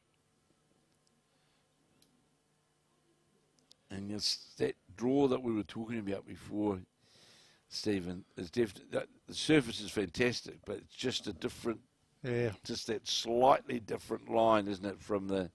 Yeah, the ditch is kicking back, and the inside hands just it gives about 6 feet where it just stays on the same line, whereas on the other hand, as you can see, it's coming back all the way. Shorter and shorter. Just one down to this bowl here. 8-2 to the Northlander. No, it's not far short of the jack. There's a fair chance he'll have a fun run at this, won't he? Well, if he makes contact onto the shot bowl, it's far enough off the jack he could get an edge. With sort of ditch weight. Breaking in. He's trying, I tell you. He's trying. There's that shot we spoke about, not quite enough, but you still have one, Bart. But yeah, that shot was. He certainly played to that target. Yeah. Oh, it hasn't changed much. It's only about that.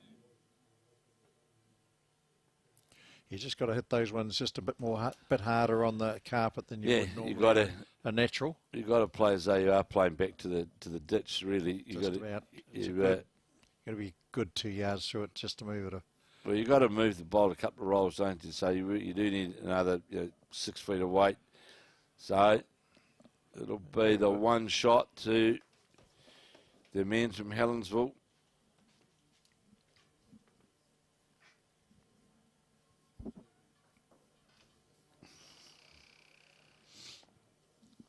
One to bat. One So- shot to bat. One green. 8-3. No, sorry, one red.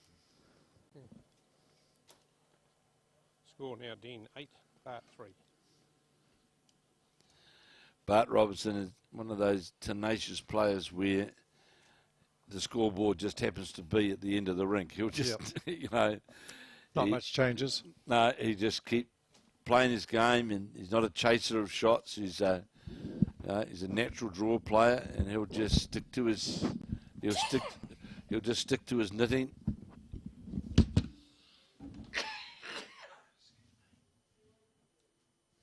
least they don't muck around, these guys. They get on with it, don't they? So here's the first bowl of Bart Robertson. Look at that, sitting just literally on the jack's on the 2 metre mark, and at first bowl sitting literally right alongside.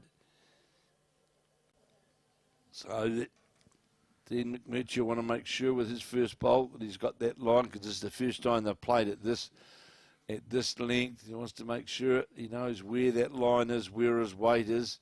So he knows now his line's pretty good, so he knows he's just got to give himself another 4 feet of weight. They're looking closely at where the bowl finished up.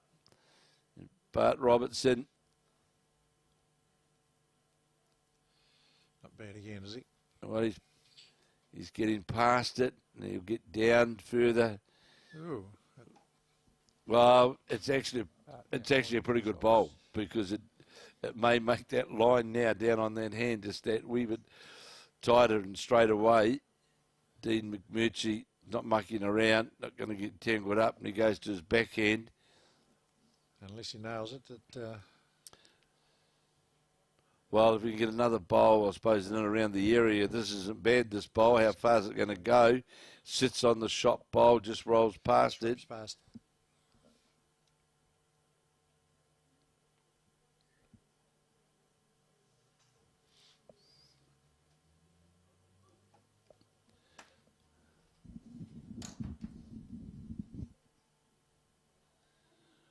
So he's got the weight here to get all the way down. If he gets all the way down, he'll draw a counter.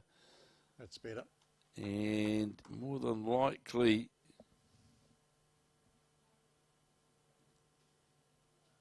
may well beat. So McMurchy wasn't far away with his last bowl, down on that backhand side. Well, he's had a fair sighter, so he's tightened this line up. Gets onto his own. Going to run into his own and roll that into the head nets. Another bolt on the head. He's probably got second shot out of that, has he? Yeah, I would say it's the way how it looked, as though that gave him second shot. Only one to bat. There it is, one. That's just heard there. There's the one. Bart's coming in all right. This could be two. Looks like it'll be 2 after this. This could be two. 2 shots to bat. Wow. You're 2 down, Dean. So,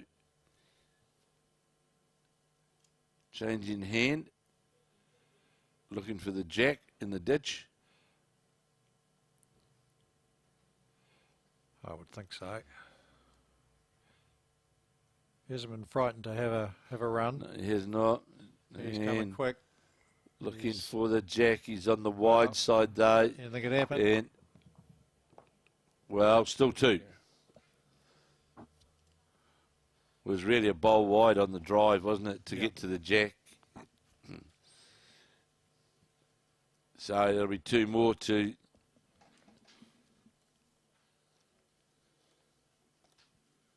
the Helensville player. Buried one under the signboard. Buried one ball. 2 to bat. So we've got the husband and wife marking scoreboard. Yes, I just noticed that. Combination, haven't we? 2 shots to bat. Score now, Dean 8, Bart 5. Yeah, that sort of changes it from 6-0 down. Yeah, and it takes a couple 3 of behind, ends, so couple of ends to go your way, Yeah. and it can change very quickly.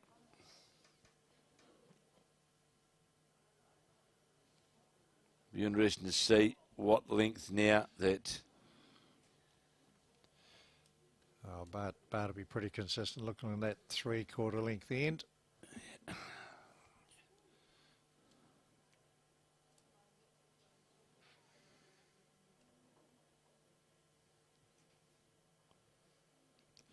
And it's a fair start. It's a very good opening bowl, isn't it? Just, he'll be happy with that.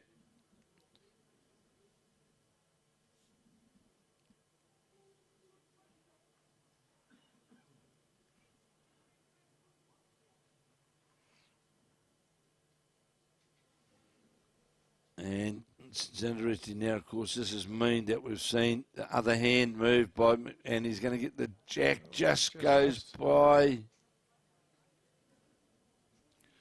Just hearing from Mike McRodden in Perth, telling us that Bryce, or Cabbage as we know him, has just come out of isolation with the dreaded COVID. And by the look of it, he's played tag with it and given it to Mike and Julie. It's a present you don't want, but get well, Mike. Yeah, stay safe with that stuff, mate. It's got no friends. Yeah. No, and it's... yeah. Well, you know firsthand. Oh, yeah. So, then McMurchy trying to get to the jack or shot bowl, the 2 shot bowls of Bart Robertson of Helensville and North Harbour, holding 2 shots. He'll play on that backhand. He can just cover in behind quite safely, and it's going to come all the way back. No, it's not going to get back to those other bowls, but still it's in the jack trail. It's fine there. If it gets sliced, it's in a good home, and it may even cover the count there. So, Dean McMurchy now from the Onerahi club in Northland. Needs to adjust that line so he can get to the shot bowl or jack. Has he got the weight to get all the way down? Has he got the weight? It looks... One like bowl low, I would say. Might have cut through. Oh, here we go. Lloyd will tell us.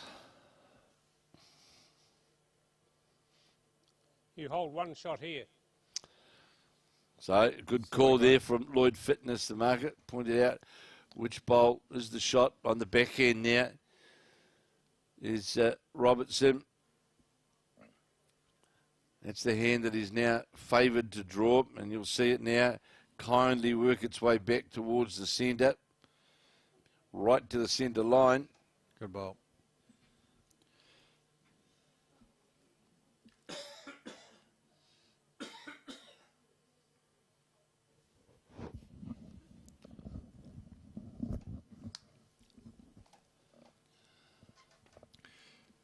So again, endeavouring to get past his own bowl, get to the jack or touch something.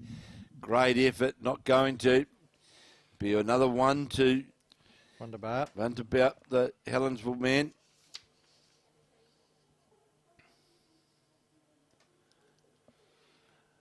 Eight, 6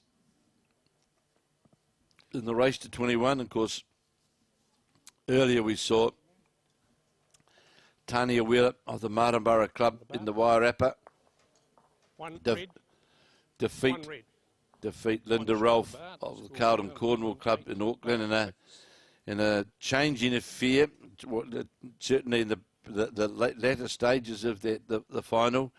It certainly changed around a bit, and it was the Wairarapa player who held on to win the event, and I think it's her first New Zealand title, I think, from the database that we've got, but always prepared to stand to be corrected if we're wrong. But that way?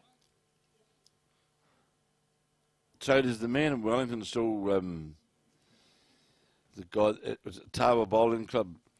Yeah, I've got, what's it called that I use? It's Bowls Title Orgs. Right, okay. Bowls Tawa. Tawa, yeah. Does a magnificent job. up continuously. Anything you want to know you either contact them or Grant Hassel. Yeah. Tawa's got it online. Hassel's got it in his head. On a scrapbook. Yes.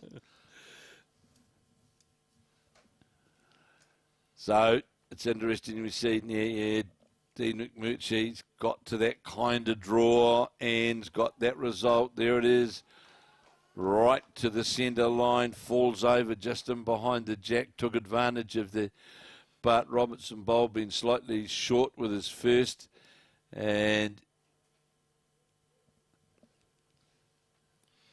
Dean McMurchy, he made straight away, jumped into it, and Bart Robertson trying very hard here to get down to it, and will do so. Sits literally jack level.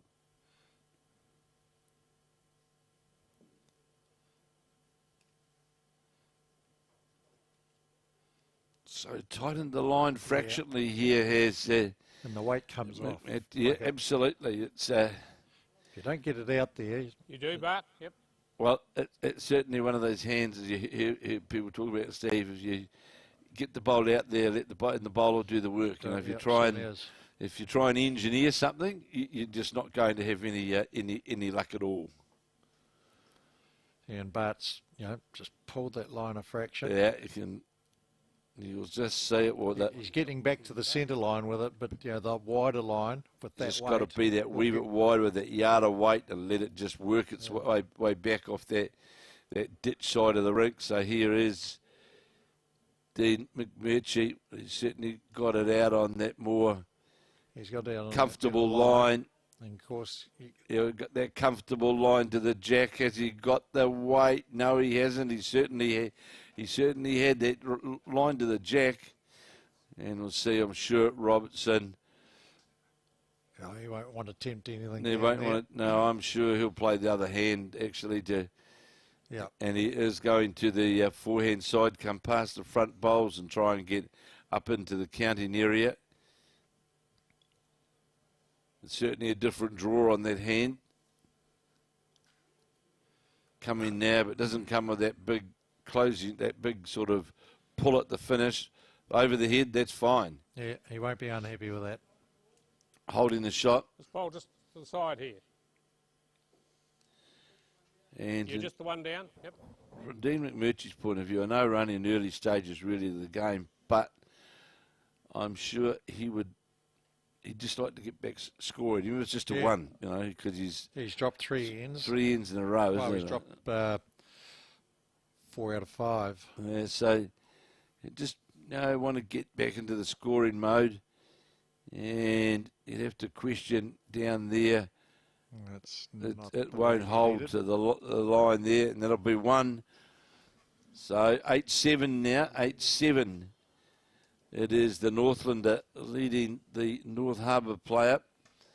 It's Dean McMurchy leading Bart Robertson 8-7, 8-7 in the race to 21 in the final of the Bos New Zealand Somerset National Champion men's singles, after we saw Tanya Wheeler of the Martinborough Club in the Wairarapa defeat Linda Ralph of Carlton, Cornwall, and win the champion women's singles. And we saw in the semi-finals of the men's, of course, that was, I'm not going to say the upset, but the real tussle with Dean McMurchy and David Clark, which was a last bowl result, wasn't it? It was. It went down to the wire, and Clarkey was well behind and never got in front. I don't think so. Got to 20 all, yes, and lay game. The only time we lay game was after he'd played all his bowls, and until David McMurchy's last bowl. Yes, Dean McMurchy's last bowl. He rattled it round, and good things happened. Clarkey reckons he missed by ½ an inch, and the rest is history, as they would say.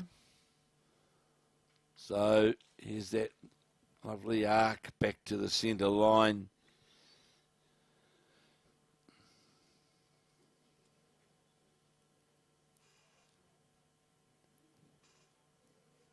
It's almost David Bryant-esque. Yeah, it is. It's that just about gets down to his heels. Right down on the heels, like the late David Bryant was synonymous. It was certainly part of his make, that and the pipe in the corner of the mouth. That was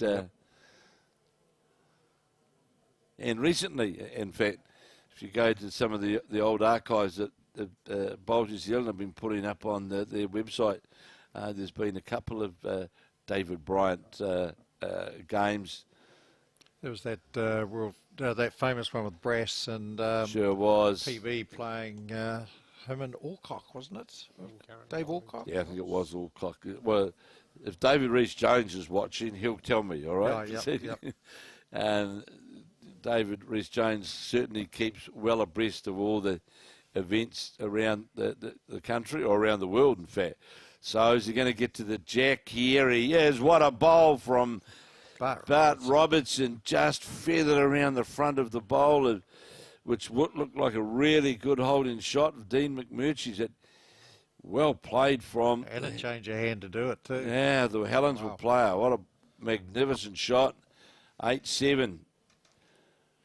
Holding the shot to try and get to 8-all. He'll be looking to play up onto his own and play a yard through it. And turn the bowl through.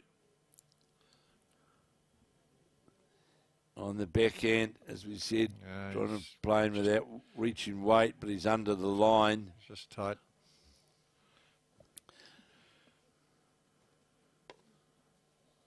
Lady in pink sitting up there, I can see on the terraces there. Yes, that's our world famous photographer, Pauline Bowler. It's unusual, yeah, good name for a bowler, isn't it? It is. Pauline Bowler. And one Sealander, General Manager Clubs for Bowls New Zealand. Hopefully they're arranging tea for me. Us. Well, I can tell you now, there's a photo I've just come through from the Helensville Bowling Club. All glued. All glued, watching the live action and watching their man, watching Bart Robertson in pursuit of this. Bart might have wanted to be a bit longer with that one. He certainly gave it enough air to not trouble the shot. So see Alex Reid in the winning circle again. Just what did he win this time? Oh, some event with in the Waikato colours. Yeah. So missing the head on the run is. He lives in Auckland, comes from the Bay of Plenty, and he's got plays indoor bowls in Waikato. Unbelievable. Well, I'm going to have a talk to that man when we get back to the office. Must say though, he's in a rich vein of form in the indoor version of this game. Certainly is. And of course, Colin carried him to National Peers title. Well, of course, they'll be back here in this very venue in a few weeks' time in the Champion Fours. Yep. And you hope he gets carried like he did last time in the Auckland version of the final. I saw that. He didn't have to do much because Colin and Aidan Takarua in particular were doing it all for him. Yeah, he reckons he had to play about 4 bowls, he said to me. That's all he's got. No, he's going good. Going good. All locked up, 8 apiece in the race to 21. And a pretty handy opening bowl from Bart Robertson, just drifting by. So to all the people at the Helensville Bowling Club watching, great to know that you're watching. Enjoy the coverage and let's see what happens. Bart's giving his best out there for all.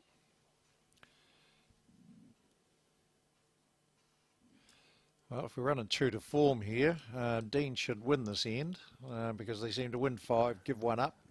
And he's drawn in front of the jack, so he started the end off in a scoring vein. So that won't faze Bart. He'll just pop one down, and he's not on a bad line, and speed doesn't look. Just depends how much it's going to go. Touch bag.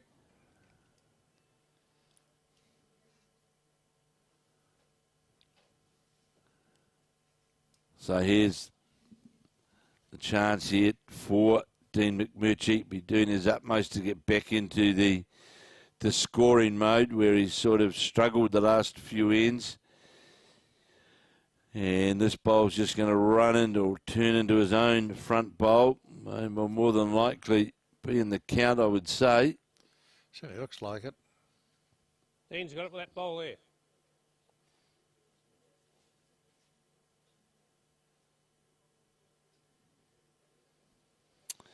Well, I can see one lady out there why she's quite happy. The Warriors up 22-2. So she, What? Are they watching a replay? No, I see a lady sitting there. A lady I know pretty well. Yes. Avid rugby league follower.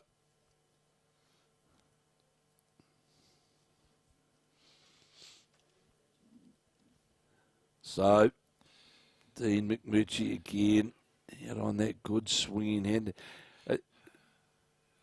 Steve, you from sort of the old school as well. There's nothing, doesn't matter whether it's on grass or whatever it is, but or indoor on carpet, to see a nice natural hand, a drawing hand back to the jack. Yeah. It's what the game's all about, isn't it? Really. It's a joy when you can find it. Yeah. It's a frustrating thing if But, you can't. yeah, it's to me, it's still one of the great things about this game is where people can, really, it's an art. It is. Just not quite going to run. Oh, but Might see a change of hand here from Dean McMurchy. Not sure whether he'll get enough pull around there to count. Because if you just do get out on that, you are going to hang a wee bit wider. Yep. Of course, at this stage, McMurchy will be happy to have to hold the head. Yep. Just so he can alter that length a bit. Which you'll certainly do. Now, he's done that a couple of times. What's this? It's a bowl picker upper. Yeah, it is. Is it? It's So his one. Both him and Bart have got one. So, but he moves it to. Is that just so he can pick up the mat and pick up? I don't know. Yep. So coming down on that narrower line of the jack, but not going to do so. It's going to get past his head. Oh, it's short of weight anyway, Yep. but 9-8 now to Dean McMurchy. And you hear our marker, Lloyd Fitness, saying he thinks it's just the one.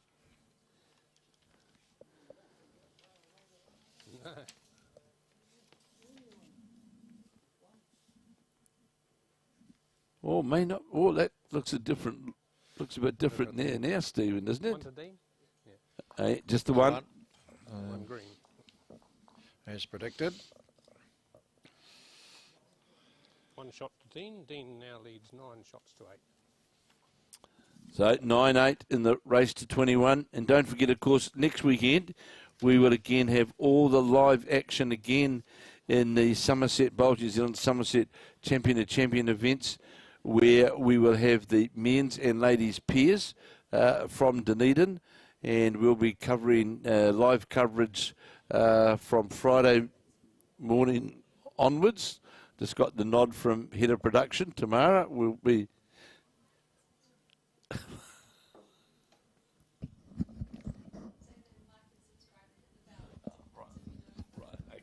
So, just a reminder to people to go onto the Bowls New Zealand Facebook page and do the subscribe, and you'll get notified of on YouTube. Sorry, my goodness, and you'll get notified of when the action gets underway. But we'll be covering both the men's and women's pairs from Dunedin. Friday, Saturday and Sunday, and obviously the Warriors won.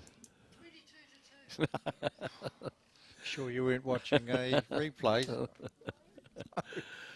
very happy Marlene Castle.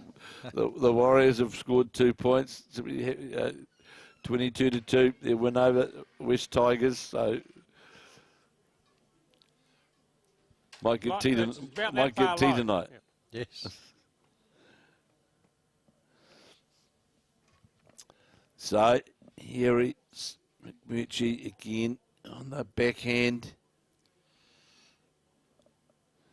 Certainly got it out on that good arc.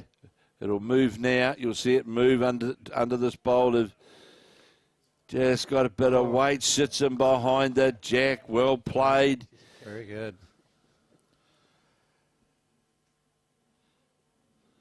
Two shots to the Northland player. I see in Dunedin we've got the GOAT of women's bowls playing, the one and only Joe Edwards, qualified there from Nelson, playing with Kay Hammond. Well, I can also tell you that when we get back here for the fours, we'll have another of the greats coming back here, representing the far north. Anne Lomas. Yes, I did see that. Yeah, Annie Lomas. Annie Lomas. Annie Lomas, of course. World champion. Yeah, double world champion. And then pairs and fours at Moama. Yes. And retired, her and Joe, up to the far north. Right. And won the far north fours. And yes, Annie will be back here. She doesn't win any line-out ball though, does she? No. She's a good lady.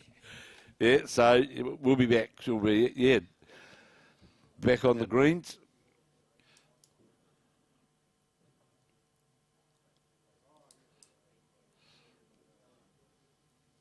It's Bart Robertson now, 2 down. This is coming close towards the jack, or the sits the bowl. Surely. Sits the, I reckon it sits on the back of the bowl. That's, it's close for shot.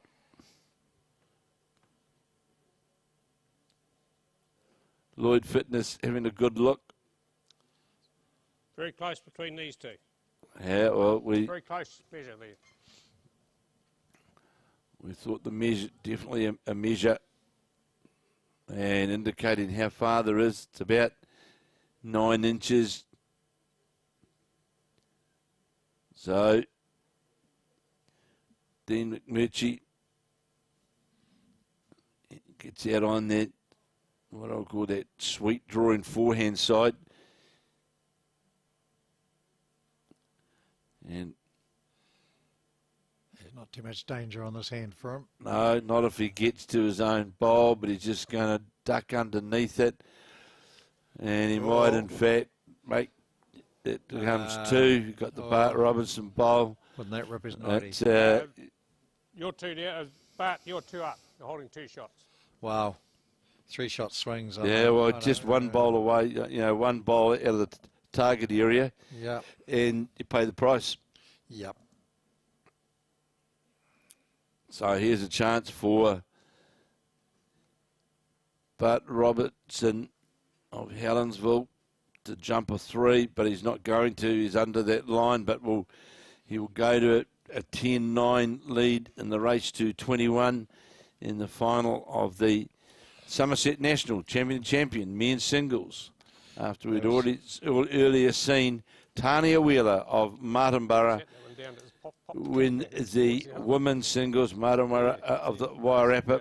And one of the other history questions is how many, it wouldn't be many national titles or of any description in the women, I wouldn't imagine, headed the way back into the Wairarapa.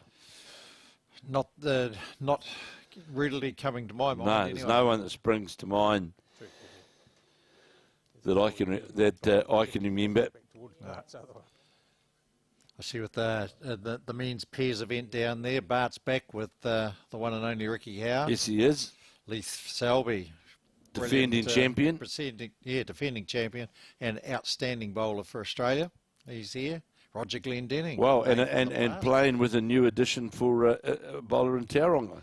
Yes, James has come back doing something different other than greenkeeping. But, yep, welcome back. Roger Glendenning, that's one of the past, isn't it? It is a name from the past. What else we got?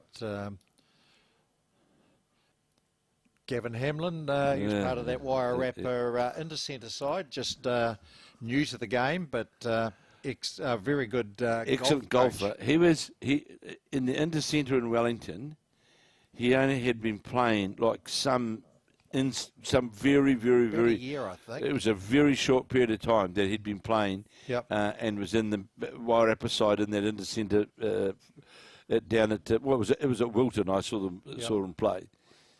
And well, his father's I know him very well, and very proud dad of Gav, and he ran a coaching academy for golf for Lee Westwood in the UK. Really? Yeah, so he's got all the technical stuff, so he does very, very well. Young Dean Drummond, who we've had working for us, he's there. Murray Glassy. Well, it's interesting. Dean Drummond said to me that he's playing with, he maintains, is one of the best carpet players in New Zealand. All right. Yeah, well, Glassy does well in the PBA, doesn't he? He does. Yep. Johnny Carruthers now, of course, used to be at Auckland, That's and right. now playing up in the north, playing at One Tree Point. Oh, it's going to be dangerous. Pat Houlihan, or the Hooligan, Yes. as we know him, with Connor. Connor must have been going well to get Hooley here. Looking forward to seeing you, champ, if you're listening in. No, I don't think you want to do that. Well, he's sort of, it's unusual, of course, at this time of the year for. And Tasker and O'Shea. Yes. Out. Well, Lance has been. No, he was. Where did he send he was off to? He sent us. He's over in Oz, wasn't he? Watching Yeah, an he's at the AFL Aussie Rules. That's where he AFL was. game. Yeah. Well, normally as well, Pat Houlihan is on the Gold Coast normally at this time. Yeah, but he didn't go too good. I didn't see his name featuring at all in the Aussie Open. Symes and Greenwood. Morris, yes. He will enjoy playing on the carpet surface. He will tell us. And, of course, the one and only Keith Slight. Yeah, well, Slidey, he'll just go out and draw shots. Yep, mate. And he's got a good set of left-handed bowls, which is good because he is left-handed. So Bart's holding, what, 3 maybe? Could be 3 here. Big bowl here. So, can Dean McMurchy. Save the day. Well, he needs to get up here quickly now. He needs to sit on the inside of the bowl, fall inwards, which he's going to do. Oh, 4-shot swing. 4-shot swing there now. 10 apiece. Just got the feather, just the barest touch on the inside of the Bart Robertson bowl, and rolled it. Just set in for shot. Ties it all up, 10 all again. 10 apiece, as our marker has said. And I must thank, I'm sure, on behalf of all of us, the wonderful job that the markers have done here over the weekend. They've done a sterling job from around the clubs of Hawke's Bay, and of course all attired in the Hawke's Bay, attire, and they've done a wonderful job, and we're indebted to them. Just want to read out something here. I just want to thank everyone that has texted me, messaged me and rang me over the last few days. I'm absolutely stoked with my result and my awesome on-site supporters. And that's a note from Tanya Wheeler, who has just, of course, won the singles. And a nice note in here from the Martinborough Bowling Club, congratulating her on her victory. And it's great to see. This is one of the great things now about these social platforms, that you see these things, and here's the club, the Masterton Bowling Club, and photos congratulating their player, because it's great to see these smaller clubs and getting success, and the smaller clubs participating too, Kev. Like it's. The people are here, like sometimes it's their first title. And, absolutely it is. And, then they get to come away and play against some of the best bowlers in New Zealand, as well as players just like themselves, and they're having a ball. Well, this is also what it's about. I've got a note here from the Helensville Bowling Club. This came through a while ago. And club rooms are open, and we're live streaming the final of the women's singles, and hoping for an update how Bart is going, and then watching from there. So, they've put a call out to all their members during the day today to come down to the club. Here's Robertson on the charge. He's off target there with that one, is Bart Robinson. But they'd put the notice out early, come down to the club. They get a few dollars, obviously. You know, Absolutely. a few cold ones, and they're watching on the. And again, it's a big compliment to Bowls New Zealand that with the efforts of what we're doing now with all the live streaming, people can now just go and go to their club, go wherever, and it's all good for club. They can make an event out of it. Absolutely, and, especially if they've got a team that's nasty. That's taken the jack away from Bart's options. So what's the option here now? I think he's going. He's going again. He's going again. He's going for the front bowl. Different weight. He's on a better line to get to the front bowl. We got the front one and just skewed off the head. He just needed the one closest to the jack, and at worst he was only going to be one down after that. But yeah, so the clubs can make an event of this. Absolutely. Especially if they've got a team going away later on. It's a wee fundraiser, a bit of fun, build that club spirit. Oh, it's fantastic. And it's good to see them acknowledging it and enjoying it. It's fantastic. In the old days, you used to have to make a toll call and get on the party line and get the result the next day. He could be 3 down here, and there's nowhere to go. Certainly there's nowhere to go Two at and all. a measure. 2 down to these two, measure between these two. And there is nowhere to go. It's a second shot hit, isn't it, really, now? It's, we're locked up at 10 apiece. Well, he's fortunate enough he can get on to his favourite favourite ditch hand. He's just trying to draw second, I'm thinking. Yeah, well, that's the percentage smart shot. Thing to do, and he hasn't sent it. He hasn't sent it out. He's going to, he might sit inside this bowl here, and that will reduce the. Well, that's taken the measure of the third shot away. But it's definitely, I would say, 2 to the Northlander, to Dean McMurchy of Onerahi.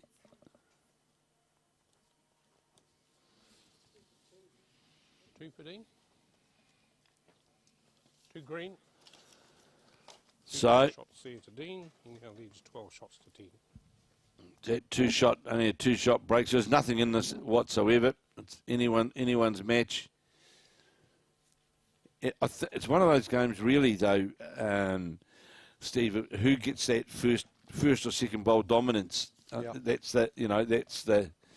Well, they both had. They both went on a 5-end run. Well, you're looking at your scorecard there. Absolutely. Like if one of them go on one of those runs again, the home run. Look out. Look out. So straight away we've seen the lengthening. There's Dean McMurchy's quite comfortable playing that 3/4. That 3/4 longer end. Actually long. They're the dots, I think. The dots that he's bought. He's certainly be disappointed with that bowl, and that's opened the door straight away for Bart Robertson to get right on that jack, put that pressure on.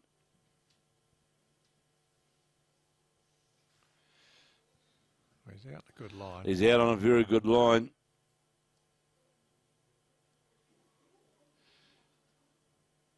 And we'll just go by, but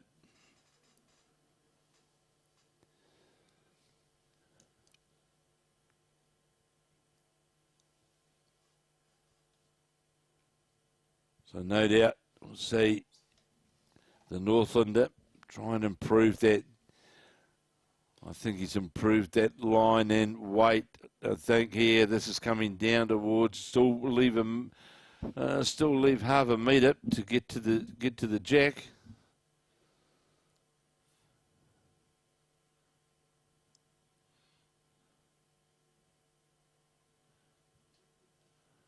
What's this look like on that? The line looks good. The line looks pretty good.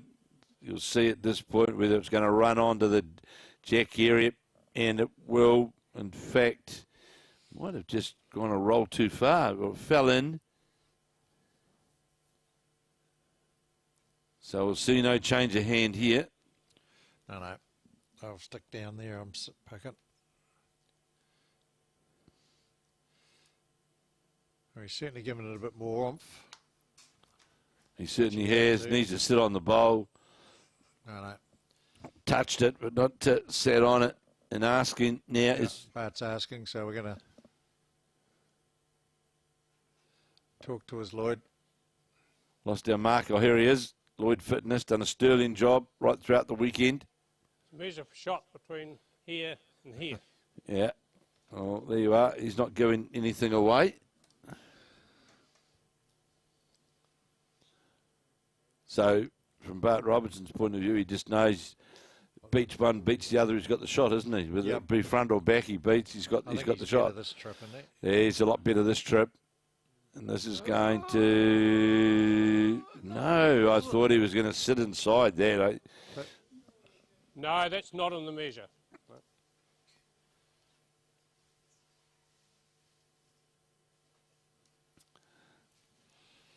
Trying to adjust here by a metre is Dean McMurchy.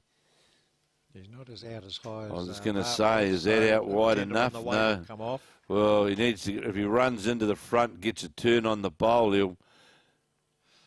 well, that finished in the same... Well, there's 2 and 2 of the equal distance for both of them, front and back.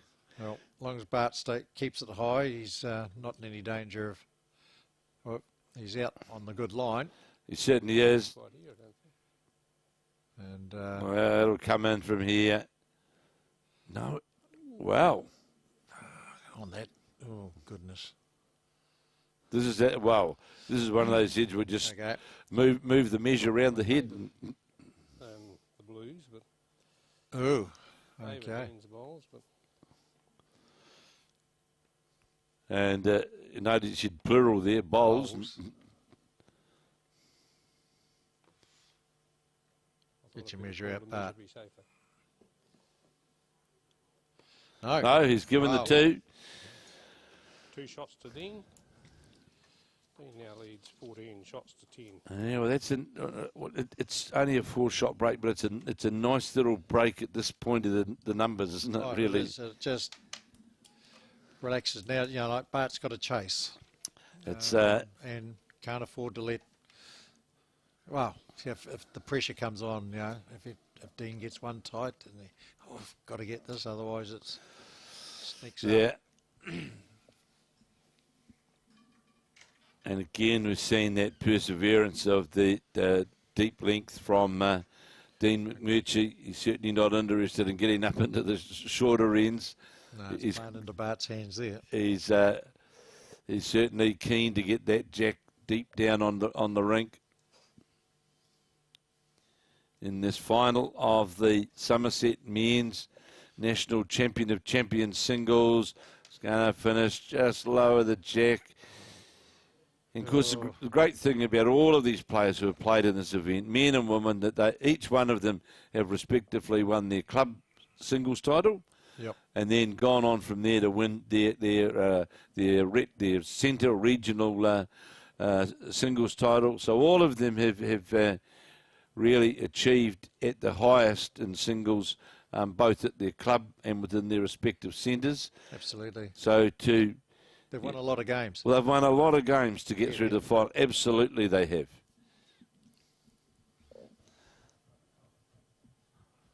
Well, in the old days, the Nationals, didn't it? It used to be, it was about 13 to get to the final. Yep. In the old days, that was about the number. Yeah, we had first day got you to, if you're still alive after the first day, you're only down to the last 32. Yeah, it was. Well, I can remember all sorts of. Oh, the old days of the 2 Life drop down system. Yeah, I remember in Christchurch. Is what Bart done. Just going to touch the front of the bowl. Yeah, I remember in the Nationals in Christchurch and one KD Darling, and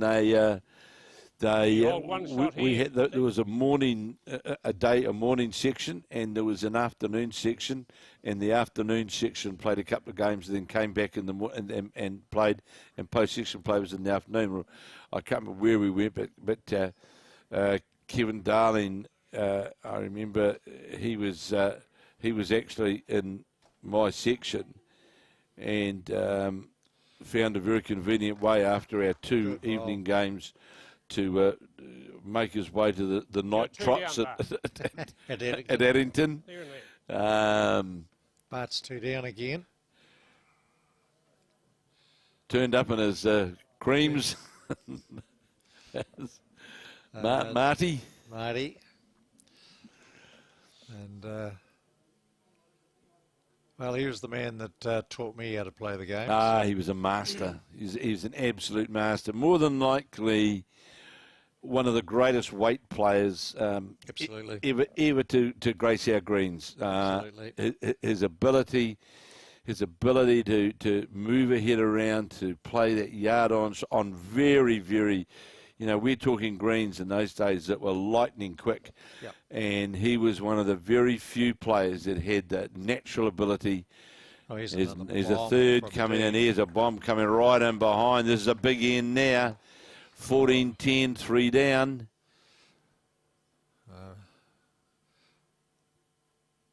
Bart's got to play a bomb here. Oh, is he? No, I don't think he's out there. Is he out there enough? How's the weight to get all the way down? No, he's not going to, is he? Needs a slide and some luck. Got the bowl fat, won't do anything. Yikes. That's the you can mark ends down in games that become killer ends, and that's 7 shots and 3 ends. Yeah, but yet without doubt, Stephen, Kevin Darling was with the tie on. Yep. And was an absolute master. He had it on a string. Yeah, like many of the older bowlers that are around, have a story that, Kevin, he was very inventive with the types of shots he could play. And I know sometimes he talks about how he beat him by moving the jack back and not only getting the jack in the ditch, deliberately taking the jack in the ditch and getting Morris's back bowl. He was just, he just saw that shot, and because you've got to remember as well, in those great days of like Kevin Darling, Bob McDonald, all those guys, we were playing on greens that were a lot different to what we play on now. Yep. And we were playing with bowls which were significantly different. Twice as much as the modern bowl. And I can remember, for example, that what used to be Onerahi, what is now Royal Oak, of course, playing with Jim Christie in the national pairs, and it was Onerahi was headquarters, and we were getting down the numbers in the pairs, and we played a few ends, and they came out and decided to split the rink up.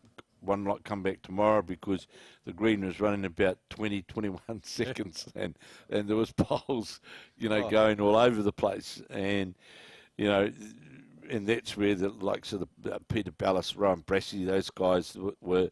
If you look at those old clips of Bowl New Zealand have been recently promoting on their website, you watch those guys, they were just. Bart looks tight here again. He is tight on that line. Yeah, and this is the important part of the game now. Although Dean McMurchy can go out, one's hurt, anything hurts now. So you've got to make sure that we've spoken about that first bowl effectiveness. It's sort of been left open a wee bit for Bart, and couldn't capitalise on it. And I'm sure Dean McMurchy will jump on that opportunity now with a second. That high line, get out there, it's coming back. And make also that correction on that tighter line, but it needs a different lot of weight. Yeah, it's another good bowl, although it's lower the jacket. Bart very quickly changing his hand now. The Helensville player going to his backhand. You can see like it's run right there. Yeah. Now we're on the other hand. We know that that's drawing inwards all the way to the centre line. So it's a completely different line, isn't it? Yep. And really, what's happened here, Dean McMurchy has forced that line now for Bart to have to play, isn't he? Because he sort of lost his confidence in it. Not sure that he sent this one. No, he won't be happy with this bowl because he's playing at a free rein really at present, isn't he? There's no dangers, there's nothing. So Bart Robertson with his third bowl will need to adjust that line. Well, he's done that. Yep. He's adjusted that line. He's certainly not out. It's good play from Bart Robertson, and he's got a great bowl here, getting towards the jack. Gets the jack clean. Oh. Well, it was a Gobbled superb it up. bowl. Good stuff. Change of hand. Well, he Well changed done, his, Bart. adjusted that line, got Yep. that line right, and straight down to the jack and just drew the jack down for one. Well played by the man 'Cause from that- North that Harbour. was- That was game, set, and match. Oh, just that was about. starting to get really twitch time. And No, he's not. Oh, yes, oh, no, is maybe. is it going to hold up on a slide? No. Oh, hopefully this will, for Bart's sake, he Well- change the hand and gets the bowl out and trust it to come back. And that Well- bonus. It's not got a lot of room, but if he picks up a 2, that's... Well, really, the big thing here, though, for Bart is he's going to get the jack and change the length. Yep. So he's coming back to he'll come back to his length. Needs to get past the front. Needs a slide. To get a generous slide, not going to. Right, one for Bart. Take the one and move on. So no doubt we'll... Well, we saw David Clark come back from something similar to this particular score. So, absolutely. well, we didn't see it. We Bart there read about scoring it, so to speak. 17, Bart 11. And nice to see all those congratulations going online now from various people to Tanya Wheeler on winning her singles, and a lot of messages from well done here. They've actually got live here from up north the finish of the game with the okay. David Clark game, and they've got it up live here. So you've got a lot of people up there supporting you, Dean, that's for sure. Good opening poll here from Bart Robertson, and it's about using that hand to your effect, isn't it? To your first and best dressed. it is, and it's so on the forehand is the Onerahi player. Oh, he's had to change. I thought he could have come around that, but Yeah. And it's different weight as well, of course, isn't it? Different hand, different line, different way. weight. It's got a certainly different weight going down there. So is the time now for Bart to just capitalise on that one. On the opener, get another good tight bowl. Looks similar-ish. We'll get past his bowl and will. Very good. Get him behind And it. that sits him behind, and That's perfect. Perhaps that end there, that's the end you could possibly mark down. Has been a big changing part of the game. 18th the end. Yeah, change of length, change of everything. Bart Robinson straight away has taken advantage of that. And Dean's, And given that Dean's the gone weight, high, right? wide and handsome. And I reckon we'll see him go back to the other hand with his next pole regardless. So to try, because he can get past the front bowl of Bart's to get the second shot anyway. He's given himself a talking to there. Of course, depends who this one of Bart's goes to, but he'll be quite comfortable out on that backhand draw line. He's down good again. Yeah, so this is where that pressure very quickly just mounts up. Will Dean have a flick? Well, if he's going to, he's better do it with his third than his last. No, he's given it the draw. Has he tightened that line up? Yes, he has. But of course, in tightening that line up, you've got to get that weight right as well. Might get a feather off the front here. We'll render it clean. Well played. Save one for sure. Still hold 2 shots. 2 shots to Bart Robertson. That was actually not pretty. It was a very good bowl, really, from Dean McMurchy, Yeah, it because was. it had sort of been a bit of the Spraymobile with his first 2 bowls, and he knuckled down, and it was only 1 roll away, really, from getting to second shot. So, Oh, Bart's having a think. Don't do that, Bart. Just get back down there and play where you've played those first 3 bowls, because You can only get punished by being narrow. So. that's where they're going to come from. So the more you look at it,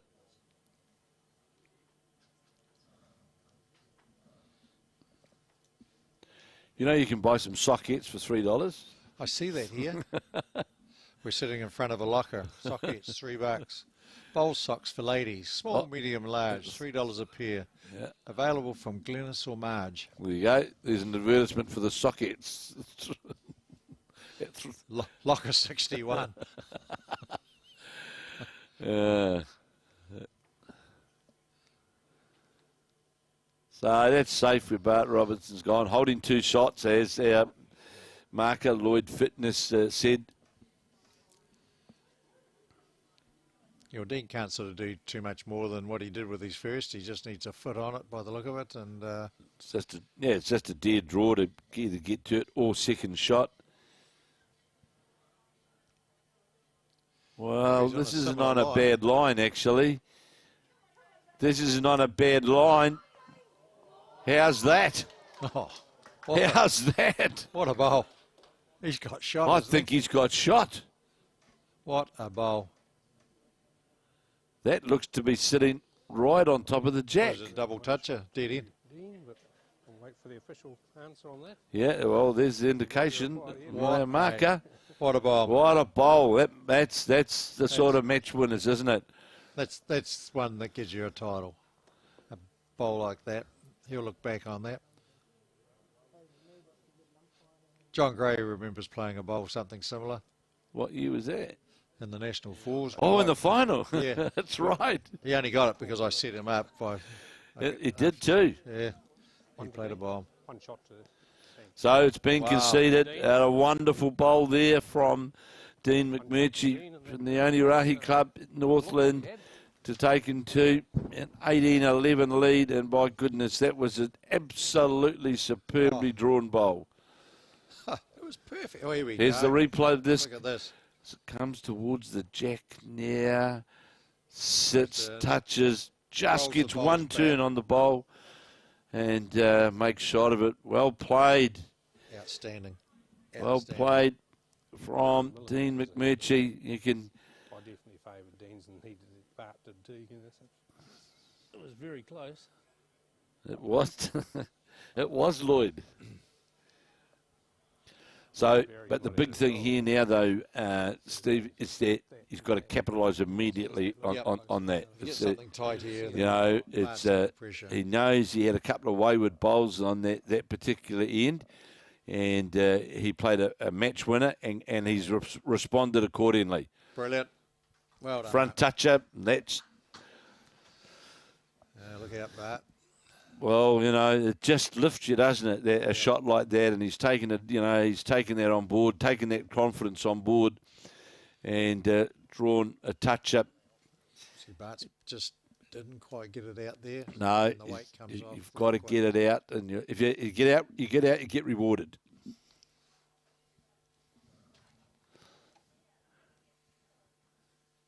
Well done once again, Tamara. Colin, Colin, you all right there, Colin? And the team at Bowls New Zealand have done a wonderful job. Crash, of course, Stephen, and of course Martin, who's he's retired hurt, Well, yes. and Pauline have done an outstanding job yet again. Okay, Bart. Let's see what you got. Oh, this gets crunchy time now. This is getting real. This is getting crunchy here. time. Not here. He's not here. And he's made it difficult for himself because Dean can just draw around that bowl with leisure, can't he? Just get out there. Just get, and it's going to count. If he gets around past that bowl, it's going to count.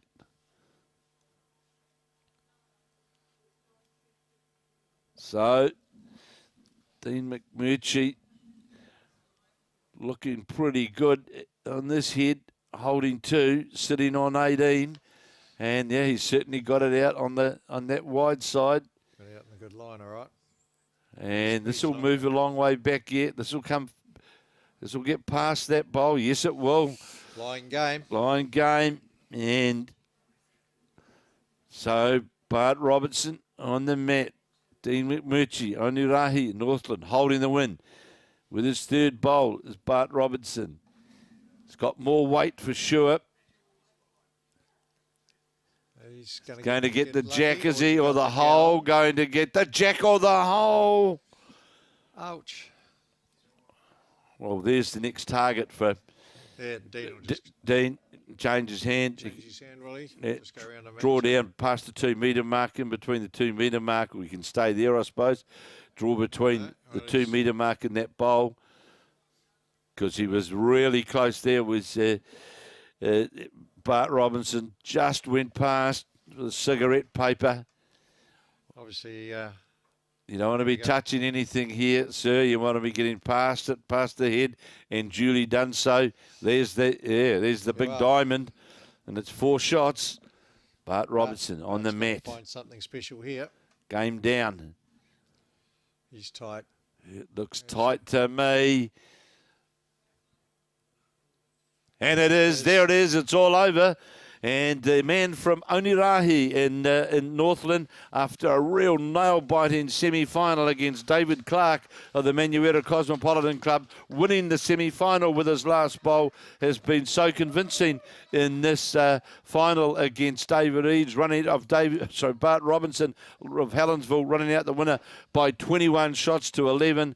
And really, to be fair, Stephen, as we saw earlier on in this event with the Whangarei man, with Dean McMurchy, his drawing was pretty consistent right throughout, wasn't it? Certainly was, and he was able to string ends together to put scoreboard pressure on Bart. So that's another national New Zealand title to the far north, or Northland, I should say, with Dusty Reader and Steve Smith and co winning the 4s back in 2019. So well done, Northland.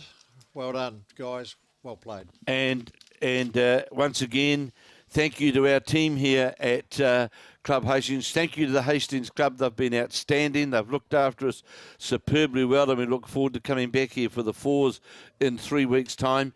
And we've enjoyed our few days here. We've been seeing some fantastic bowls. Tanya Wheeler from the Wairarapa winning the ladies' singles, beating Linda Ralph in the final.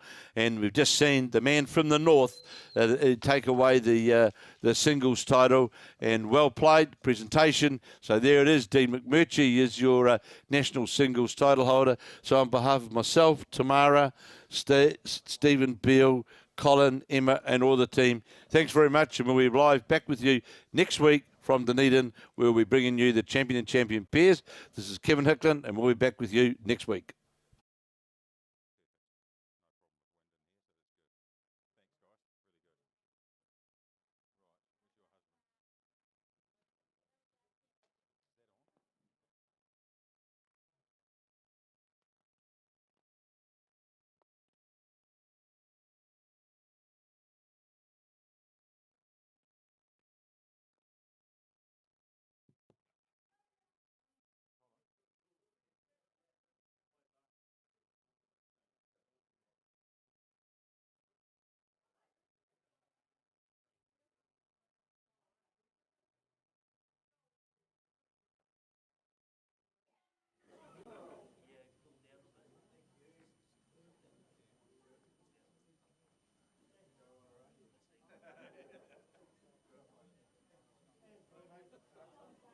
Yeah, good.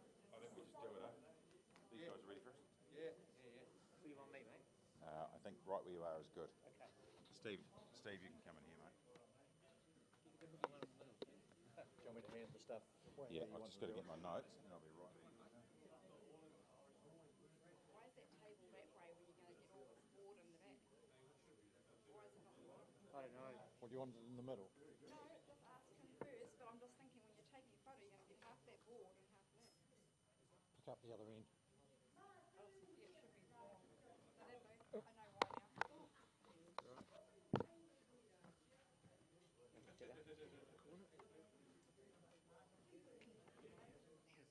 And Colin wants one of the Yeah, that's fine. I'll tell them to go away.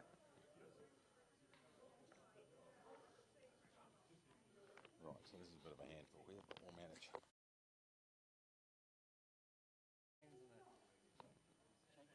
Kia ora, everyone. Hope you can hear me okay. Thank you for your attendance here. We hope that all of our players, the 41 that have been involved in this 3-day event, National Singles Champion of Champions event, have enjoyed their stay here. My name's Chris Lander, and with me are Steve Beale, who's obviously been wearing a number of different hats during the last 3 days for us, including his dulcet tones on the commentary. And to his left, in the absence of our own president, Bowls Hastings President Paul Teddy, who has been one of many people in this organisation here that have looked after us over the last 3 days. Paul, thank you so much for your team's efforts. You and Merv and the rest of the gang have just been sensational, and we look forward to being back here in a few weeks for the fours. To our principal sponsor, Somerset Retirement Villages, thank you for your continued support across the country for this wonderful game that we have, Bowls, and for Bowls New Zealand generally. Your commitment to this event, everybody, including Hawke's Bay, Bowls Hawke's Bay GM, David Henderson, as I said, Paul, Terry and your gang. Our CTO, Barbara Kohler, fantastic job. It's tough with singles, trying to get people to come out and be markers, especially when they're falling over with COVID and Lord knows what. So, Barbara, thank you for your efforts and the efforts of your Umpires Association members over the last 3 days. To our markers, thank you so much.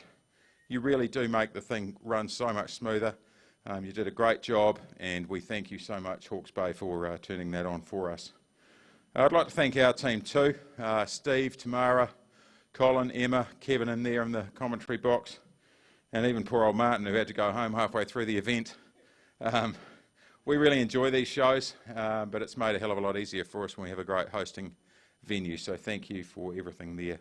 So to our presentations. And I just give you a little advice that there's a couple of people that have gone already, just due to flights, etc. But our women's competition, the bronze medalist Leeane Poulson has gone. She was presented with her medal earlier on, and we got a photo of that. But Amy McIlroy played a great tournament. Amy, would you come forward and receive your bronze medal, please, from Paul?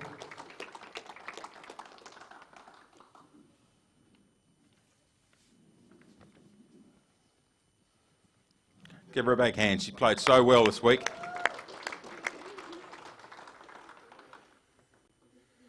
Thanks, Amy. If you could just stay out here, we'd like to get a shot of all of the medalists at the end of the show, so thank you. Our runner-up, Linda Ralph, in a fantastic final, obviously, those that were here and those on the streaming, on the other end of the streaming, at home and in the clubs around this country, would have witnessed just a great contest and a real good scrap. So, very well done, Linda Ralph. Linda's also been presented with her medal. She's on a plane right now. I think she's about halfway to Auckland. But she was sorry not to be here, and she thanked everyone very much for making it a really good 3 days for her and for everyone involved.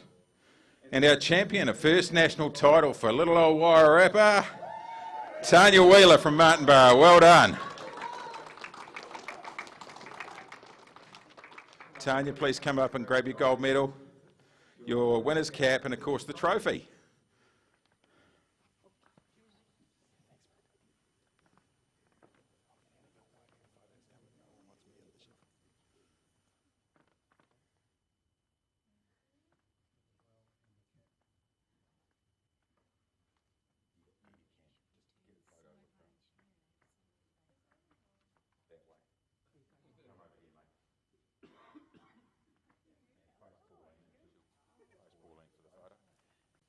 She likes kissing people.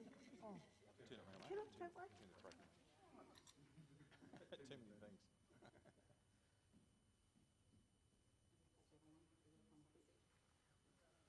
Really fine tournament from Tanya, obviously. She's played a great show here.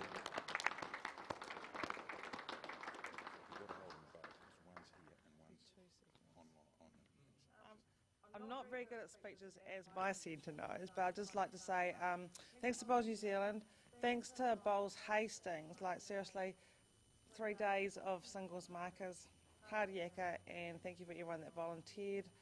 And thanks to my supporters, messages, the ones that were here, and everything else. So like, yay. Yay! That's all I can say. Just stay out here. Thank you, Tanya, and again, congratulations on a really fine performance. Our bronze medalists, David Clark and James Byrne. Would you both come forward if, James, you're still here?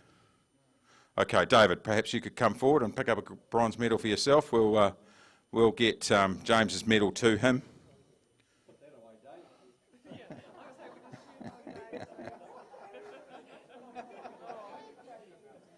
He's just proving he's got a chest to pin it on, that's all. That's all right.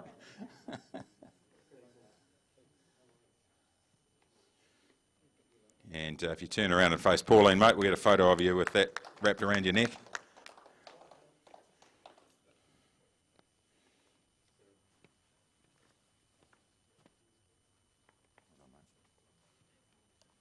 To our runner-up. Sir, please. Where is he? There he is. Sorry, Bart, I couldn't see you. I got my reading glasses on. Very bad. Congratulations. Great tournament from Bart. He's had a great year, and we're going to see a bit more of him in the coming weeks. I know he's got 2 more of these to attend, so congratulations, Bart. Really fine season, and you're capping it off nicely with a medal. Well done.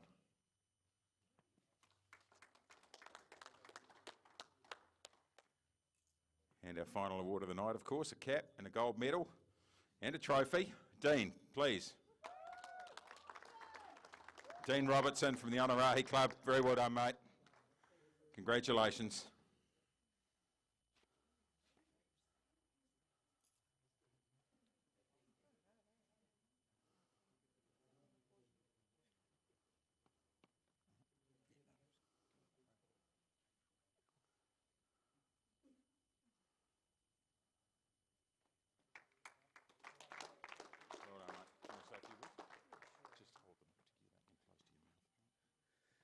Cool.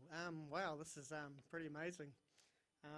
Yeah, just want to thank Hawke's Bay Bowls for everything they've done in terms of organising the tournament. It's taken a lot of markers and people who have been running events and working the bar and everything. There's been a lot of people here over the weekend. It's quite a weird sensation when you get to the final of something like this. Been in the final of the Taranaki Fours and there was nobody to watch the final. Get to the final of this and there's only a few people here, so it's. But anyway, it was it's a real honour. I want to thank Bart for a good game in the final. Sorry, couldn't make it, but this is one of the first few times I've actually beaten Bart, so he's always had the wood on me. I just want to thank Gavin and his wife Tessa and little baby Leah who hosted me this weekend. And of course, really want to thank the Onerahi Bowling Club for everything that they've done to get me down here and all the support and messages. It's been absolutely brilliant. Thank you very much. Well done, Dean. Fantastic effort, mate. And I know your club are very, very proud of you. We'll get a couple of photos of the 5 of you in this shot in a minute. But I just wanted to say, I'm not sure how long it's been since we had 2 national champions celebrating their first win in the same event. So congratulations to you both. Very well done. Thanks, everyone. Appreciate you being here all evening. Everyone that's out there in TV land, thank you for your support over the last 3 days. Really appreciate it. And we look forward to being back here in about 3 weeks' time. And we wish you a very safe and comfortable journey home. Cheers.